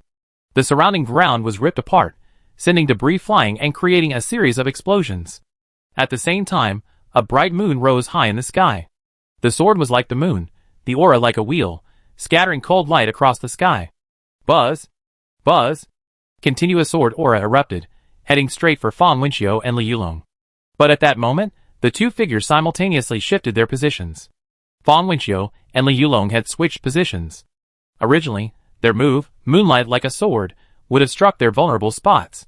Now, with the positions reversed, they were facing each other head-on. Fang Wenqiu brandished her single-edged sword, while Li Yulong played his jade flute in a circle. A series of clanging sounds rang out. A figure leaped into the air. It was Hu Xiaofang, the second elder of Wanya Valley. She flew through the air, her movements, like a cascading waterfall, one foot aimed directly at Wu Qianhuan's vital chest and abdomen. This was the plan the three had devised during their exchange. Chu Tian's martial arts were superior. He alone could hold them off, preventing them from advancing. If Wu Qianhuan joined forces with him, the matter would end there. Therefore, they absolutely could not be allowed to unite, and they had to turn the tide before that happened. The young lady of Tianwu City was the best bargaining chip. However, this young lady was a disciple of Abbess He Tan, and her Xiaoye Guhan sword technique was not to be trifled with. Taking her down was no easy task. Therefore, Fang Wenqiu and Li Yulong each unleashed their ultimate techniques, adopting a stance to kill Chu Tian. In reality, their moves were not fully utilized, and their positioning was carefully considered. The purpose was to support each other. Wu Qianhuan, unaware of their true intentions, seeing Chu Tian in danger and Fang Wenqiu and Li Yulong each feigning weakness, would naturally unleash her killing move to seize the opportunity to rescue their enemy. In this way, Hu Xiaofang, who had not yet made a move, could launch a sneak attack while Wu Qianhuan was engaged in her attack. Given her status as the second elder of Wanya Valley, ambushing a junior, especially one who was preoccupied with other matters, would be a piece of cake. Once they captured Wu Qianhuan, the tide would turn, and they would turn the tide of battle. In the battles of the martial world, besides martial arts skills, the most important factor in a fight is cunning and scheming. Hu Xiaofang was determined to land her kick. She wasn't worried about Wu Qianhuan stopping at the last minute. With her inner energy fully charged, forcibly withdrawing her attack would surely backfire, making it even easier to defeat him. But just then, she suddenly realized that Wu Qianhuan was completely oblivious to her presence. In fact, a smile appeared on his lips. Something's wrong. Alarm bells rang in Hu Xiaofang's mind, but the die was cast. Just as she was wondering what was wrong, she felt something enter her body. It seemed to enter from under her ribs and emerge from the other side, followed by a tremendous force, accompanied by a loud sword clang. She turned her head, and saw a person dressed in black with a white mask standing inches away. Looking down, she saw a sword had entered her body. But the next moment, Hu Xiaofang's eyes flashed, the Azure Knight's sword. She instinctively reached out to grab it, but her body had already hit the ground with a thud, and everything went black. All of this, though seemingly complex, happened in the blink of an eye. Hu Xiaofang herself was still bewildered as to how it all had occurred. But Li Yulong and Fang Wenqiu, not far away, saw it clearly. The instant Hu Xiaofang attacked Wu Qianhuan, the black-clad swordsman suddenly struck out from midair, intercepting Hu Xiaofang with a single sword strike. Like a fish pulled from the water, caught in a net. Too fast. Everything happened too fast. So fast that it was too late for them to warn Hu Xiaofang. Second elder, watch out. How dare you, you scoundrel. The two voices finally reached them. Chu Tian sneered, you too, watch out. The two men's hair stood on end. They thought that with Hu Xiaofang holding Wu Qianhuan captive, Chu Tian would be hesitant to act, and the battle would be over. But unexpectedly, this swordsman appeared out of nowhere, shattering their plans. Now, with their backs to Chu Tian, thinking this, before they could turn around, they each felt a tremendous force strike their backs. The two men were sent flying through the air. Chu Qing suddenly turned around, ignoring Hu Xiaofang's barely concealed state on the ground, and with a light step, his sword flashed. In a split second, it pierced Fang Wenqiu's throat. The world seemed to freeze for a moment. Chu Qing pulled his sword from Fang Wenqiu's throat, then moved again, and with a whoosh, pierced Li Yulong's heart. At this moment, the speed of the world seemed to return to normal. Those present, including Chu Tian, had only seen Chu Qing's figure flash by in a series of movements, each time his sword pierced a vital point. When they finally came to a stop, Fang Wenqiu clutched her throat, while Li Yulong clutched his chest, both slowly collapsing to the ground. Li Yulong's eyes were glazed over as he murmured, so fast. A sword. Chapter 62. This time, Chu Qing's sword strike wasn't just witnessed by Chu Tian and Wu Qianhuan. Almost everyone present witnessed the brilliance of this swift sword strike. Instantly, fear appeared in the eyes of every expert. How could one dodge such a fast sword strike? Killing two masters with a single strike? How could they possibly match him? Even Chu Tian, the pride of the Chu family, couldn't achieve this. Who exactly is this person? Chu Qing lightly flicked his Qingye sword, sheathing it as he opened the system. Commission, Kill Order. Current Progress, 6. Mission Reward. Choose one from the selectable martial arts treasure chests.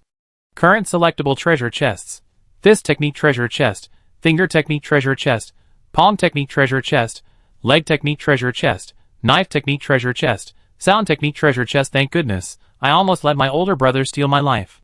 Chu Qing breathed a slight sigh of relief, but couldn't help giving Chu Tian a sidelong glance. This glance, however, made everyone present start to speculate. They wondered if this swordsman also disliked the eldest son of the Chu family.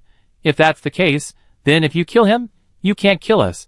Chu Tian was also a little confused by the look, wondering why his younger brother was suddenly acting so emotional. Just as he was wondering, he saw Wu Qianhuan frowning and looking around. What's going on? How did they get out of prison? After asking this question, someone suddenly realized what was happening and, without thinking, turned and ran. But all he saw was a sharp blade piercing the air. He had only taken 2 steps when he heard the sound of a sword returning to its sheath. Immediately afterwards, he felt all the strength drain from his body. Looking down, he saw a sword wound on his chest. He turned around and saw the man in black standing not far away, seemingly looking at something, but his body had already gone limp on the ground. He was dead. At this, everyone present fell silent, not daring to move. Chu Qing, however, frowned deeply. The progress of the Kill Order mission, number 6, hadn't changed at all. It seemed these prisoners weren't on the kill list. That's right. The Kill Order targets those who came out of the secret passage of Luoyu Hall. These people clearly escaped from the prison. Not on the Kill Order's list, too bad. If they were, with their numbers, obtaining the desired treasure chest would be no problem at all. Chu Qing sighed softly, a hint of regret in his heart. But to the onlookers, this scene only made it seem as if the man, having killed with a flick of his wrist, was still regretting it afterward. What was he regretting? Was he regretting that the person he killed didn't cherish their own life? Could it be that he didn't want to kill everyone? At this thought, someone instinctively dropped their weapon. Spare my life. Chu Qing glanced at him, ignoring him. They weren't his target. What did their life or death have to do with him? However, everyone present had witnessed his ability to kill with a flick of his finger. If he truly wanted to kill, this person would be dead in the blink of an eye. Sure enough, only by dropping their weapons and begging for mercy could they save their lives. Immediately, weapons clattered to the ground, and the prisoners knelt down. Wu Qianhuan glanced at Chu Qing thoughtfully. Although she didn't know exactly what had happened, these prisoners had most likely misunderstood something. But that didn't matter. She waved her hand, tie them all up, and take them back to the dungeon. The heavenly dance guards responded with a yes, sir, and quickly bound the group. Some of them glanced at Chu Qing as they did so, wondering where their young lady had found such powerful reinforcements. The scene became somewhat chaotic. Chu Tian suddenly looked at Wu Qianhuan. Something seems to have happened in the dungeon. They couldn't have escaped without a reason. Could it be Lu Dafu? Wu Qianhuan instantly realized. She then instinctively looked at Chu Qing. Chu Qing looked bewildered. You're asking me about this? Shouldn't you, the young lady of Heavenly Dance City, make your own decisions? Chu Tian said. Let's keep these people detained elsewhere for now. We go to the dungeon. Wu Qianhuan looked at Chu Qing, who hadn't even had a chance to react. The sound of wind breaking, accompanied by the booming of fists and palms, approached from afar. A figure then crashed through the heavy rain, landing with a thud. He spun his hands, his body shifting rapidly. Instantly, the raindrops that had been drifting between heaven and earth gathered around him. From streams into rivers, from rivers into the sea, the sound of the ocean waves grew louder and louder, the immense force stirring up wind and rain from all directions, drawing in the raging waves to the heavenly dance guards and prisoners who hadn't had time to evacuate. Their bodies were involuntarily swept towards the current. Not good. Wu Qianhuan swayed, grabbing a heavenly dance guard, who was about to fall into the whirlpool, and throwing him away. The prisoner in front of him was swept in, instantly covered in blood, his blood merging into the vast ocean, his body drifting with the current. The pebbles and sand on the ground were all swept into this vast expanse of water. Seeing this, Wu Qianhuan didn't hesitate and leaped onto a nearby pavilion.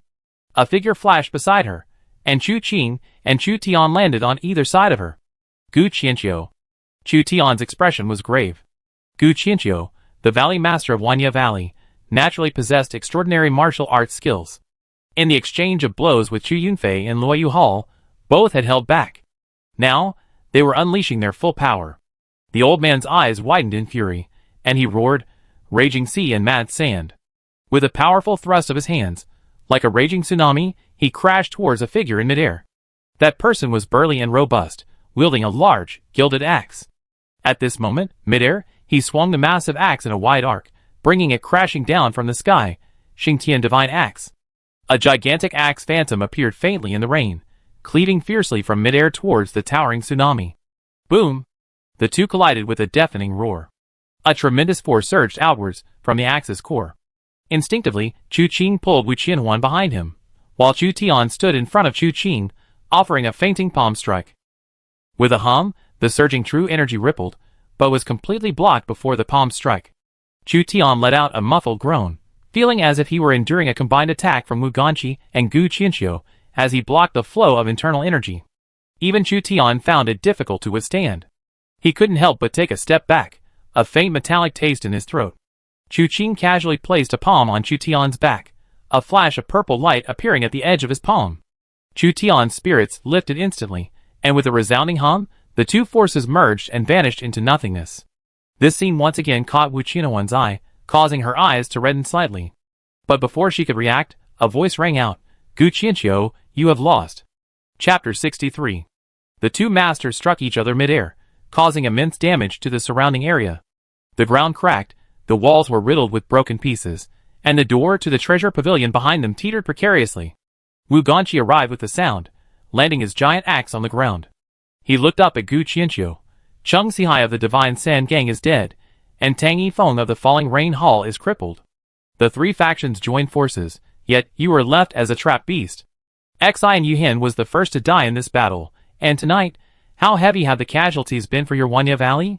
Now, you probably only have Yumuhua left by your side. Wu Ganqi had barely finished speaking when a voice laughed. Yumuhua is here. A whooshing sound filled the air as a figure crashed to the ground. It was Yumuhua, the Grand Elder of Wanya Valley. Following closely behind was Chu Yunfei. He stood with his hands behind his back, chuckling softly, "Valley Master Gu, if I were you, I would never have set foot in Tianwu City tonight. If you had acted decisively at Luoyu Hall, and immediately found a way to escape Tianwu City, you wouldn't have ended up like this." To be honest, Tianwu City and Wanya Valley have always been at peace over the years. Valley Master Gu, what was the point of your actions? Hearing this, Chu Qing, sitting on the pavilion, suddenly whispered a few words in Chu Tian's ear. Chu Tian glanced at Chu Qing, nodded, and smiled, saying, "Father, you don't understand. The reason why Valley Master Gu is going to such lengths to enter Tianwu City is actually for a sword." "Oh!" Chu Yunfei glanced at Chu Tian, then at Chu Qing beside him. "A sword? Could it be some kind of peerless divine weapon? One who obtains it can dominate the martial world." "No, that's not it." Chu Tian said softly, "This sword is called Azure Knight, the sword of the founder of 10,000 Knights Valley, containing the secrets of 10,000 Knights Valley." Gu Qianxiu's expression changed the moment Chu Tian mentioned the sword. After Chu Tian finished speaking, he couldn't help but ask, "How did you know that?" Chu Tian smiled. "How I know isn't important. What's important is that I also know some things that Valley Master Gu doesn't know." "What is it?" Gu Qianxiu frowned. Even Wu Ganqi and Chu Yunfei couldn't help but turn their gazes to Chu Tian. Chu Tian said softly, "If I had to explain this, it would be a long story. However, before that, I want to ask Valley Master Gu something." Gu Qianxiu looked at the situation around him, and smiled helplessly. "Just ask. Your alliance with Luoyu Hall, did you propose it, or did Luoyu Hall approach you?" Chu Tian's question startled Gu Qianxiu slightly, but he didn't hesitate much. "It was Luoyu Hall that approached me." "Then let me dare to guess." Chu Tian said softly, "Was this after Valley Master Gu learned that the Azure Leaf Sword was in Tianwu City?" Gu Qianxiu paused for a moment, then nodded. "How did you know?" Seeing Chu Tian's silence, he continued, "That's right. This happened after I learned that the Azure Knight Sword had fallen into the hands of the city lord of Tianwu. Before that, although you might not believe it, I never intended to seize the Azure Knight Sword in this way." Chu Tian nodded slightly. "Yes, that makes sense." Gu Qianxiu was no fool. Upon hearing this, a chill ran through him. "You mean, all of this was the work of Luoyu Hall?" "Impossible. Luoyu Hall doesn't have that kind of ability, and judging from the current situation, they should have been captured by City Lord Wu long ago. But what if Luoyu Hall isn't just Luoyu Hall?" Chu Tian spoke coldly. "Does Valley Master Gu know?" That Tang Yinfeng cultivated the blood transformation divine palm? Demonic art? Gu Qianqiu's face darkened. In gang wars, life and death are irrelevant. But cultivating demonic art is despised by the vast majority of martial artists. Looking across the world, the only one who achieved fame through demonic art is the Ghost Emperor Moto, one of the 3 sovereigns and 5 emperors. It is said that this person has integrated righteousness and evil into one, yin and yang into one, and the distinction between Buddha and demon is but a thought, reaching an unprecedented level of achievement. He is the #1 peerless master in the world. The most criticized aspect of demonic arts is that the methods of cultivation are often extremely cruel. Even Gu Qianqiu, who would stop at nothing to pass on his secret techniques, would never stoop to such extremes. He would absolutely disdain associating with such people. Upon hearing this, Wu Guanqi glanced at Chu Tian and nodded, saying, Tianer is right. This person cultivates the blood transformation divine palm, and his son, Tang Shi, cultivates the hate heaven demonic art. Father and son are in cahoots. Luoyu Hall is like a den of demons. This, Gu Qianqiu's face darkened. This matter, I know nothing about. Previously, City Lord Wu interrogated Tang Yinfeng, asking about his origins, but he remained silent. But now I suspect, this person actually has another background. Chu Tian slowly said, this conflict between my Tianwu City and Wanya Valley is likely a scheme orchestrated by them. Otherwise, why didn't the City Lord of Tianwu know he had obtained the Wanya Valley Patriarch's sword? He had Valley Master Gu knew beforehand. And after Valley Master Gu learned of this, he immediately received Tang Yinfeng's surrender? Doesn't Valley Master Gu think this is too much of a coincidence? Gu Qianqiu's mind was in turmoil. He glanced at the corpse on the ground and gritted his teeth. Even so what? Should I, even knowing all this, just let the Patriarch's sword wander the world without doing anything? Chu Tian shook his head. After knowing all this, shouldn't Valley Master Gu consider who had this sword before, and is the Wanya Valley's secret still hidden in the hilt? Gu Qianqiu's expression changed drastically. You mean, Valley Master Gu will know for himself upon seeing it? Chu Tian glanced at Chu Qing as he spoke. Chu Qing smiled and flicked his hand. Catch! His Azure Knight sword shot straight at Gu Qianqiu. Gu Qianqiu instinctively caught it, momentarily unable to believe his eyes. He had schemed and plotted for this sword, and now it was so easily obtained, but looking at his surroundings, he couldn't help but feel dejected. What good was it now? Was there any chance of escaping the encirclement? How could Wu Guanqi possibly let him go? Recalling Chu Tian's words, Gu Qianqiu gritted his teeth, suddenly drawing the sword and flicking his fingers across the blade, producing a buzzing sound. After 7 flicks, a piece popped out from the hilt with a click. Gu Qianqiu pinched it, gently twisted it, and pulled it out, revealing a hidden compartment. Gu Qianqiu's hand trembled as he opened the compartment. Inside, it was empty. Chapter 64. When Gu Qianqiu activated the mechanism on the hilt of the Qingye sword, everyone watched intently. But now, seeing the empty hidden compartment, they couldn't help but sigh with disappointment.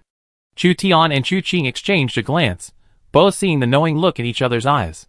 Earlier, when Chu Qing encountered with Qing Shan, he provoked him with words, wanting to see if there was anything hidden in the hilt of the sword. But this man didn't know how to activate it. Now, using the same trick again, the hilt of the Qingye sword was indeed empty. This meant that another force did indeed exist. The torrential rain in Tianwu City was orchestrated by this force. Heavens! Chu Qing's eyes narrowed slightly. Which force was this? He couldn't help but look at Wu Guanqi. Judging from the outcome, Tianwu City would ultimately benefit the most from this battle. Once Gu Qianqiu died, Wu Guanqi could subdue the forces of the Wanya Valley and the Shisha gang, thus strengthening himself. But that's impossible. Even if we assume the worst, this news still came from the Heavenly Dance Guards. If Wu Guanqi personally orchestrated all of this, wouldn't it be redundant? But with Chu Qing's experience, he truly doesn't know what this heaven represents. The martial world is vast, with countless masters and numerous factions. What conclusion can be drawn from just the word heaven? Ha ha ha. A voice that sounded like both crying and laughing suddenly came from Gu Qianqiu's mouth. He held the Azure Knight's sword, raising the hidden compartment high, his laughter filled with sorrow. A joke. A joke. Blinded by a leaf, unable to see the green hills, for the sake of the ancestral master's secret teachings, to strengthen my 10,000 Knights Valley, he actually personally led this ancestral foundation into a deadly situation. Truly laughable. He reached out and returned the hidden compartment, then slapped it shut. With a snap, the hilt of the Azure Knight sword returned to its original state, without a trace of damage. He looked at Wuganchi. Make your move. Wuganchi sighed, but didn't refuse. He was the city lord of Tianwu City, not a wandering swordsman. He couldn't show mercy just because someone was pitiful. Every action he took had to consider those around him, those behind him, and the lives of the people under his rule. Even if Gu Qianqiu had been deceived, he had hired the Mirror of Evil to kill Chu Yunfei, colluded with the Falling Rain Hall, and killed countless Tianwu guards. He had helped the Divine Sand Gang infiltrate Tianwu City. For all these reasons, whether it was to avenge these people, or to make Tianwu City better, Gu Qianqiu would die tonight. For him, this was also a once-in-a-lifetime opportunity, one he would never have a second chance with. Moreover, after tonight's fierce battle, their hands were stained with the blood of Wanya Valley. There was no way they could let the tiger return to the mountain. Wuganchi stepped forward, wielding his gilded giant axe. He was about to give this old rival a quick death, but just then, a voice slowly drifted over, truly trash. Who goes there? The voice came abruptly. Everyone turned to see a pale-faced man in his 30s, slowly walking through the rain. He was dragging someone along. The person's life was uncertain. He was being pulled by the ankle, being pulled along through the rain. Fanner! Chu Yunfei's eyes widened in horror upon seeing him. Chu Tian and Chu Qing's expressions also changed drastically. Before they could react, Chu Yunfei had already moved. You're courting death. He took a step forward, his figure seemingly shrinking in size, instantly covering 3 zhang, approximately 10 meters, in a flash. Azure energy swirled around him, raindrops gathering around him like fingers and swords. Just as he was about to strike, the man flung his hand, throwing Chu Fan out of his grasp. Chu Fan possessed superhuman strength, tall and broad-shouldered, a massive lump, carrying a sharp force as he hurtled towards Chu Yunfei. Chu Yunfei couldn't afford to retaliate immediately, quickly circulating his azure void palm. He gently supported Chu Fan, transforming hardness into softness. The next moment, he felt an immense force crash down upon him, forcing him to retreat. He barely managed to steady himself after a zhang, approximately 3 meters, then his feet pounded the ground with each step. He retreated 7 or 8 steps before finally regaining his footing. He held Chu Fan in his arms, examining him carefully. Fanner! Fanner! Chu Yunfei frantically searched for Chu Fan's wrist. Chu Tian and Chu Qing also appeared in a flash, followed closely by Wu Qianhuan. Wuganchi and the others finally came to their senses, and quickly surrounded him. After checking Chu Fan's pulse, Chu Yunfei breathed a huge sigh of relief. He's still alive. It's good that he's alive. It's good that he's alive. His youngest son had been away from home for 7 years, only returning tonight. His second son, Tai, had recently returned after learning martial arts. Chu Yunfei simply couldn't bear the thought of any of his children leaving him, much less accept that they would die before him. As long as they were alive, that was better than anything else. His name is Chu Fan? A voice came from the other side, chuckling softly. Don't worry, he's too nourishing. I couldn't bear to eat him. How could I waste such a fine tonic? You need to rest and recuperate properly, only then will it be truly nourishing. Who are you? Wuganchi, radiating murderous intent, strode forward. How dare you cause trouble in my Tianwu city? Do you think I, Wuganchi, am dead? Don't be hasty, don't be hasty. You already achieved your goal, and I can grant your wish. The man chuckled. However, if you insist on asking, I should indeed introduce myself properly. Lest, in the afterlife, when Yama asks who killed you, you all be clueless. Listen carefully. My name is Chu Yin. Her eyes slightly lifted, a vortex seemingly forming in her pupils. From the Heavenly Evil Cult. The Heavenly Evil Cult. Chu Tian suddenly looked up. Heavenly? So it was you who stirred up trouble in the shadows? Luring Wanyi Valley, and the Shinsha Gang's Luo Yu Hall into the game. Wrong. Chu Yin shook her head. The Luo Yu Hall is merely a pawn of my Heavenly Evil Cult under the rule of Tianwu City. It was originally outside the game, so how can it be considered part of it? It's you? Gu Qianqiu's eyes turned bloodshot as he glared at Chu Yin. You despicable bastards who deserve to die. Having ended up like this today, Gu Qianqiu didn't actually hate Wuganchi. Wuganchi, as the city lord of Tianwu City, resisted the enemy. It was only natural. Where there's a scheme, there's a battle. Wuganchi won this battle honorably and above board. Gu Qianqiu didn't hate him.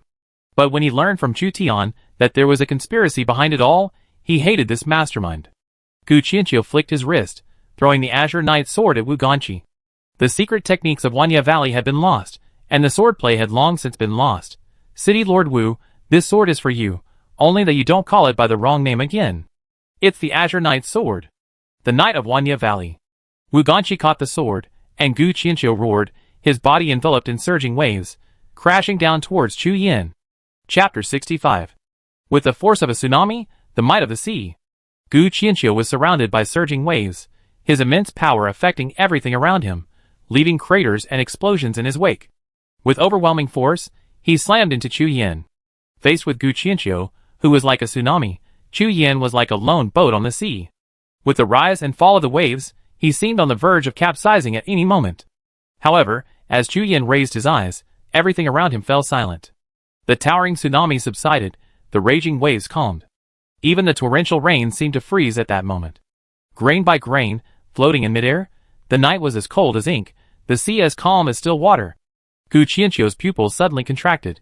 10,000 Nights Silent Sea. This was the final move of the 10,000 Nights Valley's true teachings, the raging tide technique, 10,000 Nights Silent Sea, breaking through 1,000 waves. With this move, the martial arts of the 10,000 Nights Valley held no secrets against this opponent. Bang! A hand gripped Gu Qianqiu's head, lifting him from the ground. Trash is trash. Given your chance, you were useless. According to his original plan, I shouldn't have shown up today at all. Tianwu City will be destroyed tonight, and you, even for the sake of this 10,000 Nights Silent Sea, should bow down to us. What a pity, even under these circumstances, you still suffered a crushing defeat. Placing your hopes on me is simply laughable. Chu Yin, holding Gu Qianqiu, spoke without a trace of emotion, his voice even colder than the desolate rainy night. A faint red light appeared in his palm, and Gu Qianqiu screamed in agony. His body withered away, transforming into surging internal energy that flowed into Chu Yin's body. Kill me! Gu Qianqiu suddenly roared, damn it, don't let this old man die at the hands of such a traitor. Wu Ganqi seemed to awaken from a dream, taking a step forward, his 49 forms of the Xing Tian axe transforming into a single attack in an instant. It cleaved down from the sky, shattering all dust in the world. But he wasn't targeting Gu Qianqiu, but Chu Yin. Faced with this earth-shattering axe blow, Chu Yin merely narrowed his eyes slightly, raising one hand, his palm covered in blood, forcefully catching the axe in his grasp. At that moment, a dent instantly appeared beneath Chu Yin's feet, followed by a deafening roar. Starting from his heel, a crack a full foot wide snaked its way through the wall in his path, tearing it apart. However, at that very moment, a sword appeared at the back of Chu Yin's neck. In the blink of an eye, it could pierce his neck. But the instant the sword light swept across the void, the person before her vanished. Without any apparent reason, like a flickering wind, a flash of light appeared amidst the howling wind. The flash followed the sword strike. In that flash, everything disappeared from sight. When the light reappeared, Chu Yin was holding Gu Qianqiu, appearing a foot away. The sword missed its mark, and Wu Qianhuan could hardly believe her eyes. This should have been a sure thing. With her father's Xing Tian axe in front, and her own Xiaoye Guhan sword behind, how did he dodge it? This movement technique, it's Tang Shi's movement technique. Wu Qianhuan instantly thought of the movement technique Tang Shi used at the Chu family. The same flickering light, the same unpredictability. But Chu Yan's cultivation was clearly far superior to Tang Shi's. His speed was even faster, to an unbelievable degree. Tang Shi's movement technique? To be honest, I taught this technique to Tang Shi, he only learned the basics. Chu Yin smiled slightly, looking at Gu Qianqiu in his hand. Want to die? To die by my hand is your honor. The red light in his palm grew increasingly intense. Just as Gu Qianqiu was about to be completely consumed by his demonic art, Chu Yin suddenly felt a flash before his eyes, as if a sword light had passed by. Then, his hand felt lighter, and only a human head remained in his palm. His demonic art seemed to only work on the living. The red light in his palm suddenly dissipated completely. Chu Yan's eyes darkened, his gaze falling on a figure dressed in black with a white mask. Such a fast sword. His voice was low, his eyes flickering uncertainly. Chu Qing held the Azure Knight's sword. This sword had been given to him by Wu Qianhuan, and Wu Ganqi had returned it to him before making his move. Things given away by Tianwu City were never taken back for any reason. His gaze fell on Chu Yin. Such swift movement. When Wu Ganqi saw Gu Qianqiu, beheaded by Chu Qing's sword, he couldn't help but sigh softly. To die by the Azure Knight's sword is better than dying at the hands of such a demonic being. He stepped forward, carrying the Xingtian axe. Brother Gu, may you have a safe journey. We send this fiend to meet you in the Yellow Springs. Wu Qianhuan glanced at Chu Qing, wondering to herself if it had been Chu Qing who had struck. Would Chu Yan have been able to dodge it? Chu Yunfei set Chu Fan aside. Just now, to avoid injuring Chu Fan, he had taken the full force of Chu Yan's palm strike, causing his internal energy to surge and resulting in considerable internal injuries. Chu Tian reached out to help him up, but Chu Yunfei gently waved his hand, flicked his blue robes, and slowly walked to Wu Ganqi's side. Besides, the experts gathered in the city lord's mansion also stepped forward, subtly surrounding Chu Yan. Chu Yan took all this in, a mocking glint in her eyes. Wu Ganqi, don't say I didn't give you a chance. Kneel down and submit to my heavenly evil sect now, and I might still promise you a bright future. Ha ha ha. Wu Ganqi laughed wildly. In this life, I, Wu, do not seek to bow to heaven and earth, but only to have a clear conscience. Who exactly gave you the illusion that I, Wu Ganqi, would submit to such heretical sects? Chu Yunfei didn't speak, only nodded slightly, clearly agreeing. None of the people around him raised any objection to this statement. Good, good, good. Chu Yan nodded slightly. Insignificant ants, daring to defy the heavens. Little do they know, they are courting death. With that, he shifted his stance, his figure flashing as he appeared before Wu Ganqi. He slammed his palm down. Wu Ganqi raised his giant axe, sweeping it horizontally and horizontally, meeting attack with attack. Chu Yan flashed forward, stepping onto the axe's surface, and launched a flying kick straight for Wu Ganqi's face. Wu Ganqi reached out to grab it, but felt as if he were grasping not a human ankle, but a ferocious dragon. The dragon easily broke free of his grip, and the impact caused his head to tilt, his kick landing on empty air. However, Chu Yan followed up with a downward chop, and with a thud, Wu Ganqi's heavy body crashed to the ground. Just as Chu Yan was about to strike with a backhand palm, a faint blue palm shadow was already upon him. The blue void palm. Chapter 66. The one who made the move was naturally Chu Yunfei. Seeing this, Chu Yan's palm, originally aimed at Wu Ganqi's head, was redirected towards Chu Yunfei. With a loud bang, Chu Yunfei staggered back 3 steps, spitting out a mouthful of blood. It wasn't that Chu Yunfei's martial arts were weak, it was simply that Chu Yan's internal energy was too strong. Leaving aside this man's past, tonight alone, he had first seized Tang Yinfeng's cultivation, and then nearly drained Gu Qianqiu dry. Combined with his own original internal energy, his cultivation was far more than 100 years' worth. Such profound internal energy was something Chu Yunfei, even having cultivated the Ruoxu scripture to its peak, couldn't contend with for the time being. However, even so, Chu Yan couldn't remain unaffected. He slightly shifted his center of gravity, and Wu Ganqi, in turn, shuddered, flinging Chu Yan off his shoulder. Looking up again, they saw Wu Qianhuan leap into the air, the bright moon hanging high, its light like swords. Whoosh! Whoosh! Whoosh! Countless sword cries and howls echoed, each wisp of light aimed at Chu Yan. Chu Yan's eyes flashed, and his figure vanished from everyone's sight. He reappeared, already standing before Wu Qianhuan. His arrival was utterly sudden, without any warning, as if he had teleported. In an instant, he was already in midair, raising a finger directly at Wu Qianhuan's brow. If this finger struck, Wu Qianhuan would surely die. But at that moment, a thunderous palm force suddenly descended from the sky. Without looking up, one could see a blue light. The one who attacked was Chu Tian, also wielding the azure void palm. The enormous palm shadow seemed capable of encompassing heaven and earth, taking in his entire hand. Chu Yan's finger could not strike, but he didn't care. His figure flickered again, and in a flash, he reappeared behind Chu Tian.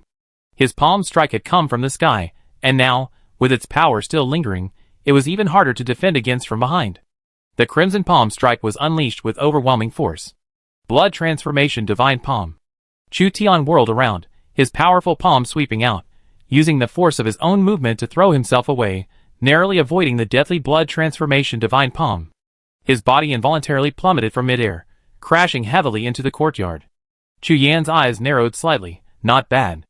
In the face of danger, he decisively endured the backlash of the palm strike, using the remaining power of his attack to forcibly move aside. This decisiveness deserved the title not bad.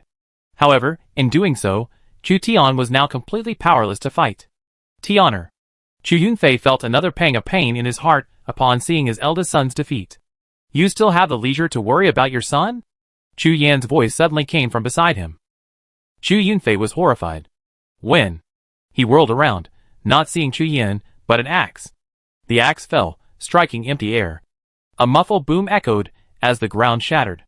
But the next moment, Wu Ganqi's body was thrown into the air, crashing heavily to the ground.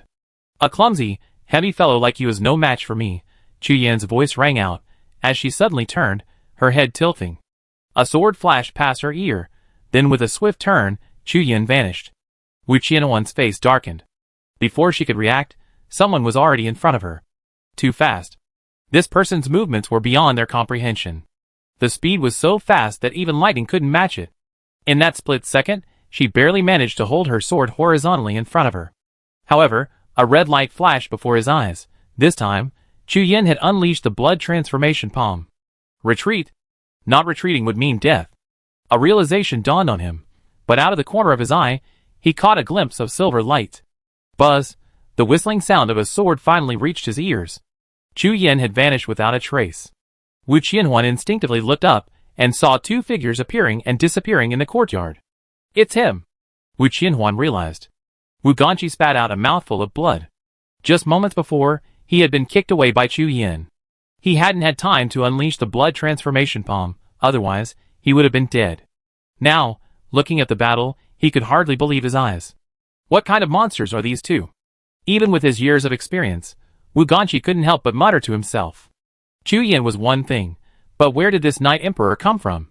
How could he possess such superb martial arts? This question also arose in Chu Yan's mind. Just a moment ago, he intended to kill Wu Qianhuan outright, but unexpectedly, in the blink of an eye, the sword was already upon him. Although he had already said it before, at this moment, he still wanted to say, "What a fast sword!" Therefore, like Wu Qianhuan, he retreated. He could only retreat. His movements were fast, and Chu Qing's sword was fast too. However he retreated, Chu Qing pursued in the same way. His figure flickered, and Chu Qing's sword followed like a shadow. To the eyes of everyone present, it appeared as if the two were floating and flashing wildly around the courtyard. No one could clearly see how Chu Yan's movements changed in that instant.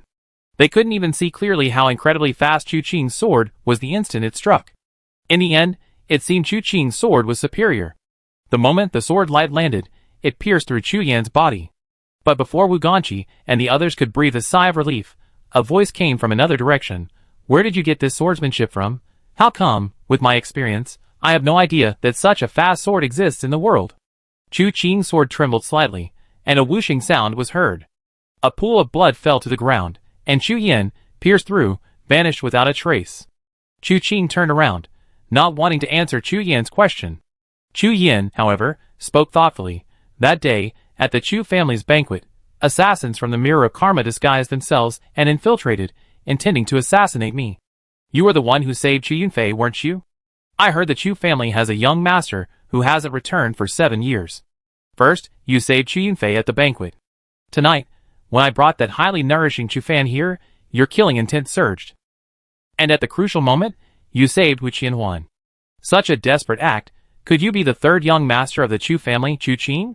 Chu Qing's eyes remained unchanged, but his heart sank slightly. He wasn't afraid of anything else, only of Wu Qianhuan finding out his identity. This girl had a fiery temper, and would never be as calm and composed as Chu Tian. She truly hated him for running away from the marriage, but if she knew his current predicament, she would never abandon him. Once she was dragged into his feud with the Mirror of Karma, her life would be uncertain. But at this moment, he couldn't turn back, otherwise, wouldn't that confirm the person before him? And Wu Qianhuan's voice rang out at this moment. This person is named Knight Emperor, an assassin. What does this have to do with that runaway thief? Don't spout nonsense. Chapter 67. What a cunning little thief running away from his wedding. Chu Qing's lips twitched slightly beneath his mask. But why did Wu Qianhuan's words sound so strange? An assassin? Chu Yan shook her head. No, if he were an assassin, why would he fight me now? You didn't know who I was in the first place. Naturally, you wouldn't have asked him to kill me. An assassin born for money, at this moment, it's already commendable that he didn't turn and run, let alone actively get involved in this chaos. Most importantly, if he were an assassin, he shouldn't have saved Miss Wu first before attacking me. Otherwise, his sword could have been even faster. So don't be fooled by him, he's not an assassin. Even if he were, he would treat you differently. These words, falling into the ears of those who were paying attention, made their eardrums ring. Wu Ganqi subconsciously looked at Chu Qing. Could it really be that brat? He's back? Wu Qianhuan remained silent, simply watching Chu Qing. She had said everything she could say, everything she needed to say. If she continued to deny it, It would be too deliberate, too obvious. Chu Yunfei looked up. Could it really be Qing'er? Chu Qing glanced at Chu Yunfei but ignored him. A vein throbbed on Chu Yunfei's forehead. This brat dares to ignore his father? 7 years apart, and he's really itching for a beating, huh? But Chu Qing glanced at Chu Yan. What I want to do is none of your business. But seeing how much nonsense you spouted, I just give you a reply. Miss Wu is my client. She hired me to kill someone tonight. It's none of my business if you kill someone else. But you dare to lay a hand on her. She hasn't even paid me yet. If you kill her, who am I supposed to get my money from? This was perfectly reasonable. Chu Yan nodded. Then why were you so murderous when you saw me dragging Chu Fan? What does that have to do with you? Chu Qing frowned. You're a strange person. You're fast, that's for sure. But when it comes to actually fighting, you're so hesitant. I've been chatting with you all night. How much money have you paid me? Are we going to fight or not? Let's talk one more thing. Chu Yan smiled. Your martial arts are good, your swordsmanship is excellent. You shouldn't associate with these ants. Why not join my heavenly evil sect? I teach you the blood demon true scripture, and bring glory to my sect. In the future, you have countless mountains of gold and silver, and you be a force to be reckoned with in the martial world, a true hero. Silver? Chu Qing seemed somewhat tempted. Chu Yan nodded. Yes, we in the heavenly evil sect will never let our brothers suffer. This amount every month. He held up 5 fingers. Chu Qing was furious. Just 5 taels of silver? 50 taels of gold. Chu Yan glared at him. 5 taels of silver? Are you trying to fob me off? Chu Qing gasped. So much? If you, Brother Knight Emperor, are willing to join my heavenly evil sect, you receive even more. Chu Yan coaxed patiently. Moreover, the longer you stay in our sect, the more you receive. If you can perform meritorious service for our sect, the sect leader might be so pleased that he might even grant you a position second only to the sect leader. I might even have to rely on Brother Knight Emperor's help then. Chu Qing stroked his chin and nodded. That's not impossible. Come, tell me in detail, what exactly is the heavenly evil sect all about? What exactly do we want to do? Come, I explain in detail. The two quickly became allies, growing closer and closer as they talked, even walking towards each other, seemingly about to put their arms around each other's shoulders. Wu Qianhuan's eyes widened, feeling her mind in turmoil. Her previously firm resolve suddenly wavered. But then she saw the Azure Knight's sword, which had been hanging beside her, suddenly pierced Chu Yan's chest. Chu Yan's eyes widened, her face filled with disbelief. Before Wu Qianhuan could react, she noticed another figure appear behind Chu Qing. Chu Yan. That was a fake too, Chu Yan. He appeared with a palm strike, the crimson center a testament to the blood transformation divine palm. But then, his figure flickered like a candle, vanishing abruptly. A sword light pierced the void, returning as if it had always been there. These two are too despicable. Wu Qianhuan awoke as if from a dream. After all that rambling, they were just trying to convince each other so they could launch a sneak attack. Their thoughts aligned, and they attacked simultaneously. But neither managed to deceive the other. I was still too naive.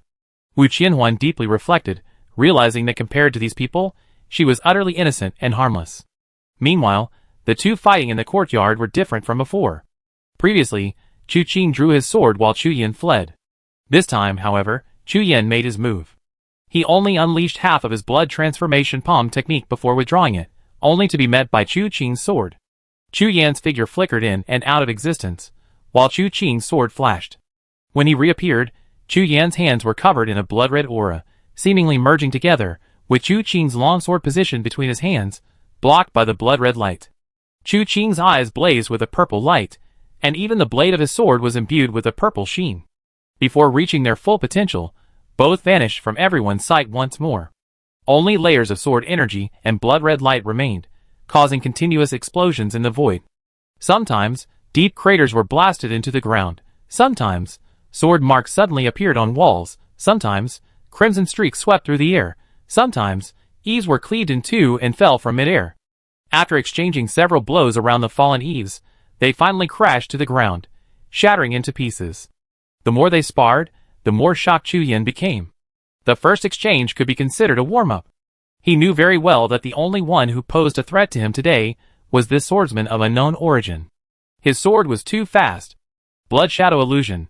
He had already used it twice. This was a supreme movement technique from the Blood Demon scripture. However, its use was not without cost. This technique emphasized exchanging blood for life, turning the tide in an instant. Used at crucial moments, it could not only save lives, but also turn defeat into victory. But tonight, he had used it twice. The first time was to save his life, and the second time, attempting to turn the tide, he had failed. Chu Qing was cunning and shrewd, seemingly casual but never easy to deal with. Now, with his internal energy and blood depleted, forcibly using blood shadow illusion again would likely result in his death. He needed more vital energy.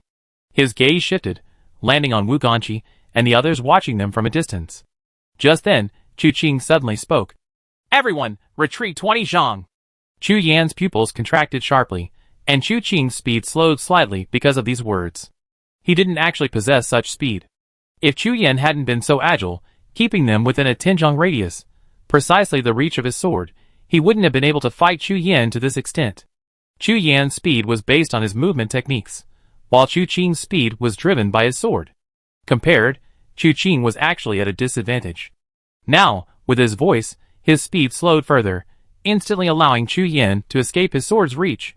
Chu Yan looked around, only to see that Wu Ganqi and the others had indeed complied, all retreating 20 zhang away. He was momentarily furious. Looking at Chu Qing again, his eyes darkened. "Brother Knight Emperor, you're being unscrupulous." Chu Qing glanced at him with a half smile, then suddenly said, "Why are you fighting so timidly, this expert from the heavenly evil sect?" This seemingly irrelevant question sent a chill down Chu Yan's spine. He immediately snorted coldly. "What nonsense are you spouting?" "Am I spouting nonsense? Your internal strength is superior to mine, and your speed is unparalleled, but in the long exchange we had, you focused primarily on dodging and defense. You're unwilling to take even the slightest risk. If you were willing to suffer a minor injury, using yourself as bait to take a blow from my sword, with your skill, dodging a vital point wouldn't be difficult at all. Then you can seize my sword, and the outcome will be decided in a single move. But you still refuse. Is it because you didn't think of it, or are you afraid of the pain? Or is there some unspeakable reason?" Chu Qing's voice fell, each word distinct. Although Chu Yan's expression remained unchanged, his heart was pounding. This was a secret he absolutely did not want to reveal to Chu Qing. The blood demon scripture was profound and mysterious, an outstanding technique even among demonic arts. Upon reaching the great perfection realm, one could be injured but not killed. Even if a vital point was pierced, one's internal energy would not be diminished, and not even a drop of blood would be shed. This was because at this level, the blood demon scripture had achieved complete control over one's own blood and chi. It had reached a level of mastery akin to using one's own limbs. Even with physical disabilities, one could use the blood demon scripture to seal wounds, allowing blood to circulate normally without causing any harm. Then, by using the blood demon return to origin great technique to absorb the opponent's blood and energy and repair one's own injuries, one would grow stronger with each battle, as if the blood demon had descended upon the world, immortal and indestructible. However, there was one thing. This effect could only be achieved with the complete blood demon scripture. While Chu Yan's own blood demon scripture included secret techniques such as the blood demon return to origin great technique, it lacked a crucial, essential incantation. This was also what Tang Yingfeng had said about him in the dungeon. The reason for his brittleness. The absence of this incantation allows him to freely control his chi and blood when his body is intact. However, once a serious injury occurs, causing internal energy to leak out, his chi and blood will collapse. This flaw is too great, but Chu Yan didn't think it was a problem before. He was certain that Wu Ganqi and his ilk couldn't possibly harm him in the slightest. Even if he were occasionally hit by the Qingxu palm or other techniques, his profound internal strength wouldn't cause serious consequences. But then, tonight, Chu Qing appeared. His sword was too fast. If he pierced a hand, twisted a throat, or stabbed a neck, all would be lost. Thinking this, Chu Yan suddenly sneered. "I don't understand what you're talking about." "Nonsense. Is your skill limited to this?" Chu Qing smiled wryly. "Don't be hasty. I still have a few tricks up my sleeve. Please take a look." He sheathed his Qingye sword and, with a backhand motion, drew a knife from his scabbard. A throwing knife. A throwing knife?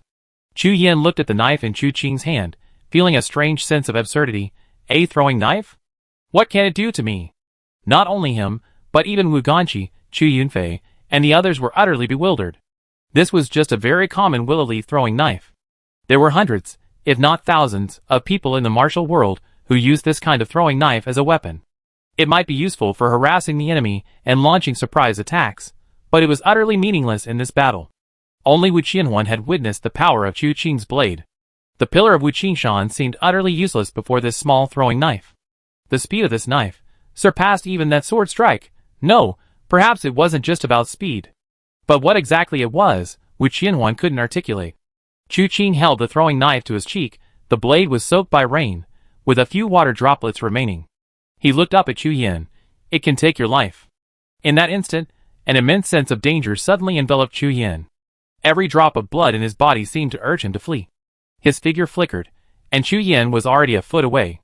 But the sense of danger, like a leech, not only didn't disappear, but instead intensified. Chu Qing waved his hand, drawing his blade, asterisk whoosh, asterisk a point of starlight, a faint glimmer. Deep within Chu Yin's heart, however, a warning bell rang.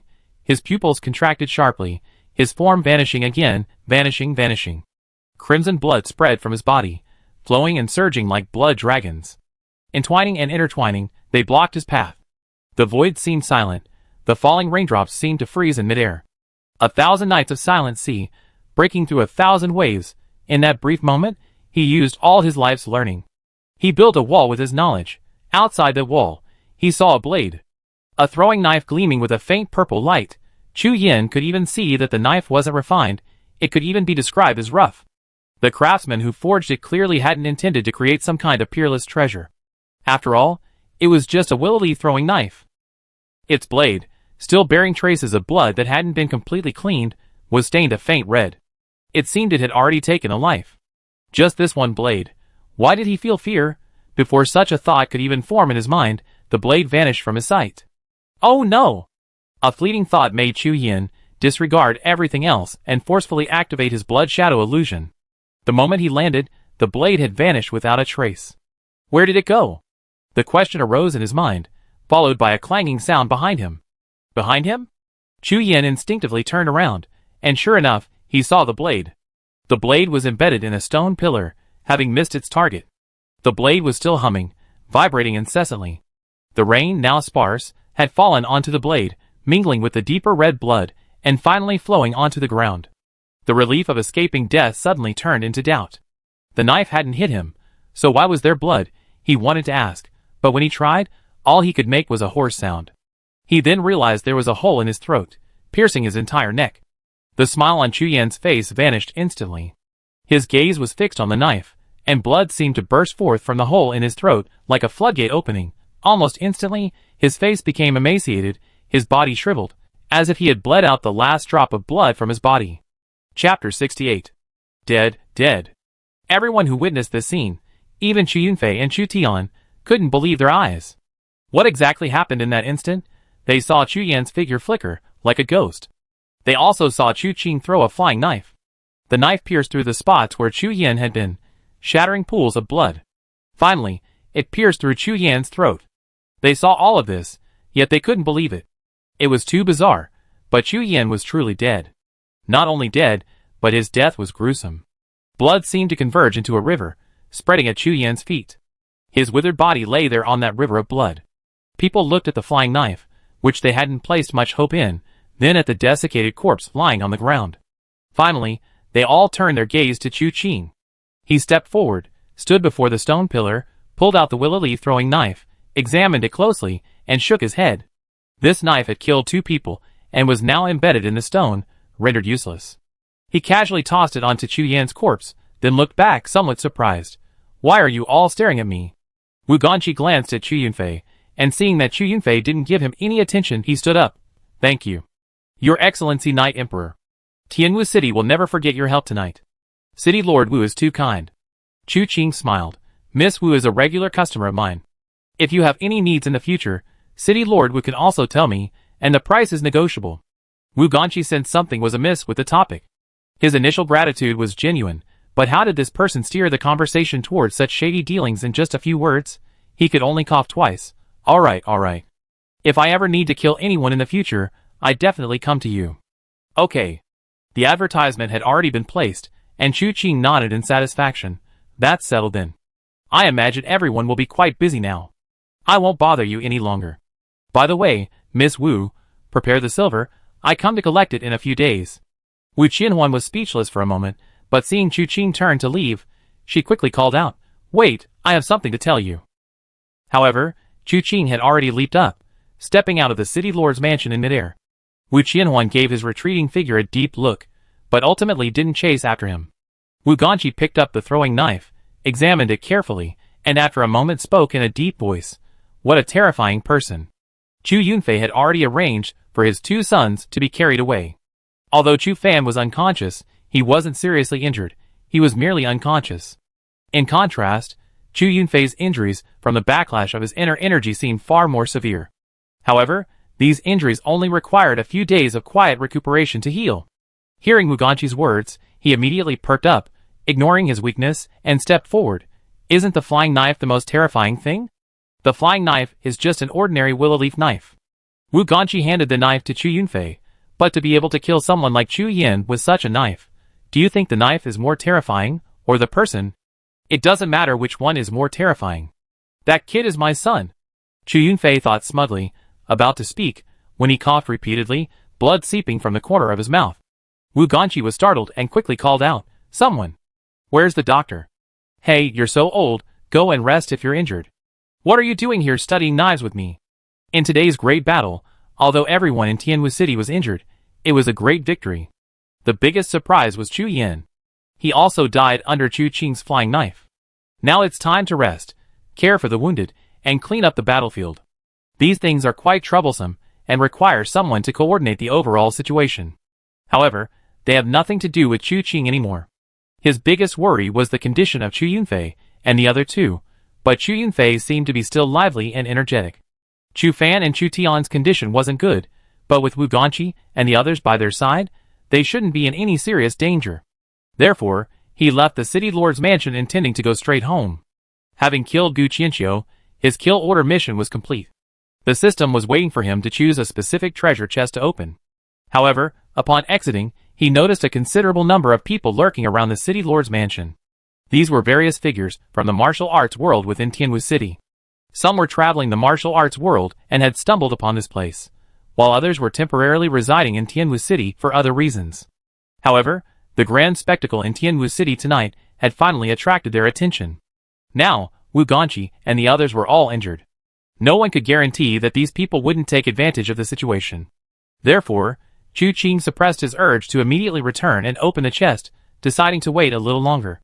If anyone dared to make a move, he would immediately throw his throwing knife, sharp as a spear. However, instead of anyone making a move, he first heard the sounds of fighting. Could it be that the heavenly dance guards have discovered something and a conflict has broken out? Chu Qing thought, and went to the source of the sound, but was taken aback when he saw the 2 fighters. He saw a girl in green robes pinning down a girl in black. Wenru. Chu Qing blinked. No wonder he hadn't seen her tonight. She must have been stationed around here to guard against any trouble from the city's experts. Looking at the girl in black, he was unfamiliar with her. She was quite beautiful, especially her eyes, which held a strange stubbornness. Seeing this, Chu Qing didn't intervene, crossing his arms and observing from the sidelines. Just then, Wenru rubbed her hands together, opening and closing the black-clad girl's sword-wielding hand, placing her other hand on top of it, pressing down on the juncture of their hands, and pushing her against the wall. "Leave here." Wenru's voice was as cold as ever. The black-clad girl retorted angrily, "I can leave or stay as I please. Why should I listen to you?" Chu Qing blinked. That voice, is it her? The masked girl he saw in Gu Jingquan's courtyard that day. What was her name again? Right, Xiao Wenshuang. She hasn't left yet? Chu Qing scratched his head. Is she waiting for news of Cheng Sihai's death? Tianwu City was keeping this matter very secret. After all, they couldn't reveal it to Wanya Valley beforehand. So it was understandable that she hadn't left. Seeing this, Wenru didn't say anything more. Just as she was about to knock him unconscious, she suddenly sniffed the air and turned around sharply. "It's you." Xiao Wenshuang was startled and followed Wenru's gaze. "Who is it?" Chu Qing, holding the Qingye sword, stood on the wall, feeling that this whole thing was absurd. "With this much rain, your nose is still so sensitive?" Upon hearing this, Xiao Wenshuang's eyes widened immediately. "It's you." Wenru originally wanted to respond to Chu Qing, saying that her skill had nothing to do with the intensity of the rain. However, after hearing Xiao Wenshuang's words, what she was about to say became, "You know each other?" After saying that, she actually released Xiao Wenshuang. Xiao Wenshuang looked at Chu Qing suspiciously, then at Wenru, biting her lip and asking Chu Qing, "What are you doing here?" Chu Qing glanced at her, just like the previous night, and ignored her. Instead, he asked Wenru, "Besides you, is there anyone else?" "Yes." Wenru nodded. "Then I'm leaving," Chu Qing said, glancing at Xiao Wenchuan again. "You're coming with me?" Xiao Wenchuan was furious. "When I asked you earlier, you ignored me, so why should I go with you now?" She turned her head, mimicking Chu Qing's dismissive attitude. Chu Qing turned around and, noticing Xiao Wenchuan hadn't followed, said, "I found Cheng Sihai." Xiao Wenchuan's expression immediately changed. "Where is he?" Chu Qing ignored her, simply leaping away and disappearing into the distance. "Wait for me." Xiao Wenchuan quickly followed, chasing Chu Qing for a long way before finally seeing him stop on the rooftop of a building. "Where is Cheng Sihai?" Xiao Wenchuan stopped and landed beside Chu Qing. Chu Qing glanced at her. "He's dead." "What?" Xiao Wenchuan was stunned, instinctively feeling that Chu Qing was lying to her. After all, someone like Cheng Sihai shouldn't have died so quietly, even if he did. Besides, since Cheng Sihai had been dead for a long time, why hadn't he come looking for her? She had mentally prepared herself to be attacked, yet Chu Qing hadn't come looking for him. Tonight, seeing the chaos outside, she assumed Cheng Sihai was stirring up trouble in Tianwu City, which was why she followed the trail to the city lord's mansion. Therefore, her second thought was, he died in the city lord's mansion? You were there to kill him? Chu Qing glanced at her and shook his head. Last night, he died behind the Liu family's mountain. This matter will probably spread soon. You can judge for yourself whether what I said is true or false then. What I do at the city lord's mansion is none of your business. Fine. Xiao Wenchuan took a deep breath. But let me make this clear. I don't care what you do at the city lord's mansion at all. As long as this person's death is confirmed, I won't go back on my promise to you. I'd be waiting for you at the Cuiyunin Inn.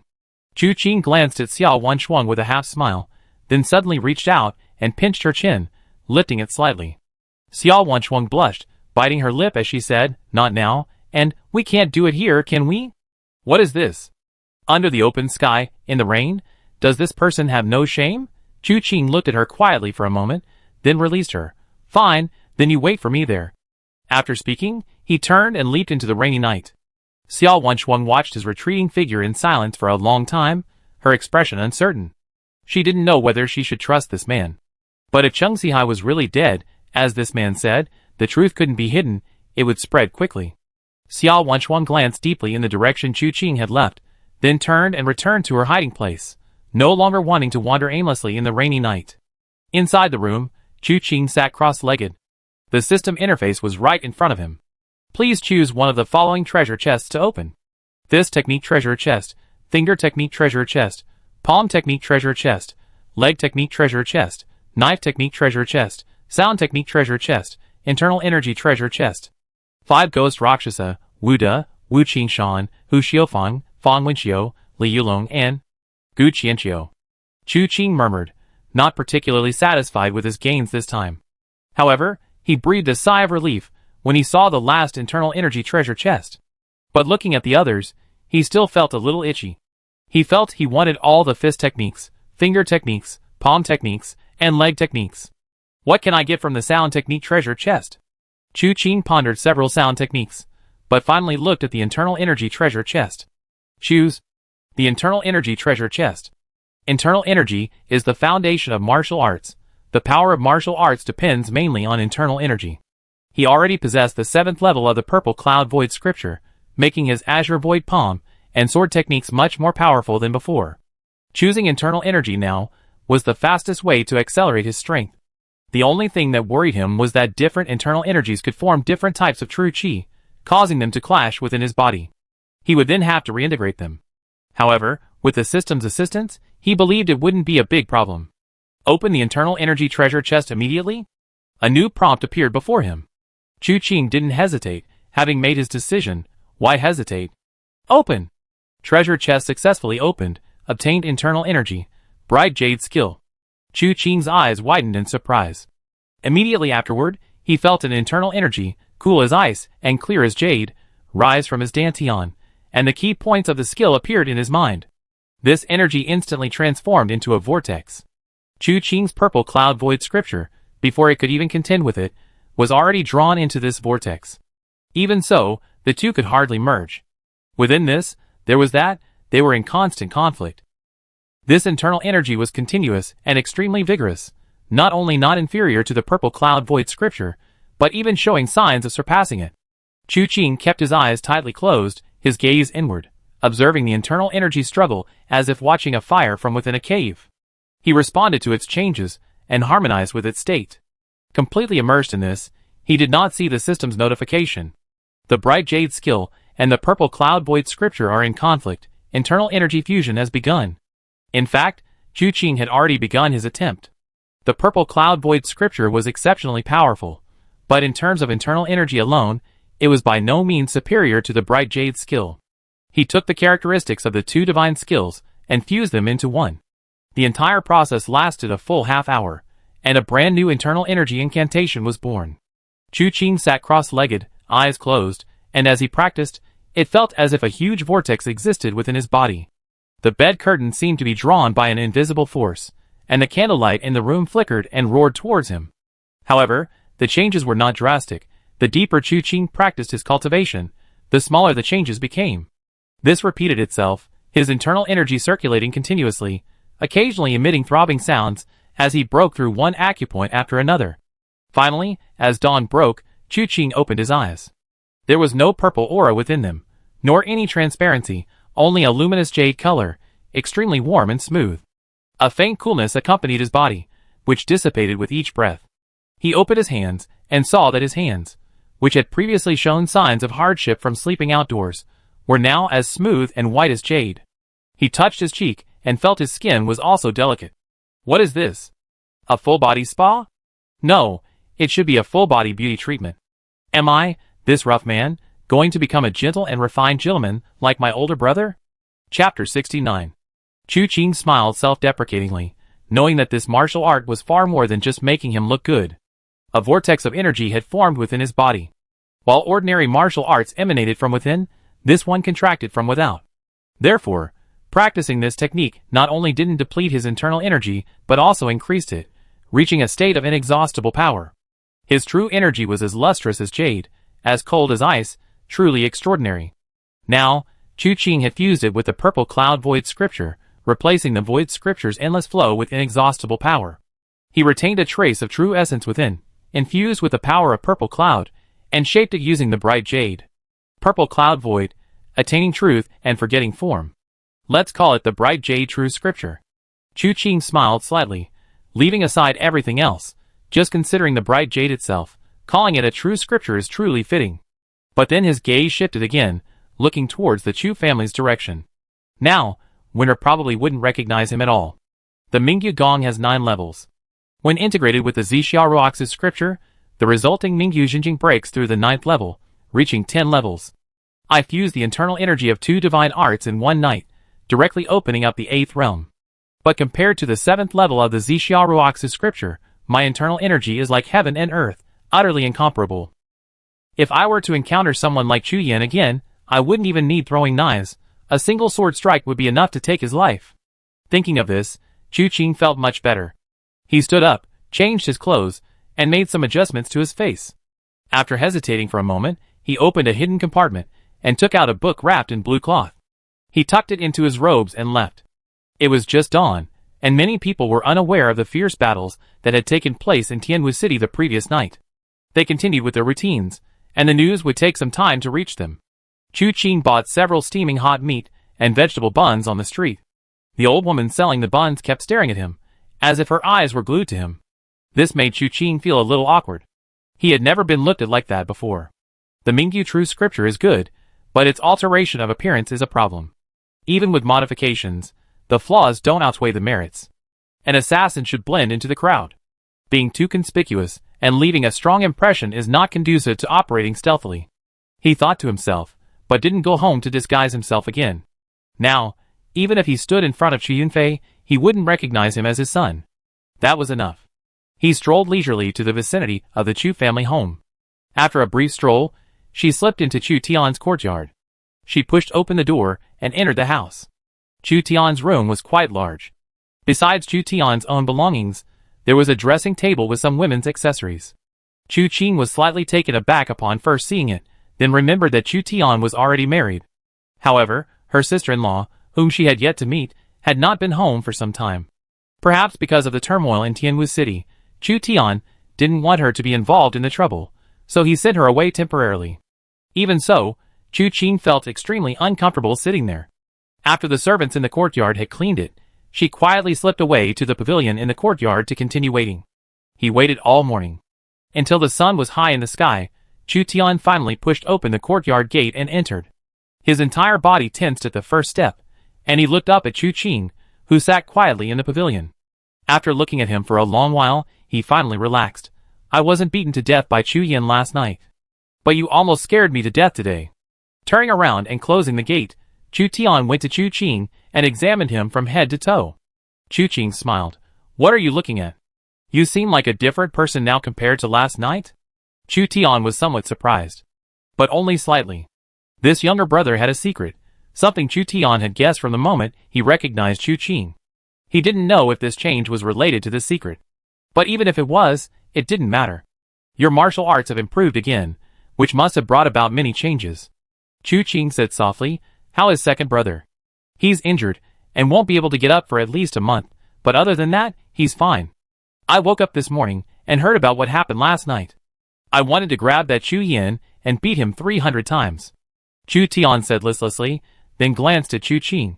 That was exactly what he said. Chu Qing chuckled, stood up, and walked behind Chu Tian. Your internal energy is disordered. Let me help you sort it out. Before Chu Tian could speak, Chu Qing's palm had already slowly pressed against Chu Tian's back. The internal energy entered his body, and Chu Tian felt a slight coolness flowing into his meridians, making him feel very comfortable. Under the influence of this internal energy, the internal energy within his body was indeed restored to normal.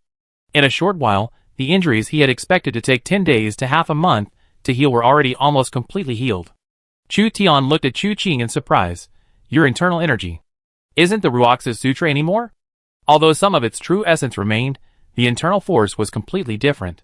Chu Qing withdrew his hand and nodded, saying, I had some fortuitous encounters, and my cultivation method has changed. Chu Tian smiled upon hearing this. It's all right. While the Ruox's Sutra is exquisite, it's by no means the pinnacle of martial arts. You have your current opportunity, it's your good fortune.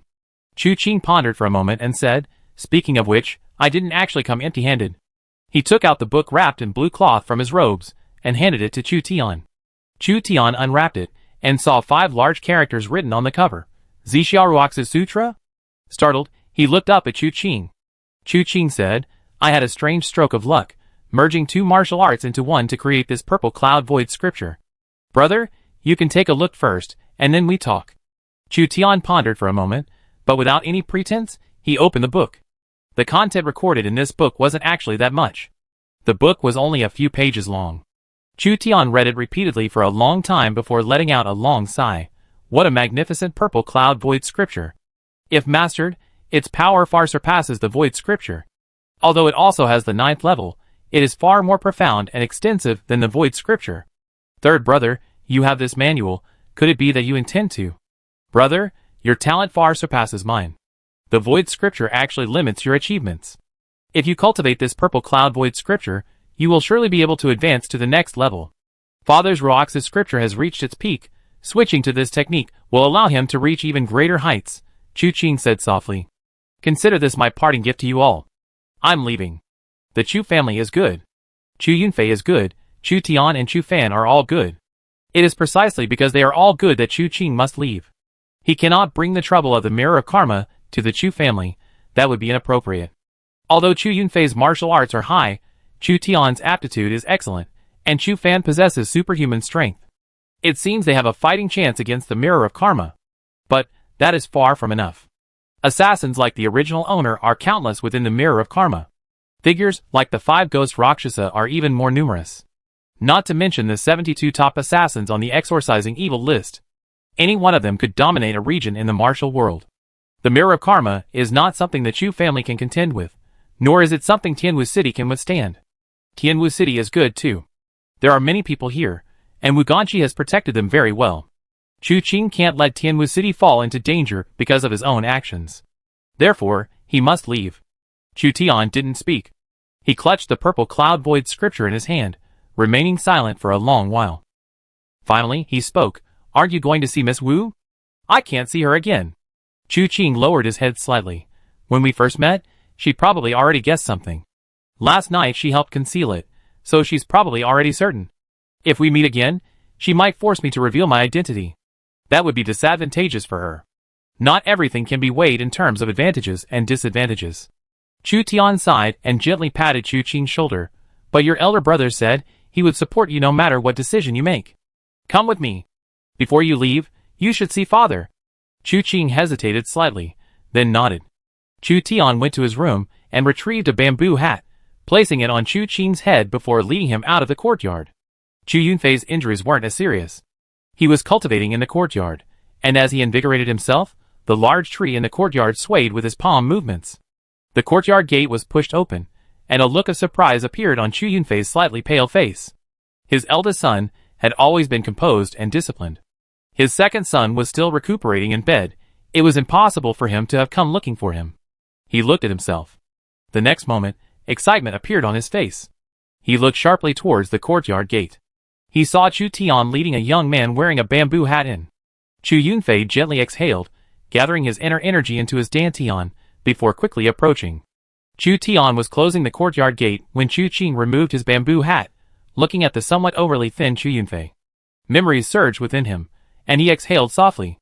Just as he was about to kneel, Chu Yunfei grabbed him. Qing'er. Memories flooded his mind instantly, scene after scene flashing through his mind. Some showed him sitting on a small wooden horse, Chu Yunfei gently rocking him.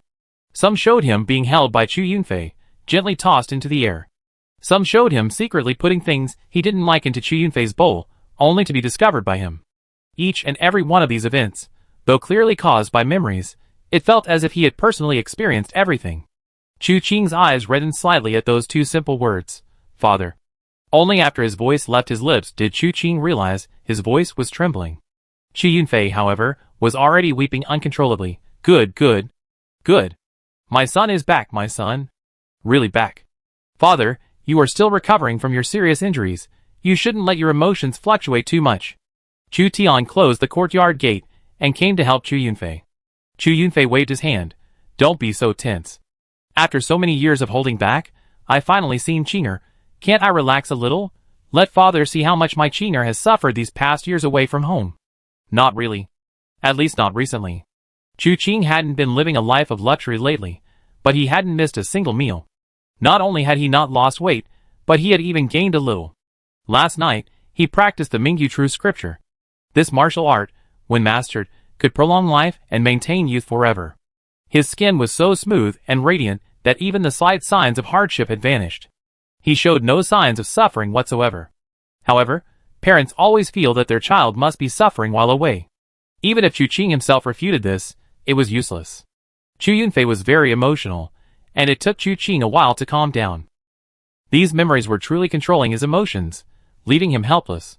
Then Chu Yunfei pulled him to sit on the stone bench in the courtyard, gripping his wrist tightly, as if afraid he would run away again. This made Chu Qing almost reluctant to say that he would leave soon. However, reason ultimately prevailed over emotion, and he softly said, Father, I came back this time just to see you. After I finish reading, I'm leaving. Chu Yunfei wasn't surprised by this, but remained silent for a moment before speaking. Is it because of the mirror of karma? Chu Qing nodded, glancing at Chu Tian. My elder brother should have already told you the details. I can't stay in the Chu family. Father understands. Chu Yunfei looked at his youngest son, whom he had almost lost and then regained, feeling extremely reluctant to part with him. But he also knew very well that Chu Qing's decision was for the sake of the Chu family. Moreover, he had witnessed Chu Qing's martial arts skills firsthand last night. His swift swordplay was already phenomenal, and his subsequent throwing knife was nothing short of mythical. With such martial arts skills, concealing his identity was the best option for him traveling alone. If he stayed in the Chu family, his old bones would not only fail to be an asset, but might even become a burden. Therefore, Chu Yunfei said in a deep voice, I already spoken with old Wu about Chu Yan's speculation about your identity last night. It's absolutely not going to be told to anyone. He probably had his suspicions, but I didn't say anything.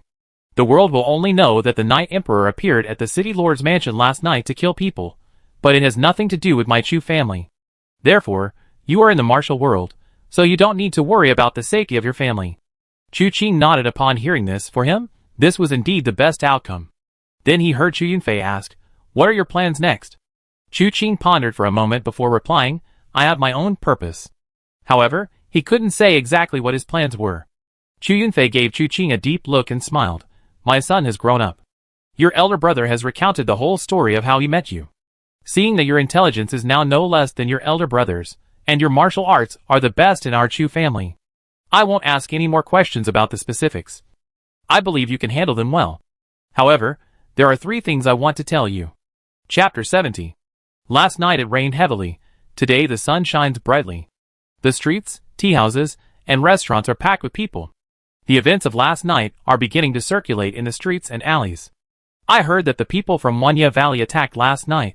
A fierce battle almost destroyed the city lord's mansion, and even more shockingly, a powerful demonic cultivator appeared, nearly causing annihilation for our Tianwu city.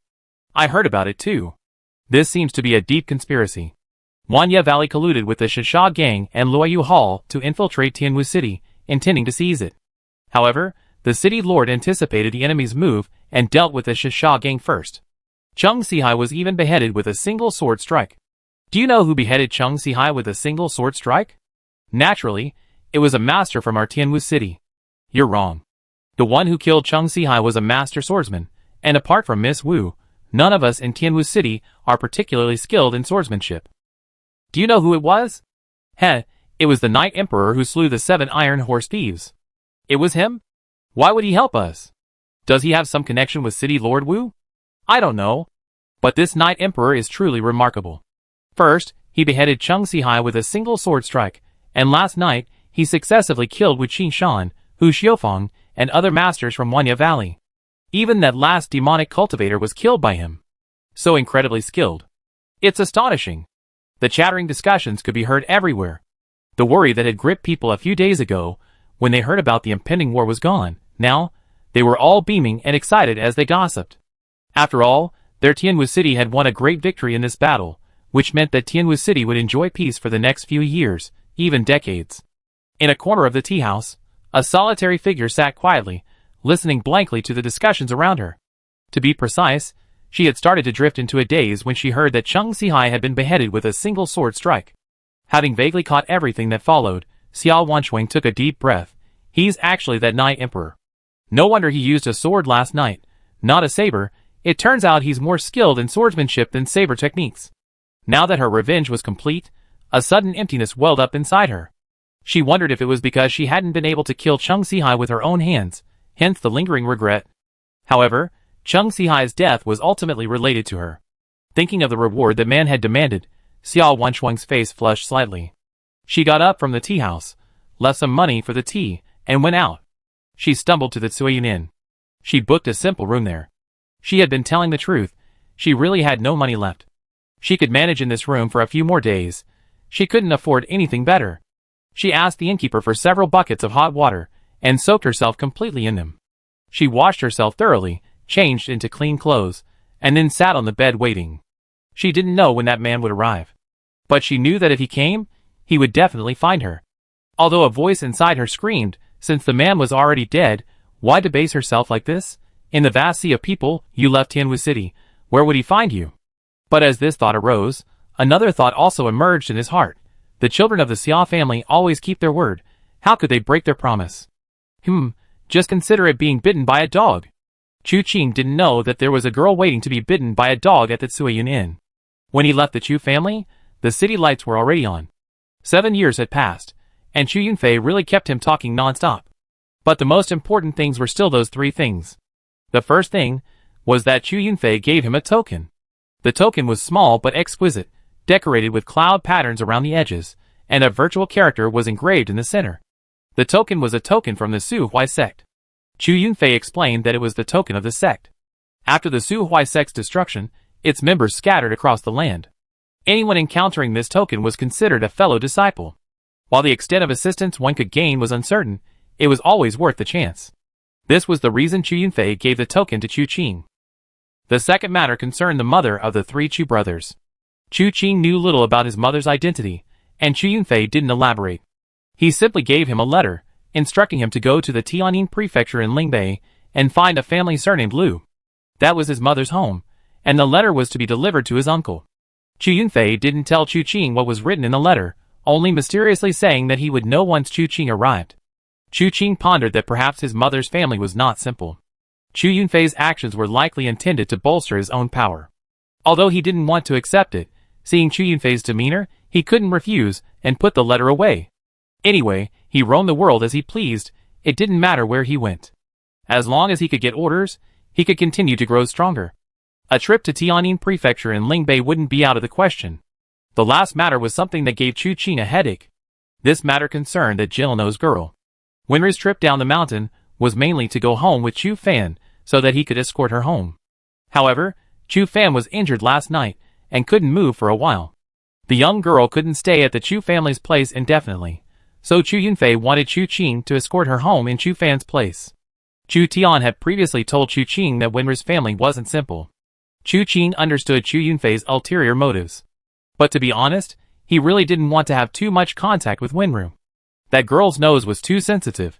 It was a natural nemesis for people like him. However, after much consideration, he agreed. It was a way of making up for his 7 years of willfulness away from home. In the end, Chu Qing made a request. He hoped Chu Yunfei could go to Wuganqi and cancel the engagement. After all, his struggle with the mirror of karma wasn't something that could be resolved overnight. He had thought that 7 years would be enough time to cancel the engagement 1,000 times over. But this marriage contract remained as solid as a rock, firmly in place to this day. Chu Yunfei shook his head repeatedly at this request. He told Chu Qing, "It's not that I don't want to cancel it for you, but Qianhuan is getting older, and I can't let you, my unfilial son, hold her back." The main problem was that Qianhuan herself wouldn't agree, saying that although the Wu family wasn't a prestigious clan, they were still influential figures. There's no possibility of breaking off the engagement and remarrying.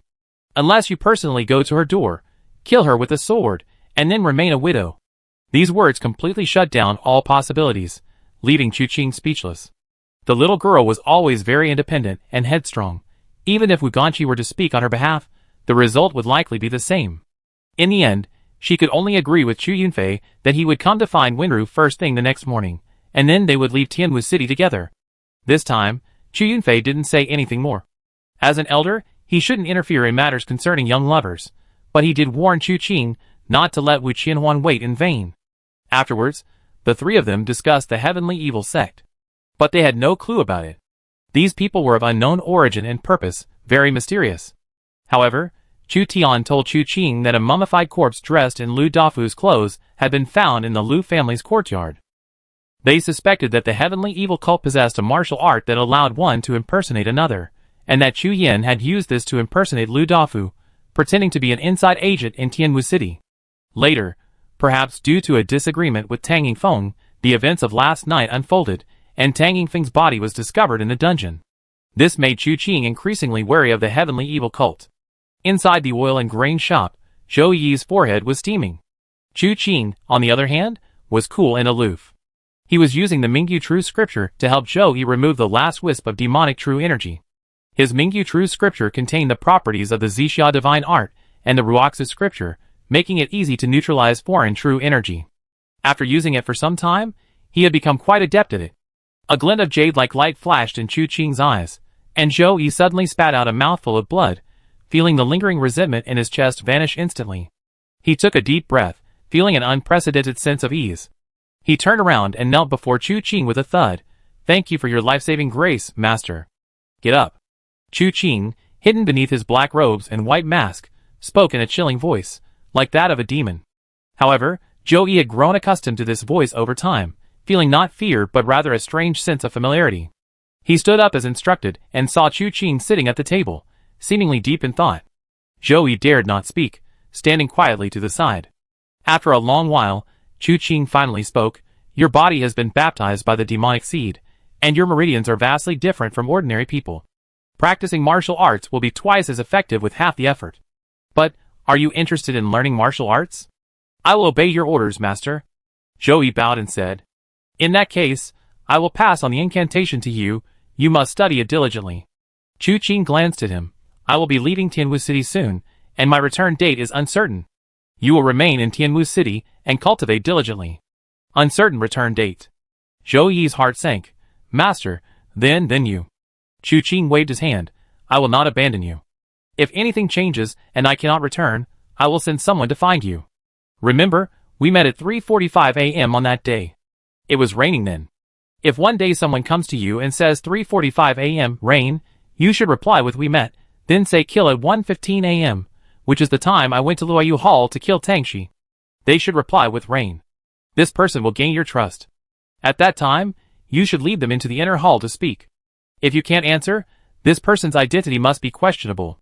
If so, if you have the ability, you can help me kill him. Zhou Yi carefully memorized the answer and nodded. I understand. Chu Qing glanced at him. How to proceed is up to you. Zhou Yi nodded. Afterwards, Chu Qing taught him a secret formula, a portion of the purple cloud divine art. Practicing according to the formula can cultivate and strengthen internal energy, but there's no method to wield it. You can't learn my swordsmanship, and you won't master my saber techniques anytime soon. Therefore, you can cultivate the energy cultivation method I taught you internally and externally. Go to the martial arts school in Tianwu City to learn some farming skills. Once you have internal strength, even ordinary fist techniques can unleash considerable power. But remember, never show it to others easily. Yes, I will remember it. Zhou Yi bowed respectfully and agreed. After settling things with Zhou Yi, Chu Qing returned to his hiding place. The night passed uneventfully. The next morning, before dawn, Chu Qing arrived at the Chu family residence. A young girl was squatting on the ground, arms crossed, carrying a bag, looking as if she had been abandoned, quite pitiful. However, there were two people behind her. One was the head steward, Zhou Miao, and the other was Chu Tian. Upon seeing Chu Qing, Chu Tian was taken aback. Today, Chu Qing wasn't disguised much, simply dressed as a blue-robed swordsman. He carried a bag and the Qingye sword on his back, but the sword was wrapped tightly in cloth, completely opaque, and a knife was at his waist. However, his face was gentle, like a pampered young master, showing no trace of the swordsman's coldness, but rather like a young master disguised for a trip. This face, clad in a scholar's robe and holding a folding fan, would surely captivate countless young ladies from noble families. Winter raised her head in confusion, looking at Chu Qing before her, sniffing hard. Who are you? This is my good friend, Chu Tian said softly. Your third senior brother can't leave Tianwu City for the time being, so I asked him to escort you home. Winry nodded. Then thank you very much, brother Chu. Then she looked at Chu Qing. When are we leaving? Now, Chu Qing said, glancing at Chu Tian. Chu Tian nodded slightly to her, then looked in one direction from the Chu family. That was where the Chu family's main building was located, a three-story structure that looked imposing. One could easily see the outside from inside. Chu Qing's gaze swept over the main building, then he turned and walked towards the outskirts of Tianwu City. Winter remained silent, quietly following behind Chu Qing. Just as they were about to leave Tianwu City, Winter couldn't help but ask, What should I call you? Chu Qing thought for a moment, then said, Just call me third brother.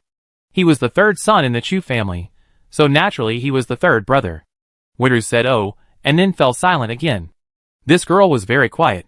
This trip would probably be much easier than expected. However, when he left Tianwu City and headed north to the 10 miles of longing for home pavilion, he finally sighed. Glancing at Winter beside him, he said softly, Go ahead and wait for me for a while. I need to see someone. Winter saw someone in the pavilion, dressed in red, carrying a sword.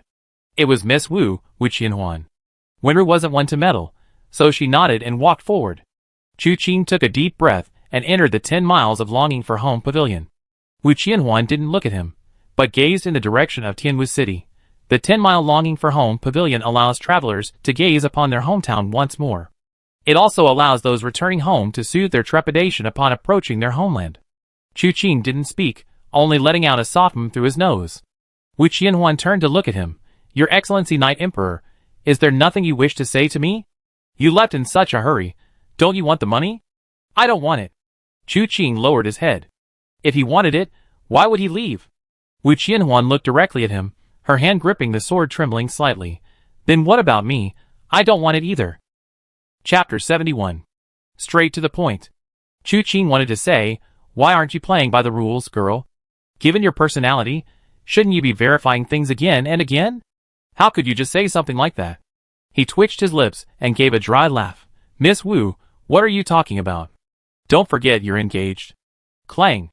Wu Qianhuan's longsword suddenly flashed out of its sheath. Chu Qing subconsciously took a step back. Was this girl's anger rising from the depths, her malice turning to malice? In a fit of rage, she planned to kill him, leaving him a widow? Then he saw Wu Qianhuan hold the sword to her neck and suddenly pull. Stop! This was a huge shock. Chu Qing disregarded everything else, extending his palm and pulling in midair. The inner energy of the Mingyu True Scripture instantly transformed into a tornado, dragging Wu Qianhuan's sword away from her neck. The force of the blow caused her long sword to slip from her hand and fall into Chu Qing's grasp. A trickle of crimson blood flowed down Wu Qianhuan's delicate neck, disappearing into her collar. Chu Qing placed her sword on a nearby stone table and stepped forward to examine her wound. He then took out a small bottle from his robes, the one he had found at Mei Qianluo's place. After verifying it, he confirmed it was for healing. He applied some medicine, then took a piece of fine cloth and wrapped it around her neck. Wu Qianhuan remained motionless, allowing him to do as he pleased. Only after Chu Qing tied an unsightly knot around her neck did Wu Qianhuan coldly speak, "Your Excellency, Knight Emperor, aren't you being a little too accommodating to your client?" Chu Qing ignored her words, only looking at her with annoyance. "You're playing with your life. If I had been even a fraction slower, you would have died right in front of me." "So what?" Wu Qianhuan said calmly, "My fiancé is right here in front of me. Even if we don't spend every day together, we see each other often." Yet, he didn't tell her a single truth. "Is it fun to treat me like a fool?" "I didn't mean to." Chu Qing glanced at her and flicked her forehead. "You should have guessed I had difficulties." "So what?" Wu Qianhuan covered her forehead, even angrier. "You have difficulties? Would I make things difficult for you? What kind of woman do you think I am? Would I keep bothering you knowing you have difficulties? Am I really that unreasonable, that incapable of distinguishing right from wrong? I know you're not. Then why did you leave Tianwu City without even seeing me one last time?" Wu Qianhuan stared intently at him. "Because I'm afraid." Chu Qing looked up at Wu Qianhuan. "I'm afraid if I see you again, I won't be able to leave." Wu Qianhuan's fingers trembled slightly, and she felt her previously raging anger instantly extinguished. She bit her lip, then suddenly shoved Chu Qing hard, turning around in a panic. "You! What nonsense are you spouting?" Chu Qing rubbed his chest, thinking that it was fortunate he had mastered the Mingyu True Scripture. Otherwise, if it were him in his early days, that shove would probably have seriously injured him. However, judging from Wu Qianhuan's reaction, Chu Qing figured he had probably gotten through this. He took a deep breath and said in a low voice, "Qianhuan, I'm currently caught in a whirlpool, unable to escape. I didn't want to involve you, so I concealed my identity. That was indeed my fault." He stood up and clasped his hands in a gesture of apology. Wu Qianhuan glanced at him with a complex expression, then took a deep breath. "Fine, I won't ask what kind of turmoil you're in. Your unwillingness to tell me at least shows that this is something I can't contend with. With your current martial arts skills, even if I wanted to help you, I'm afraid it would be difficult. Uncle Chu probably let you leave for the same reason. So, I only have one question for you." "Ask away." Wu Qianhuan's lips parted slightly. "When will you return? To fulfill the marriage agreement?" These words struck her heart. Even though Chu Qing's words earlier were somewhat insincere, her heart still pounded. But he quickly gave a bitter smile and said, "I don't know. I, Wu Qianhuan, have never been one to fuss over trivial matters." "Chu Qing, listen. I give you 3 years. Wu Qianhuan looked at Chu Qing. "After 3 years, come back, and I marry you." "What if I don't come back?" Chu Qing asked softly. "Then I come find you." Wu Qianhuan said in a deep voice, "I originally thought you left home for 7 years, because you didn't have me in your heart. Now that I know you do have me in your heart, but had no choice but to leave, then I'm willing to let you go. But remember," she said, stepping forward and grabbing Chu Qing's collar with both hands. She pulled him close to her. "If you're alive then, I stand by your side.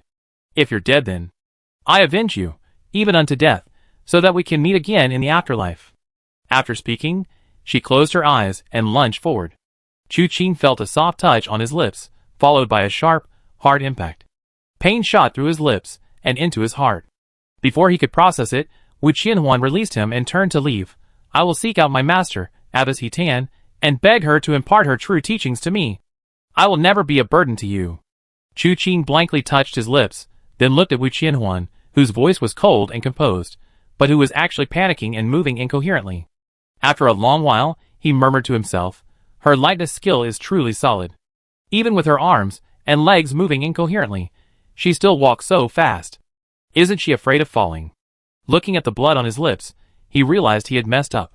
Chu Qing's intention was not like that. His previous words were meant to calm Wu Qianhuan down, to prevent her from doing anything irrational in her anger. Don't hurt others, and don't hurt yourself. Then he could try to make Wu Qianhuan back down. Don't waste your youth on a relationship with no future. But Wu Qianhuan didn't give him a chance to say anything else. She directly defined the matter, and even took advantage of him.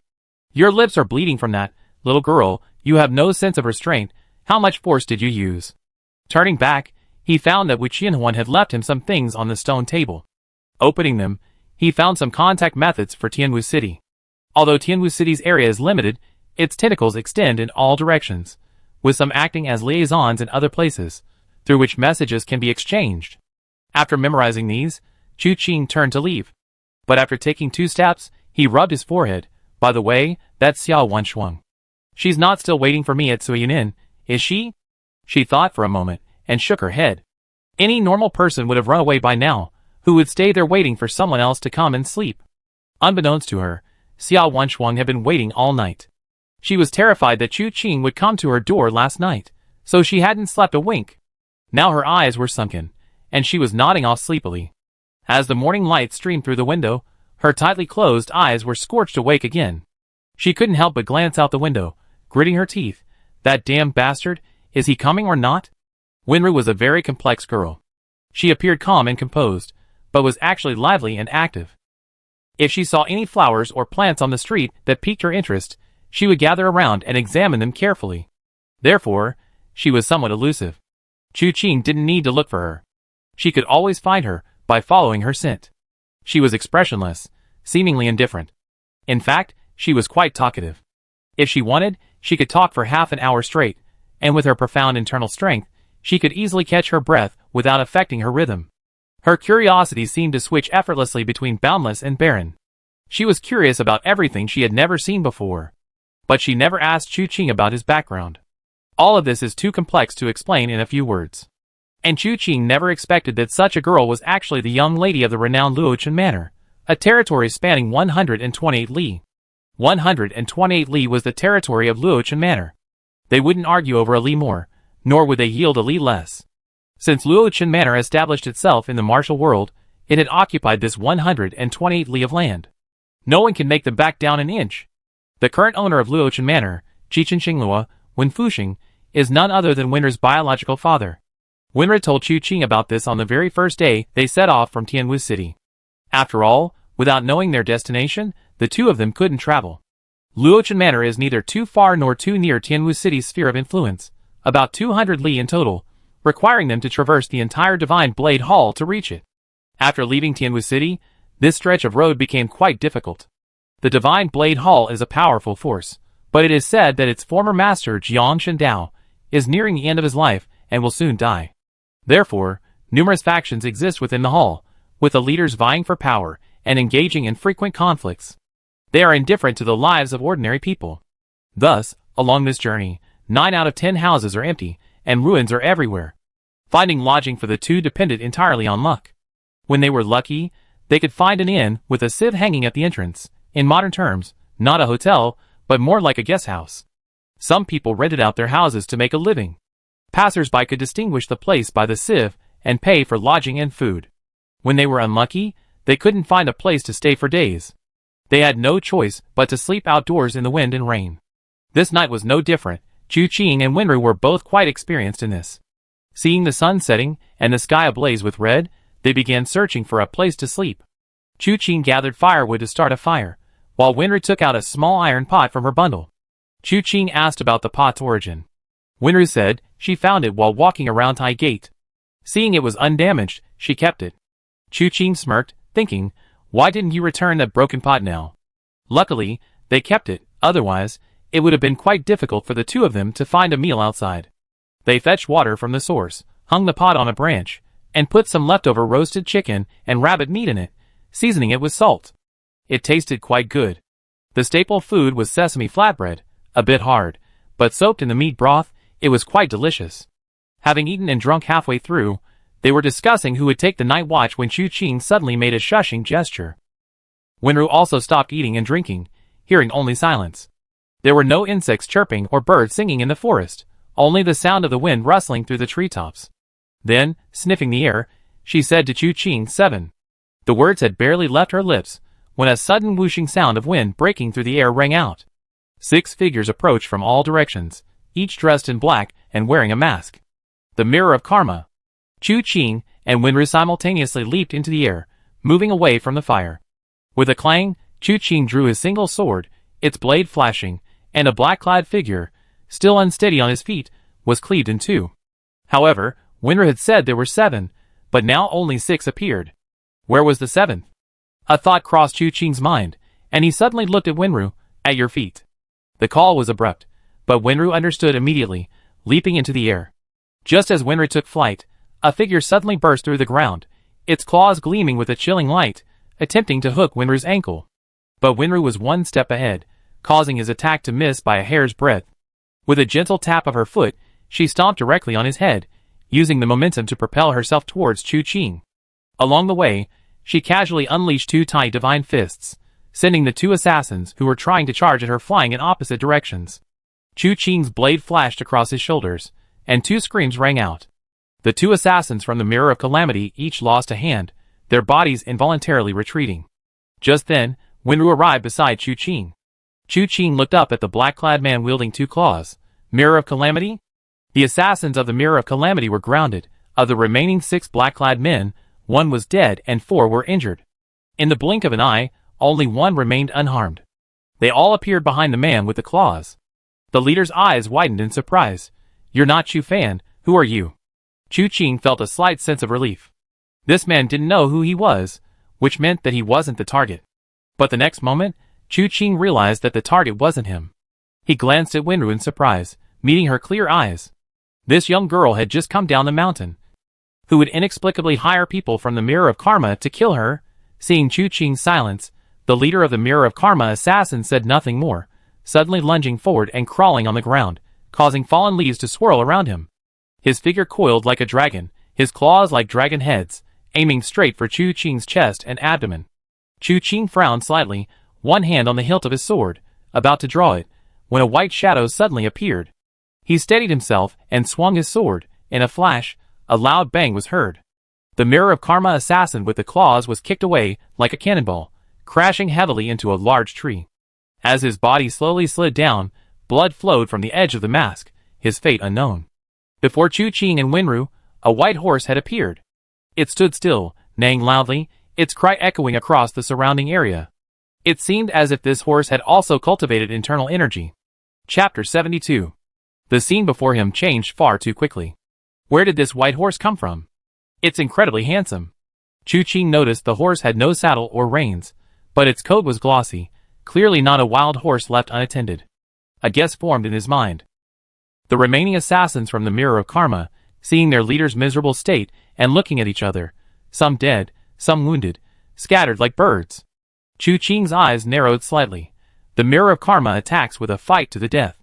How can we retreat because of injuries, cowardly clinging to life? He held a half-eaten sesame seed cake in his hand, approached the man wielding the claws, and removed the mask from his face. He examined the back of the mask and chuckled. It was fake. While masks weren't rare, those from the Mirror of Karma all had unique markings.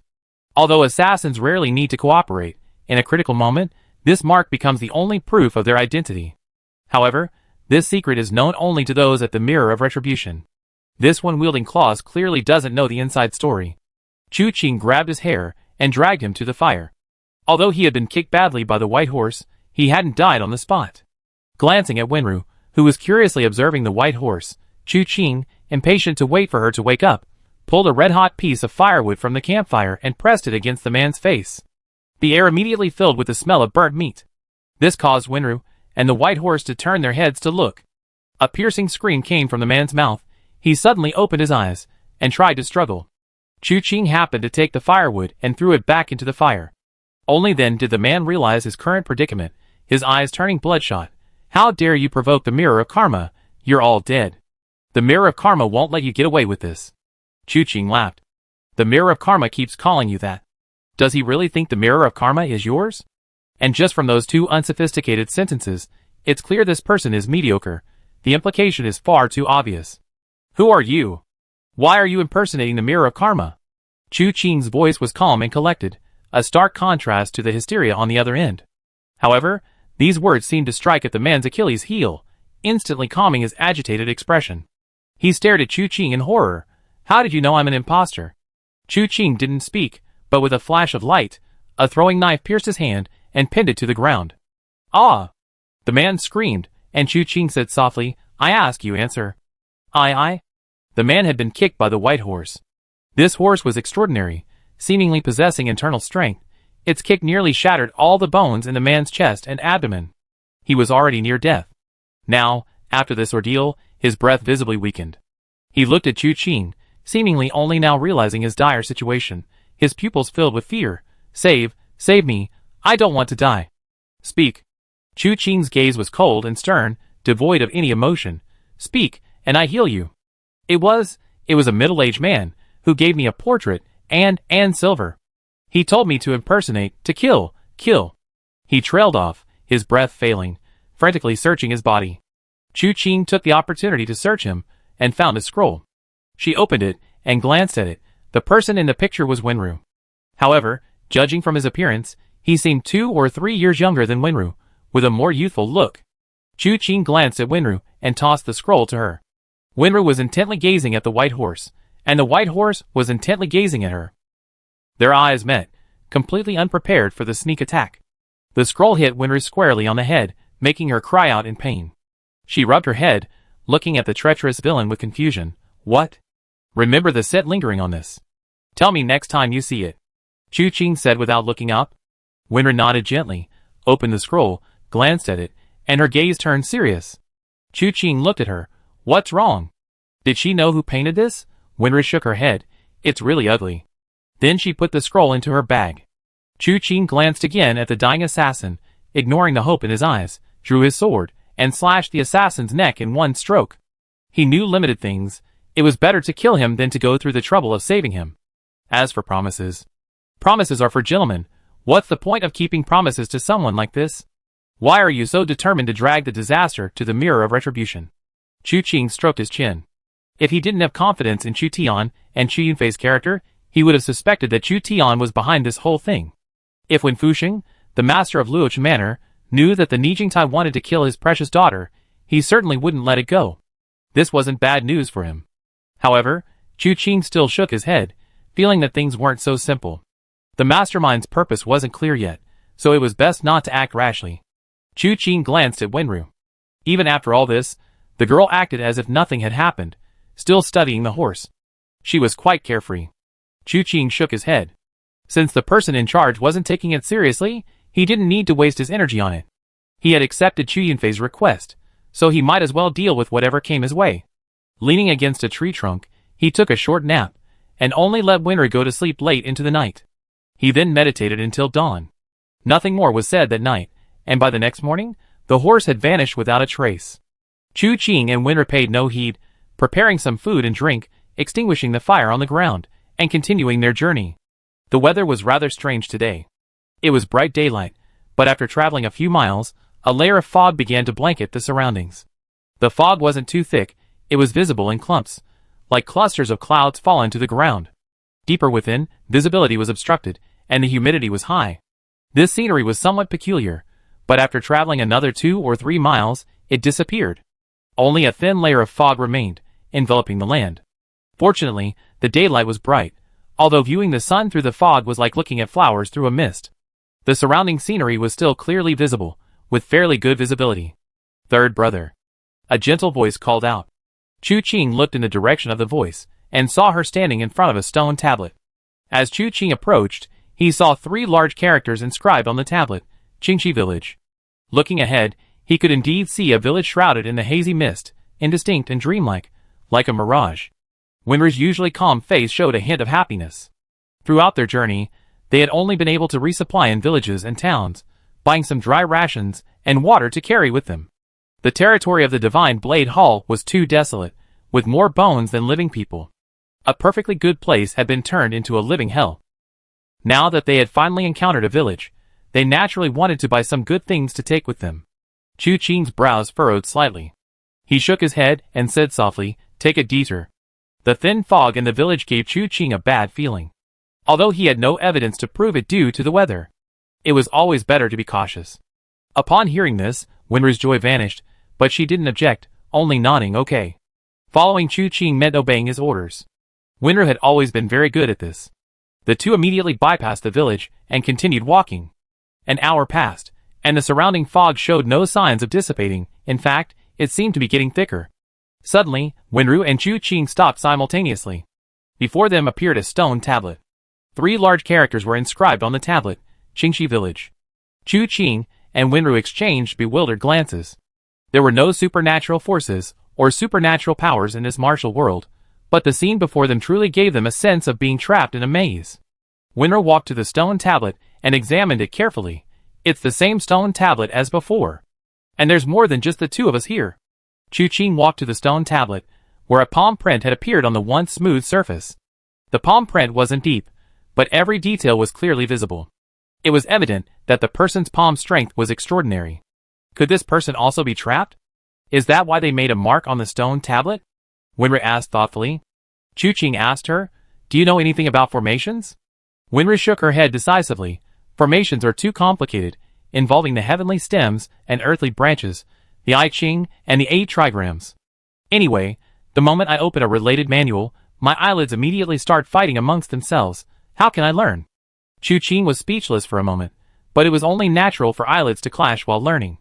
He glanced at the village not far away and said softly, "In that case, let's go check out that village." 2 people who didn't understand formations wouldn't benefit from wandering around for hours. They would eventually be guided back to their original positions by the formations, or even trapped within them. It was better to go straight for the enemy. However, when the 2 arrived at the village, the scene still surprised them. The surrounding houses weren't collapsed or damaged, but they seemed to have been abandoned for some time. Every door was open, and the tables and floors inside were covered with a thick layer of dust. Is there no one in this village? Chu Qing frowned slightly. Winru sniffed, her face also showing some confusion. There's a strange smell here. The smell of people? It doesn't seem like it. Winru said, if I had to say, it's a bit like a knife. A knife? Chu Qing was momentarily stunned, when a huge roar of water came from nearby. He looked in the direction of the sound, and saw that they were in the very center of Qingxi Village. There was a large plaza, with a waterfall cascading down one side, from which the sound of water Chu Qing was hearing originated. The flowing water divided the entire Qingxi Village in 2. Below the waterfall, there was a huge water wheel. It was rumbling loudly, as it was struck by the waterfall's flow. Linked to it was a huge bellows and a massive furnace. Beside the furnace, there were iron felt mats, wooden barrels, hammers, and various other platforms scattered about. There. Forging weapons here? Chu Qing blinked, finding Winru's nose truly remarkable. She just said she smelled the scent of a knife. There are so many weapons forged here. How could she smell that? Winru, smell this. Chu Qing's words trailed off, as her brow furrowed slightly. A startled, angry voice rang out. So you were hiding here. A figure appeared in midair, striking at the 2 with a palm strike. Winru, still waiting for Chu Qing's reply, was displeased by the sudden attack. She stepped back, her elbow flicking out, lightly covering the man's acupoints, including Naguan and Suza. The palm dared not advance further, otherwise, before even hitting the man, the elbow would strike his acupoints first. Immediately, she raised one hand and followed with a flying kick. But Winru suddenly extended her arm, pressing down with one hand, precisely grabbing the man's ankle. Her 5 fingers slid down the ankle, and with a forceful pull, 2 fingers pinned the man's Weiqiao and Yangjiao acupoints. A probe of her internal energy revealed that the man's entire Shaoyang gallbladder meridian was affected. Half of his body instantly went numb, and he was involuntarily pulled up by Winru, swung around, and thrown far away. Just as he was about to suffer a fatal head injury, a hand landed on his shoulder. The man's heart leaped into his throat, and looking at Winru, he roared in fury, "Second uncle, they dared to fight back." "Shut up." The man behind him, about 40 years old, pressed down slightly on the man's shoulder, looking at Winru. The martial arts you're using, young lady, seem to be from the Tai sect. What's your relationship with the Tai sect? Winru glanced at him. The people around you attacked us without any reason. After you revealed yourself, you didn't say who you were, but directly asked about my lineage and background? Looking at your age, how can you act so haphazardly? Shut up. The young man who had been thrown out earlier was furious upon hearing this. Do you know who we are? How dare you speak to us like that? I advise you to quickly dispel the surrounding formation and let us leave. We are invited by the Divine Blade Hall to participate in the world's first-class tournament. If we are delayed, can you bear the consequences? Divine Blade Hall invitation, world's first-class tournament. Chu Qing silently absorbed these two words, then saw the middle-aged man release the young man and slightly clasp his hands in a fist salute to Wenru. What you say is correct, young lady. It was my fault. My name is Dong Xingji, and this is my nephew, Dong Yubai. I offended you earlier, young lady. I hope you will forgive me. But may I ask, young lady, which disciple of the Tai sect are you a disciple of? Wenru nodded upon hearing this, feeling that Dong Xingji was speaking reasonably well this time. Just as he was about to speak, he suddenly heard the sound of hooves, thump thump thump. Mixed in were several women's voices. Stop it. Don't let it get away. Chapter 73. The chaotic sounds reached them in an instant, led by a white steed, followed by several girls in emerald green dresses. The white horse charged wildly among the girls, its hooves flying, darting left and right, darting about, yet there were people everywhere. Finally, it leaped, soaring over the head of one of the girls. But before it could run a few steps, a figure landed from midair, straddling the horse. Whoa! She whistled, her legs pressed tightly together, forcefully reining in the horse. Wenru frowned slightly. She had encountered this horse last night, and it had even helped her kill the assassin. How could she let them treat her like this today? But just as she was about to move forward, Chu Qing grabbed her wrist. Look at its mouth. Wenru looked as instructed and froze. The white horse was carrying something in its mouth, pink, seemingly embroidered with a lotus flower, with a small red ribbon fluttering in the wind. It looked exactly like... Even Wenru blushed slightly at that moment. It looked like a young lady's undergarment. This horse, could it be some kind of proper horse? What proper horse carries a young lady's undergarment around like that? Who is it going to give it to? Thinking this, she heard Chu Qing whisper, "Didn't you check if yours is lost?" Wenru was terrified and quickly ran behind Chu Qing, untying her bundle to check. After a moment, she breathed a sigh of relief. Thank goodness, it's still here. Meanwhile, the horse was grappling with the girl on its back. This horse was extraordinary, possessing immense strength. However, the girl on the horse was no ordinary person either. Seemingly delicate, she actually possessed profound inner strength. She sat astride her horse, seemingly in a meditative state, impervious to any shaking. At first, the white horse could still leap and bound, but gradually it began to falter, snorting more and more urgently, until finally it released its mouth, letting the contents fall out. Only then did the girl raise her head, and with a swift movement, the undergarment flew into her palm. You wretched beast. Your sisters took good care of you because of your handsome appearance, but we never expected you to steal. The girl on horseback parted her cherry lips slightly. Today I teach you a lesson. As soon as she finished speaking, she flipped her hand to strike the horse's head. Her attack was swift and decisive. Before the palm could land, a powerful gust of wind swept across. Just as the blow seemed imminent, enough to kill the white horse, a voice rushed to their ears. Girl, have mercy. Have mercy. The first have mercy. Came from a distance. The second, the person was already atop the horse. The young woman sensed the newcomer's skill, and, not knowing his background, dared not be careless. Instead of striking the horse, she turned the blow on the newcomer. The man, surprisingly, neither dodged nor evaded, letting the blow land on his chest and abdomen. Fortunately, the young woman sensed no hostility, and withdrew 70% of her strength at the last moment. Even so, the remaining force drew blood from the man's lip. You? The young woman was startled, leaping to her feet, and landing among the group of women. Looking up, she saw that the man on horseback appeared to be under 30, with a slightly rugged appearance and an air of boldness. What was particularly striking was the golden sword strapped to his back. Golden sword, white horse. Dong Xingji, seeing this, clasped his hands and asked, "May I ask if you are Chao Qiupu, the white horse and golden sword hero, who roams the martial world alone on a white horse, wielding a golden sword to vanquish evil across 10,000 miles?" Chu Qing's eyes lit up. It was indeed him. When he saw that white horse last night, he had thought of this man. After all, the horse's symbolism was too strong. White horse, golden sword, Chao Qiupu, truly a great name. Who could have imagined that this horse would have such a strange quirk? Or this person?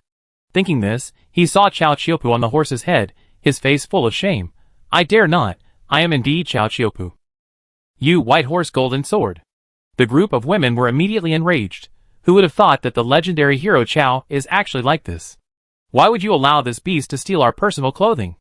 This. Blood trickled from the corner of Chao Chiopu's mouth, sweat poured from his forehead, and his face was full of helplessness. This matter was indeed Brother Bai's fault.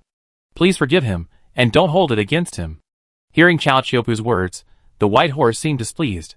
It snorted, its eyes filled with disdain. Chao Chiopu couldn't help but nudge it.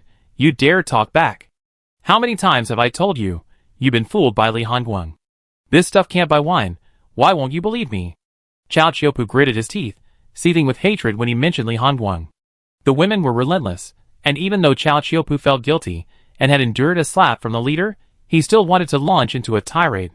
However, the woman at the head of the group suddenly waved her hand gently, silencing their commotion. Looking at Chao Chiopu, she asked, the Li Hanguang you speak of, Master Chao, could it be the one named Ping Qiujian? You have good taste, young lady. I actually heard of his mere name. Chao Chiopu's eyes lit up. Speaking of which, may I ask your name, young lady? Du Hanyan of Yanyu Tower. The young lady gave a slight bow, acknowledging their greeting. Chao Chiopu immediately realized, so you are the senior sister of Yanyu Tower. My apologies for my rudeness. Dong Xingji quickly added, I didn't expect it to be Miss Du. I am Dong Xingji, and this is my nephew, Dong Yubai. He gestured for Dong Yubai to step forward and pay his respects, but Dong Yubai didn't move. Dong Xingji paused, turning to look at his nephew, only to find him staring blankly at Du Hanyan, seemingly infatuated. Du Hanyan was indeed beautiful. Her emerald green dress and flowing skirt couldn't conceal her beautiful figure. Her skin was as white as jade, her lips cherry red, and her nose delicate. Especially her eyes, seemingly brimming with autumn water, could easily captivate anyone who looked into them. It's human nature to be attracted to beauty and admire young women. But in this setting, it was a bit embarrassing. Dong Xingji couldn't help but gently tug at him, and Dong Yubai finally snapped out of his daze. He first glared fiercely at Dong Xingji, then clasped his hands and asked, How old are you, young lady? Are you married? Du Hanyan glanced at Dong Yubai, but ignored him, nodding to Dong Xingji instead. Then she asked Chao Chiopu, This horse stole a woman's personal belongings? Could it be because of Li Hanguang? That's a long story, Chao Chiopu readily began. Half a year ago, I met Li Hanguang by chance at Jinyang Mountain. Having long heard of his extraordinary skill, a cold light stretches 3,000 miles, killing intent rises in autumn, and being of similar age, it was inevitable that a rivalry would arise between us. So, we decided to fight him for 3 days and 3 nights at Jinyang Mountain. The battle was undecided, yet he was a formidable opponent. After 3 days, we decided to cease fighting and drink. At that time, snow was falling heavily. Drinking, admiring the snow, and talking about the martial world was extremely enjoyable. But unexpectedly, this scoundrel Li Hanguang not only wanted to drink, but seeing my handsome Brother Bai, he even tricked him into drinking too. Brother Bai was already quite interested in the drink, and after being aroused, he drank himself into a stupor. The two of us and our horse spent 3 days and 3 nights drunk on this mountain. When I woke up, I found that Li Hanguang was giving Bai Gu a lecture. He told Bai Gu that if he ever wanted to drink, he should find a woman's underwear and exchange it for wine at the winery. By the time I realized what he meant and tried to stop him, it was too late. After that, we parted ways on Jinyang Mountain. Bai Gu was like a completely different horse. He would approach any woman he saw and try to steal her clothes at any opportunity. I tried to stop him repeatedly, but he wouldn't listen, and he even threw tantrums. When I angered him, he ran away from home. I scolded him for this a few days ago, and with a single step, I couldn't catch him even after running all day. I searched for him for days, and only found him today. Luckily, if I had been a moment later Bai Gu, sigh, he really deserved a beating. However, since you just slapped me, I, Chao, dare to plead for mercy. Please don't hit him after you hit me. Although this statement is a bit wordy, it clearly explains the whole story. The girls from the Misty Rain Pavilion started cursing Li Hanguang again, calling him inhuman. Fighting is fighting, drinking is drinking, but why did he have to ruin someone's horse? But you have to admit, this horse is amazing. It remembered what it was taught, and not only that, it believed it. Du Hanyan's lips curled slightly.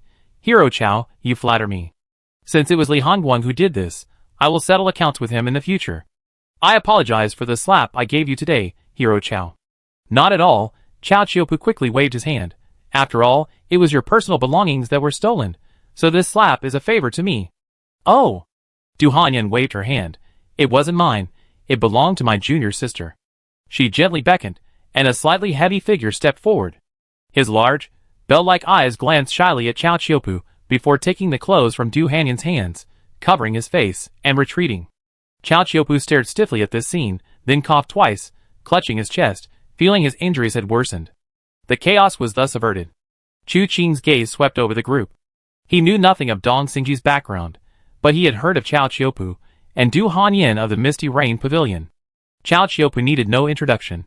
His reputation as a chivalrous hero was well known.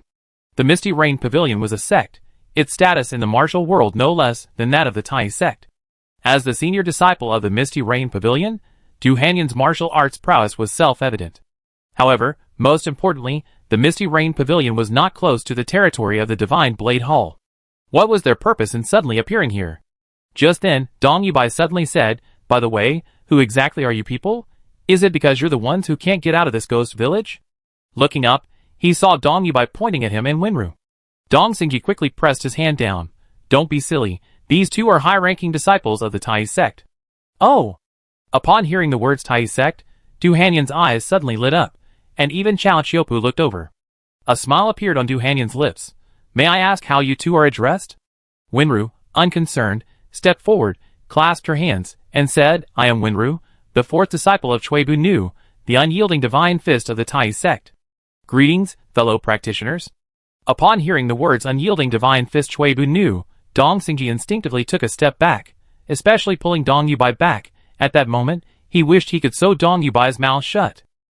Chao Chiopu, Du Hanyan, and the others' expressions changed slightly. This was because the unangered divine fist was truly not to be trifled with. He called himself unangered, but in reality, he was extremely prone to anger. And once he became enraged, his fist techniques became even more ferocious. It was rumored that his Tai divine fist was almost breaking through the barrier between the heavenly book and the mortal realm. Furthermore, his reputation for fiercely protecting his own was legendary. If they knew what had happened today, even the Dong family might not be able to bear the consequences. "So, my sister is actually Senior Chui's disciple. My apologies for my disrespect," Du Hanyan said, then glanced at Chu Qing. "And this brother?" "This is my third brother," he replied gently. Du Hanyan was stunned. Third brother? Was he her biological brother?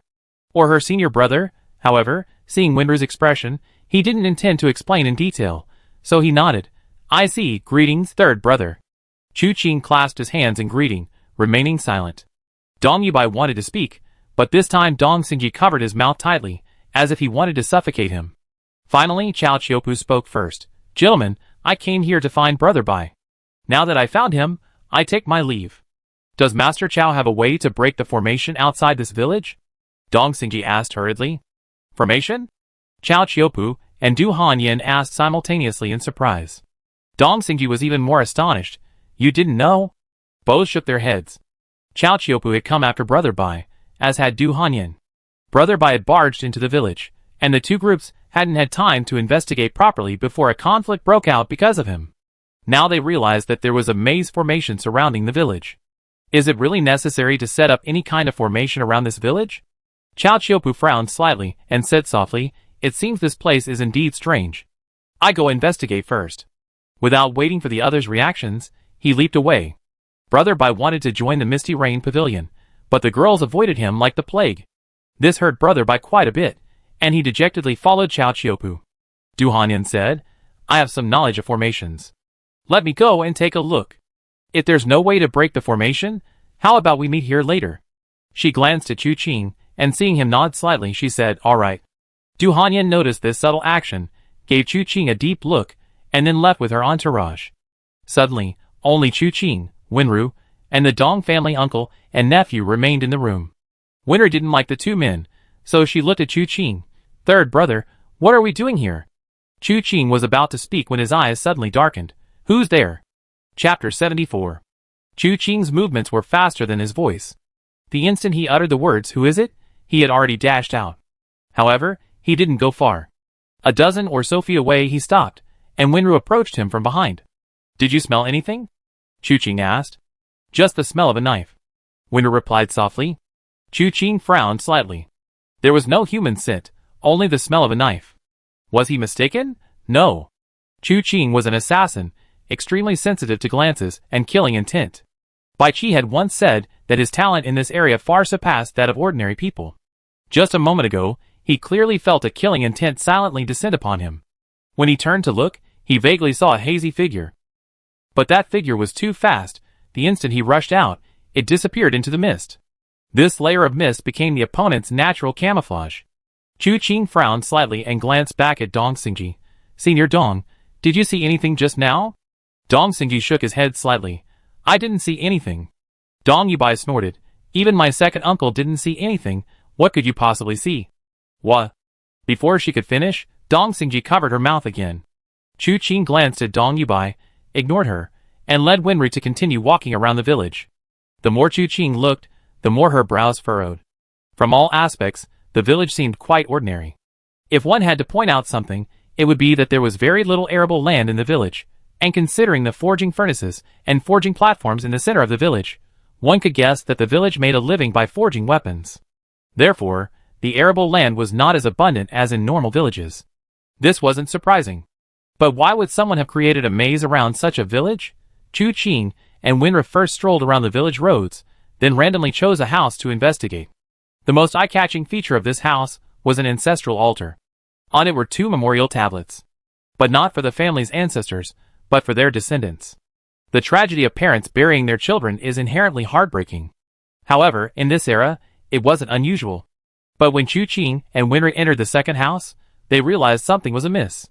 This house also had memorial tablets, for in total, all for the family's descendants. Chu Qing and Wenru exchanged a glance and entered the third house. The same. They walked through each house. Some didn't have tablets for descendants, but most did. This didn't make sense. Qingxi village has never suffered any calamity from the martial world, and there are no signs of fighting or killing here. How could so many young men have died so tragically and inexplicably? Chu Qing glanced at Wenru. Wenru rubbed her nose and said, "It's getting dark." They had spent the afternoon wandering around the village, and now the sun was indeed setting. Having not yet found the answer to their question, Chu Qing and Wenru returned to the center of the village. Du Hanyin and the others had already returned. Chu Qing also saw the white horse named Bai Ge, standing clearly on either side of the women from Yinyu Tower. The girls were eyeing the horse covetously, while Bai Ge was dejectedly pawing at the ground. A flickering firelight emanated from a nearby main room. Chu Qing and Wenru entered the room and found Du Hanyin, Chao Qiupu, and the Dong Xingji uncle and nephew already there. Seeing Chu Qing and Wenru, Du Hanyin smiled. "You two are back? Did you find anything?" Wenru glanced at Chu Qing, who then asked, "Miss Du, do you have a plan to escape?"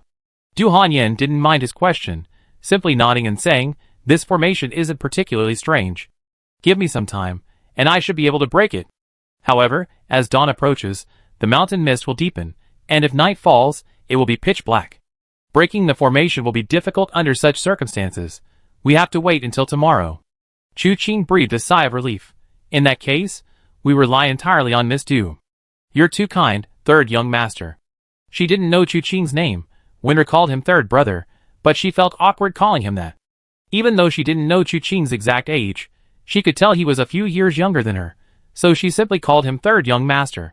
Dong Yubai had been gazing at Du Hanyin with infatuation, but Du Hanyin didn't give him any attention. Seeing Chu Qing return and immediately start chatting with Du Hanyin, she felt a surge of annoyance and couldn't help but say, "Miss Du has gone to great lengths to break the formation, but some people are just polite on the surface. In reality, they haven't helped at all. All you do is play tricks. I say, have you found that so-called person this afternoon?" Upon hearing this, Chao Qiupu suddenly looked up at Chu Qing. "Third young master saw the person?" Chu Qing sat down and nodded slightly. "I felt someone was spying on me in the dark, but when I chased after them, they had already disappeared into the mist. I only vaguely caught a glimpse of a gaze and a blurry shadow." Before Chao Qiupu could say anything, Dong Yubai spoke up again. "What time is it? Stop playing tricks. Besides us, who else is here?" Chu Qing didn't take this seriously, and even Wenru couldn't stand it anymore, giving him a sidelong glance. Chu Qing picked up a branch from the ground, broke it off, and threw it into the fire. "No, even if what I saw during the day wasn't human, there are still others here." Before Dong Yubai could retort, Chao Qiupu nodded. "Indeed, I searched for a long time today, but couldn't find any trace of that person." "Are you talking about the person who left the palm print on the stone tablet?" Du Hanyin asked. Chu Qing and Chao Qiupu exchanged a glance and nodded simultaneously. That person's palm strength was extraordinary. When Chu Qing met Chao Qiupu and Du Hanyan, he initially thought they were the ones who left the print. But then he realized something was amiss. Chao Qiupu had chased after the white horse, unaware of the maze formation here.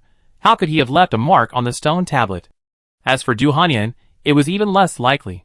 The person who left the palm print had a large hand. Du Hanyan's slender, jade-like hands couldn't possibly leave such a large palm print. And Dong Xingji and his nephew Dong Yubai didn't possess such skill.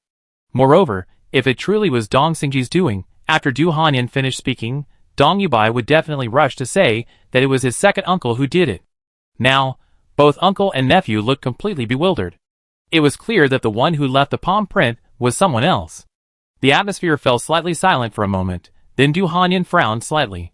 This person's palm strength is extraordinary, and he hasn't shown himself. I'm afraid he has other intentions. Third young master, do you think he might be the person you saw during the day? Chu Qing hesitated for a moment, then shook his head. I can't be sure. Regardless, caution is paramount, Du Hanyan said. The situation here is unclear. It's best to get out as soon as possible. Everyone should be vigilant tonight. I go to break the formation first thing tomorrow morning. Entering this place was an accident in itself. Who could have imagined that passing through a layer of fog would lead them into a village? The strangeness of this village is obvious. At this point, anyone with a modicum of sense wouldn't want to cause any unnecessary trouble. Chu Qing deeply agreed with Du Hanyan's words, and found a place in the main room to sit down with Winru. The atmosphere gradually quieted down. Afterwards, everyone ate and drank around the fire, without much to say. In the blink of an eye, it was completely dark. Except for Brother Bai, everyone else had already entered the main room. Perhaps it was the fog outside that made the night exceptionally deep, but a faint, cold wind seeped in through the cracks in the window, causing the firelight to crackle. Chu Qing, who was meditating cross-legged, suddenly opened his eyes. A moment later, Du Hanyan and Chao Qiupu also looked up. There's movement. There was indeed movement, footsteps, but not the footsteps of a normal person. The sound was like that of a drunkard walking on the street. But the problem was, there were too many sounds. It was impossible for so many people to be drunk at the same time, and come here simultaneously. Most importantly, they had searched the entire village during the day, and found no living people. Where were these people who suddenly appeared during the day? A question arose in his mind, and then, with a loud bang, the main room door was kicked open from the outside. It was already autumn, and the weather was turning cold. A gust of cold wind swept into the room through the broken door, making Dong Yubai, who was sleeping covered by his clothes, shiver. He opened his eyes, and before he could even see who was in front of him, he cursed, which by **** opened the door in the middle of the night. Are they crazy? As he spoke, his eyes were fully open. Standing before him was a farmer in his 50s. His posture was crooked and awkward, and he held a wood-chopping knife in his right hand, standing there silently staring at Dong Yubai. Dong Yubai was startled, but after regaining his senses, he flew into a rage. Outrageous. How dare you frighten your master Dong? Are you looking for death? With that, he leaped up, his right hand raised to deliver a resounding slap to the old man. Stop! Chao Qiupu's eyes widened. He thought to himself, are all young people in the martial world this brave these days? This guy was clearly up to no good. He didn't even ask a question before attacking. Didn't his uncle stop him? Just as this thought crossed his mind, he saw the old man suddenly raise his head, his eyes gleaming with an eerie blackness. Then, with incredible speed, he swung his seemingly broken arm, brandishing a woodcutter's knife. Dong Yubai arrived quickly, and left quickly. He arrived unharmed, but returned with a slash across his chest. He lay on the ground, still not fully aware of what had happened, but the intense pain finally forced him to scream. The piercing scream added a somber tone to the night. Dong Xingji snapped out of his daze, momentarily unsure whether to check on his nephew's injuries, or deal with the unknown old man. His indecision wasn't the problem. The old man's intent was clear. He stepped forward, his wood-chopping knife flashing, aiming directly for Dong Xingji's neck. Dong Xingji wasn't as useless as Dong Yubai. He dodged the blow, simultaneously striking the old man in the back with a palm strike. He resented the old man's ruthless attack, leaving Dong Yubai no chance of survival. This strike was merciless. The old man's back caved in. He staggered to the fire. Dong Xingji, certain the old man was dead, quickly bent down to check on Dong Yubai's injuries. But unexpectedly, the old man suddenly turned and brought the knife down on his head again. The old man's sudden attack caught Dong Xingji off guard, leaving him no time to defend. He hastily retreated, only to feel his hair loosen and fall down. The old man's blade had severed the headband from Dong Xingji's head. "You're courting death," Dong Xingji roared, leaping forward and delivering 7 punches to the old man. The blows shattered the old man's chest bones, sending him flying like a rag doll, crashing heavily into the wall of the main room. Something seemed to have been broken, and a series of clicking and clattering sounds filled the air. Suddenly, the entire wall rumbled and sank, revealing a dark tunnel. This turn of events was completely unexpected. At the same time, light footsteps approached from outside the door. The old man was just the first. Dozens, even hundreds, of others followed behind him. Judging by their clothing, they were likely the missing villagers. They vanished without a trace during the day, only to suddenly reappear at night. Du Hanyan's eyes narrowed slightly. She had witnessed the old man's methods. If these people joined forces, they would be difficult to deal with. But looking back at the secret passage, she felt it wasn't the best solution. The situation inside the passage was unpredictable, rushing and now might be a death trap. Therefore, she made a decisive decision. Let's break out. Before she could finish speaking, Chu Qing, leading Wenru, was already nearing the main entrance. This guy. Du Hanyan was speechless, but dared not delay. Leading her fellow disciples, she charged into the crowd, attempting to break through. These people were truly bizarre. Their martial arts were unlike any other, their attacks lacked any discernible pattern, yet when they wielded their weapons, they unleashed incredibly sharp blade light. Moreover, they were extremely difficult to kill. Even with broken bones, they could stand there and hack away as if nothing had happened. Du Hanyan had no good way to break the formation for the time being. Just then, the neighing of a horse rang out, and Bai Ge charged wildly, knocking away all the villagers who seemed to have lost their minds.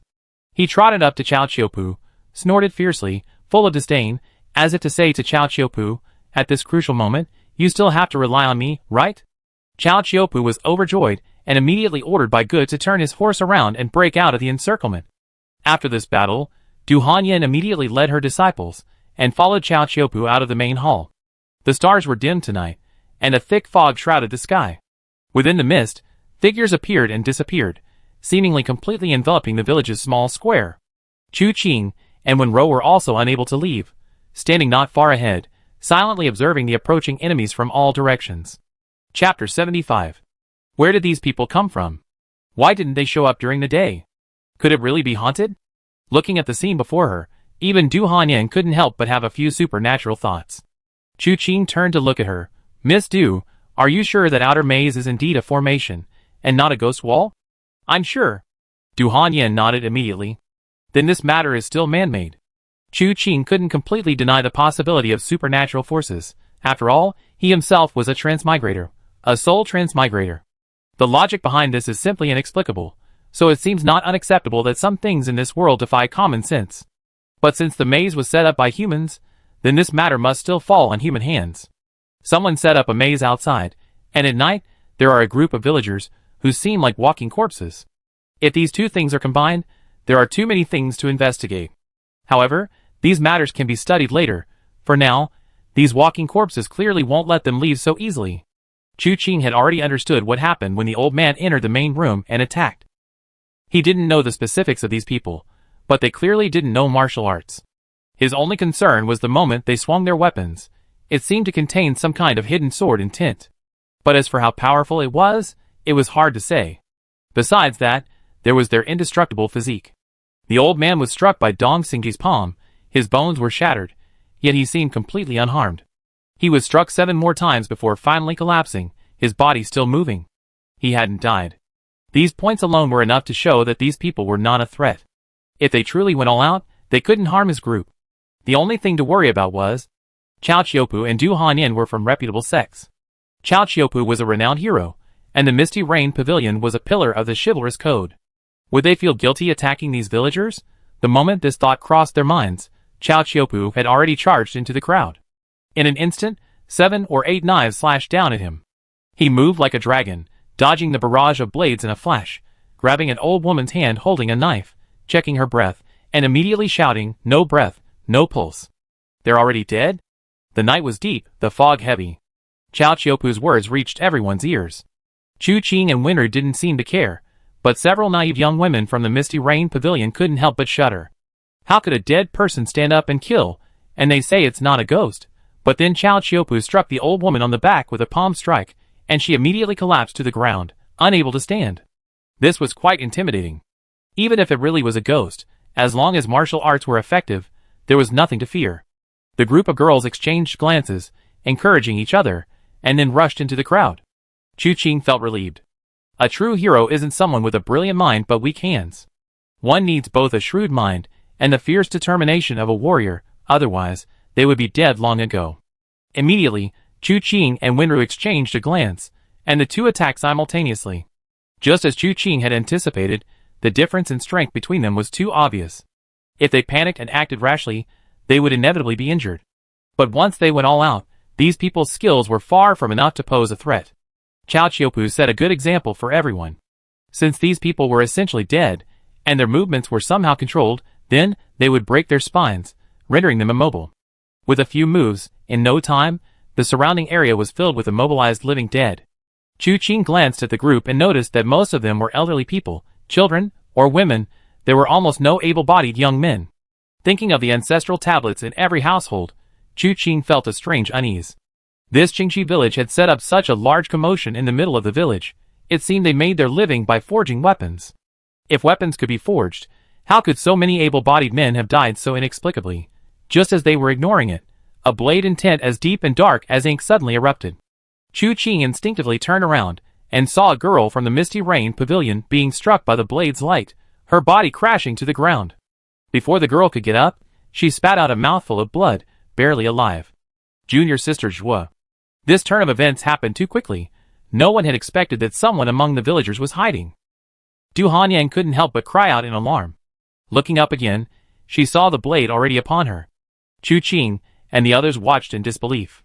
Du Hanyang, who should have dodged, seemed to be stunned, motionless, as the blade descended upon her neck. Screech! The horse's hooves neighed, and Bai Gu steadied himself. Then with a loud thud, the man wielding the knife was kicked away by Bai Gu. Bai Gu himself, as if drunk from a great drink, wobbled wildly after landing on his hind legs, the horse seemingly disoriented. Seeing this, Chu Qing quietly withdrew his throwing knife. Looking at Du Hanyang, he seemed like a drowning person suddenly given breath. He took 2 deep breaths, his face covered in sweat, and watched the figure who had been kicked away with heightened vigilance. That knife is problematic, it seems to be able to disturb one's mind. We must be careful. As he spoke, the figure stood up again. Only now did Chu Qing and the others see clearly that it was a young man. He looked to be in his early 20s, wearing a blacksmith's apron, his muscles strong and muscular. However, his expression was wooden, his eyes pitch black, without even a trace of white in them. His right hand was covered in jagged scars, and a knife lay in it, seemingly glued to his hand. The blade was jet black, the edge crimson, and the hilt was adorned with gold and silver inlay, giving it an extraordinary appearance. 2 blood-red characters were inscribed at the hilt, Chaos of the Gods. He slightly rotated the blade, and a faint, ringing sound emanated from it, a buzzing, humming sound that caused a slight dizziness. Wenru frowned slightly, feeling somewhat uncomfortable. Chu Qingming, however, possessed the Jade True Scripture, his inner energy clear and unaffected by the sound. At the same time, the villagers on the ground, their spines broken and unable to stand, suddenly stopped struggling. Conversely, the young man wielding the chaotic god blade suddenly unleashed a surge of power. He tapped his foot, and the ground exploded with a deafening roar. The chaotic god blade unleashed a layer of jet-black light, slashing towards Du Hanyang in the blink of an eye. Even though Du Hanyang was prepared this time, the moment she gazed at the blade's edge, her mind still went blank. She forgot what day it was, lost track of time. Just as she was about to perish under this blade, a hand suddenly grabbed the young man's shoulder and flung him away. The one who struck was Cao Qiupu. Having landed a blow, he couldn't help but shake his head. What kind of ghostly blade is this? It can actually disrupt one's mind. Those with insufficient internal strength should not approach. Miss Du, you should also take a step back. As he finished speaking, he drew the golden sword from his back. A lone white horse roams the martial world. A golden sword slays evil across 10,000 miles. The first half of the poem refers to his companion, Brother Bai. The second half speaks of his martial arts skills. His entire cultivation lies within this golden sword. This sword is named Divine Sound. Cao Qiupu turned the golden sword around, gripped the hilt with one hand, and slowly drew the blade from its sheath. With each partial withdrawal, a sound emanated from the air. This scene was truly bizarre. Chu Qing pulled Wenru back. He disliked showing off in public, and since a tall man could handle it, he was happy to watch the show from behind. Thus, he clearly saw that the golden sword was hollow. The internal design was extremely unique. When the sword was drawn, internal energy was transmitted to the blade, like someone playing a flute. With each partial withdrawal, the sound changed. A single sword continuously played the 5 notes of the pentatonic scale, gong, sheng, jiao, ji, yu. 5 notes were not enough, 3 more high-pitched sounds followed, and the sword was finally drawn completely. The divine sound sword. A glint flashed in Du Hanyan's eyes. Everyone knows Cao Qiupu, the white horse golden sword, but few know exactly what kind of sword it is. This is because the sword is rarely drawn, and Cao Qiupu's own martial arts skills are sufficient to handle most opponents. However, Du Hanyan knew the sword's name, and the sword technique Cao Qiupu used, called the 7-tone heavenly sound sword technique. The sword strike produces a sound, like heavenly music. The sound in the phrase slaying evil sound perfectly describes this. Quickly, the moment Cao Qiupu drew the divine sound sword, the young man had already returned. But this time, before the blade's edge could even envelop him, a musical melody suddenly resounded in all directions. A booming sound echoed from all sides, sand and stones flew across the ground, doors and windows rattled, and the nearby waterfall splashed violently. With the aid of this sound, Cao Qiupu, unaffected by the bewitching influence, swiftly aimed his sword at the young man's wrist. According to their previous guess, these people were bewitched by something, but in reality, they were completely unskilled in martial arts, their abilities extremely weak. Therefore, the young man should not have been able to dodge this strike. However, the next moment, the blade swung, and a clang rang out. Then another clang, and from the point of contact, a strange wave rippled outwards, separating the 2 figures simultaneously. Cao Qiupu felt his hand gripping the sword tremble slightly, not because he couldn't hold it, but because the blade itself was vibrating. He gently shook his hand, and the tremor subsided. Looking up again, he saw the young man charging at him once more. Cao Qiupu's expression darkened slightly. He flicked his finger, and the sword hummed again before he raised it to the center. However, the next moment, a hand suddenly appeared on the sword. The young man's hand. The divine sound sword was naturally extremely sharp. The moment the young man touched it, blood soaked into the blade. Chu Qing's eyes narrowed slightly. This young man was different from the villagers. He was still alive. Dead blood doesn't look like this. Cao Qiupu realized this as well. He had originally intended to ruthlessly sever the man's hand. But realizing the man was still alive, he couldn't bring himself to do it. He simply kicked the man away, but the man, wielding the chaotic god blade, only leaned back before charging forward again. Cao Qiupu had no chance to catch his breath, and could only fight back. The clanging sounds echoed throughout the night. This was an unprecedented contest. The young man truly lacked martial arts skills, relying solely on his strength and speed. Furthermore, the sword occasionally displayed astonishing power, proving remarkably effective at crucial moments. As a result, despite Cao Qiupu's formidable 7-tone heavenly sound sword technique, he couldn't subdue the young man for the time being. His 7-tone heavenly sound sword technique emphasized the harmony between sound and sword, with the movements and rhythms progressing in layers, playing the 5 notes to compose a complete composition. Only in this way could he unleash its full power. However, once he realized his opponent was alive, at critical moments, Cao Qiupu would always relinquish the chance to win, trying every means to free the sword from his opponent's grasp, attempting to awaken him. He suspected that his opponent's current state was inextricably linked to this ghostly sword. Once he knocked the knife away, he would regain his sanity.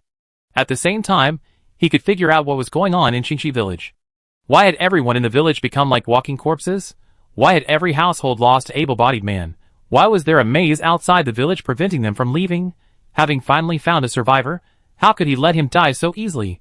Thus, the two fought fiercely for a time. Suddenly, a figure abruptly retreated from the battle. It was the young man wielding the Chaos God Blade. He abruptly turned the Chaos God Blade and, without anyone's expectation, plunged it into his own heart.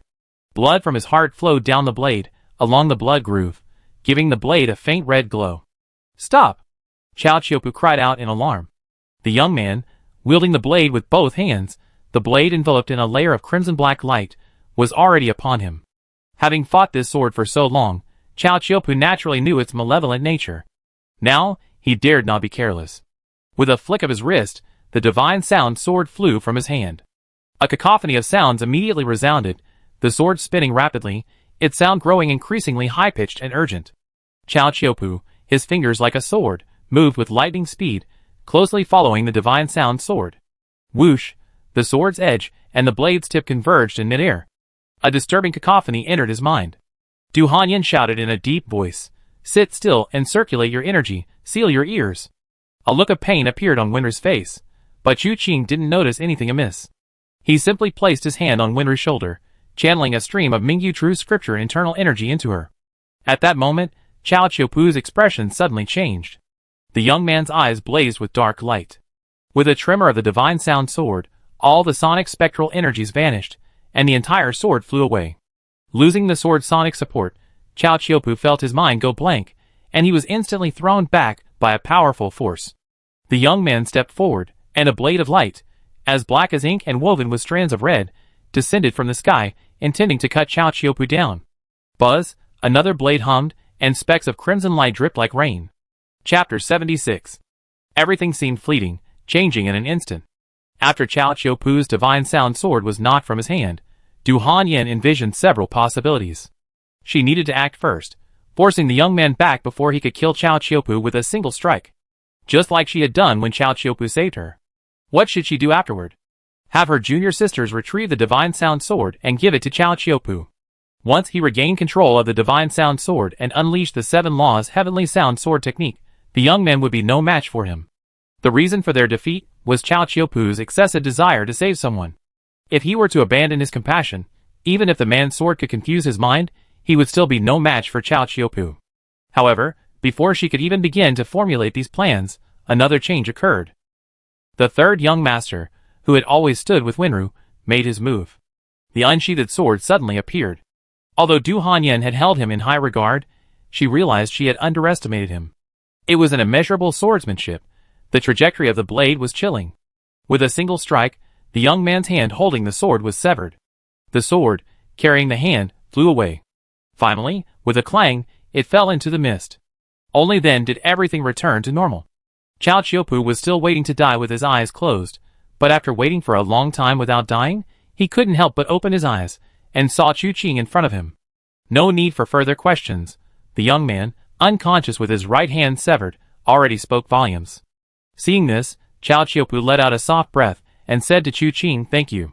Chu Qing glanced back at him, somewhat surprised. Seeing how he had hesitated and fussed during the attack, she had thought that, in her compassionate mood, he would accuse her of being too ruthless. Unexpectedly, he received a simple thank you in return. Seemingly sensing the meaning in Chu Qing's eyes, Chao Qiupu gave a bitter smile. It was my own womanly compassion. I wanted to save his life as much as possible, which almost led to this terrible mistake. Brother, you intervened at the crucial moment, saving my life. How could I dare to speak ill of you? Chu Qing curled his lip, uninterested in these self-righteous heroes. He sheathed his sword and approached the young man. After a brief examination, his brow furrowed slightly. Although he wasn't an expert in medicine, he knew the young man's condition was very bad. His meridians were severed. His internal organs were failing him, though he was still alive. He seemed like an empty shell. His life was already like a candle flickering in the wind, on the verge of extinction. Chu Qing frowned and tapped him twice. The young man coughed violently, then opened his eyes, but the darkness that had filled them earlier was gone. He gasped for breath, seemingly oblivious to the pain in his wrist, looking at Chu Qing with a dazed expression. "You, who are you?" "A Jianghu person, who was passing by, and was almost killed by you." Chu Qing's voice was icy. "Yes, I'm sorry." The young man froze, then subconsciously looked at his right hand. When he saw the wound on his wrist, he asked Chu Qing in disbelief, "You did this?" "Yes." There was no reason to deny it. Chu Qing nodded directly. A bitter smile appeared on the young man's face, a mixture of relief and regret, but no hatred in his eyes. Chu Qing looked at him quietly. "You're about to die." "I know." The young man's voice was calm. His gaze swept across the area, and when he saw the villagers' corpses, a look of sorrow appeared in his eyes. He spoke softly, "Ever since I touched that demonic blade, I knew I wouldn't live much longer. It's just a pity I can't leave Qingxi village. They used some tricks outside the village, first to prevent us from escaping, then to prevent me from leaving. Cough, cough, cough." He suddenly coughed violently, vomiting a mouthful of blood. Chao Qiupu, Du Hanyan, and Winru also gathered around. Hearing him say this, Du Hanyan couldn't help but ask, "Do you know who set up this maze outside the village?" At this, a deep-seated hatred suddenly flashed in the young man's eyes, and he gritted his teeth, saying, "It's the Divine Blade Hall." Du Hanyin and Chao Qiupu exchanged a glance, their eyes filled with astonishment. The Divine Blade Hall was rife with internal strife and constant conflict, with daily life-or-death struggles. How could anyone have the leisure to stir up trouble in Qingxi village? What exactly is going on? Chao Qiupu asked solemnly. The young man glanced at everyone present, and then explained softly. Qingxi village was indeed a village that had made its living by forging weapons for generations, but the weapons they forged were directly supplied to the Divine Blade Hall. After receiving these weapons, the Divine Blade Hall would sell them far and wide, sharing the profits with the village. This cooperation had lasted for many years, until the rumors of Jiang Shendao's impending death spread, at which point the village suddenly and unilaterally severed ties with Qingxi village. 3 months ago, a man suddenly arrived in the village. The village chief and the village elders all recognized him. They knew he was Qi Guan, the third in command of the Divine Blade Hall. The village chief and Qi Guan talked for a long time in the house, but it ended badly.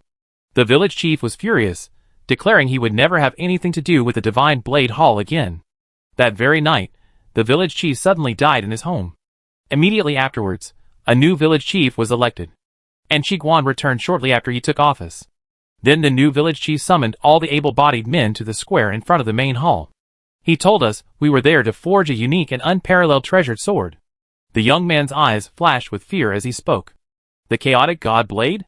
Du Hanyin asked in a low voice. The young man nodded weakly. From that day on, so many of us have been busy forging that chaotic god blade. The material of that knife is very special, requiring extremely high temperatures to forge it. Even so, forging it was no easy task. It required several strong young men, day and night, repeatedly hammering and forging it. After going through a series of secret processes, it took more than 2 months to forge it into shape. Then, the nightmare began. At first, everyone was happy. A true master doesn't aspire to be the greatest martial arts expert in the world. A true blacksmith doesn't aspire to be the greatest craftsman in the world. And being able to gather everyone's strength to forge an unprecedented divine knife filled everyone with pride. But at this point, a problem arose during the forging process. The iron suddenly became incredibly hard, and no matter how we forged it, it was completely unusable. Then the new village chief appeared and told us that the knife needed the blood of 100 families to be gathered, to cleanse the blade with this blood before it could be perfectly shaped. And when the new village chief said that only a drop of blood from a fingertip would be enough, everyone rushed forward, piercing their fingertips, becoming knife puppets. Knife puppets? Chao Qiupu, hearing these words, thought of those walking corpses of villagers. Using blood to infuse a weapon, using the weapon to subdue its spirit. At the time, no one knew that when we dripped our blood into the chaotic god blade, mixing it with our own life force, we were essentially consecrating the blade with our very essence. From then on, they became sword puppets, unaware of life or death, completely becoming puppets of the sword. That piece of iron, that sword, should never have belonged to this world. The young man's tone became increasingly agitated. He was restrained by Chao Qiupu, preventing him from jumping up. Chu Qing's pupils also contracted slightly. A drop of blood could turn someone into a sword puppet. This was too illogical. Did such an evil thing exist in the world? The young man then took a deep breath and looked up at Chu Qing and the others. But this isn't over yet. To truly forge the chaotic god's sword, we need people, human lives to add to it. At first, we thought they couldn't bear the hardship of forging the sword, the poverty of the village, so they ran away. No one expected that these people didn't run away, but died. The truth quickly came out. A sword that requires human lives to add to it, can it still be a divine sword? This is clearly a demonic blade. At this point, Qi Guan dropped his pretense. He captured all the able-bodied men in the village, and had a maze set up outside the village, preventing anyone from escaping. Then, right before our eyes, he threw those strong men one by one into the furnace, forging the blade with blood, sacrificing it with human lives. And so, day after day, everyone was in despair, wailing and begging for mercy, hoping Qi Guan would have mercy and spare their lives. But it was no use. His eyes were only on that knife. The knife in the furnace grew darker and darker, more profound. Chaos God, those 2 words, I carved them myself. Ha ha ha. He laughed, his laughter bordering on madness, blood trickling from the corner of his mouth, making his appearance somewhat insane. He murmured, I don't know how many days have passed, but thick smoke billowed around the furnace, and a thin mist gradually rose around Qingxi village, which was originally free of fog. Sometimes, I couldn't tell if it was fog or smoke, or perhaps the wrong souls who died in the furnace. Qi Guan didn't lock us up. We could still go home, still do what we wanted. The old people who lost their children had no bodies to be buried. They could only enshrine memorial tablets, sit silently in despair, and weep in the darkness. Finally, that day came for me. That day, the young man noticed Qi Guan's anxiety. After all, many days had passed. All the able-bodied men in the village had been sacrificed. Qingxi village had become a living hell. The Chaos God blade, however, remained unfinished, always falling short. The young man, who should have been thrown into the furnace, instead walked to it himself. Instead of crawling inside, he retrieved the Chaos God blade from the furnace under everyone's watchful eyes. The waterfall's flow powered the water wheel, keeping the furnace burning. The Chaos God blade, wreathed in raging flames, appeared before everyone's eyes. A sudden clap of thunder echoed in the gloomy sky, followed by Qi Guan's panicked voice. "Throw him in." But it was too late. Qi Guan wasn't a blacksmith. He naturally didn't know that a forged weapon needed to be taken out, not waited for to spring forth on its own. This torrential rain allowed the Chaos God blade to undergo a rapid transformation. And the young man holding the blade, in a daze, understood something. This was a man-eating blade. The moment its wielder grasped it, if he couldn't subdue the blade, he would be devoured by it. His remaining memories were hazy. He vaguely saw the people who had been gathered in the village square suddenly change. Their spirits were fading, their lives were slipping away, yet the sharpness of the chaotic god blade grew ever more chilling. The young man vaguely remembered a burning obsession in his mind. To kill. To kill everyone who dared to appear in Qingxi village, to slaughter every single person in the Divine Blade Hall. Most importantly, to kill Qi Guan. To avenge the blood feud of all 600+ people of Qingxi village. Then his eyes were shrouded in darkness, and only tonight, only now, has his reason truly returned. I vaguely remember. The sword puppet can't move during the day, so he can only appear at night. That obsession to kill everyone kept me from being completely consumed by this sword. I saw you around here during the day. The young man looked at Chu Qing as he spoke. Chu Qing nodded. Even as a sword puppet, a corpse couldn't move during the day, so the only one who could move during the day was this young man. The figure he saw today was him.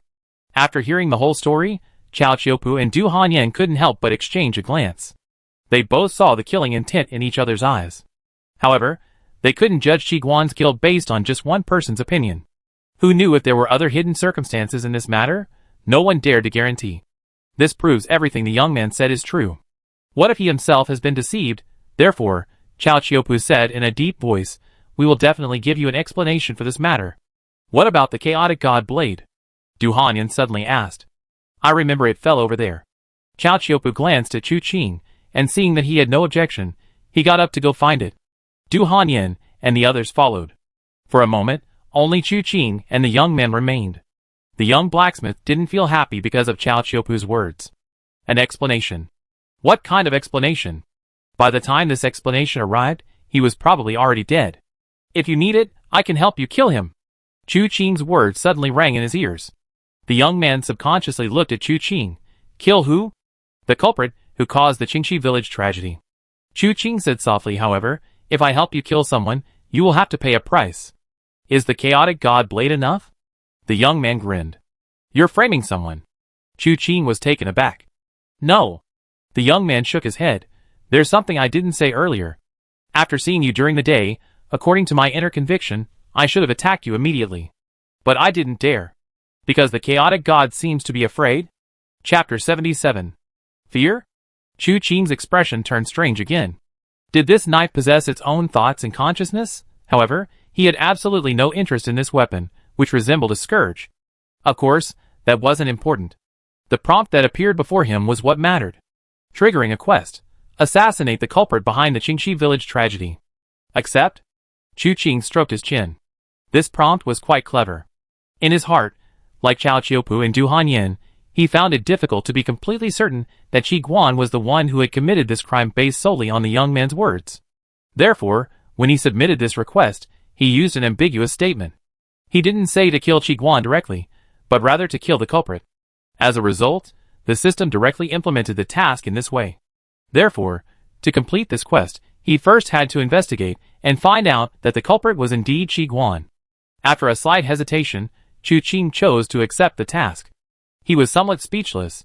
It was a system so rudimentary, yet it had so many fancy tricks up its sleeve. One minute it was the culprit, the next it was a kill order. But a job couldn't be ignored. Breaking into Qingxi village was an accident. Receiving the job was a pleasant surprise. Chu Qing nodded slightly. All right, it's settled in. The young man breathed a sigh of relief. Holding the chaotic god blade, some of his senses had changed. Of the group tonight, he was most wary of Chu Qing. Next was Chao Qiupu, and lastly Du Hanyin and Wenru. Because Wenru had been by Chu Qing's side, his first choice to kill was Du Hanyin. Chao Qiupu intervened, changing the target. Now, the person he feared most had promised to avenge Qingxi village, and the tension he had been feeling suddenly eased. Chu Qing noticed the young man's weakening aura. He knew he couldn't hold on much longer. The backlash from the chaotic god blade had left him barely alive, neither human nor ghost. It was a miracle he had lasted this long. Chu Qing sighed, watching the young man's eyes gradually close, and slowly stood up.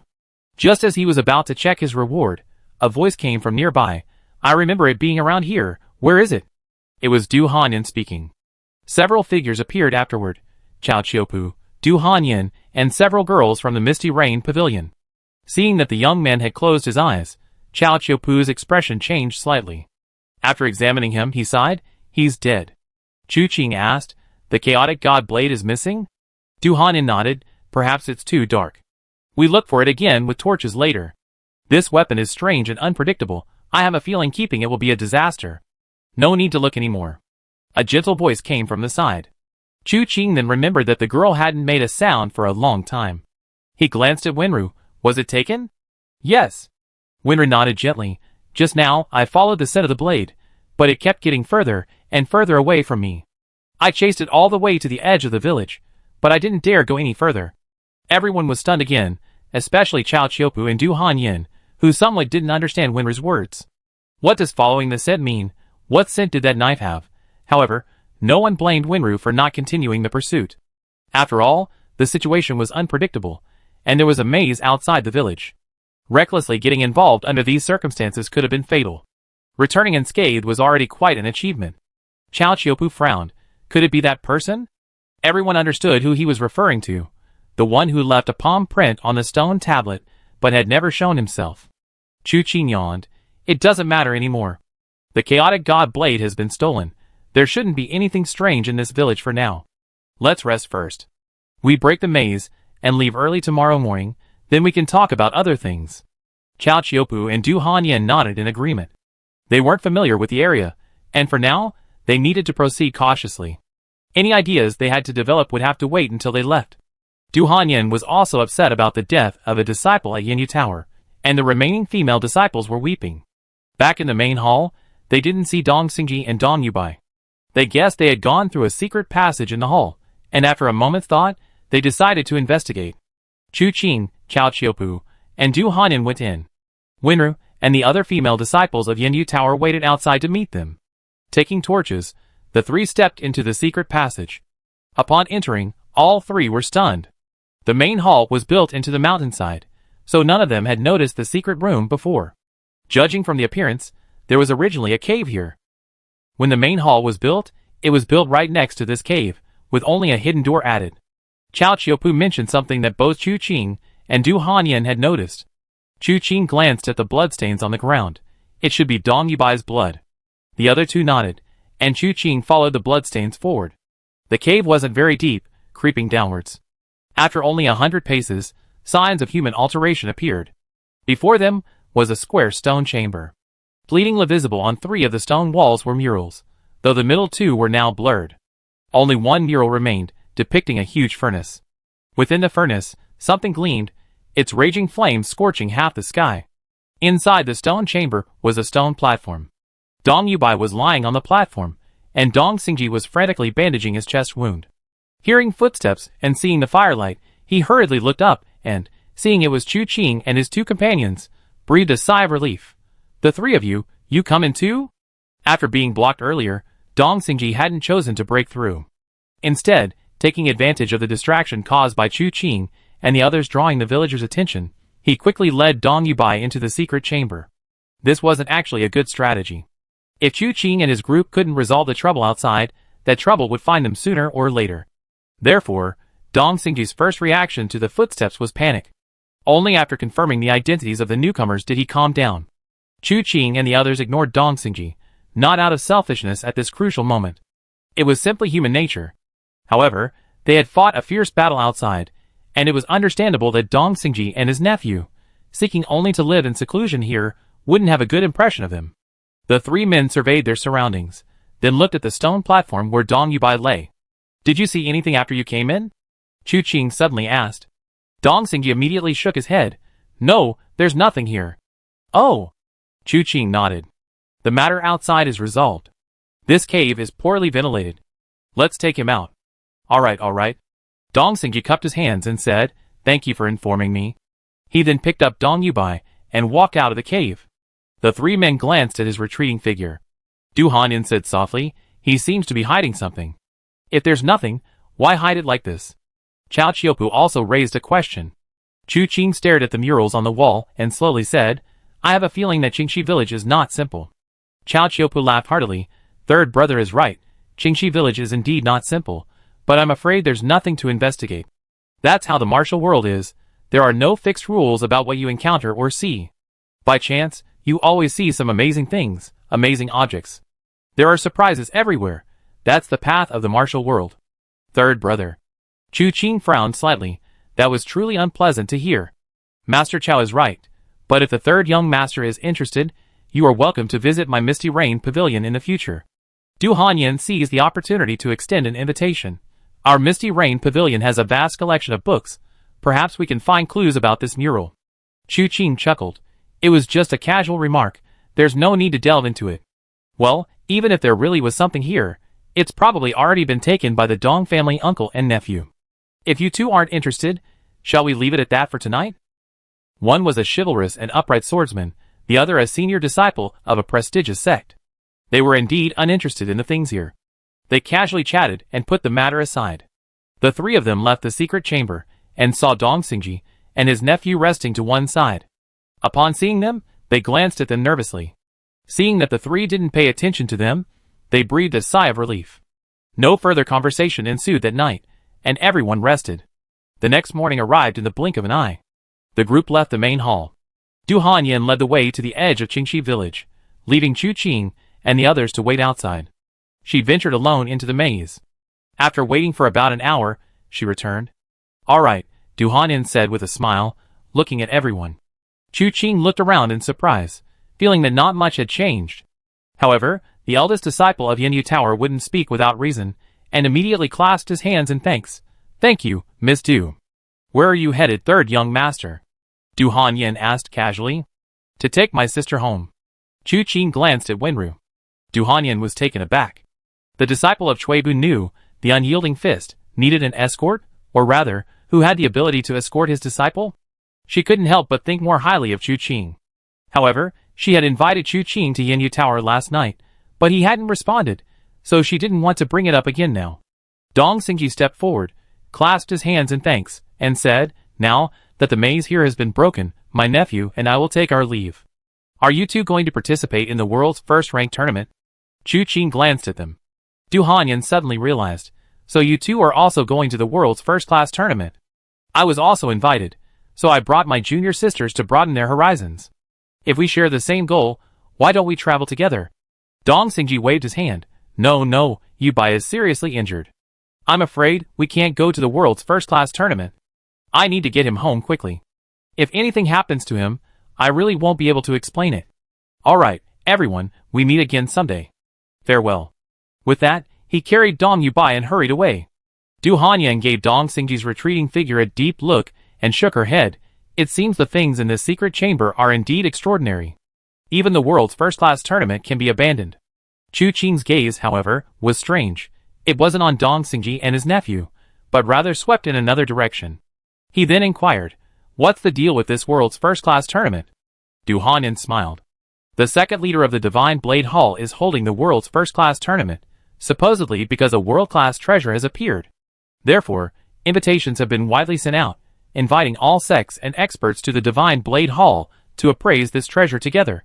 Furthermore, it's said that a destined person will be chosen to receive this treasure." Second leader. Chu Qing glanced at Qingxi village upon hearing this. The third leader was Qi Guan, the cloud-capturing hand, and the second leader, if you remember correctly, should be Luo Cheng, the Iron Step Mountain and River. This second leader and third leader appeared to be on good terms, but in reality, currently, all the other leaders in the Divine Blade Hall's internal power struggle belonged to these two factions. It was these two who had turned the Divine Blade Hall into the chaotic mess it is today. Qi Guan created the chaotic Divine Blade, and Luo Cheng created the world's first-class tournament. These two really have a knack for coming up with all sorts of schemes. Third young master, would you be interested in attending the world's first-class tournament? Du Hanyan extended an invitation. Chu Qin shook his head. Never mind, I have important matters to attend to and dare not delay. Du Hanyan nodded, not insisting. In that case, we take our leave first. They not only needed to go to the Divine Blade Hall, but they also had to handle the aftermath of their junior sister from the Misty Rain Pavilion. All right, until we meet again. Please, Du Hanyan said, then led everyone away. Chu Qin glanced at Chao Qiupu, who was still standing there. Isn't Hero Chao leaving? Third brother, you may leave on your own, Chao Qiupu said. I plan to bury all the corpses in Qingxi village before I leave. Their fate was tragic. They can't just lie there exposed in the wilderness. This place is remote. Who knows if the barriers will come? Rather than waiting, it's better to do it myself. Chu Qin clasped his hands in a fist salute. I admire you. I wouldn't dare. It's just what I can do. Third brother, your martial arts are superb. Last night, I was deeply grateful for your life-saving grace. If we meet again in the martial world, we should drink and reminisce. Chao Qiupu clasped his hands in a fist salute. Then let's part ways here. Please. Another farewell ensued, and Chao Qiupu led brother Bai back to Qingxi village. Once they were completely alone, Wenru suddenly asked, Are you sure you don't need to worry about it? It's other people's business. It's none of our concern. Chu Qin shook his head. Do you still remember the smell of that knife? Wenru nodded gently. Of course I will. Chu Qin smiled. The chaotic god knife couldn't just disappear like that. Regardless of whether the person who took the knife was the one who left the palm print on the stone tablet, he at least knew Qingxi village very well. Otherwise, he wouldn't have been able to hide it so well right under his, Chao Qiupu's, and Du Hanyan's noses. This person must have an inextricable connection to Qi Guan, or the person responsible for the tragedy in Qingxi village. Of course, he couldn't let such a person escape. However, in this situation, if it were someone else, it would be really difficult to catch them. Fortunately, he had Wenru by his side. Chu Qin suddenly felt that this girl was really useful. Let's go find this knife. Chapter 78. Carrying Dong Yubai on his back, Dong Xingji ran at full speed after escaping Chu Qin and the other sight. He used his lightness skill to its fullest extent, running over 20 li in one breath, before finally collapsing with Dong Yubai due to exhaustion of internal energy. Dong Yubai's face was pale, the fall was quite severe, and he groaned in pain, but surprisingly, he slowly regained consciousness. As he looked around, a face suddenly appeared in front of him. Second uncle. Startled at first, he breathed a sigh of relief when he recognized Dong Xingji. Then, with a sob in his voice, he cried out, Second uncle. I'm in so much pain. That old man slashed me with a woodcutter's knife. My chest feels like something. Dong Xingji searched his surroundings. They were now beside a clear, quiet pool, deep and secluded, with no one else around. He finally breathed a sigh of relief and gently patted Dong Yubai's face. Yubai, don't be afraid, your second uncle is here. My chest. Dong Yubai cried out, Second uncle, what happened to my chest? Why does it hurt so much? It's nothing, it's just because your second uncle stuffed something in there. Dong Xingji's voice suddenly turned somewhat sinister. Yubai, don't be afraid, your second uncle will take it out in a bit. What? Dong Yubai was so shocked she almost forgot the pain. Second uncle, what are you saying? What is it? How do I take it out? Just put your hand into your wound and take it out. Dong Xingji smiled reassuringly. Don't worry, it's easy. As he spoke, he seemed impatient, not bothering to untie the thin cloth covering the wound, nor caring about Dong Yubai's condition, and forcefully ripped the cloth off. Dong Yubai's wound was already gruesome, and the old man had cleaved it with a woodcutter's axe. It didn't heal that night. Instead, it became even more terrifying. Ignoring all this, Dong Xingji, with a look of horror in Dong Yubai's eyes, directly plunged his hand into the wound. Ah! Dong Yubai's eyes widened in horror. He couldn't believe this was something his doting second uncle would do. He trembled with pain, trying with all his might to push Dong Xingji away. However, Dong Xingji's body was as hard as a rock. he couldn't push him away no matter what, and could only beg for mercy. Second uncle, stop. It hurts so much, it hurts so much. It hurts, doesn't it? You get used to it. I already felt it. Luckily, we went into the secret room first. Luckily, you were unconscious at the time. Luckily, I put this thing into your wound before they found out. Otherwise, if they find out, what chance do I, Dong Xingji, have? Here. Dong Xingji's voice was slightly manic. After groping for a long time, his face suddenly lit up with joy, and he yanked it out. A spurt of blood gushed from Dong Yubai's chest. Dong Yubai struggled twice before he stopped breathing. Even in death, his eyes were filled with pain and disbelief as he looked at Dong Xingji. Dong Xingji didn't even glance at him, only staring at the object in his hand. It was an iron scroll. Because it was stained with blood, it looked somewhat grotesque. Dong Xingji treasured it. He went to the clear pool and washed the blood off the iron scroll. The text on the inside was revealed. The 4 largest characters on the far right, from top to bottom, were 9 Profound Divine Skill. The 9 Profound Divine Art. It really is the 9 Profound Divine Art. Dong Xingji's hand trembled as he gripped the iron scroll. The 9 Profound Divine Art, supposedly cultivated by the Xian Emperor Shang Qiuyu, it's actually in the secret chamber of Qingxi village. Ha, this is heaven's will to bless me, Dong Xingji, the Dong family, elder brother, sister-in-law. You treated me like a dog, not only expecting my utmost obedience. Even a spoiled brat like Dong Yubai, who knows nothing of human affairs, I had to serve him with utmost care. But all of this is about to end. Once I master the 9 Profound Divine Art, the mere Dong family can be wiped out with a flick of my finger. What you did to me, I will repay 100-fold. His inner turmoil subsided slightly after saying this. Turning back, he saw Dong Yubai's body still by the clear water pool. He grinned. Yubai, your only use in this life was to hide this iron scroll of the 9 Profound Divine Art through your injuries. You died a worthy death. After speaking, he ignored the corpse, carefully put away the iron scroll, determined the direction, and hurriedly left.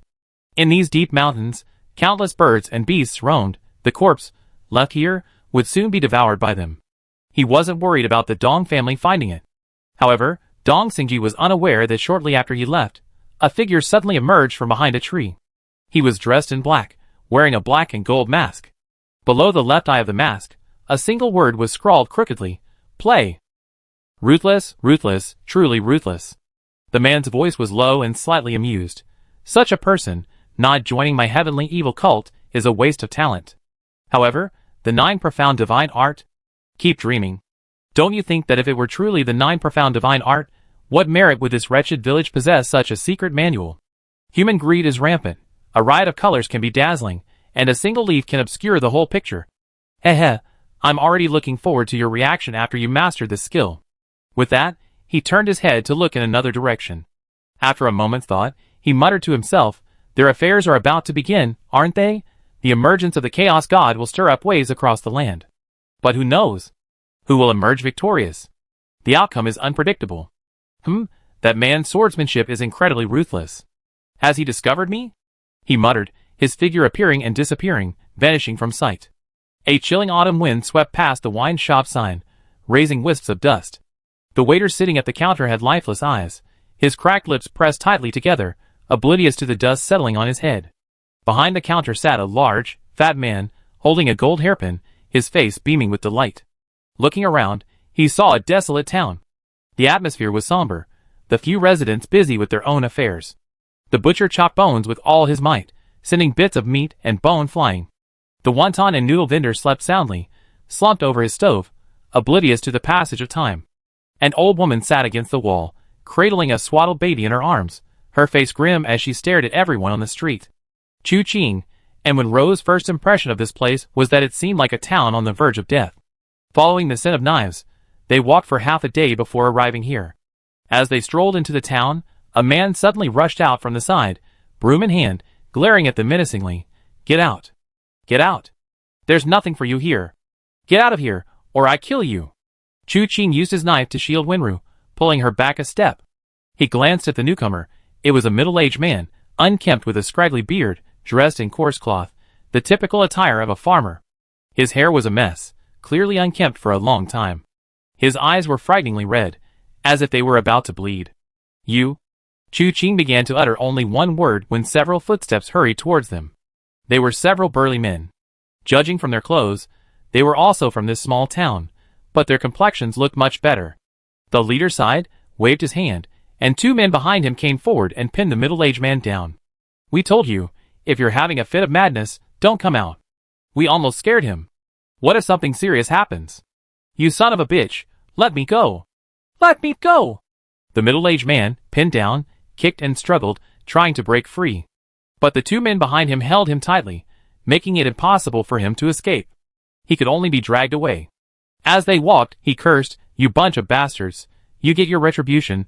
You definitely get your retribution." The leader withdrew his gaze from the middle-aged man and turned to Chu Qing and Wenro. A slight smile appeared on his face. "My apologies, gentlemen. This man, he has a problem here." He pointed to his head. He continued, "Years ago, something happened to my family, everyone died. He was traumatized, and now he goes crazy whenever he sees someone. Sigh, it's quite pitiful really. So what are you going to do with him?" Chu Qing asked. "Of course, we're taking him to see a doctor." The man gave a wry smile. "We can't let him stay like this forever. A couple of acupuncture treatments will calm him down. By the way, where are you two from? Are you passing through or looking for someone?" "Passing through." Chu Qing smiled.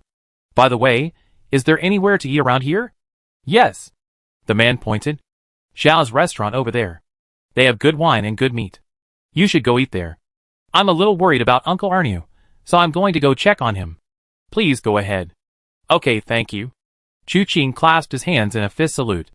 The man imitated Chu Qing, clasping his hands in a fist salute as well, before turning and hurriedly chasing after the man who had just left. Chu Qing's gaze followed him, and suddenly asked Wenru, "If we delay any longer, won't we lose track of his scent?"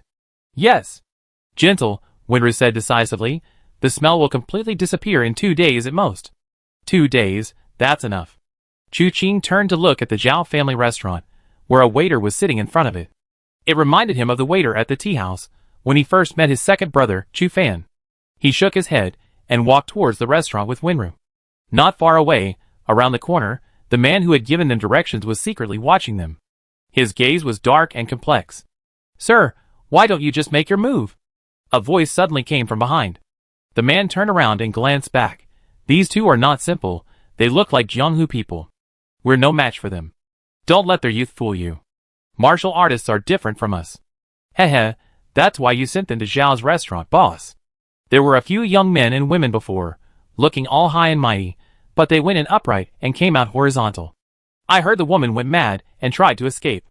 But third master caught her and, in front of everyone, skinned her alive. The corpse hung there for 3 whole months. The man behind him chuckled, "Sir, I think the chick is quite pretty, maybe we should." He rubbed his hands together, his face lewd. The boss's face darkened. "Have you had enough of living? The man is yours to do with, but the woman must be handed over. With this, the offering will be enough this time, otherwise." A hint of fear flashed across his face, then he took a deep breath.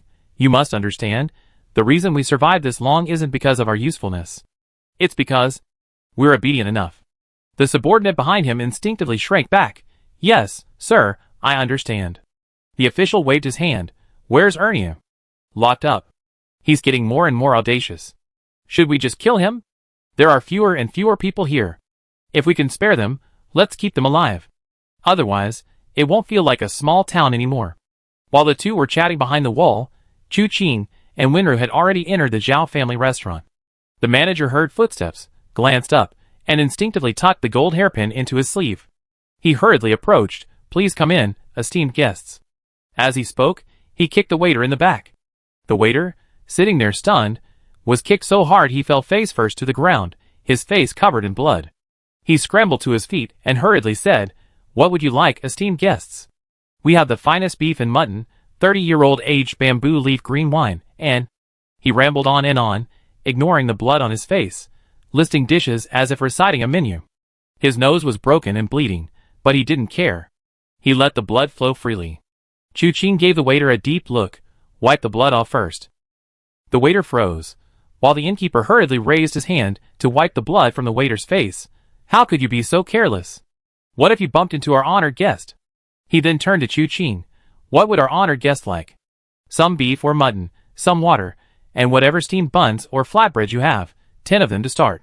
Anything else we can get, we leave after we finish eating." Chu Ching and Wenru found a seat. The innkeeper nodded in agreement, then reached out and slapped the waiter on the head. "Hurry up and get back to work." But the movement was a bit too forceful, and the gold hairpin he had placed in his sleeve suddenly fell to the ground. Chu Ching didn't initially care, but when his gaze swept over the hairpin, his eyes suddenly darkened.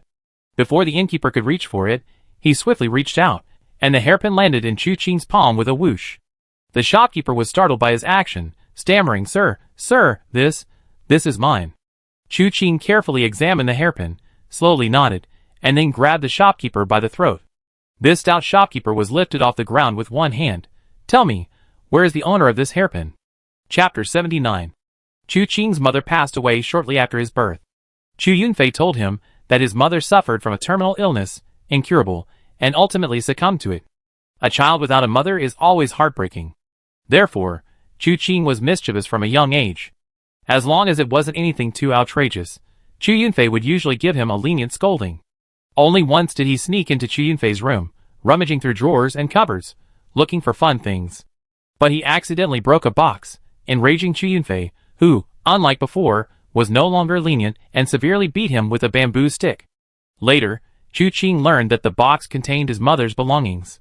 Besides things his mother had brought with her, there was also a token of love Chu Yunfei had given her years ago. Among them, the one that impressed Chu Ching the most was a gold hairpin. Like a phoenix wing, exquisite and elegant. There was a character on the hairpin. By then, Chu Ching could already read and knew that the character was pronounced Chu. It was exactly the same as the one he held in his hand now. His mother's keepsake wouldn't easily change hands, but now that Chu Tian was married, would Chu Yunfei give it to his daughter-in-law as a gift? Or perhaps give it to Chu Tian to give as an engagement gift? This was the most likely possibility, but it also enraged Chu Ching even more. There was something wrong with this town. Chu Ching knew it when Uncle Ernie was taken away. But he couldn't easily predict his fate based on these matters. The Zhao family restaurant was pointed out by that person earlier. There must be something fishy going on there, which was why he came. He was prepared to act immediately if he found anything amiss. But unexpectedly, before finding anything suspicious, he discovered this golden phoenix hairpin. Now, why should he hold back? The shopkeeper, unaware of the details, stubbornly insisted, Sir, I don't understand what you're saying. Please put me down. This hairpin is mine." Chu Ching nodded, then with a flick of his wrist, slammed the shopkeeper's head onto the table. One hand pressed down on his large face, and he casually took a chopstick from the holder. With a burst of internal energy, the chopstick snapped in two. The broken edge was horrifying. He held the chopstick to the shopkeeper's eye. He moved closer, inching forward. "Your chances are numbered." Sweat beaded on the shopkeeper's forehead, and his whole body trembled. He struggled desperately to break free from Chu Ching's grasp, but Chu Ching's Mingyu true scripture internal energy flowed throughout his body. How could he possibly resist? Yet, his lips remained firmly sealed. Even with the chopstick tip almost touching him, he stubbornly refused to speak. Chu Ching lost his patience and, with a plop, stabbed the chopsticks directly into the innkeeper's eye. "Ah!" A scream erupted from the innkeeper's mouth. Chu Ching had already pulled the chopsticks out. "You still have one eye." I don't know. I really don't know. Please let me go. I really don't know anything." The innkeeper screamed and begged for mercy. His expression was so earnest that even Chu Ching began to doubt whether he had guessed wrong. But just then, the waiter suddenly spoke up. "I know." "Shut up." The innkeeper, who had been so meek just moments before, suddenly roared with a ferocious expression. Chu Ching sneered upon hearing this, grabbed his neck to prevent him from speaking, and turned to the waiter. "Speak." In the mayor's courtyard. There's a dungeon in the mayor's courtyard. They're all locked up there." After saying this, the waiter seemed to have all his strength drained away. He collapsed to the ground. Upon hearing this, Chu Ching released the waiter's throat, and the waiter coughed violently. After taking a few deep breaths and recovering, he grabbed the chopsticks from the table and lunged at the waiter. But before he could reach him, Chu Ching flicked his sleeve, sending the chopsticks crashing to the ground. With a crash, the table shattered, and the waiter rolled on the floor. "You dare to commit violence in front of me?" Chu Ching's eyes darkened slightly. Who do you think you are?" The innkeeper, covering one eye, stared at the waiter with a half-smile, half-crying expression, shouting, "It's all over, you bastard, you killed us all." The waiter echoed, "So what if it's over? I couldn't take it anymore. My parents were killed by them, and my wife and children. What did they say then? They told me to let my wife go up the mountain to cook for them, and that my children were on the mountain. They said if I agreed to help them, they would be fine. But what happened then? My wife was violated by them, and my children. He couldn't finish his sentence. He just grabbed his hair fiercely, shouting in utter despair, "Die! The people here should have died long ago. We killed so many people. Why are we still alive?" With that, he suddenly stood up and slammed his fist against the wall of the inn, intending to die by hitting his head against it. Just before his head hit the wall, Chu Ching grabbed his shoulder. "There's no rush to die. Take me to your town mayor's residence." The waiter struggled for a moment, but couldn't. Knowing he wouldn't die if he didn't obey, he finally said, "Okay, I promise." The shopkeeper laughed. Go. You two are finished too. Third Master will find out what happened here, and you won't be able to escape then. Don't think you're powerful just because you practice some martial arts and carry swords. Let me tell you the truth, people like you are nothing to Third Master. Chu Ching glanced back at him. "Aiding the wicked, you deserve to die." He reached for a chopstick, and with a flick of his wrist, it pierced the innkeeper's throat with a whoosh. The waiter, who had been expressionless, couldn't help but change his expression at this sight. Killing someone with chopsticks, even the most heinous criminal seemed incapable of such a feat when Chu Ching's gaze fell upon him. A sudden, inexplicable fear gripped her. "Let's go!" Chu Ching's voice was indifferent. The waiter hurriedly nodded and led the way. But just as they stepped out of the restaurant, they saw the butcher, the noodle stall owner, and the old woman holding a swaddled baby all looking in the direction of Zhao family restaurant. Seeing them come out, a strange look suddenly appeared on their numb faces. The first to run was the old woman. She held the swaddled baby, trembling, stumbling step by step, and ran to the waiter. "What do you want?" Chu Ching glanced at the old woman, then at the swaddled baby in her arms. The baby was very quiet. Even with the old woman's loud movements, not a sound came out. The only reason was that there was no child in the swaddling clothes, but a tiny skeleton. The waiter grinned. "Take him to find someone." Can he do it?" the old man asked, his voice trembling with fear. "I don't know." The waiter shook his head. "It doesn't matter if he doesn't. I had enough of this life. I had enough of living." After he finished speaking, he led Chu Ching and Wenru into the town. Those behind them exchanged glances, some silently followed, while others remained where they were. The stagnant town was stirred by the arrival of Chu Ching and Wenru. Chu Ching and Wenru followed behind the waiter, saying nothing. Although they had questions they wanted to ask, they put them aside for now. They would address them when they arrived. The town wasn't large. They soon arrived at a large, square courtyard. Seemingly having received prior notice, a row of burly men stood before the gate. Judging by their appearance, they were the same group who had taken away Uncle Ernie earlier. "Get out of the way." Chu Ching glanced at them and said softly, "I won't repeat myself." The group of men looked at each other, neither speaking nor yielding. A voice came from behind them.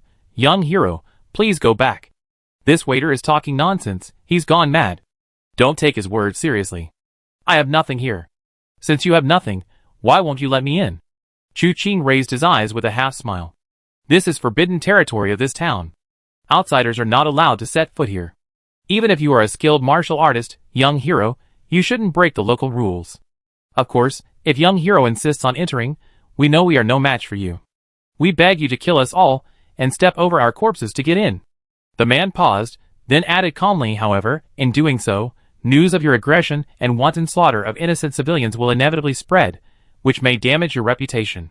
Hearing this, Chu Ching laughed heartily. "A scholar uses literature to disrupt the law. A knight-errant uses martial arts to break the law. Rules are meant to be broken. What use is my martial arts if I'm bound by these rules?" He said no more. He had indeed only said "get out of the way" once. With a light step, he suddenly moved forward. The Mingyu true scripture filled his body. With one step, the men in front of him felt a tremendous suction force drew them in, irresistibly pulling them towards him. After slamming into him, they were then blasted away by an immense force. Bang! Bang! Bang! Wherever they passed, men and horses tumbled, and in the blink of an eye, they had passed through the human wall. He grabbed the man who had spoken earlier by the neck and lifted him up. Only then did the burly men fall from midair. Some coughed up blood, some were unconscious. It was only because Chu Ching had shown mercy, otherwise, that one impact would have killed them all. Looking at the man in his hand, he recognized him as the leader they had encountered upon arriving. "You're the town mayor?" Chu Ching kicked open the courtyard gate, dragging him inside by the neck. He glanced back at the waiter. "Follow me, give me directions." The waiter and those behind him, who had witnessed this scene, finally straightened their jaws, which had been agape. The waiter looked at Chu Ching as if he were a god. The waiter nodded hastily, tears streaming down his face as he walked. Chu Ching didn't ask why he was crying, but simply followed him to the middle of the courtyard. There were still people blocking the way, but these people, aside from their strong physiques, had nothing else to offer, and couldn't make Chu Ching stop in his tracks. "It's right here," the waiter pointed to a door in the courtyard, leading to a tunnel that went downhill. However, the dungeon in this small town was naturally incomparable to that of Tianwu City. There were no individual cells. A large group of people, handcuffed and shackled, lay limply on the ground, unable to move except for groans. A quick glance revealed about a dozen men, women, and children. Only then did Chu Ching turn to the town head. "What else do you have to say?" Young hero, let go, let go."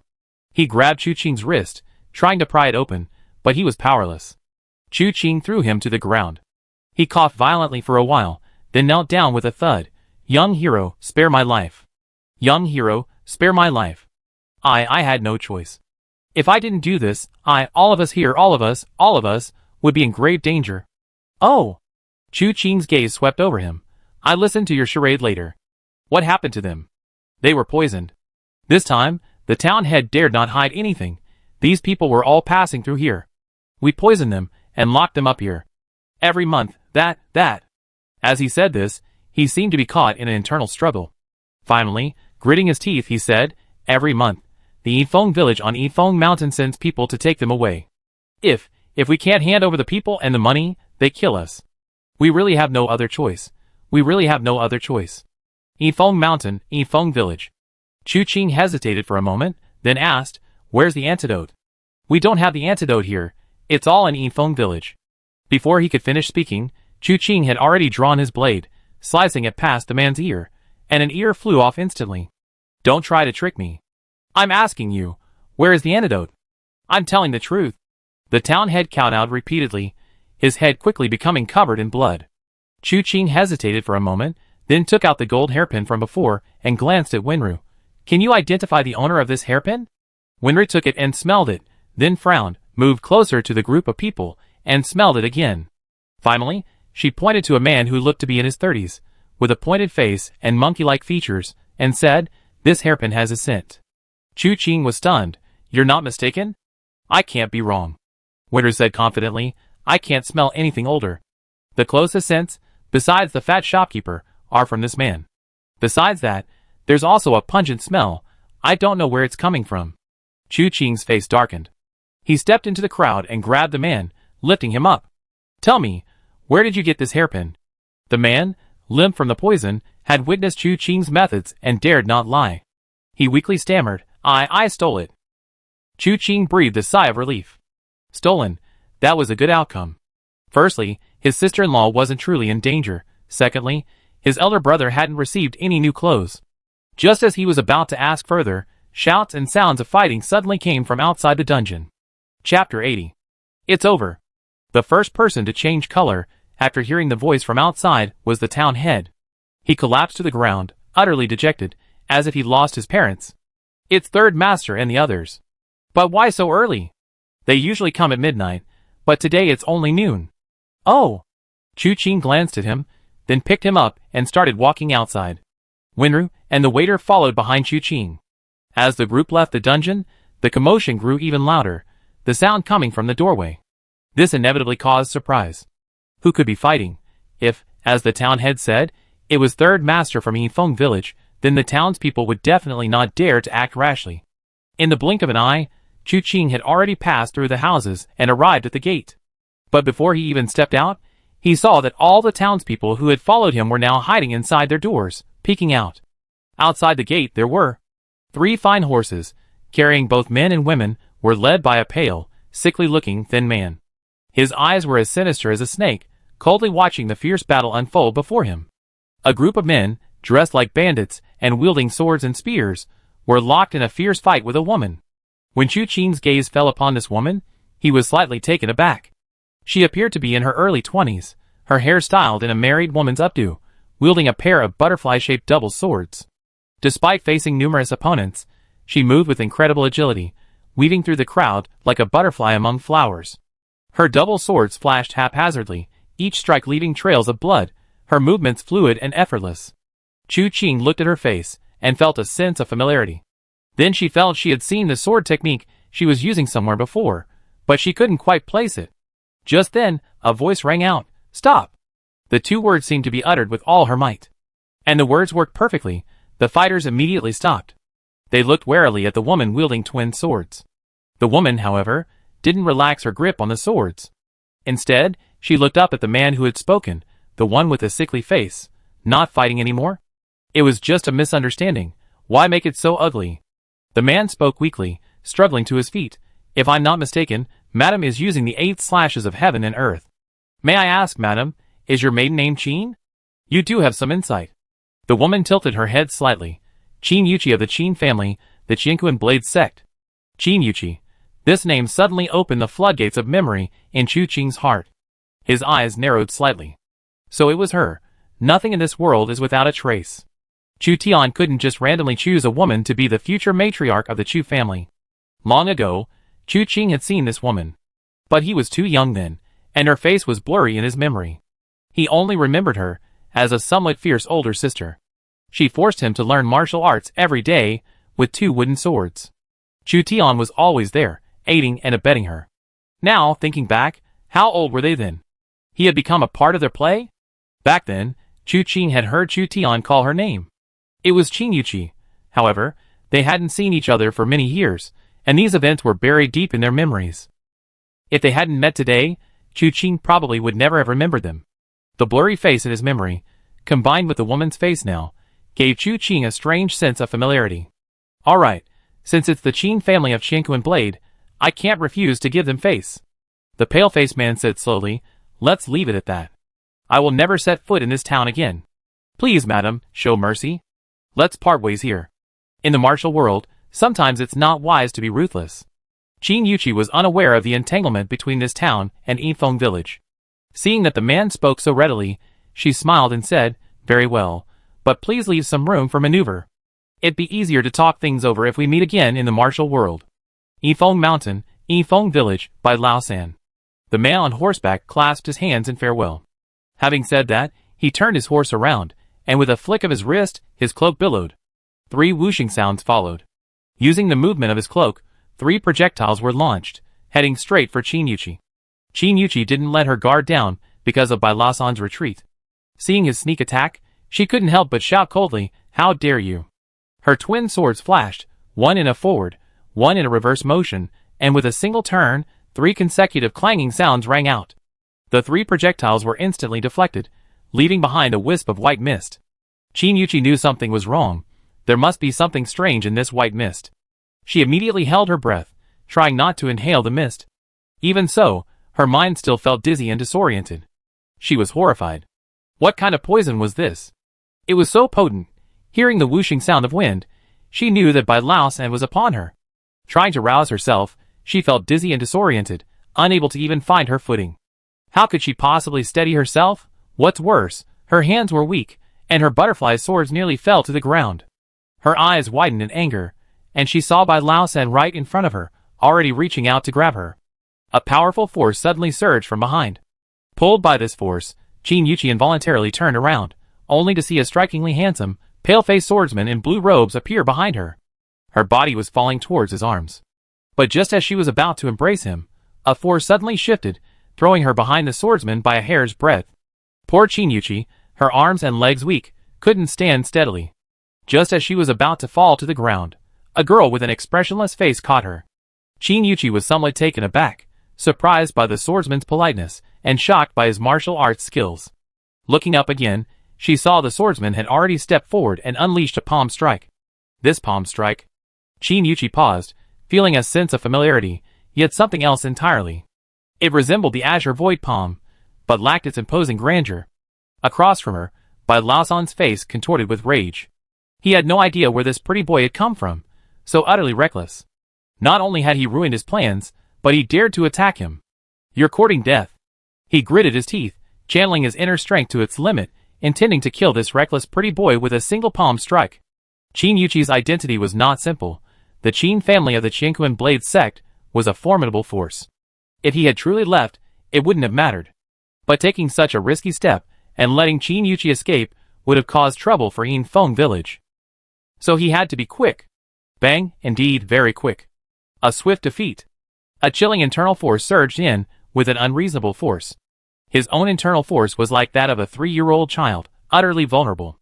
It shattered his meridians in an instant, spreading throughout his body in the blink of an eye. Following this, he faintly heard a bang. Then he knew nothing more.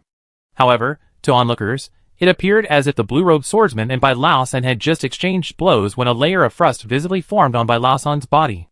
Then, without stopping, the blue-robed swordsman struck again, and Bai Laosan shattered on the spot with a bang. The sound Bai Laosan heard before his death was the sound of his own body being shattered. In an instant, the entire arena fell silent. Several unlucky souls, struck by fragments of Bai Laosan's corpse, also coughed up blood and were thrown a considerable distance. Qin Yuqi's dizzy head cleared considerably at this moment. She stared, dumbfounded, at the blue-robed swordsman standing not far away, a chill running through her heart. Meanwhile, the man and woman on horseback not far away were stunned by this sudden turn of events, almost forgetting to react. When they finally came to their senses, without a second thought, they turned their horses to flee. But it was too late. Chu Qing reached out with both hands, lightly enveloping the two figures. With a sudden surge of internal energy, the two figures involuntarily fell into Chu Qing's palms, where he grabbed them by the neck with each hand. With a surge of internal force, they were rendered immobile and casually tossed to the ground. "Run, run!" someone shouted. The remaining bandits scattered like birds. Chu Qing's eyes flashed with a sharp light, his single-edged sword slowly unsheathed. In less than the time it takes to brew a cup of tea, Chu Qing dragged the last corpse back and threw it in front of the town mayor's door. The town mayor looked at Chu Qing as if he were looking at a ghost. His legs went weak, and he couldn't stand, so he knelt on the ground. Chu Qing's gaze swept over him and landed on the couple, the antidote.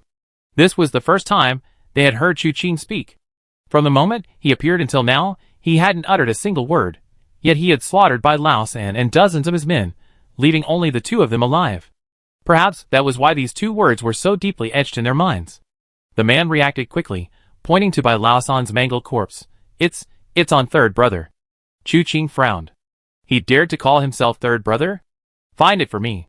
Chu Qing flicked his wrist, and the man instantly regained his mobility. His first thought was to run as far as possible, out of the Divine Blade Hall's territory, never to return to Yinfeng village. He never wanted to see that swordsman again. But he dared not. Those people hadn't been idle, they scattered in all directions. He'd seen their fate. So he could only obediently search Bai Laosan's body. Chu Qing then looked at the woman, whose face paled. Don't kill me, I do anything you ask." "All right." Chu Qing nodded, then looked at the town head. "Give me the poison they gave you." "Yes." The town mayor jolted, trying to stand up, but his legs were too weak to move. He crawled to Chu Qing's side, and took a small bottle from his robes. He said to Chu Qing, "Young hero, be careful.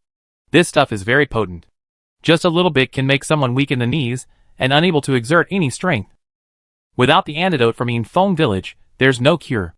Chu Qing didn't speak, but casually took the bottle, opened it, dipped the cork in a little, and said to the woman, "Open your mouth."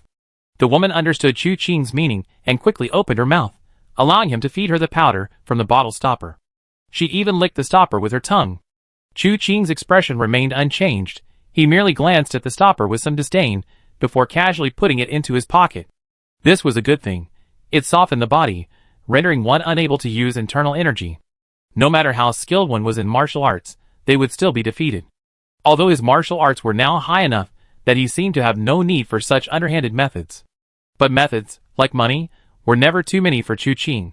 The stopper was a bit disgusting, but that was a minor matter, he could simply replace it later. At this moment, the man from before had already approached with a porcelain bottle. Young hero, this is the antidote for the Yellow Springs powder." Yellow Springs powder. Chu Qing memorized the name, and then opened the bottle. Inside were tiny pills, about 20 in total, each the size of a grain of rice. She glanced up at the man, who paused, then suddenly understood. 1 pill. Chu Qing took one out, and looked at the woman.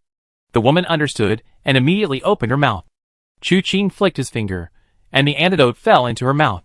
She swallowed it without hesitation. Within moments, she had recovered and carefully sat up. Chu Qing nodded and tossed the medicine bottle to Winru. Winru took out a pill and fed it to Qinyuchi. Qinyuchi, having witnessed what had just happened, naturally swallowed the antidote without hesitation. A moment later, she exhaled, stood up, and bowed to Chu Qing with clasped hands. "Thank you for saving me, brother." Chu Qing glanced at her and asked, "Why are members of the Qin family of the Qingquan blade here?" His voice was somewhat cold, making Qinyuchi instinctively wary, but considering Chu Qing had just saved her, she still spoke. "To be honest, the Divine Blade Hall is holding the world's first-ranked tournament, and I was invited to attend. As for coming here, it's to find someone and retrieve something." "Who is it?" Chu Qing asked again. "This is a bit too forward." Qinyuchi glanced at Chu Qing. "Luo Wu, the groundhog." Luo Wu, the groundhog, is a notorious thief in the martial arts world. Recalling the shifty-eyed man in the dungeon in the courtyard, Chu Qing raised an eyebrow. "He stole your things?" This was a rhetorical question. Qinyuchi nodded. "On the way to the Divine Blade Hall, I accidentally discovered him committing the crime. So I deliberately left some clues, so he could succeed, and I could follow the trail to catch him. But I didn't expect this fellow to have such extraordinary lightness, skill, and unpredictable movements. I couldn't catch him for a while. Luckily, I tampered with the item," she said, taking out a small box. The item inside was a gift from a master. It can be used to locate objects. Just point it at the object's location, and it will emit. Sizzle, sizzle, sizzle. A series of sounds rang out the moment the box was pointed at Chu Qing. Qinyuchi looked up in astonishment at Chu Qing. "Huh?